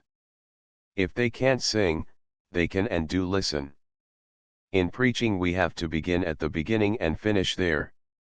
The idea of a Savior is to them very surprising. They always thought they had to save themselves. The cleansing Jesus is a new hope to them, for they have been taught to cleanse themselves. Service over, the food is brought to the different houses. The boiled rice is carried in a large basket, the curry of meat, fish, or vegetables in earthenware bowls. The lepers eat like ravenous schoolboys, and I believe they have greater appetites than the hale and hearty inhabitants of Mandalay. After breakfast they sit and chat, and read, and the inevitable sleep. The few who are able keep the place clean, but no work can be done by the majority. Many of them are without fingers, some without hands. The evening meal is always welcomed, and we get evening worship when it is possible. At present we have no converted leper, for when we have a few Christian inmates, much of the religious work may be conducted by the lepers themselves. This institution, in addition to being a boon to the public, and to the diseased ones, will in time become to the latter the gate of heaven. In the 8 months of our work among them death has been very busy. Naturally the bodies of these sufferers are little able to cope with sickness. When a leper sinks he sinks like lead. The pale face, the sunken cheeks, the loss of appetite, the unnatural smile, all tell of a speedy end. We have had 9 deaths. Some of them have been very touching. The worst case we have received was a woman named Maso. She was revolting to look at. She had no hands, and her wrists were raw, she was stone blind, and her sightless eyes were covered with a horny skin, she had no feet, and her legs were eaten away to above the ankles, she could only crawl about upon her elbows and knees. I felt more pity for her than for any other fellow creature I ever saw.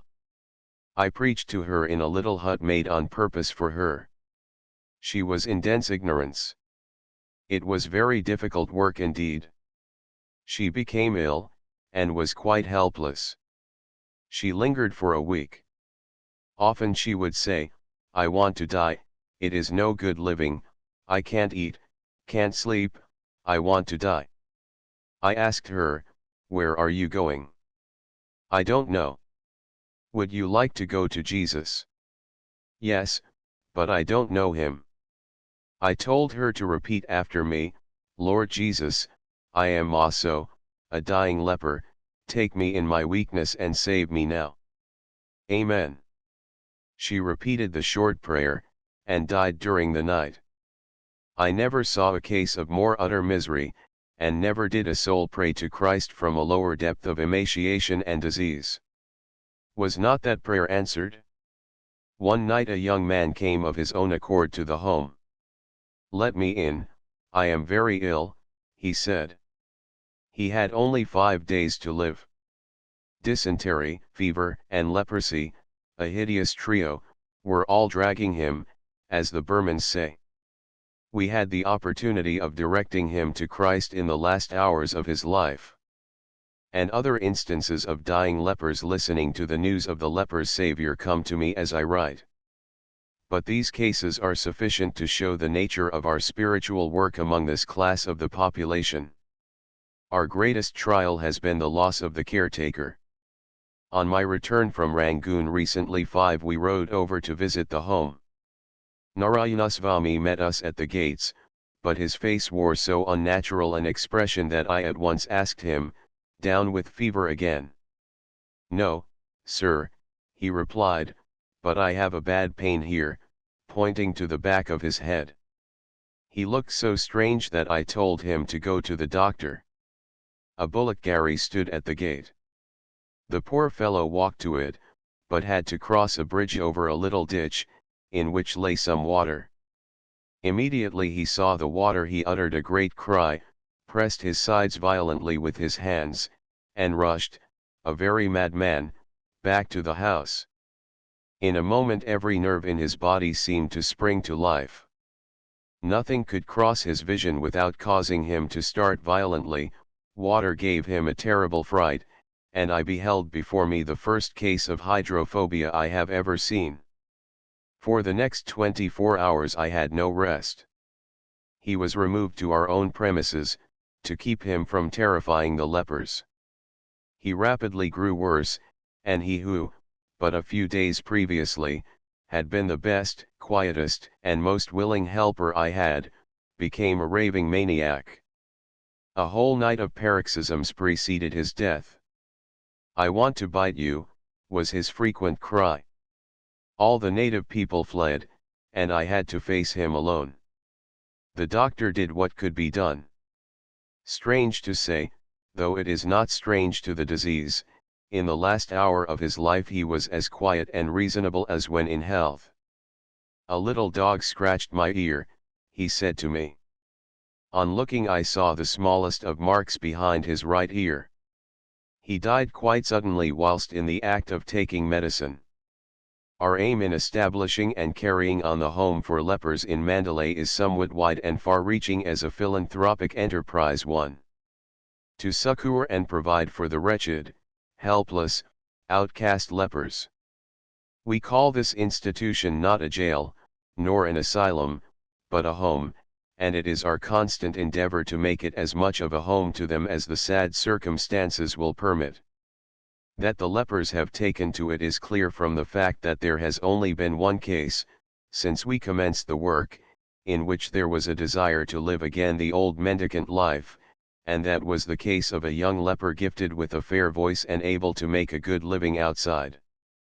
This speaks volumes, for there is no law either to compel them to come or to remain. It is clear that such a law is not needed. 2. To offer the lepers the gospel. Worship is held daily. No one is compelled to listen to it, or in any way pressed to accept the gospel. It is believed they will gladly do so of themselves when they learn how merciful it is, and see illustrations of it in the home. 3. To segregate the lepers from the healthy population, and thus do what we can to stamp out the disease. Formerly it was impossible to prevent them from going about in the markets and other public places of resort, but there is no reason for allowing that, now there is a comfortable home provided for them. 4. To rescue the children of lepers' parents, removing them from the parents, with their consent, before they contract the disease, and to provide for them. What a blessed preventive work is this! 5. Lastly, to follow the example of our Master, who never came in contact with suffering but he relieved it, and thus to give a worthy and consistent view of the true genius and spirit of the Christian religion to the tens of thousands of the heathen who throng around us. To them this home for lepers is an argument which they know how to appreciate, and it will not be lost upon them. Richard Baxter quaintly says, "As long as men have eyes as well as ears, they will think they see your meaning as well as hear it, and of the two senses they are more likely to trust their eyes as being the more reliable sense of the two.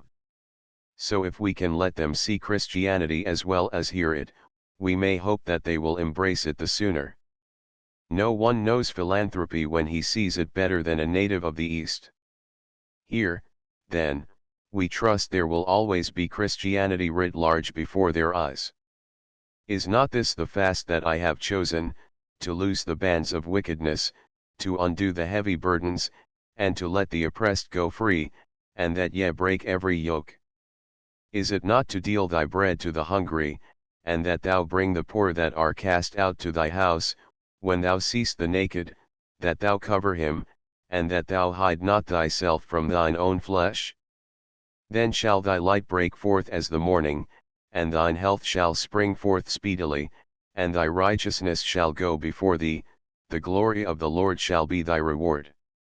Then shalt thou call, and the Lord shall answer, thou shalt cry, and he shall say, Here I am. And if thou draw out thy soul to the hungry, and satisfy the afflicted soul, then shall thy light rise in obscurity, and thy darkness be as the noonday, and the Lord shall guide thee continually, and satisfy thy soul in drought, and make fat thy bones, and thou shalt be like a watered garden, and like a spring of water, whose waters fail not.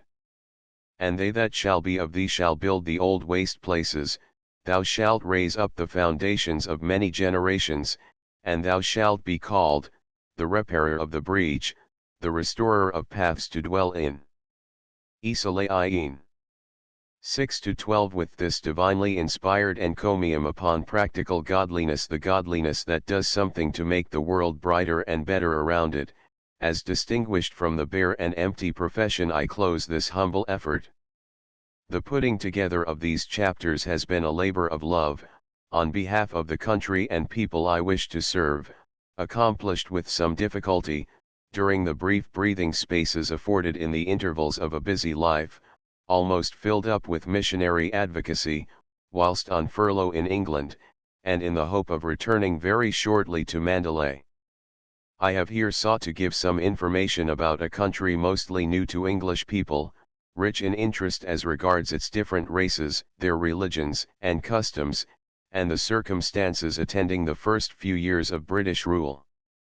Of British rule in the East I entertain a very high opinion as to its substantial justice, and its direct issue in the general well-being of the people. It ought to be the aim of every Christian amongst us to purge it of everything detrimental, and to make it all it should be. The responsibilities laid upon us as a people in this respect are very great.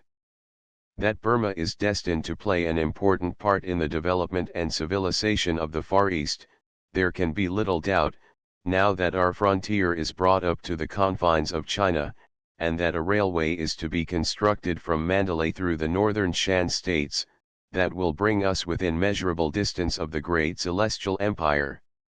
It is of great importance that this development be not confined to material things, but that Britain employ her great power and influence in the direction of everything that will uplift the nations, which Providence has so manifestly placed under her charge. Mission work amongst the Burman race may be slow, humanly speaking, and judging by all former experience, it looks likely to be so. That, however, is not the fault of what is being done. We may safely assert that much more might be done if the work were taken up in a more liberal and enterprising spirit. Are you, dear reader, doing your share? Footnotes 1. Mr. Smeaton says in his book, The Loyal Karens of Burma, that Judson had lived 7 years in Rangoon, preaching the eternal God, before a single Burman would admit his existence, while the poor unnoticed Karens were continually passing his door singing, By the way, God is eternal, his life is long, God is immortal, his life is long, 1 cycle he dies not, 2 cycles he dies not, perfect in great attributes, age on age he dies not. 2. Lest the reader should get the impression, from the accompanying illustration, that the tattooing appears white on the person, it may be well to explain that the real color is a very dark blue. The photographer, fully alive to the resources of science, in order to oblige us with a better view of the subject, induced the youth to smear the tattooing plentifully with oil, with the result that the bright shining of the sun on the glistening, dark blue pattern brought it out white. 3. The Lepers of Our Indian Empire, by W. C. Bailey, Secretary of the Mission to Lepers. J. F. Shaw & Co., London, a book well worthy of perusal by all who would like to know more on this subject. For in a letter received 4 months later than this, Mr. Bastille writes, "I am very glad to tell you of one poor old leper, one of the first who came into the home, finding Christ. He is a sad sight, but after 14 months' instruction and thought, he has come out from among his fellow lepers and publicly professed Christ. I don't expect him to live long." 5. It is an interesting illustration of the lights and shadows mingling in missionary life, that this journey to Rangoon Mr. Bastille speaks of, was to meet and bring home to Mandalay his bride, and it was this young lady's first introduction to the home for lepers, in company with her husband, that was marked by this tragic scene. It is worthy of mention in this connection, that Mrs. Bastille, before going out to Burma, underwent a 2 years course of training in nursing and elementary medicine, in order to be more useful among the women and girls of Burma. New and recent publications of the Wesleyan Methodist Book Room. The Indians of Canada, Their Manners and Customs. By J. McLean, M.A., Ph.D. Imperial 16 MO 23 Illustrations. 360. The Epistles of Paul the Apostle. A sketch of their origin and contents. By G. G. Findlay, B.A., Tutor in Biblical Literature and Exegesis, Headingley College. Small Crown 8 VO2s.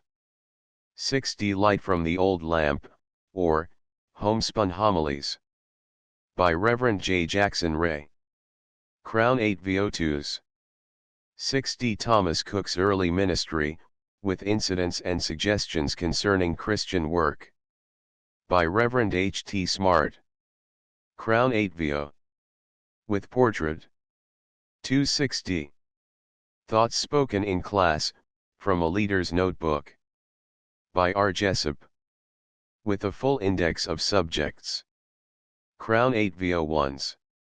6D A Manual of Instruction and Advice for Class Leaders. By the Reverend J. S. Simon. Prepared by order of the Wesleyan Methodist Conference. Crown 8 VO2s. The Inspiration of the Holy Scriptures. By Reverend F. J. Shar. Being the Fernley Lecture of 1891. Demi 8 VO Paper, 1s. 6D Cloth, 2s. 6D 5 Hearts. By Edith Rhodes. CRN 8 VO Illustrated 2s. 6D Parson Hardwick's Nut, and How He Cracked It. By W. W. Houghton. With illustrations by C. Tresidder. Crown 8 VO2s. Nathaniel Noble's Homely Talks for Years and Youth. By Reverend H. Smith. Crown 8 VO Numerous illustrations. 2s Michael the Tailor. By Reverend M. Gallienne. Translated from the French by Reverend C. de Pigueledin. SM Crown 8 VO Illis 1s. Spratty and the Dwarf, or, The Shining Stairway. A Story of East London. By Nellie Cornwall. Crown 8 VO Illustrated. 2's Shadows, How They Came and Went. By Helen Briston. Crown 8 VO Illustrated. 260. Roger Wentwood's Bible. By Charles R. Parsons. Crown 8 VO Numerous illustrations. Gilt Edges. 260. Dickon O. Greenwood, or, How the Light Came to Lady Clare. A Village Picture of Martyr Days. By K. T. Sizer. CRN 8 VO Illis 2s. Heroines of Faith and Charity. Companion Volume to Eminent Methodist Women. CRN 8 VO 11 Illis 2s. 6D Gilt Edges, 3s. The Four Friends. A Tale for Boys. By Fribba. Crown 8 VO Illustrated. 160. The Rabbi's Sons. A Story of the Days of St. Paul. By Emily Weaver. Crown 8 VO Frontispiece. 260. A Tangled Yarn. Captain James Payne's Life Log. Edited by T. Durley. Crown 8vo. With portrait. 260. Wesley and his successors. A centenary memorial of the death of John Wesley. Consisting of portraits and biographical sketches of the Wesley family, and of the presidents of the conference from the death of Wesley to the present time. The portraits are, with a few exceptions, engraved on steel. Crown 4-2. Handsomely bound, cloth, gilt edges, 30s. The Living Wesley. New edition. Revised throughout and much enlarged, including a chapter on the progress of Universal Methodism since the death of Wesley. By Reverend J. H. Rigg, DDCRN 8vo. With portrait, 3s. 6d. Wesley his own biographer, being selections from the journals of the Reverend John Wesley, A.M. The complete volume, with about 356 illustrations, cloth, plain edges, 7s. 6d. Extra cloth, beveled boards, gilt edges, 8s. 6d. The homes, haunts, and friends of John Wesley. Being the centenary number of the Methodist Recorder. Revised and enlarged. Crown 8vo. Profusely illustrated. Uniform with Wesley his own biographer. Price 2s. 6d. Wesley, the man, his teaching, and his work. Being sermons and addresses delivered in City Road Chapel, at the centenary commemoration of John Wesley's death. Revised by the authors. CRN 8vo. 431 pp. With portrait of John Wesley. Price 3s. 6d. A comparative view of church organizations. By Reverend James H. Rigg, D.D. 2nd edition. Revised and enlarged. DMI 8vo. 5s. My Cross and Thine. By Reverend John M. Bamford, author of Elias Power, etc. Large Crown 8vo. Red lines round each page. With 10 full-page illustrations from sketches by the author. 360. Reminiscences and Experiences of My Life. By Thomas Nightingale. Edited by his daughter. CRN 8vo. With portrait. 260. The Father of Methodism. A Life of the Reverend J. Wesley, A.M. written for children and young persons. By Reverend Nehemiah Kernock, Senator New and Enlarged Edition. 40 illustrations. Crown 4-2. Paper covers, 6d, limp cloth, 9d, cloth boards, 1s, cloth boards, gilt edges, gilt lettered, 1s. 6d. The Life of Bishop Matthew Simpson, of the Methodist Episcopal Church. By G. R. Crooks, D.D. DMI 8vo. Illis 512 pages 12s. 6d. James Bickford, An Autobiography of Christian Labor in the West Indies, Demerara, Victoria, New South Wales, and South Australia. DMI 8vo. 450 pp. With portraits and other illustrations, 7s. 6d. The Mission of Methodism. By the Reverend Richard Green. Being the Fernley Lecture for 1890. DMI 8vo. Paper covers, 2s, cloth, 3s. Studies in Theology. By R. S. Foster, D.D., Bishop of Methodist Episcopal Church. 3 volumes. Volume I, Prolegomena, Volume 2, Theism, Volume 3, The Supernatural Book. Medium 8vo. 25s. Darwinism a Fallacy.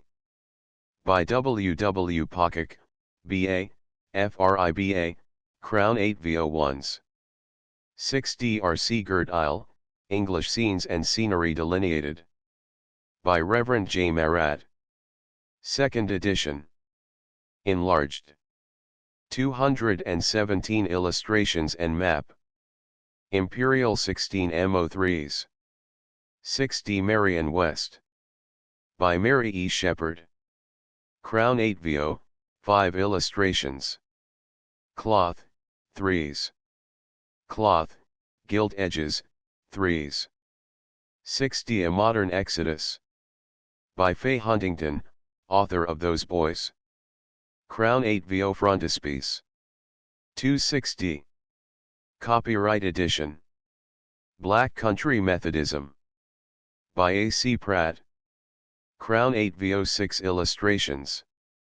Cloth, 2s. Nina's Burnished Gold. By Emily Searchfield. Crown 8VO frontispiece. 160. Rambles and Reveries of a Naturalist. By Reverend W. Spears, M.A., F.G.S., F.R.M.S., and C., co-editor of the Journal of Microscopy and Natural Science. Crown 8VO, with above 60 illustrations, 2s. 6D by Canoe and Dog Train Among the Cree and Saltos Indians. By Edgerton Ryerson Young. Introduction by Reverend Mark Guy Pearce.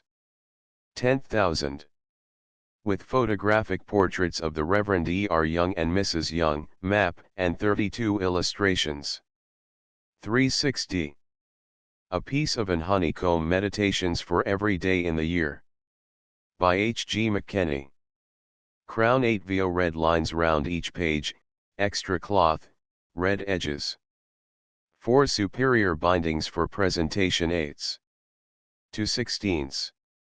The Sabbath for Man, an inquiry into the origin and history of the Sabbath institution. With a consideration of its claims upon the Christian, the Church, and the nation.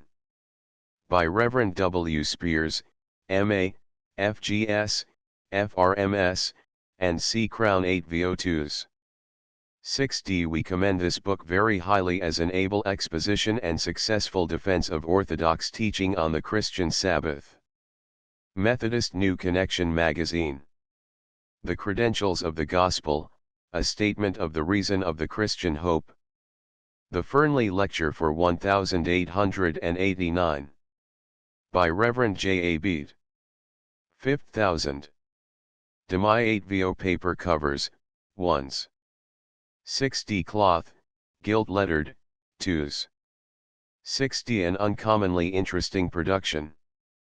The matter is digested with admirable skill, and the expression is clear as Horace's Banjusian spring, and precise as logic itself. Christian World. The Christian Conscience.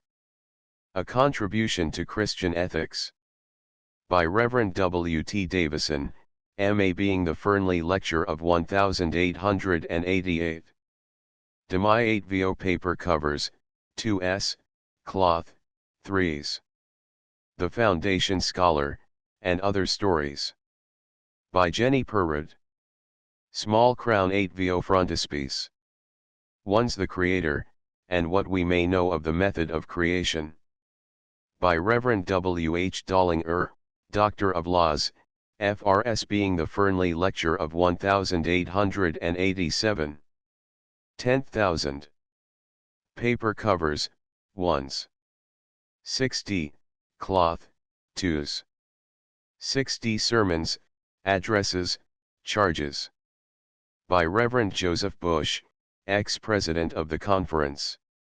Crown 8VO, with portrait, 3s.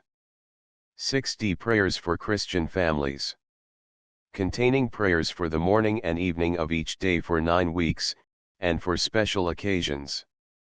With an introduction on family prayer, by the Reverend Dr. Gregory. Crown 8VO cloth, red edges, 3s. 6D half Morocco, gilt edges, 7s. 6D Persian grained, gilt edges, 8s. 6D Covenant Comforts. A companion and supplement to the form of covenanting with God. Extracted from the works of Joseph Allein, and edited by G. Osborne, DDFCP 8VO, 1s, gilt edges, 1s. 6D John Wesley. By Reverend Richard Green. Small crown 8vo1s, gilt edges, 1s. 60 A Manual of Christian Doctrine. By Reverend John S. Banks, Theological Tutor, Headingley College. 3rd edition. Crown 8vo, 3s. 6d Farrar's Biblical and Theological Dictionary. 15th edition. Revised and enlarged by Reverend J. Robinson Gregory. Crown 8vo 700 pages 125 illustrations and 6 maps. 360.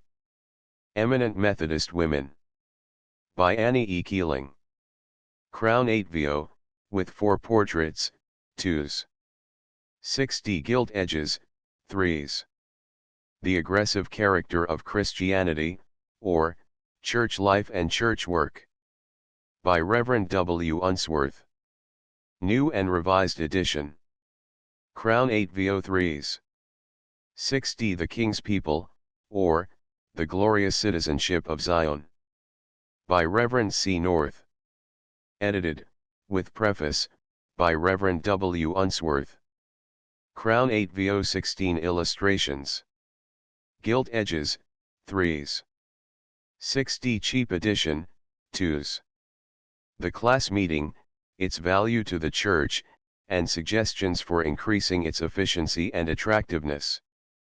By Reverend W. H. Thompson, Reverend Simpson Johnson, Reverend Edward Smith. With supplement containing further suggestions, topics, Bible readings, and see Small Crown 8vo 1s. Gilt edges, 1s. 6d Uncle Jonathan's Walks in and Around London. New and Enlarged Edition. Profusely illustrated. Crown 4-2. Cloth, gilt lettered, 2s. 6d, gilt edges, 3s. 6d The Two Cousins. By Fribba. Illustrated. Crown 8vo 3s. 6d Miss Kennedy and Her Brother. By Fribba. With frontispiece. Crown 8vo 2s. 6d Her Associate Members. By Pansy. Copyright Edition. Crown 8vo frontispiece. 260. My Black Sheep. By Evelyn Everett Green. Crown 8vo. 3 full-page illustrations. 2's Miss Merrick's Niece. By Evelyn Everett Green. Crown 8vo illustrated. 2's Mad Margrethe and Little Gunvald. A Norwegian Story. By Nellie Cornwall, author of Granny Tressana's Story. Crown 8vo. 3 whole-page illustrations. 260. Raymond Eade, A Story of 5 Years. By Elsie Kendall, author of Friends and Neighbors. Crown 8vo frontispiece. 2's For the King and the Cross. By Jesse Armstrong. Crown 8vo frontispiece. 260. The Two Harvests. By Annie Rylands. Crown 8vo frontispiece. 160. Among the Pimento Groves. A Story of Negro Life in Jamaica. By Reverend Henry Bunting. Crown 8vo 6-page illustrations. 2's The Happy Valley, Our New Mission Garden in Yuba, Ceylon. By Reverend S. Langdon. Crown 8vo. With map, portrait of Mrs. Wiseman, and numerous other illustrations. 2's Brookside School, and Other Stories. By Margaret Haycraft. Small Crown 8vo frontispiece. 1's The Springtide Reciter. A Book for Band of Hope Meetings. By Margaret Haycraft. Small Crown 8vo 1s. Severn to Tyne, The Story of 6 English Rivers. By E. M. Edwards. Crown 8vo 52 illustrations. 260. Grand Gilmore. By Reese Rockwell. Crown 8vo 6-page illustrations. 2 Psalms and Canticles. Pointed for chanting. Words only, limp cloth, 4d, stiff cloth, red edges, 6d, paste grain roan, gilt edges, 2s. With chance, 343, staff notation, limp cloth, 1s, cloth boards, 1s.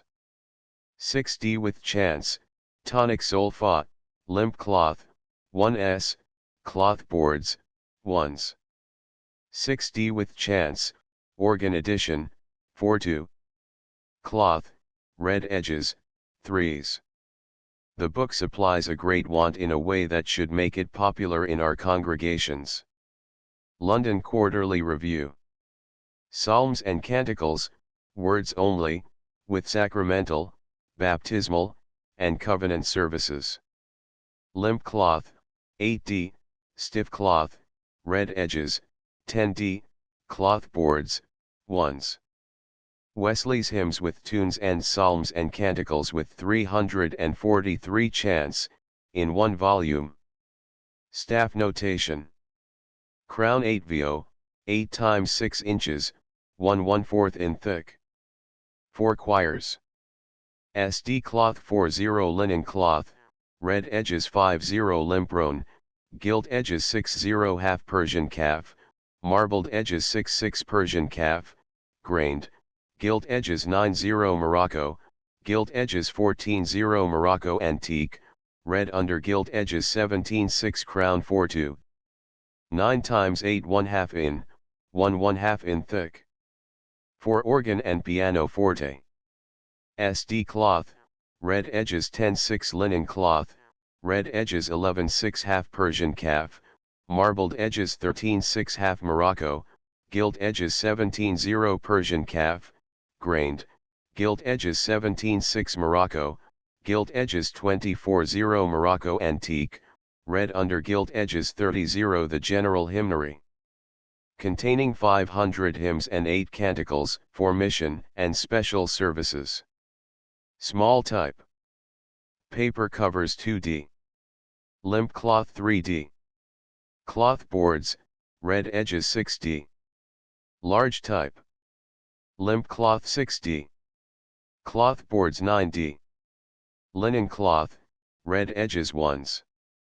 The hymnary, large type, is also kept in superior bindings SD limp roan, gilt edges 1/9 roan, stiff boards, gilt edges 2/6 paste grain roan, red under gilt edges 2/6 paste grain roan, red under gilt, round corners, gilt side 3/6 Persian grained, gilt edges 3/0 Persian, gilt side, grained, gilt edges 3/6 Persian, padded sides, round corners, red under gilt edges 4/0 Morocco, stiff boards, red under gilt edges 5/0 Morocco, padded sides, silk lined 9/0 Morocco yap, red under gilt edges. Round corners 9/0. This hymn book is intended for mission halls, and especially for mission centers, in which the evangelistic services are surrounded by a system of social and philanthropic agencies, but it is not designed to supersede the hymns and songs for mission services and conventions. The General Hymnary Tune Book. Containing 406 tunes, 34 single chants, and 42 double chants. Paper covers 1s. 60 cloth boards, plain edges, blind lettered 2s. 0D cloth, beveled boards, red edges, gilt lettered 2s. 6D Persian Morocco, limp, red under gilt edges SIXS. 0D This book has been prepared by a subcommittee, the convener of which was the Reverend Dr. Stevenson.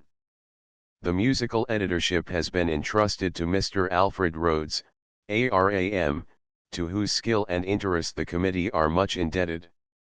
It is right to say, however, that Mr. Rhodes is not responsible for the selection of the tunes.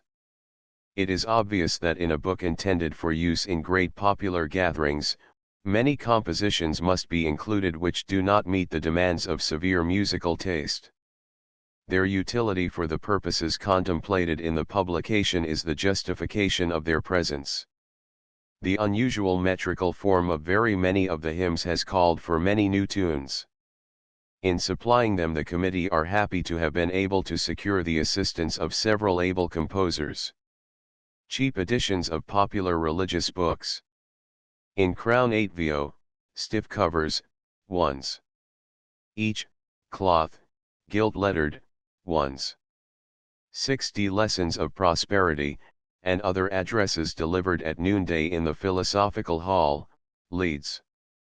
By Reverend W. L. Watkinson. By the same author. Mistaken Signs, and other papers on Christian life and experience.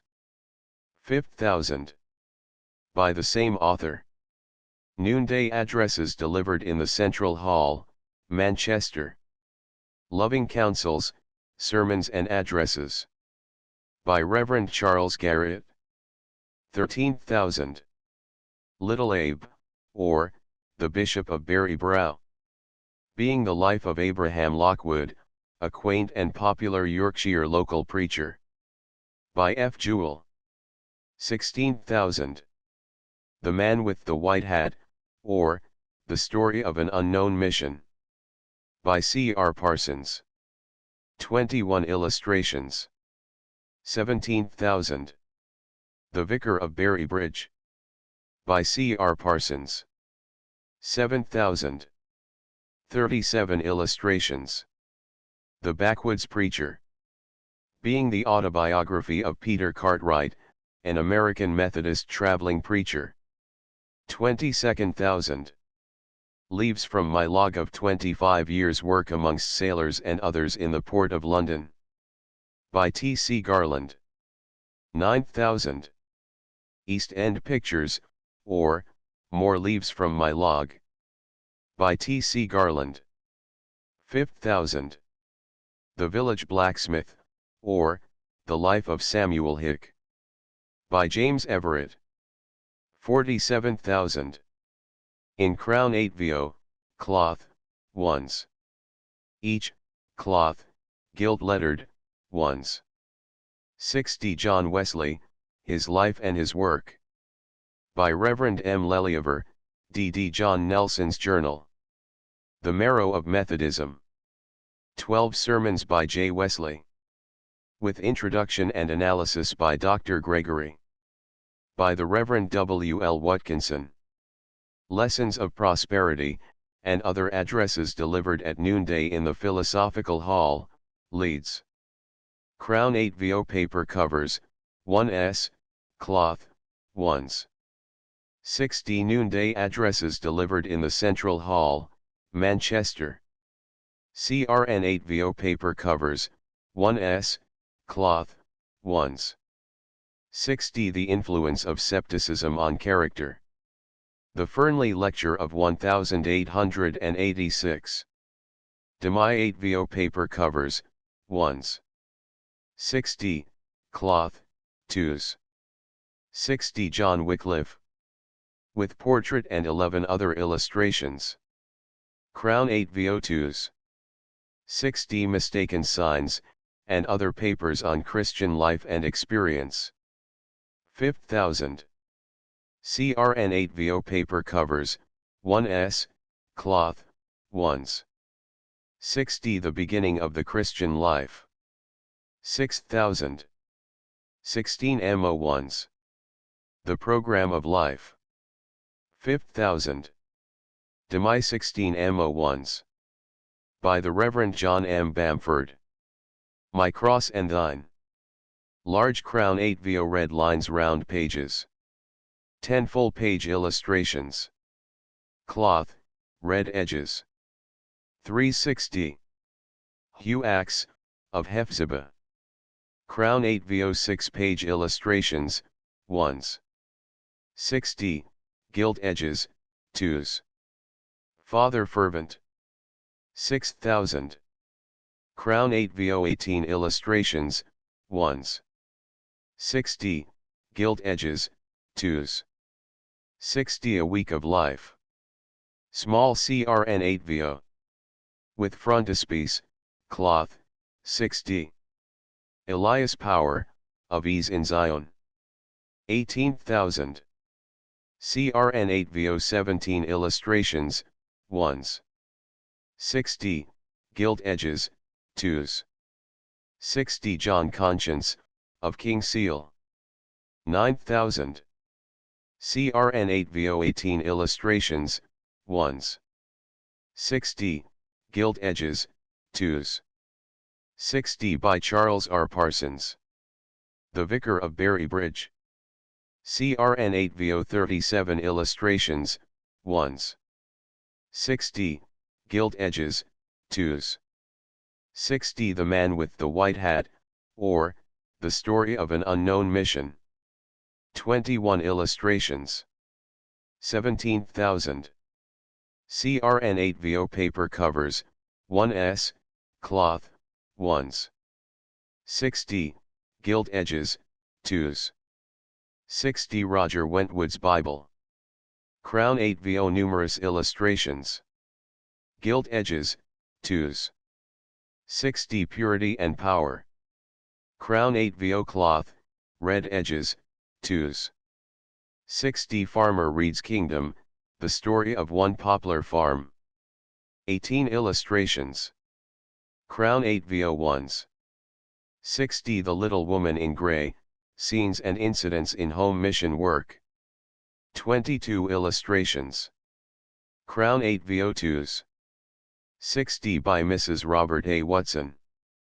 Poet Toilers in Many Fields. Biographical sketches of Lucy Larcom, Daniel Macmillan, Henry Periv, Mary Carpenter, James Clerk Maxwell, Torudude, John Duncan, Wives and Mothers in the Age of Homespun, Oberlin, Edward Dennison, Annie Curie, Alfred Saker. Crown 8VO Portraits and Illustrations. 2s Building Her House. Small CRN 8VO 5 illustrations. 160. Roger Hay, Charter Master. CRN 8VO 6-page Illus 2s. 6D Crabtree Fold, A Tale of the Lancashire Moors. Small Crown 8VO 5 illustrations. 160. The Good Luck of the Maitlands. Crown 8VO 5-page Illus 2s. Copyright editions of Pansy Books. Her associate members. By Pansy. Crown 8VO 2s. 6D and Hannah and Martha and John. By Pansy and Mrs. Livingstone. Crown 8VO 2s. 6D Miss D. Dunmore Bryant. By Pansy. Crown 8VO 2s.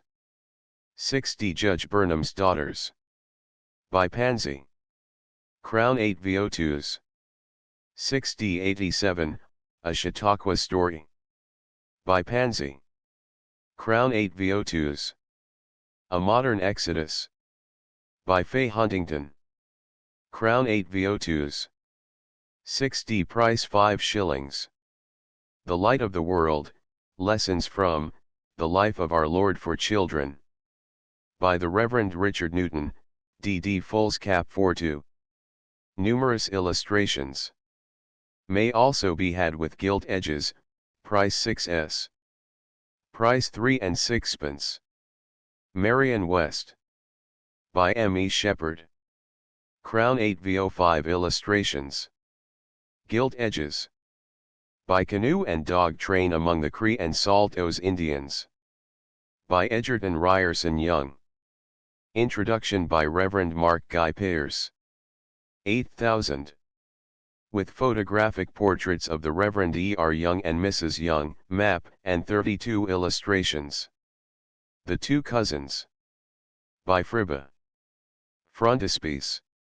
Crown 8VO Uncle Jonathan's Walks in and Around London. New and enlarged edition. Foolscap 42. Profusely illustrated.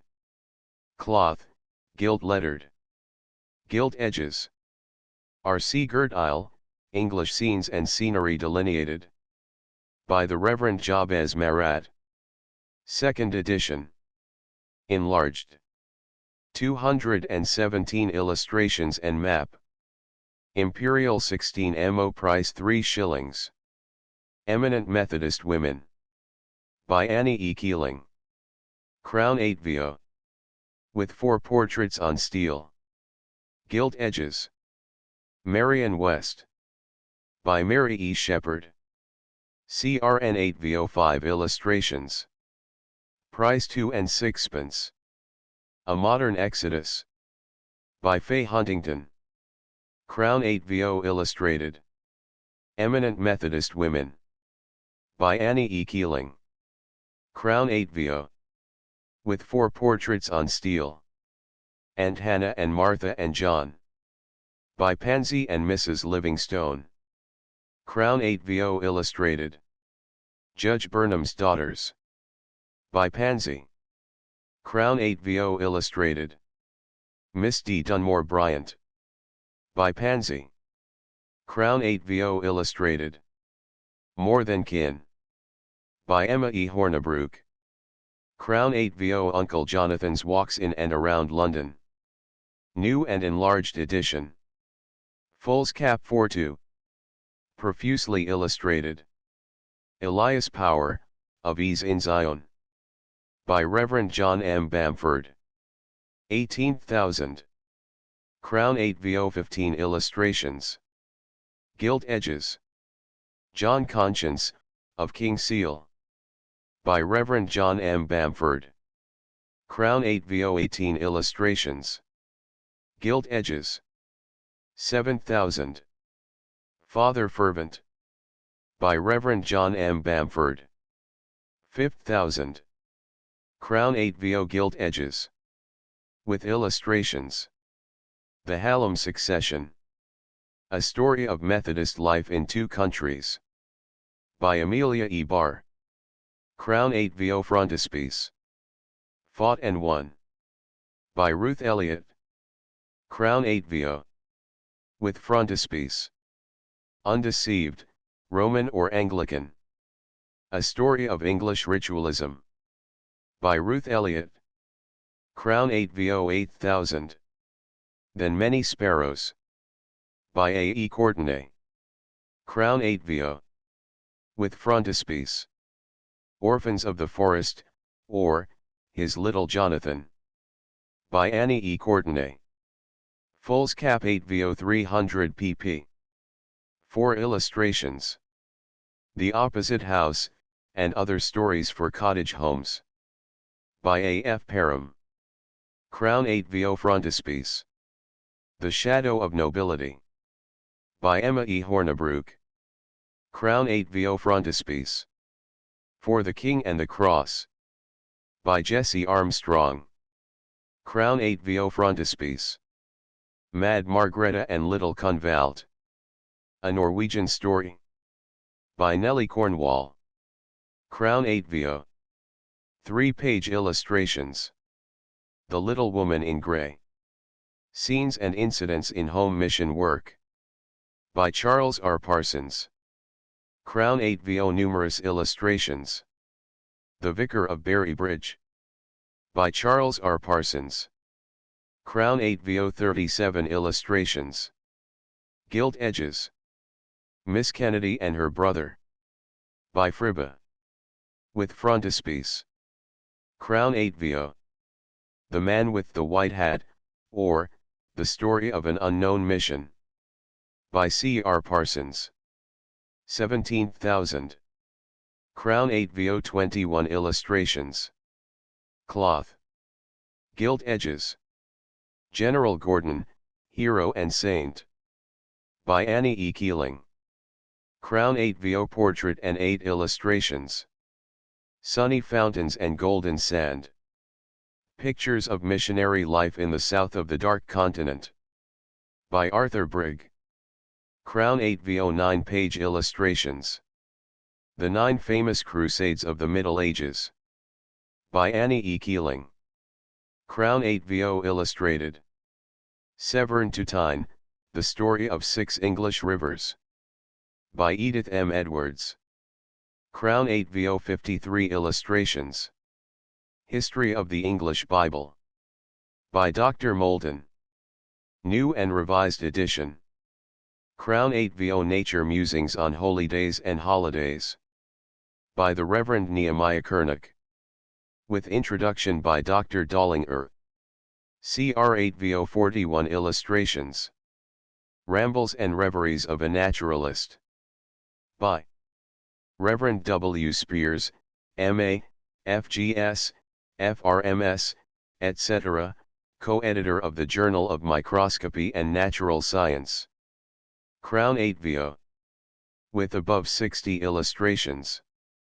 The Sabbath for Man, an inquiry into the origin and history of the Sabbath institution. With a consideration of its claims upon the Christian, the Church, and the nation. By the Reverend W. Spears, M.A., F.G.S., F.R.M.S., etc. Crown 8VO price 2 shillings. 87, A Chautauqua Story. By Pansy. Crown 8VO Illis Avio Tenants Pilgrimage, A Tale of Bunyan's Days. By K.T. Sizer. Crown 8VO 6 full-page illustrations. Granny Tressana's Story. By Nellie Cornwall. Crown 8VO Frontispiece. The Pride of the Family. By Annie E. Keeling. Crown 8VO 5 illustrations. London, C. H. Kelly, 2, Castle Street, City Road, EC, and 66, Paternoster Row, EC. End of the Project Gutenberg ebook. 4 years in Upper Burma. Updated editions will replace the previous one. The old editions will be renamed. Creating the works from print editions not protected by U.S. copyright law means that no one owns a United States copyright in these works, so the Foundation, and you, can copy and distribute it in the United States without permission and without paying copyright royalties. Special rules, set forth in the general terms of use part of this license, apply to copying and distributing Project Gutenberg trademark electronic works to protect the Project Gutenberg trademark concept and trademark. Project Gutenberg is a registered trademark, and may not be used if you charge for an ebook, except by following the terms of the trademark license, including paying royalties for use of the Project Gutenberg trademark. If you do not charge anything for copies of this ebook, complying with the trademark license is very easy. You may use this ebook for nearly any purpose, such as creation of derivative works, reports, performances, and research. Project Gutenberg ebooks may be modified and printed and given away. You may do practically anything in the United States with ebooks not protected by U.S. copyright law. Redistribution is subject to the trademark license, especially commercial redistribution. Start, full license. The full Project Gutenberg license. Please read this before you distribute or use this work to protect the Project Gutenberg trademark mission of promoting the free distribution of electronic works. By using or distributing this work, or any other work associated in any way with the phrase Project Gutenberg, you agree to comply with all the terms of the full Project Gutenberg trademark license available with this file or online at www.gutenberg.org/license. Section 1. General Terms of Use and Redistributing Project Gutenberg Trademark Electronic Works 1.a. By reading or using any part of this Project Gutenberg trademark electronic work, you indicate that you have read, understand, agree to and accept all the terms of this license and intellectual property, trademark/copyright, agreement. If you do not agree to abide by all the terms of this agreement, you must cease using and return or destroy all copies of Project Gutenberg trademark electronic works in your possession. If you paid a fee for obtaining a copy of or access to a Project Gutenberg trademark electronic work and you do not agree to be bound by the terms of this agreement, you may obtain a refund from the person or entity to whom you paid the fee as set forth in paragraph 1.e.8.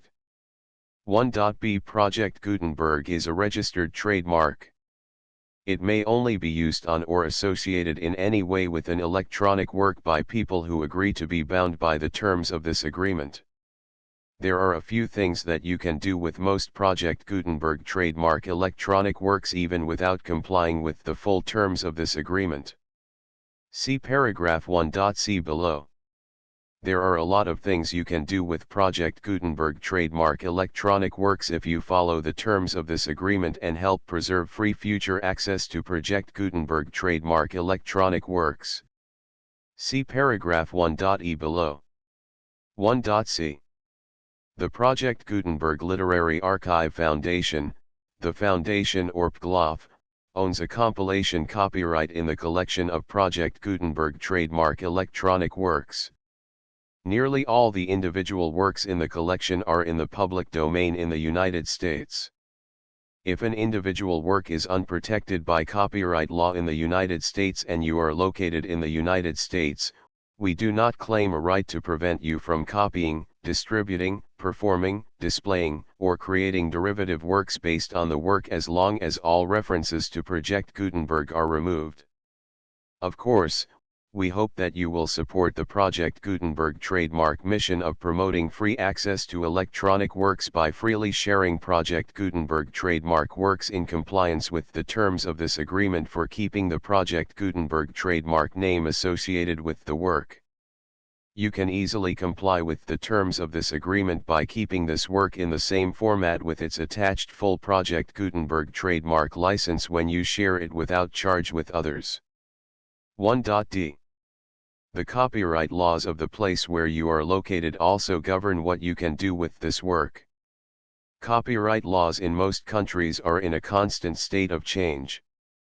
If you are outside the United States, check the laws of your country in addition to the terms of this agreement before downloading, copying, displaying, performing, distributing or creating derivative works based on this work or any other Project Gutenberg trademark work. The Foundation makes no representations concerning the copyright status of any work in any country other than the United States.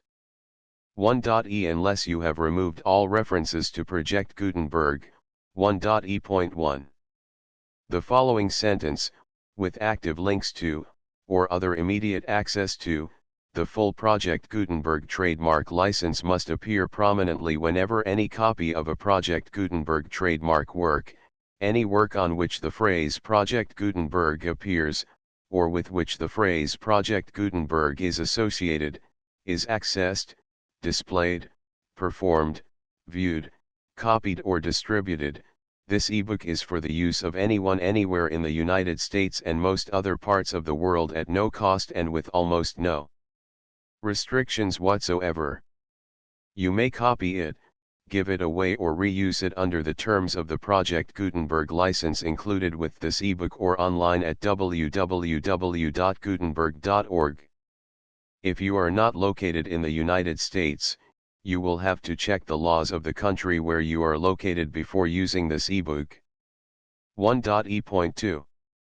If an individual Project Gutenberg trademark electronic work is derived from texts not protected by U.S. copyright law, does not contain a notice indicating that it is posted with permission of the copyright holder, the work can be copied and distributed to anyone in the United States without paying any fees or charges.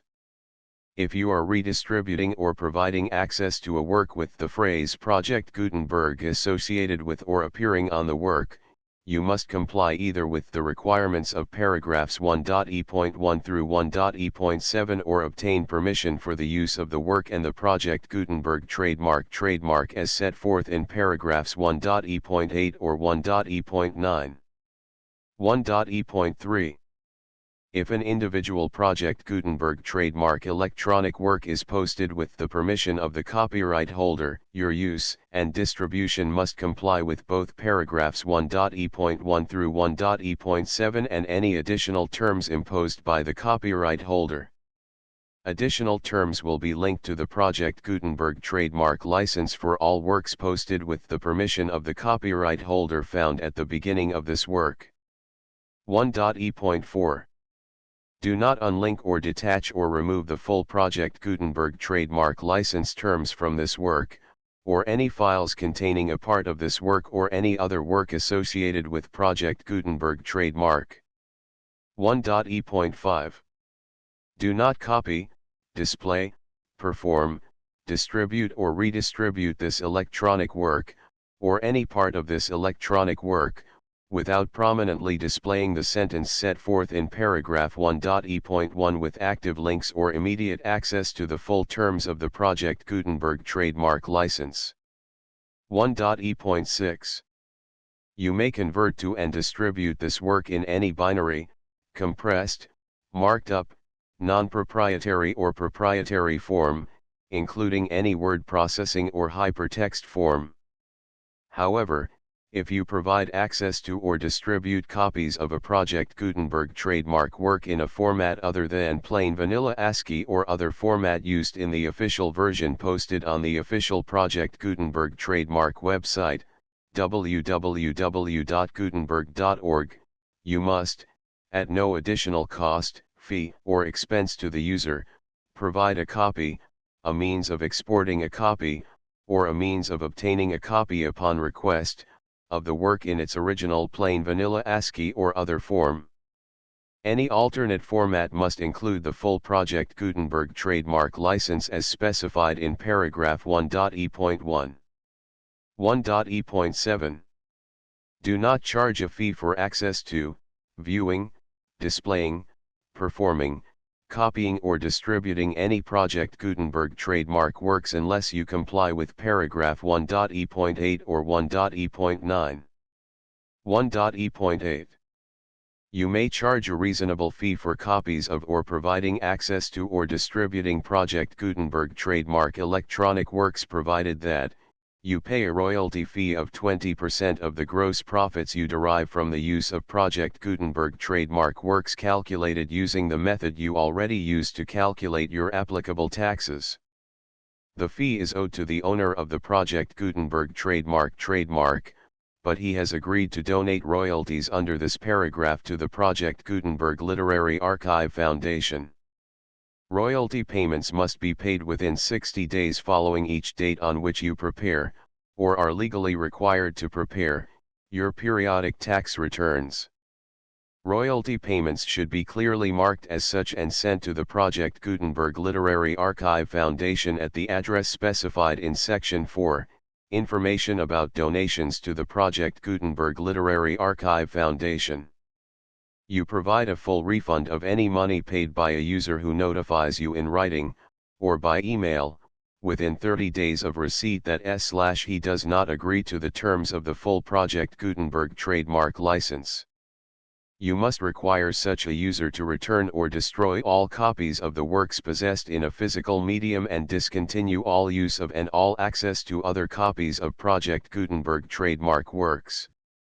You provide, in accordance with paragraph 1.f.3, a full refund of any money paid for a work or a replacement copy, if a defect in the electronic work is discovered and reported to you within 90 days of receipt of the work. You comply with all other terms of this agreement for free distribution of Project Gutenberg trademark works. 1.e.9. If you wish to charge a fee or distribute a Project Gutenberg trademark electronic work or group of works on different terms than are set forth in this agreement, you must obtain permission in writing from the Project Gutenberg Literary Archive Foundation, the manager of the Project Gutenberg trademark.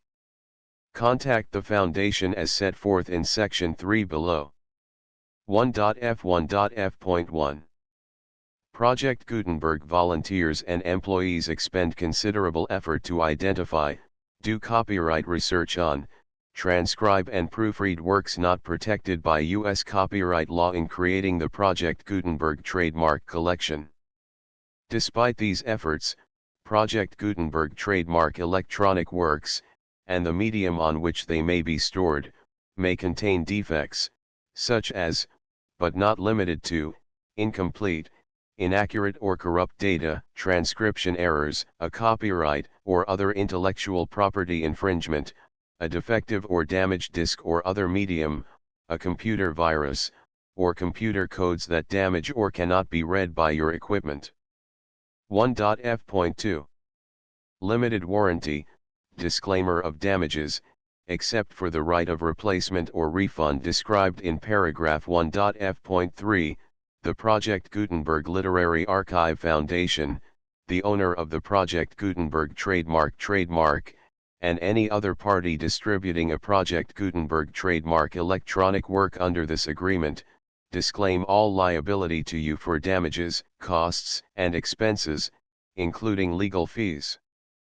You agree that you have no remedies for negligence, strict liability, breach of warranty or breach of contract except those provided in paragraph 1.f.3.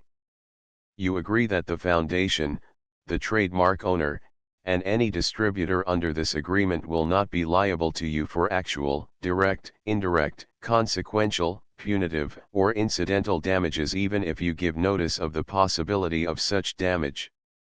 1.f.3. Limited right of replacement or refund. If you discover a defect in this electronic work within 90 days of receiving it, you can receive a refund of the money, if any, you paid for it by sending a written explanation to the person you received the work from. If you received the work on a physical medium, you must return the medium with your written explanation. The person or entity that provided you with the defective work may elect to provide a replacement copy in lieu of a refund. If you received the work electronically, the person or entity providing it to you may choose to give you a second opportunity to receive the work electronically in lieu of a refund. If the second copy is also defective, you may demand a refund in writing without further opportunities to fix the problem. 1.f.4. Except for the limited right of replacement or refund set forth in paragraph 1.f.3, this work is provided to you as is, with no other warranties of any kind, express or implied, including but not limited to warranties of merchantability or fitness for any purpose. 1.f.5. Some states do not allow disclaimers of certain implied warranties or the exclusion or limitation of certain types of damages. If any disclaimer or limitation set forth in this agreement violates the law of the state applicable to this agreement, the agreement shall be interpreted to make the maximum disclaimer or limitation permitted by the applicable state law.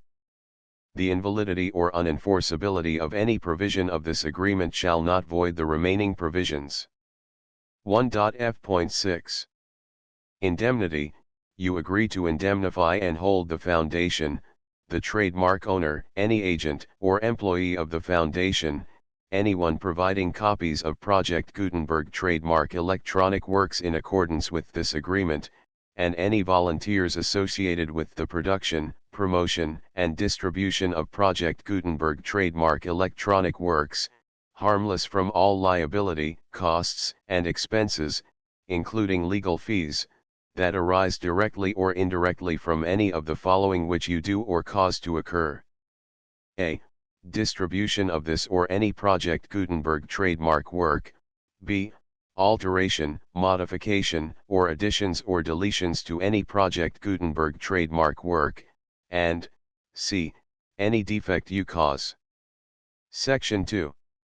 Information about the mission of Project Gutenberg trademark. Project Gutenberg trademark is synonymous with the free distribution of electronic works in formats readable by the widest variety of computers including obsolete, old, middle-aged, and new computers. It exists because of the efforts of hundreds of volunteers and donations from people in all walks of life. Volunteers and financial support to provide volunteers with the assistance they need are critical to reaching Project Gutenberg trademark's goals and ensuring that the Project Gutenberg trademark collection will remain freely available for generations to come. In 2001, the Project Gutenberg Literary Archive Foundation was created to provide a secure and permanent future for Project Gutenberg trademark and future generations. To learn more about the Project Gutenberg Literary Archive Foundation and how your efforts and donations can help, see sections 3 and 4 and the Foundation information page at www.gutenberg.org. Section 3. Information about the Project Gutenberg Literary Archive Foundation. The Project Gutenberg Literary Archive Foundation is a non-profit 501(c)(3) educational corporation organized under the laws of the state of Mississippi and granted tax-exempt status by the Internal Revenue Service. The Foundation's IN or Federal Tax Identification Number is 64-6221541. Contributions to the Project Gutenberg Literary Archive Foundation are tax-deductible to the full extent permitted by U.S. federal laws and your state's laws. The Foundation's business office is located at 809 North 1500 West, Salt Lake City, Utah 84116801596-1887. Email contact links and up-to-date contact information can be found at the Foundation's website and official page at www.gutenberg.org/contact section 4. Information about donations to the Project Gutenberg Literary Archive Foundation. Project Gutenberg trademark depends upon and cannot survive without widespread public support and donations to carry out its mission of increasing the number of public domain and licensed works that can be freely distributed in machine-readable form accessible by the widest array of equipment including outdated equipment. Many small donations, $1 to $5,000, are particularly important to maintaining tax-exempt status with the IRS. The Foundation is committed to complying with the laws regulating charities and charitable donations in all 50 states of the United States. Compliance requirements are not uniform and it takes a considerable effort, much paperwork, and many fees to meet and keep up with these requirements. We do not solicit donations in locations where we have not received written confirmation of compliance. To send donations or determine the status of compliance for any particular state, visit www.gutenberg.org/donate. While we cannot and do not solicit contributions from states where we have not met the solicitation requirements, we know of no prohibition against accepting unsolicited donations from donors in such states who approach us with offers to donate. International donations are gratefully accepted, but we cannot make any statements concerning tax treatment of donations received from outside the United States. U.S. laws alone swamp our small staff. Please check the Project Gutenberg web pages for current donation methods and addresses. Donations are accepted in a number of other ways including checks, online payments, and credit card donations. To donate, please visit www.gutenberg.org/donate. Section 5. General information about Project Gutenberg trademark electronic works. Professor Michael S. Hart was the originator of the Project Gutenberg trademark concept of a library of electronic works that could be freely shared with anyone. For 40 years, he produced and distributed Project Gutenberg trademark ebooks with only a loose network of volunteer support. Project Gutenberg trademark ebooks are often created from several printed editions, all of which are confirmed as not protected by copyright in the U.S. unless a copyright notice is included. Thus, we do not necessarily keep ebooks in compliance with any particular paper edition. Most people start at our website, which has the main PG search facility, www.gutenberg.org. This website includes information about Project Gutenberg trademark, including how to make donations to the Project Gutenberg Literary Archive Foundation, how to help produce our new ebooks, and how to subscribe to our email newsletter to hear about new ebooks. Back. 4 years in Upper Burma. Preface. Contents. List of the illustrations. 4 years in Upper Burma. Chapter I Introductory. Chapter 2. The Journey to Mandalay. Chapter 3. Mandalay in 1887. Chapter 4. The People of Mandalay. Chapter V. The Pacification of Upper Burma. Chapter 6. British Influence in the Shan States. Chapter 7. 5 Years of British Rule. Chapter 8. Intoxicants in Burma, the Liquor Question. Chapter 9. Intoxicants in Burma, the Opium Question. Chapter X. The Frontier Mountain Races of Burma. Chapter 11. Buddhism in Burma.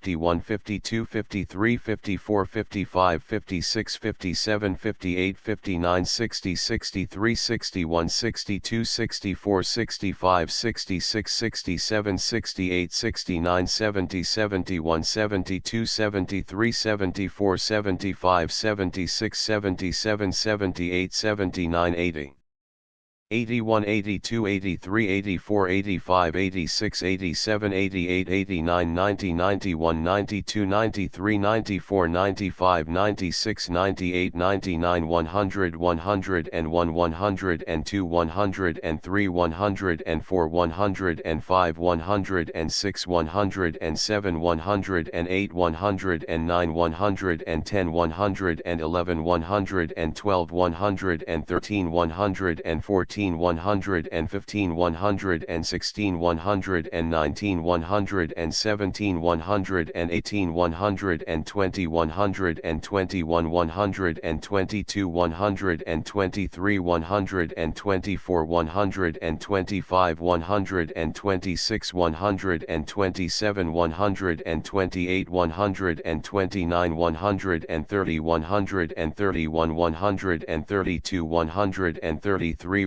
135 136 137 138 139 140 141 142 143 144 145 146 147 148 149 150 151 152 155 153 154 156 157 158 161 159 160 162 163 164 165 166 167 168 169 170 171 172 173 174 175 176 177 178 179 180 181 182 183 184 185 186 187 188 189 190 191 192 193 194 195 196 197 198 199 200 201 202 203 204 205 206 207 208 209 210 211 212 213 214 215 216 217 218 219 220 221 222 223 224 225 226 227 228 229 230 231 232 233 234 235 236 237 238 240 241 242 243 244 245 246 249 247 248 250 251 252